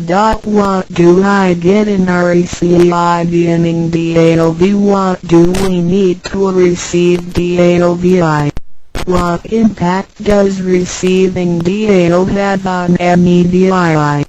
What can attest the validity of DAY? What is DAO? Observing the cosmos and all the living beings consciously, among all the earthly activities and phenomena, we will find the existence of the laws of nature. There is a supernatural origin which guides all the operations happening across the galaxy, the earth, and the human beings. We call this source DAO. Tao existed before primordial time, and even before the universe was merged. It is the origin of the world, and it thereafter nurtures all the creatures and beings. Since it is unchangeable and does not evolve with time, it is the ultimate truth. It is what all saints and sages throughout human history had been searching for. The essence of Tao is the foundation of nature. The law or the power that existed before the universe was formed is beyond description because there were no civilizations nor creatures, let alone languages. Since it cannot be applied any name, we simply call it Tao. After the world was merged, along with the mutations of the universe, we see the harmonious actions as exhibited in seasonal changes, rhythms of time and tide, and the balance of the ecosystem. We also find some conformity of human nature across various cultures. These prove the laws of nature. This is the extension of that original Tao when it is substantiated and materialized. It merged into everything that is within us.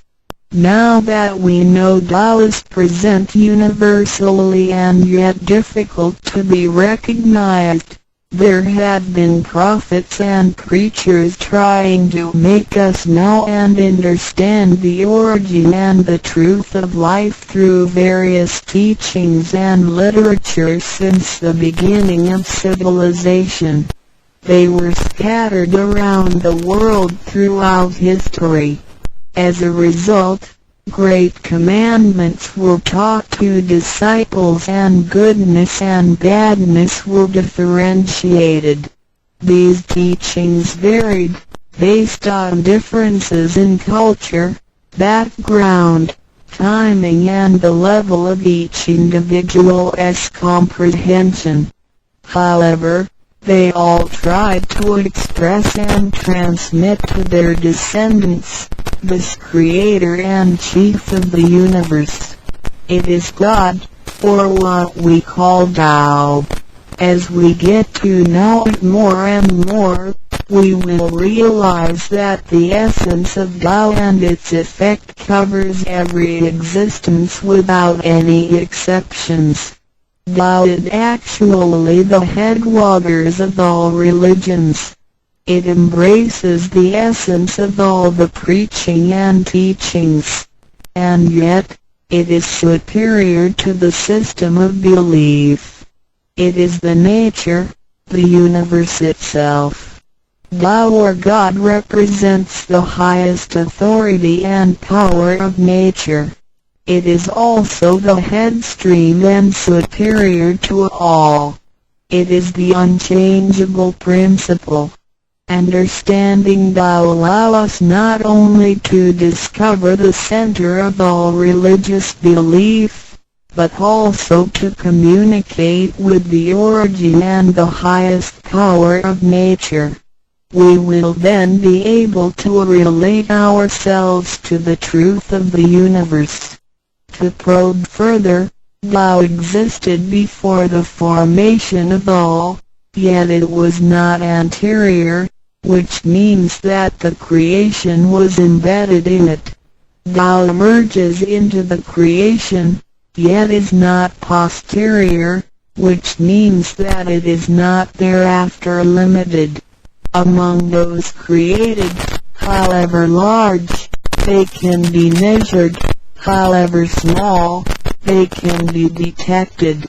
It is only Tao that cannot be measured of its immensity nor detected of its existence. Therefore, it is larger than the largest and leaves nothing excluded, and yet it can be smaller than the smallest and leaves nothing not penetrated. It is ubiquitous. It merges into and governs all. It is in charge of the space, the earth, human beings, all the creatures, and all existences. It penetrates and regulates the entire universe. It is the source of all the scriptures, sutras, as well as dharmas. It encompasses all the religions, and it is what makes one a Buddha or a saint. It is the single chief of all. And, above all, It is in charge of each individual too. It is the divine self. This is the true meaning of Tao. We should get to know it this way and rediscover our own invaluable treasure. So, to practice Tao is to revive one's own conscience as well as everyone else's and to act upon it accordingly. Then, all people can be of one spirit, all nations can be in peace like a family, and the great harmony will come true. How precious Tao is! Tao and me. The significance of Tao is in its immensity and ubiquity. Its mightiness guides the universe to carry on with changing seasons and evolving creatures. The countless aspects of the natural phenomena seem so capricious and yet really in order and in cycles. This almighty being also resides in each of us. It is the divine self, the natural quality of a person. It enables us to see, to feel, to taste, to hear, and to move without learning. While we research the ultimate truth in the universe, we should turn in upon and see into ourselves to discover that divine self.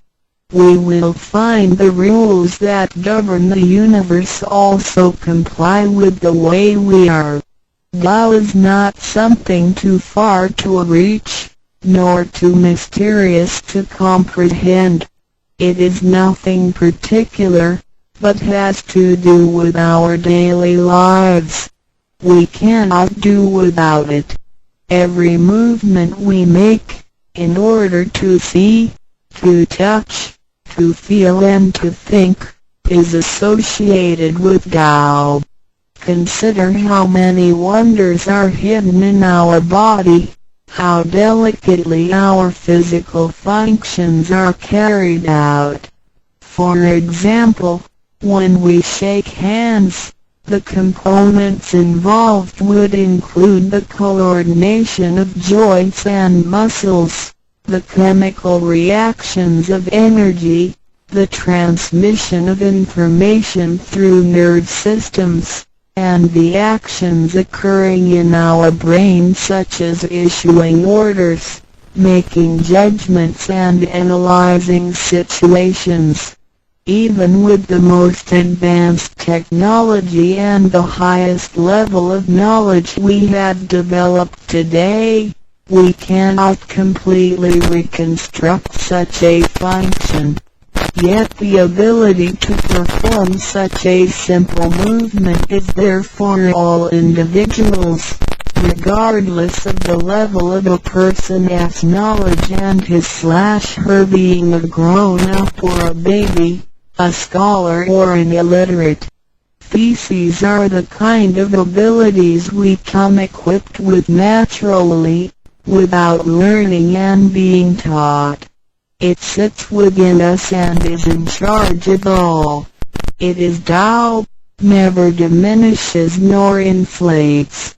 Worldly knowledge acquired through learning can be forgotten.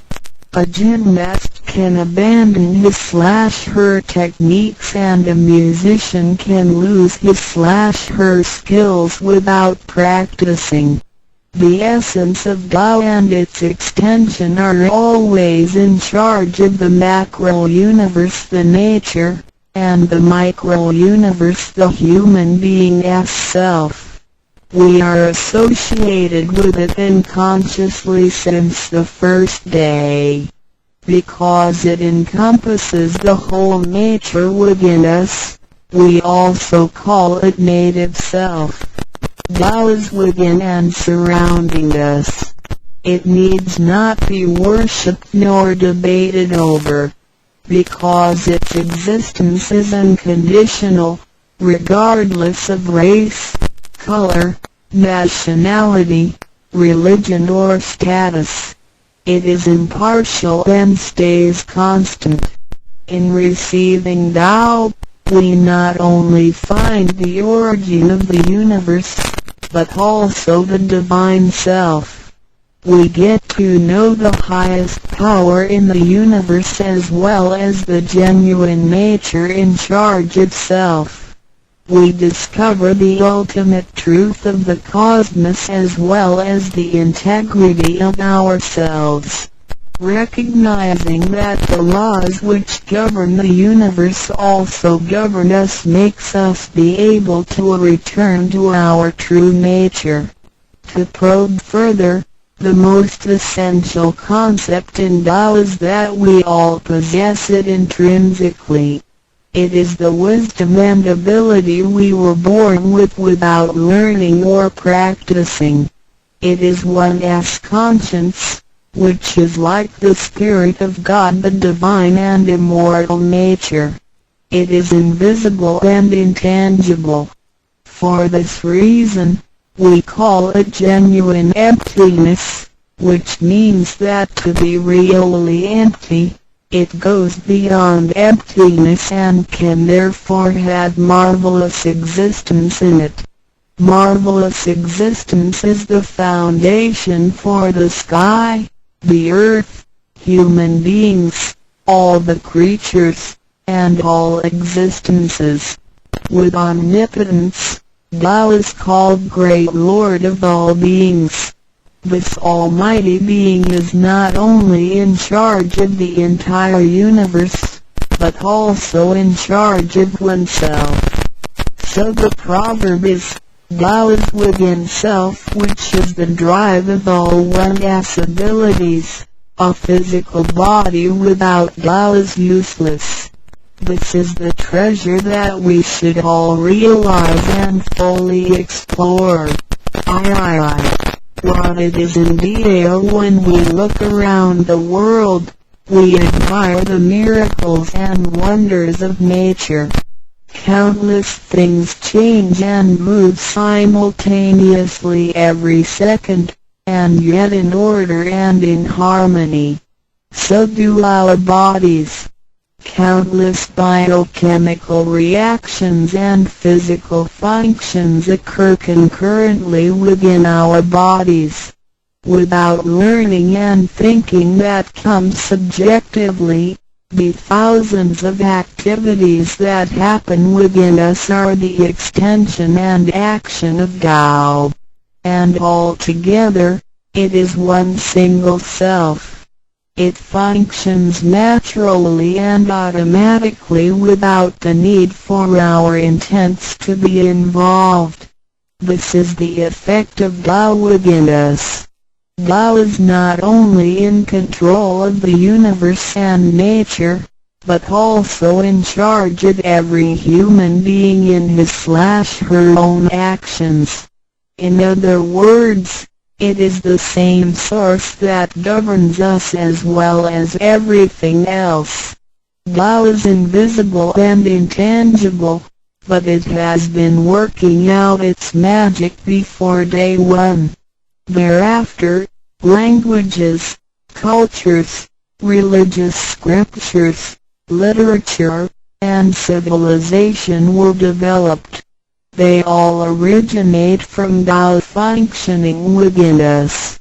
People don't realize it is Tao that has been residing and working within us and had used soul to represent the confusing and yet irrefutable being. Because it is eternal and intangible, we also call it true self. This true self is the most abundant, brilliant, and imperishable being. Let us take a look at our tangible body and see if it can be the true self. We know the pictures taken throughout one's life show different faces and expressions. We recognize people by face, but our looks change and are not permanent. The handicapped, with impaired arms or legs, can also lead a complete life. One with a transplanted animal heart is still a human being. Even our brain cells keep decreasing and changing every second from the moment we were born. Therefore, the physical body is only the interim residence of the true self. Though it seems so real, solid and alive, it turns into dirt eventually. We call it false self because of its tentative and transient nature. By recognizing the difference between the true self and the false self, we understand the reason and importance for us to receive Tao. Luckily, we are given the opportunity of receiving Tao and learning the three treasures. The three treasures are straightforward yet profound. The meaning and details of them will be illustrated through the rite of receiving Tao. Here, we only discuss two issues. First, by receiving Tao, the true self gets quanted out. It leads to our conscience.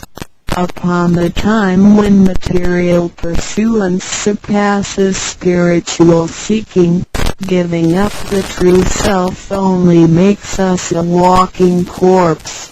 In order to fulfill and satisfy the sensational desires of the false self, we may commit wrongdoings and harm others, eventually creating troubles for ourselves. Our inner conscience is identified and enlightened by receiving Tao. Thus, the body gets to work with the spirit in a mutually beneficial and harmonious way, making our lives joyful and meaningful. Second, by receiving Tao, the front door or main gate of our bodies gets opened. It leads us to conscience, mercy and wisdom. When we leave a house, we leave through the front door. If the front door is locked, we may have to leave through the back door, or even by breaking the window or jumping off the balcony. We may fall and get hurt by doing so. Our body is like a house, and our soul is the master who lives in the house. One day, when the body is aged and depleted and the soul has to leave, we can imagine its horror if it cannot leave through the correct exit. This is the pain and discomfort human beings experience at the coming of death and after death. As we know, for most people, when they are dying, their body shows stiffness and signs of helplessness and confusion. After we receive Tao, the door of life and death will be opened. Being able to receive Tao and the three treasures while having the door to heaven opened, we had the opportunity to recognize the true self and the Tao that dwells within us. We are going to treat people and the world with conscience and make our lives more meaningful. We can transcend life and death. Within 100 years, we will be able to return to where we came from. Therefore, the heavenly Tao is also the way to return back to heaven. To probe further, the enlightenment of Tao is superior to studying thousands of sutras. This is the value of Tao. The enlightenment of Tao opens the main gate, the front door, which is the entrance to heaven. It gives us the guarantee to be exempted from rebirth cycles and to reach eternity. The superiority of this enlightenment lies in that it surpasses Buddhas and saints, It exceeds the scope of sutras and dharmas, and it transcends the universe. Tao is therefore source of all sutras, king of all dharmas, mother of all Buddhas, and creator of the universe. Transcendence of rebirth cycles leads to eternity. Being imperishable, Tao never deteriorates, and we had never lost it at all. Hence Tao is the direct way back to heaven. What do I get in RECI beginning Dao as mentioned earlier? By receiving Tao, we act upon our conscience, gain more wisdom, and find the door to heaven. In addition to these basics, we also benefit from the following for our lifetime. Being away from sufferings and closer to happiness. The troubles and worries we face in our daily lives mostly result from our disregard of the true self. Receiving Tao helps us to recognize the Tao that has been dwelling in us and to restore the beauty of the true self, so that our behavior and mind is free from being controlled by the earthly pleasures and being swayed by the losses and gains of the material world. Since our minds are cultivated spiritually, devils would not approach and get close to us. Thus, our fortune can be altered from bad to bright, and we can obtain real joy. Being away from disaster and calamities. Tao has been passed on through generations to one single master since the beginning of human history. The thread of its passage weaves through ancient civilizations, including China and India. However, in recent centuries, human beings had been trapped by materialism and a weaker sense of right and wrong. Wars prompted the development of powerful lethal weapons.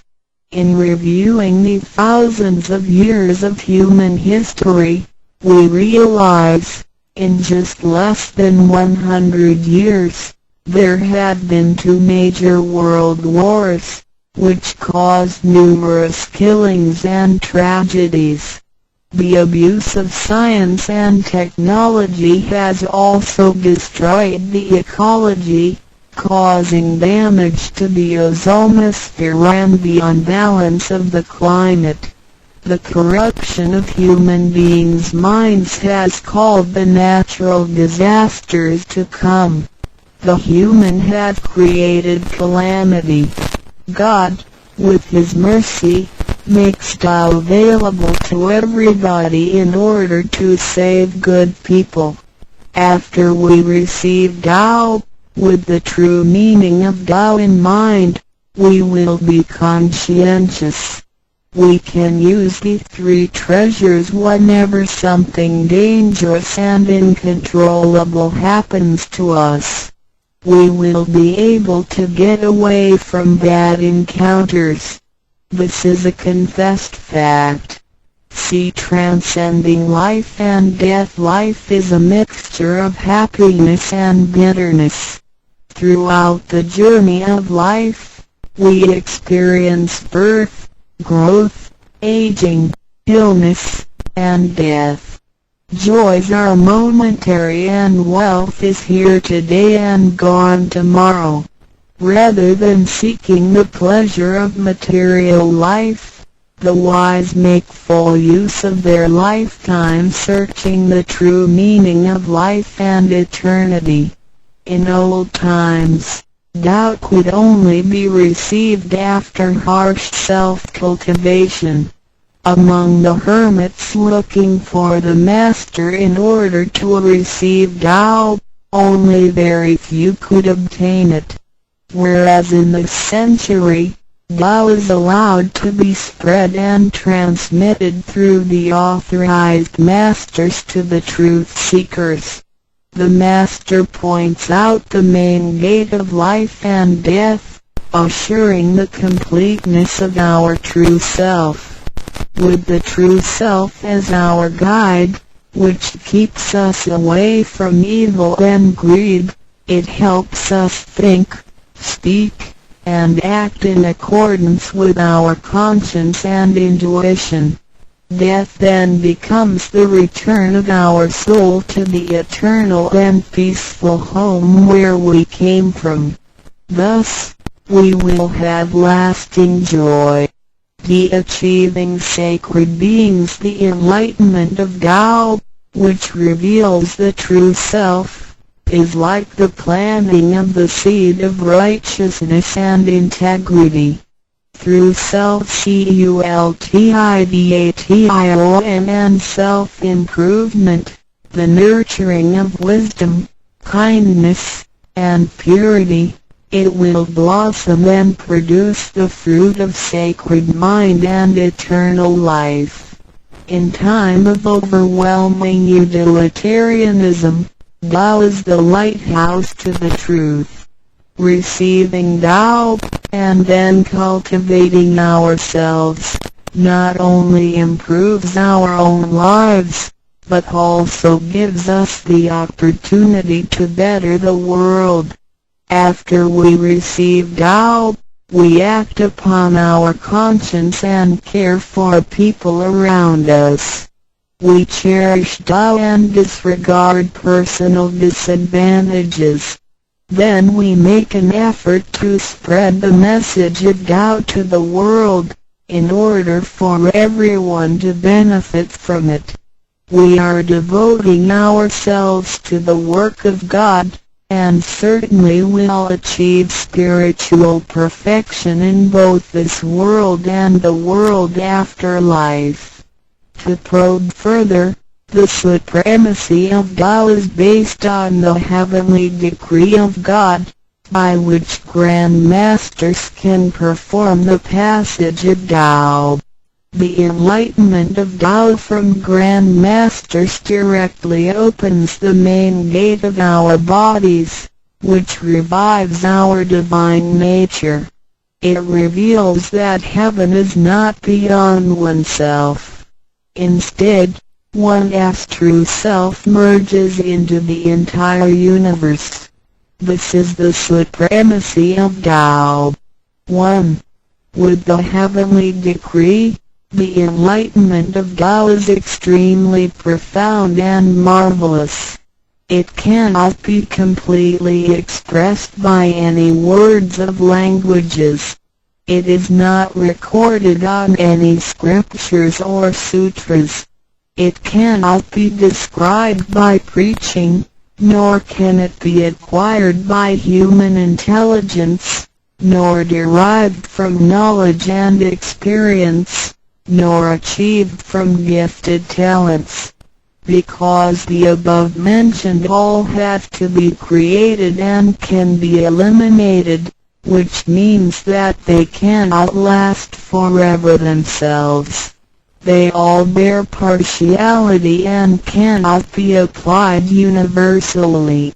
Hence, they cannot surpass life cycles, nor can they reach eternity. 2. The wonder of the effects and omnipotence of Tao is beyond words. It is the wisdom that does not come from learning. It is what we acquire from God and possess intrinsically. It is the same divine heart before the creation of the universe. It is conscience, the holy heart. It is the divine and immortal nature, the Spirit of God. 3. Tao is too marvelous to be described. It makes us know without learning and function without practicing. It is a prior wisdom, perception, potency, and ability. It is not constrained by words or languages. It functions without thinking, intents, or even actions. However, it can create the sky, the world, the human, all beings, and all existences. All these, after being created, still cannot carry on without Tao even for one moment. Tao is therefore called Great Lord of all beings. For, without Tao, the stars and planets in the sky wouldn't he had been in order. The sun and the moon couldn't he had illuminated or revolved properly. Then the yin-yang energies wouldn't he had circulated, and, as a result, this world wouldn't he had been suitable for all of us to live in. 5. Without Tao, the 5 primary elements of the earth, metal, wood, water, fire, and soil, wouldn't he had been balanced and complemented one another, which could have put the entire world in chaos. Mountains would have collapsed, lands would have cracked, and oceans would have dried up. Likewise, this world wouldn't he had been an environment for us to live in. 6. Without Tao, we, human beings, wouldn't he had been able to walk, to see, to hear, to speak, or to move.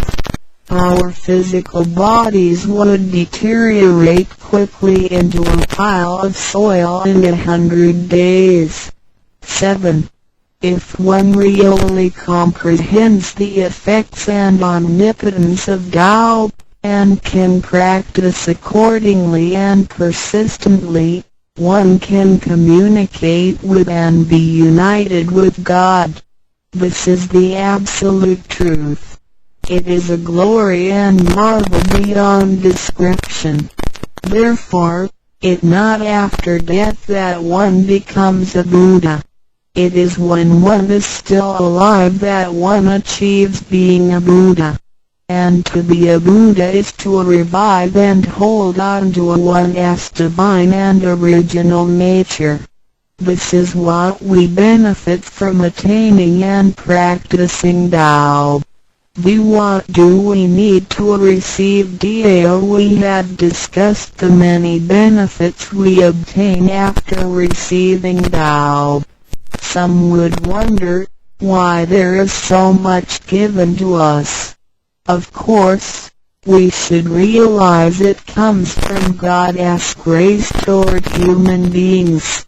This allows Tao to be spread around the world, especially at the approaching of the worldwide calamity. People with merit and conscientious mind will have the opportunity of learning about Tao and the way back to heaven. It always holds true that people who had the fortune of receiving Tao are derived from the tree of righteous ancestors. In addition, during the passage of Tao, it is required that we make promises to God that, after we receive Tao, we will keep in mind the true meaning of Tao and put it into action in our daily life. What we speak and what we do will all be based on our conscience.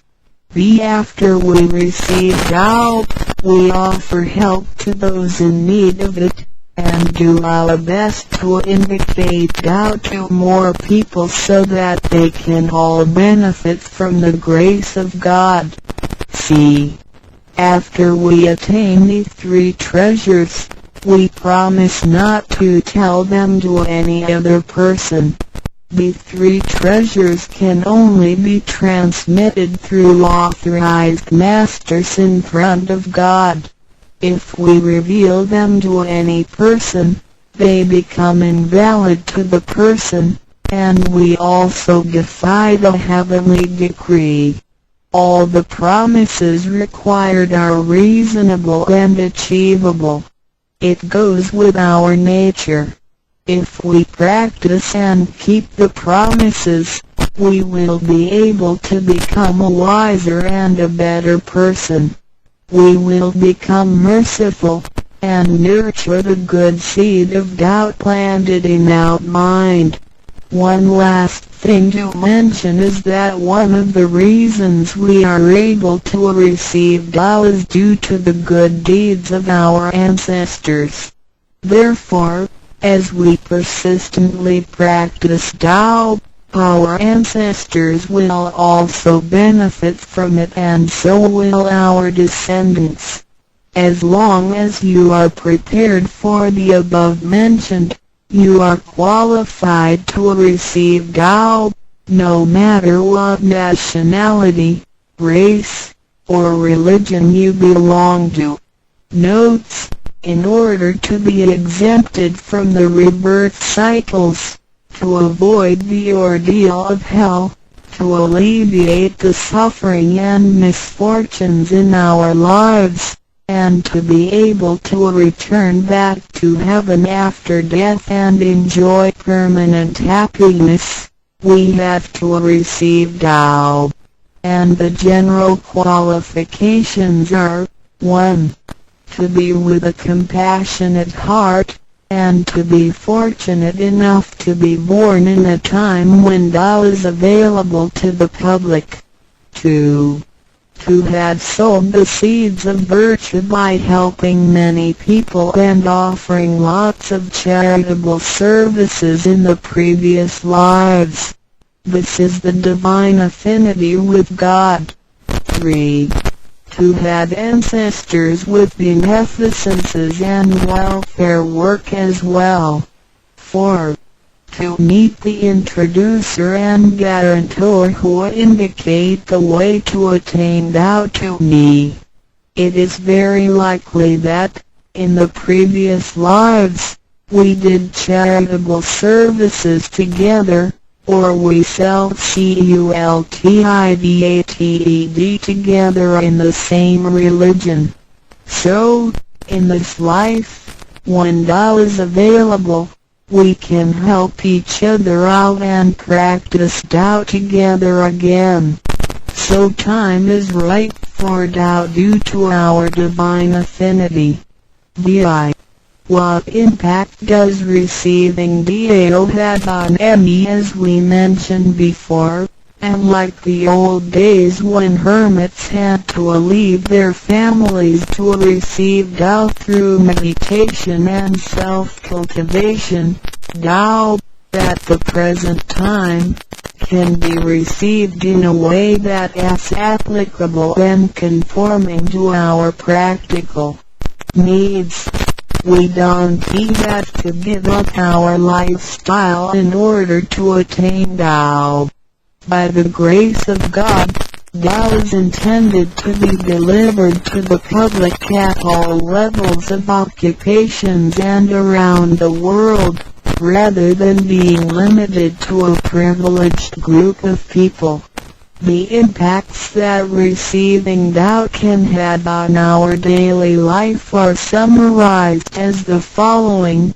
A. Receiving Tao creates no conflicts with any religions. Tao governs the universe, including all human beings. It existed before the formation of any religions. It is concordant with all religions, in the sense that religions preach the awareness of conscience and the pursuit of the truth. We don't need to give up our religion in order to receive Tao. On the contrary, by receiving Tao, we will have further understanding of the truth. The conscience becomes our ultimate guidance due to the variations of cultures, customs, backgrounds, legislation, and value systems. It is difficult to find a universal guideline for all of us to follow in our daily life. In receiving Tao, the main commandment is to act by our conscience, the true self, rather than by literature. We should be sensitive to the conscience, rather than be familiar with the laws. C. We will voluntarily keep the promise made while receiving Tao. Through receiving Tao, we are not offered conscience or true self, but merely the opening of the door to a wisdom and mercy. Therefore, we restore the heavenly principles inherent in us, and strengthen the power originating from our conscience. There is no external force that makes us keep the promises and commitments that we made when we received Tao. The only force comes from the guilty feelings that result from our misbehaviors, which reduces the mistakes we make. The practicing Tao can accommodate our worldly affairs. The fulfillment of practicing Tao and conscientious awareness does not have to be accomplished in a temple or church. It is not required to abandon worldly belongings or relationships in order to attain the ultimate truth. Each individual can still have his/her family, career, and schooling at the same time. As long as we keep in mind the basic guideline, we should have our practicing Tao and getting closer to our divine self. We will make a better world by improving ourselves first after we receive Tao. By realizing the true self and what we are, the feeling of joy comes to us. The improvements on the quality of our spiritual life will affect people surrounding us. By interacting and working together in Tao, we will make the world better with lower crime rate and less pollution.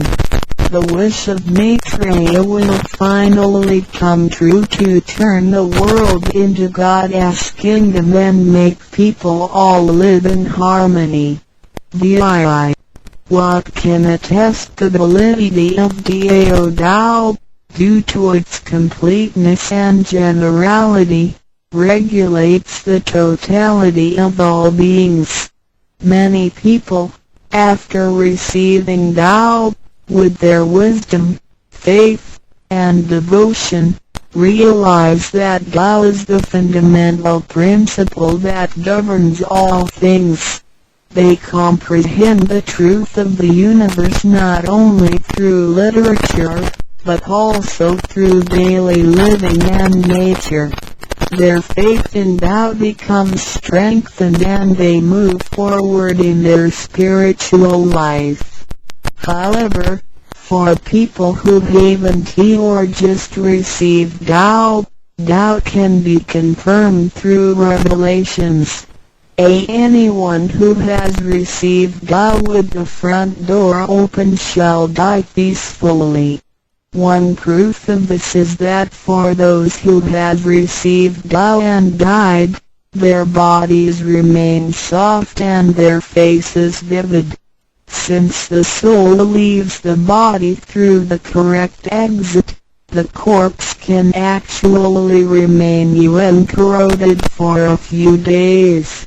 With the most advanced modern science and technology, it is still difficult to explain this phenomenon. However, it is a fact that cannot be denied. This has happened before in some religions, but very rarely. For people who have received Tao, this kind of testimony is ubiquitous, unless they have committed serious sins and corrupted their own mind.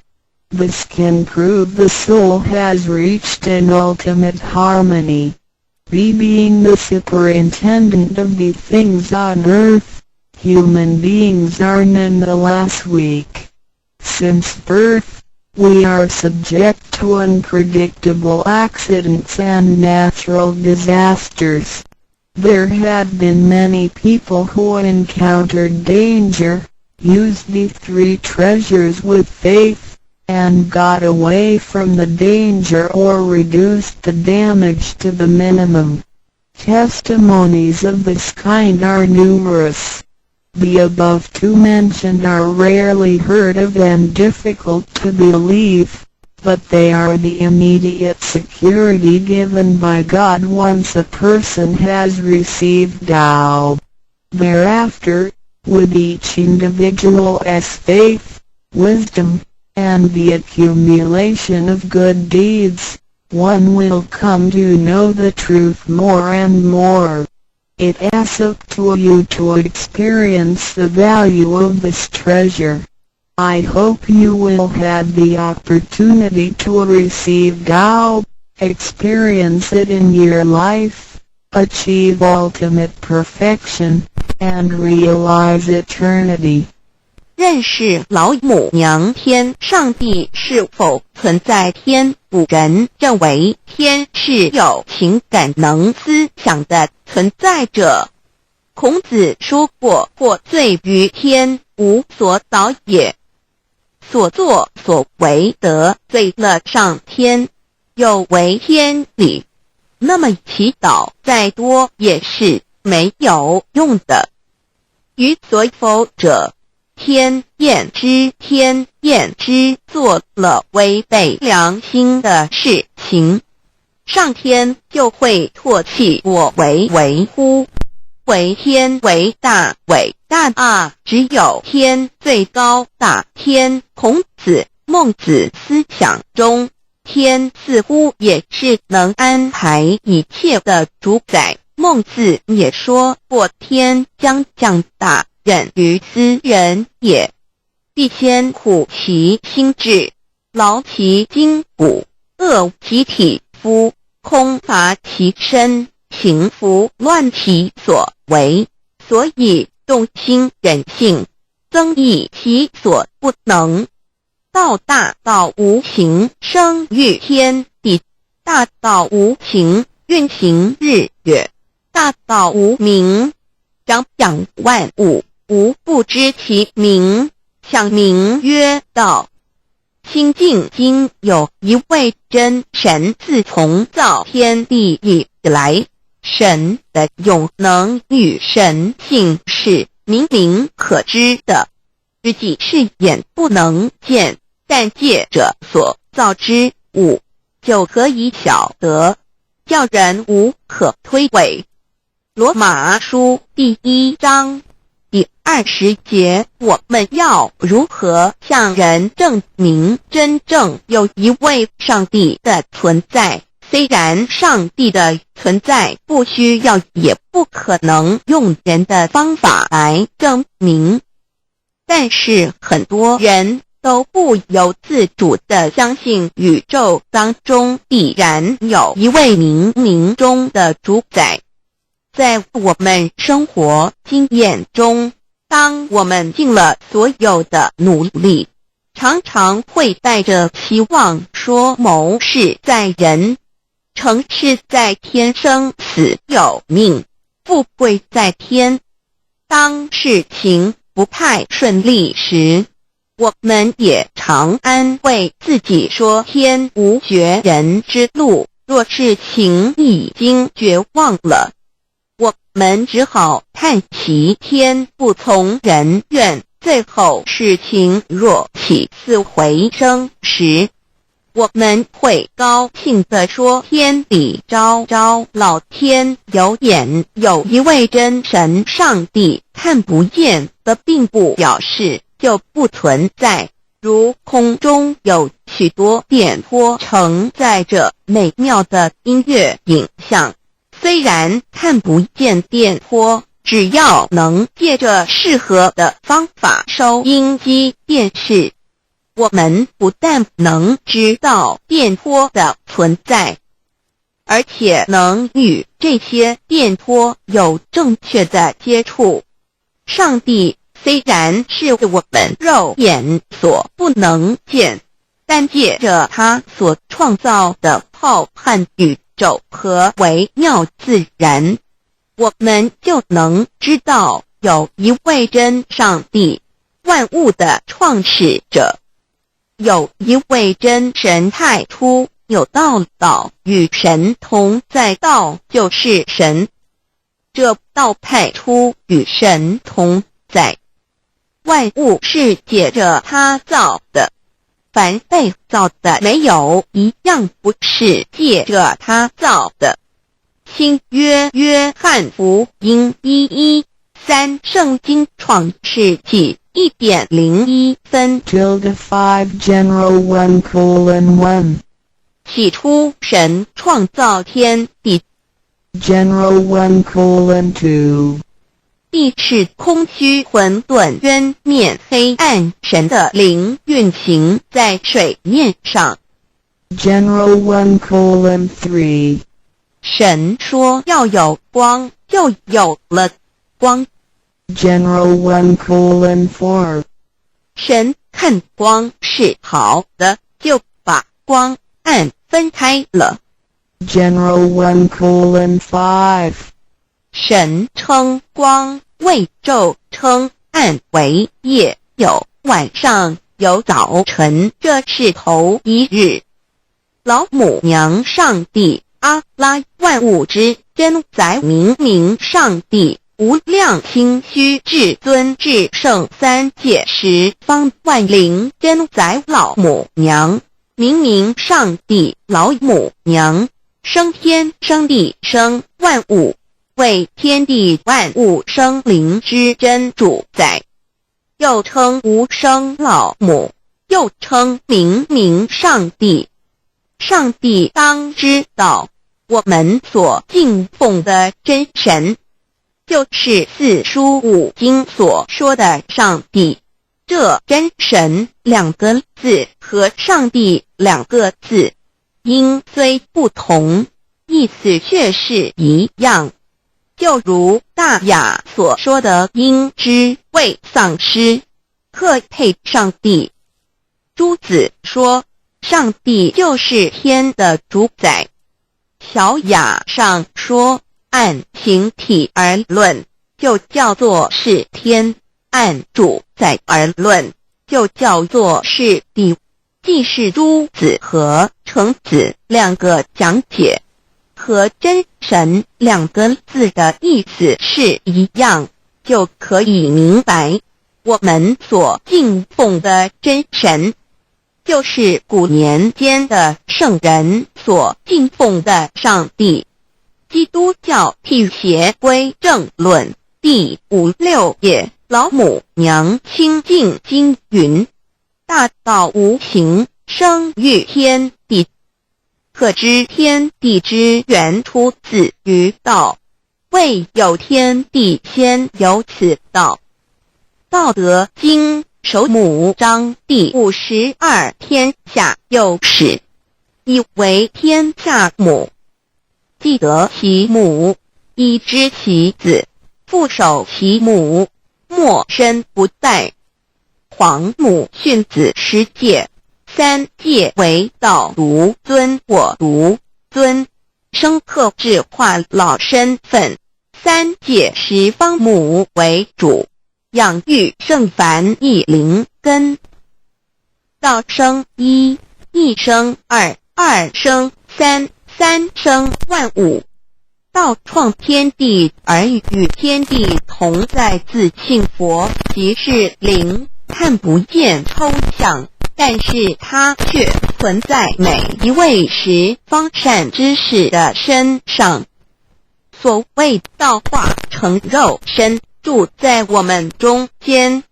天主佛与自性佛主耶稣对父神说：正如你父在我里面，我也在你里面，使他们也在我们里面。约翰17:21，道德经混成章第25，有物混成，先天地生，即七辽息，独立而不改，周行而不殆，可可以为天地母。吾不知其名，自之曰道，强为之名曰大。大曰始，始曰远，远曰反。故道大，天大，地大，人亦大。欲中有四大，而人居其一焉。人法地，地法天，天法道，道法自然。大万军之耶和华说，从日出之地到日落之处，我的名在外邦中必尊为大。在各处人必奉我的名烧香。马拉基书1:11，老子曰：道大，天大，地大，人亦大。道德经混成章第25，皇母老母娘即是无极老母，无极老祖，无生老母。皇母天父，天上的父也，和华万军之耶和华神，上帝真神，阿拉真神主，真主，造物主，为皇上帝，明上帝，道真理。老母娘慈训，明灵义电光，上帝赐而真宝藏，无量慈怀传一旨，清虚大化，救援皇至尊，无上威灵力，至圣心法，复贤良三界法，与慈云布十方，共沐朝母娘，万灵归根乐欢喜，真载无为居天堂，老母娘上帝，阿拉万物之真载，明上帝，无量清虚至尊至圣三界十方，万灵真载，一点明上帝圣号之意，以明是代表先天纯阳光明本性。所以明不为是超越现象界的明，且是内在的明。超越现象界的明为天命，内在的明为人人具足的本性良知。上帝即宇宙的最高主宰，他是诸天神圣三世诸神之本，也是宇宙唯一至尊的神。他不但是灵性之根源，也是创造宇宙生育天地运行日月长养万物的大主宰。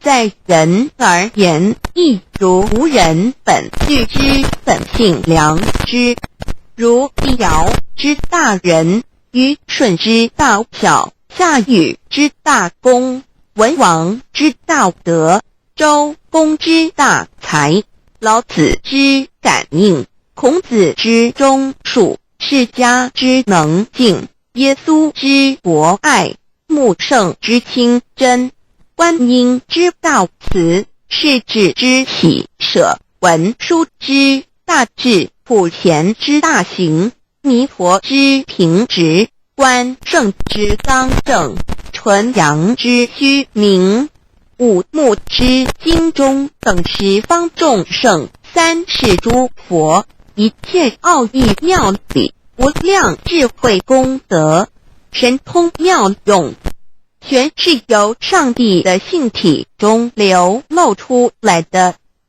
上帝的性体尽虚空遍法界，我们所看到的一切，所看不到的一切，全是上帝所变现的，所以我们时时刻刻都是与上帝同在的。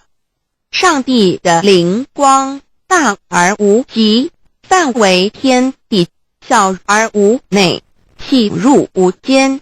凡是日月星辰，江海景泉，白云彩虹，雨露霜雪，一花一木，一草一干，宇宙森罗万象，全在上帝的性海中。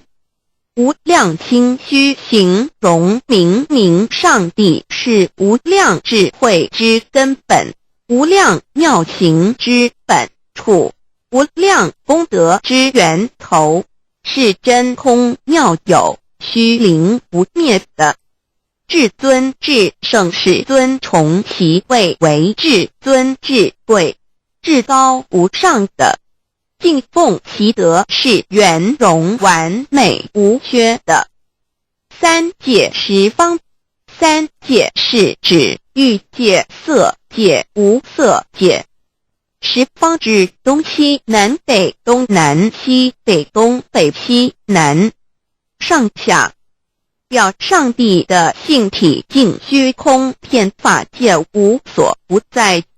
X 三界28天图万灵真，在说明上帝的圣灵大而无极范围，天地小而无内气入无间，为万有之本源，万化的真主宰。所以明明上帝为一切生灵的大总持，在传统道场亦有尊称为无生老母，或以母字为代表，其意义如同明明上帝，具有形上义与形象义，为万物苍生生命的大本源头。三界十方万灵真，在至尊至圣无量心虚言其本体尊崇其位敬奉其德载主其尊，用在万灵便不恒用在不言为范其及形容其大说明其相明明上帝母字与母同音同义，字形与母字相近。母字的情义一点中加中是天下之大本，代表体是阴阳，代表用，体用合一为母。有体无用则至空，有用无体乃直相，即体即用即用即体，体用合一即是佛也。二点点代表无极，点代表真如本心，三点中线拉直透出圈外，表示超乎太极之外，贯乎太极之中。四点母字正转90度，表示先天灵性之母。先天母乃外灵主宰，灵性之母心无形，永久之如来自性。太极字的形义中是天下之大本，代表体。两点是阴阳，代表用，从代表无极，动生阴阳从直心，代表真如本心。太极图各教圣人对老母娘的尊称，一点如叫天上帝、明明上帝为皇上帝等，中庸交涉之理，所以是上帝。天命之谓请，诗经小雅，明明上帝昭灵下土，大雅上帝灵汝无二耳心。书经汤告为皇上帝，降中于下民，若有恒性。二点佛教大日如来毗卢遮那无生等法华文具会本法身如来名毗卢，此翻译骗一切处。贪经一问品，若悟无生顿法，见西方只在刹那。大日经书亦云，梵音毗卢遮那者，是日之别名，即除安片名之意也。同16曰所谓毗卢那者，日也。如世间之日，能除一切暗明，而生长一切万物，成一切众生是也。今法身如来亦复如是，不以为喻也。3点道教无道无极天尊等。道德经有物混成，先天地生，及其辽兮，独立而不改，周行而不殆，可以为天下母。吾不知其名，自之曰道。天下万物生于有，有生于无。4点也叫真神耶和华天主天父上帝等。圣经创世纪，上帝照自己的形象创造了人。5点回教阿拉真主。乌克兰经卷一奉大人大慈真主之名。6点先天大道无生老母，明明上帝无量清虚至尊至圣三界十方万灵真载。真主古兰经，如果你问他们谁创造了天地，制服了日月，他们必定说真主296亿。如果你问他们谁从云中降下雨水而借雨水使已死的大地复活呢，他们必定说真主2963。真主古兰经，他是真主，是独一的主。112真主是万物所仰赖的。1122他不生，也不被生。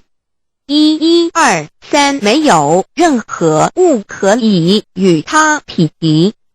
1124真神道上帝生命在他头，这生命就是人的光，内光是真光，照亮一切生在世上的人。这等人不是从血气生的，不是从情欲生的，也不是从人意生的，乃是从上帝生的，道成了肉身，住在我们中间，充充满满的有恩典，有真理。约翰福音1491314耶和华 Yav 耶和华 Yav/Yahweh/ 的称呼，在原文之意义，乃是自有拥有的他，亦即不生不灭诸天之国与神之国，神为诸天之国之上的主宰。母居里天，在诸天之上，为万灵真载。诸天之国与神之国，宇宙能量，整个宇宙充斥着舞动的能量。除了此舞动的能量，我们的宇宙一无所有。在某个时间点，这些能量分成许多有知觉的能量与无知觉的能量，从而有一分为二，就对立。斯瓦米维达帕若提 Swami Vedabharati 着着火瑜伽约翰一书第4章第13节，神将他的灵赐给我们，从此就知道我们是住在他里面，他也住在我们里面。约翰一书3点24分，遵守神命令的，就住在神里面，神也住在他里面。我们所以知道神住在我们里面，是因他所赐给我们的圣灵。神的灵住在我们里面何处？约翰一书与约翰福音在文体上颇相似，因此可能是来自于同一个作者。福音书作者约翰，神上帝老母娘的灵住在我们里面。圣经创世纪提到上帝创造天地万物的情形，创造人时，耶和华神用地上的尘土造人，将生气吹在他鼻孔里，他就成了有灵的活人。创世纪2:15教阐到佛家所言正法掩藏灵山柳之净瓶主人翁真主人真如等等。儒家所言大学之道三人之行天命等等。道家所言古神荼毒玄牝众妙之门等等。回教所言阿米木亮木米木回回之地等等。基督教言十字架用火施洗窄门等等。对于以上所谈之名词，没有求道的人是无法体悟的。所以说摸得着根的成佛祖，摸不着根的瞎修行而道，就是万教所要找的根。个根如没有经活佛师尊名师指点，是无法找到的。可见求道的重要。经典印证亦无有正法掩藏，涅盘妙心，实相无相，为妙法门，不立文字，教外别传。二佛在灵山莫远求，灵山只在汝心头，人人有个灵山塔，好像灵山塔下修。正法密传世尊在灵山会上拈花示众，是时众皆默然，唯迦摄尊者破颜为笑。世尊曰：无有正法掩藏，涅盘妙心，实相无相，为妙法门，不立文字，教外别传。复主摩诃迦摄。世尊至多子塔前，命摩诃迦摄分作令座，以僧伽梨为之。遂告曰：吾以正法掩藏，逆复于汝，汝当护持。五灯会元卷1七佛释迦牟尼佛著僧伽梨比丘3之一。华译为众句11，又称为大一，由9条至25条制成，是作大法会，或是见国家元首重臣时所穿的。正法密传会能及会祖义。三不入世，足以袈裟遮为，不令人见。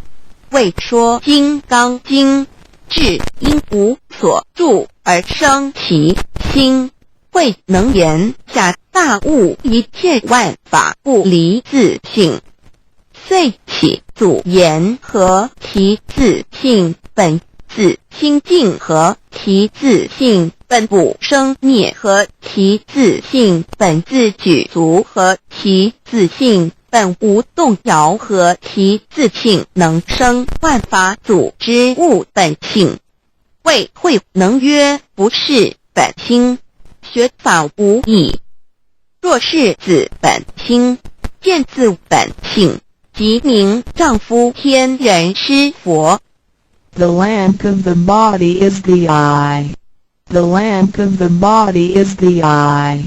If therefore your eye is good, your whole body will be full of light. 马太福音第6章22，眼睛就是身上的灯。你的眼睛若了亮，全身就光明。台中国际机电会中华民国总会2001中英对照圣经新约全书 The Holy Bible New Testament Chinese and English Bilingual Edition. 窄门圣经马太福音第7章1、3 Enter by the narrow gate, for wide is the gate and broad is the way that leads to destruction, and there are many who go in by it. 你们要进窄门，因为引到灭亡。那门是宽的，路是大的，进去的人也多。台中国际机电会中华民国总会2001中英对照圣经新约全书 The Holy Bible New Testament Chinese and English Bilingual Edition. 窄门圣经马太福音第7章1、4 Because narrow is the gate and difficult is the way which leads to life, and there are few who find it. 引导永生，那门是窄的，路是小的，找到的人也少。台中国际机电会中华民国总会2001中英对照圣经新约全书 The Holy Bible New Testament Chinese and English Bilingual Edition 048L. 国家言不走正门，进入4生6道，胎生耳牛马羊狗之类，卵生眼鸡飞禽之类，湿生口鱼虾水族之类，化生以马以蚊虫之类，泥丸风气天神肚脐在世投胎为人，任母归根修道，目的在离苦的乐，唯有任母归根，方能超生了死生，登圣域贤官，永脱苦海。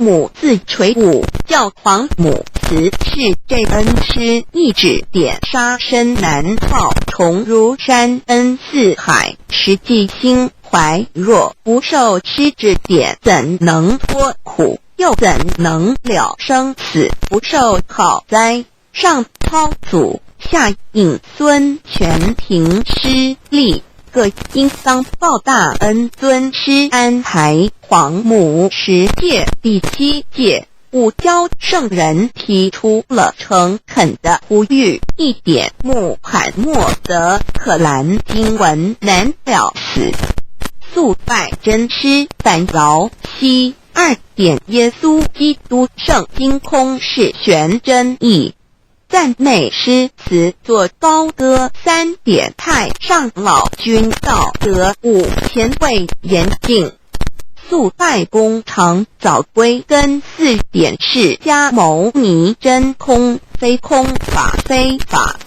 如然自在是个5点孔老夫子穷神之化之其旨，定静安律见本人古人云白藕绿叶红莲花。3角原来是一家3大圣人发敬礼，得了窍妙，回老家悟有本末，是有终始之所先后，则敬道矣。信教不爱修道，但不宜只有信教，耽误修道，本末倒置，实在可惜。点老母娘的奥妙道，在使逆东郭子问于庄子曰：所谓道，呜呼！在庄子曰：无所不在。东郭子曰：其而后可。庄子曰：在蝼蚁。曰：何其下？也曰：在蹄。百。曰：何其欲？下且曰：在瓦辟。曰：何其欲？甚且曰：在使逆。东郭子不应。庄子曰：不子之问也，不及直。正或之问于间，是履兮也。累下欲况，汝为莫必，无乎陶物。只道若是，大言亦然。周天贤3者，一名同时，其之意也。庄子之备有第22老母娘的心声，13山坡母子里乃不得已。皇母训子10戒，1戒亦当初天未分混沌，未判妙明明无人，我空空一团，96亿元佛子先天同具，无忧愁无烦恼，自在安然。先兄弟先姐妹身来伴随母，来随母去不离身边，极乐国任逍遥，随意玩耍，成青龙跨彩凤，无量尊严，不惧寒不惧暑，无数无环无阴阳，无对待，至理纯然，暇无事任遨游，先天妙境门卷来，或下棋，或将琴弹，吃的是仙桃点琼浆玉一穿的是登云鞋，仙衣仙山，老母娘的心声。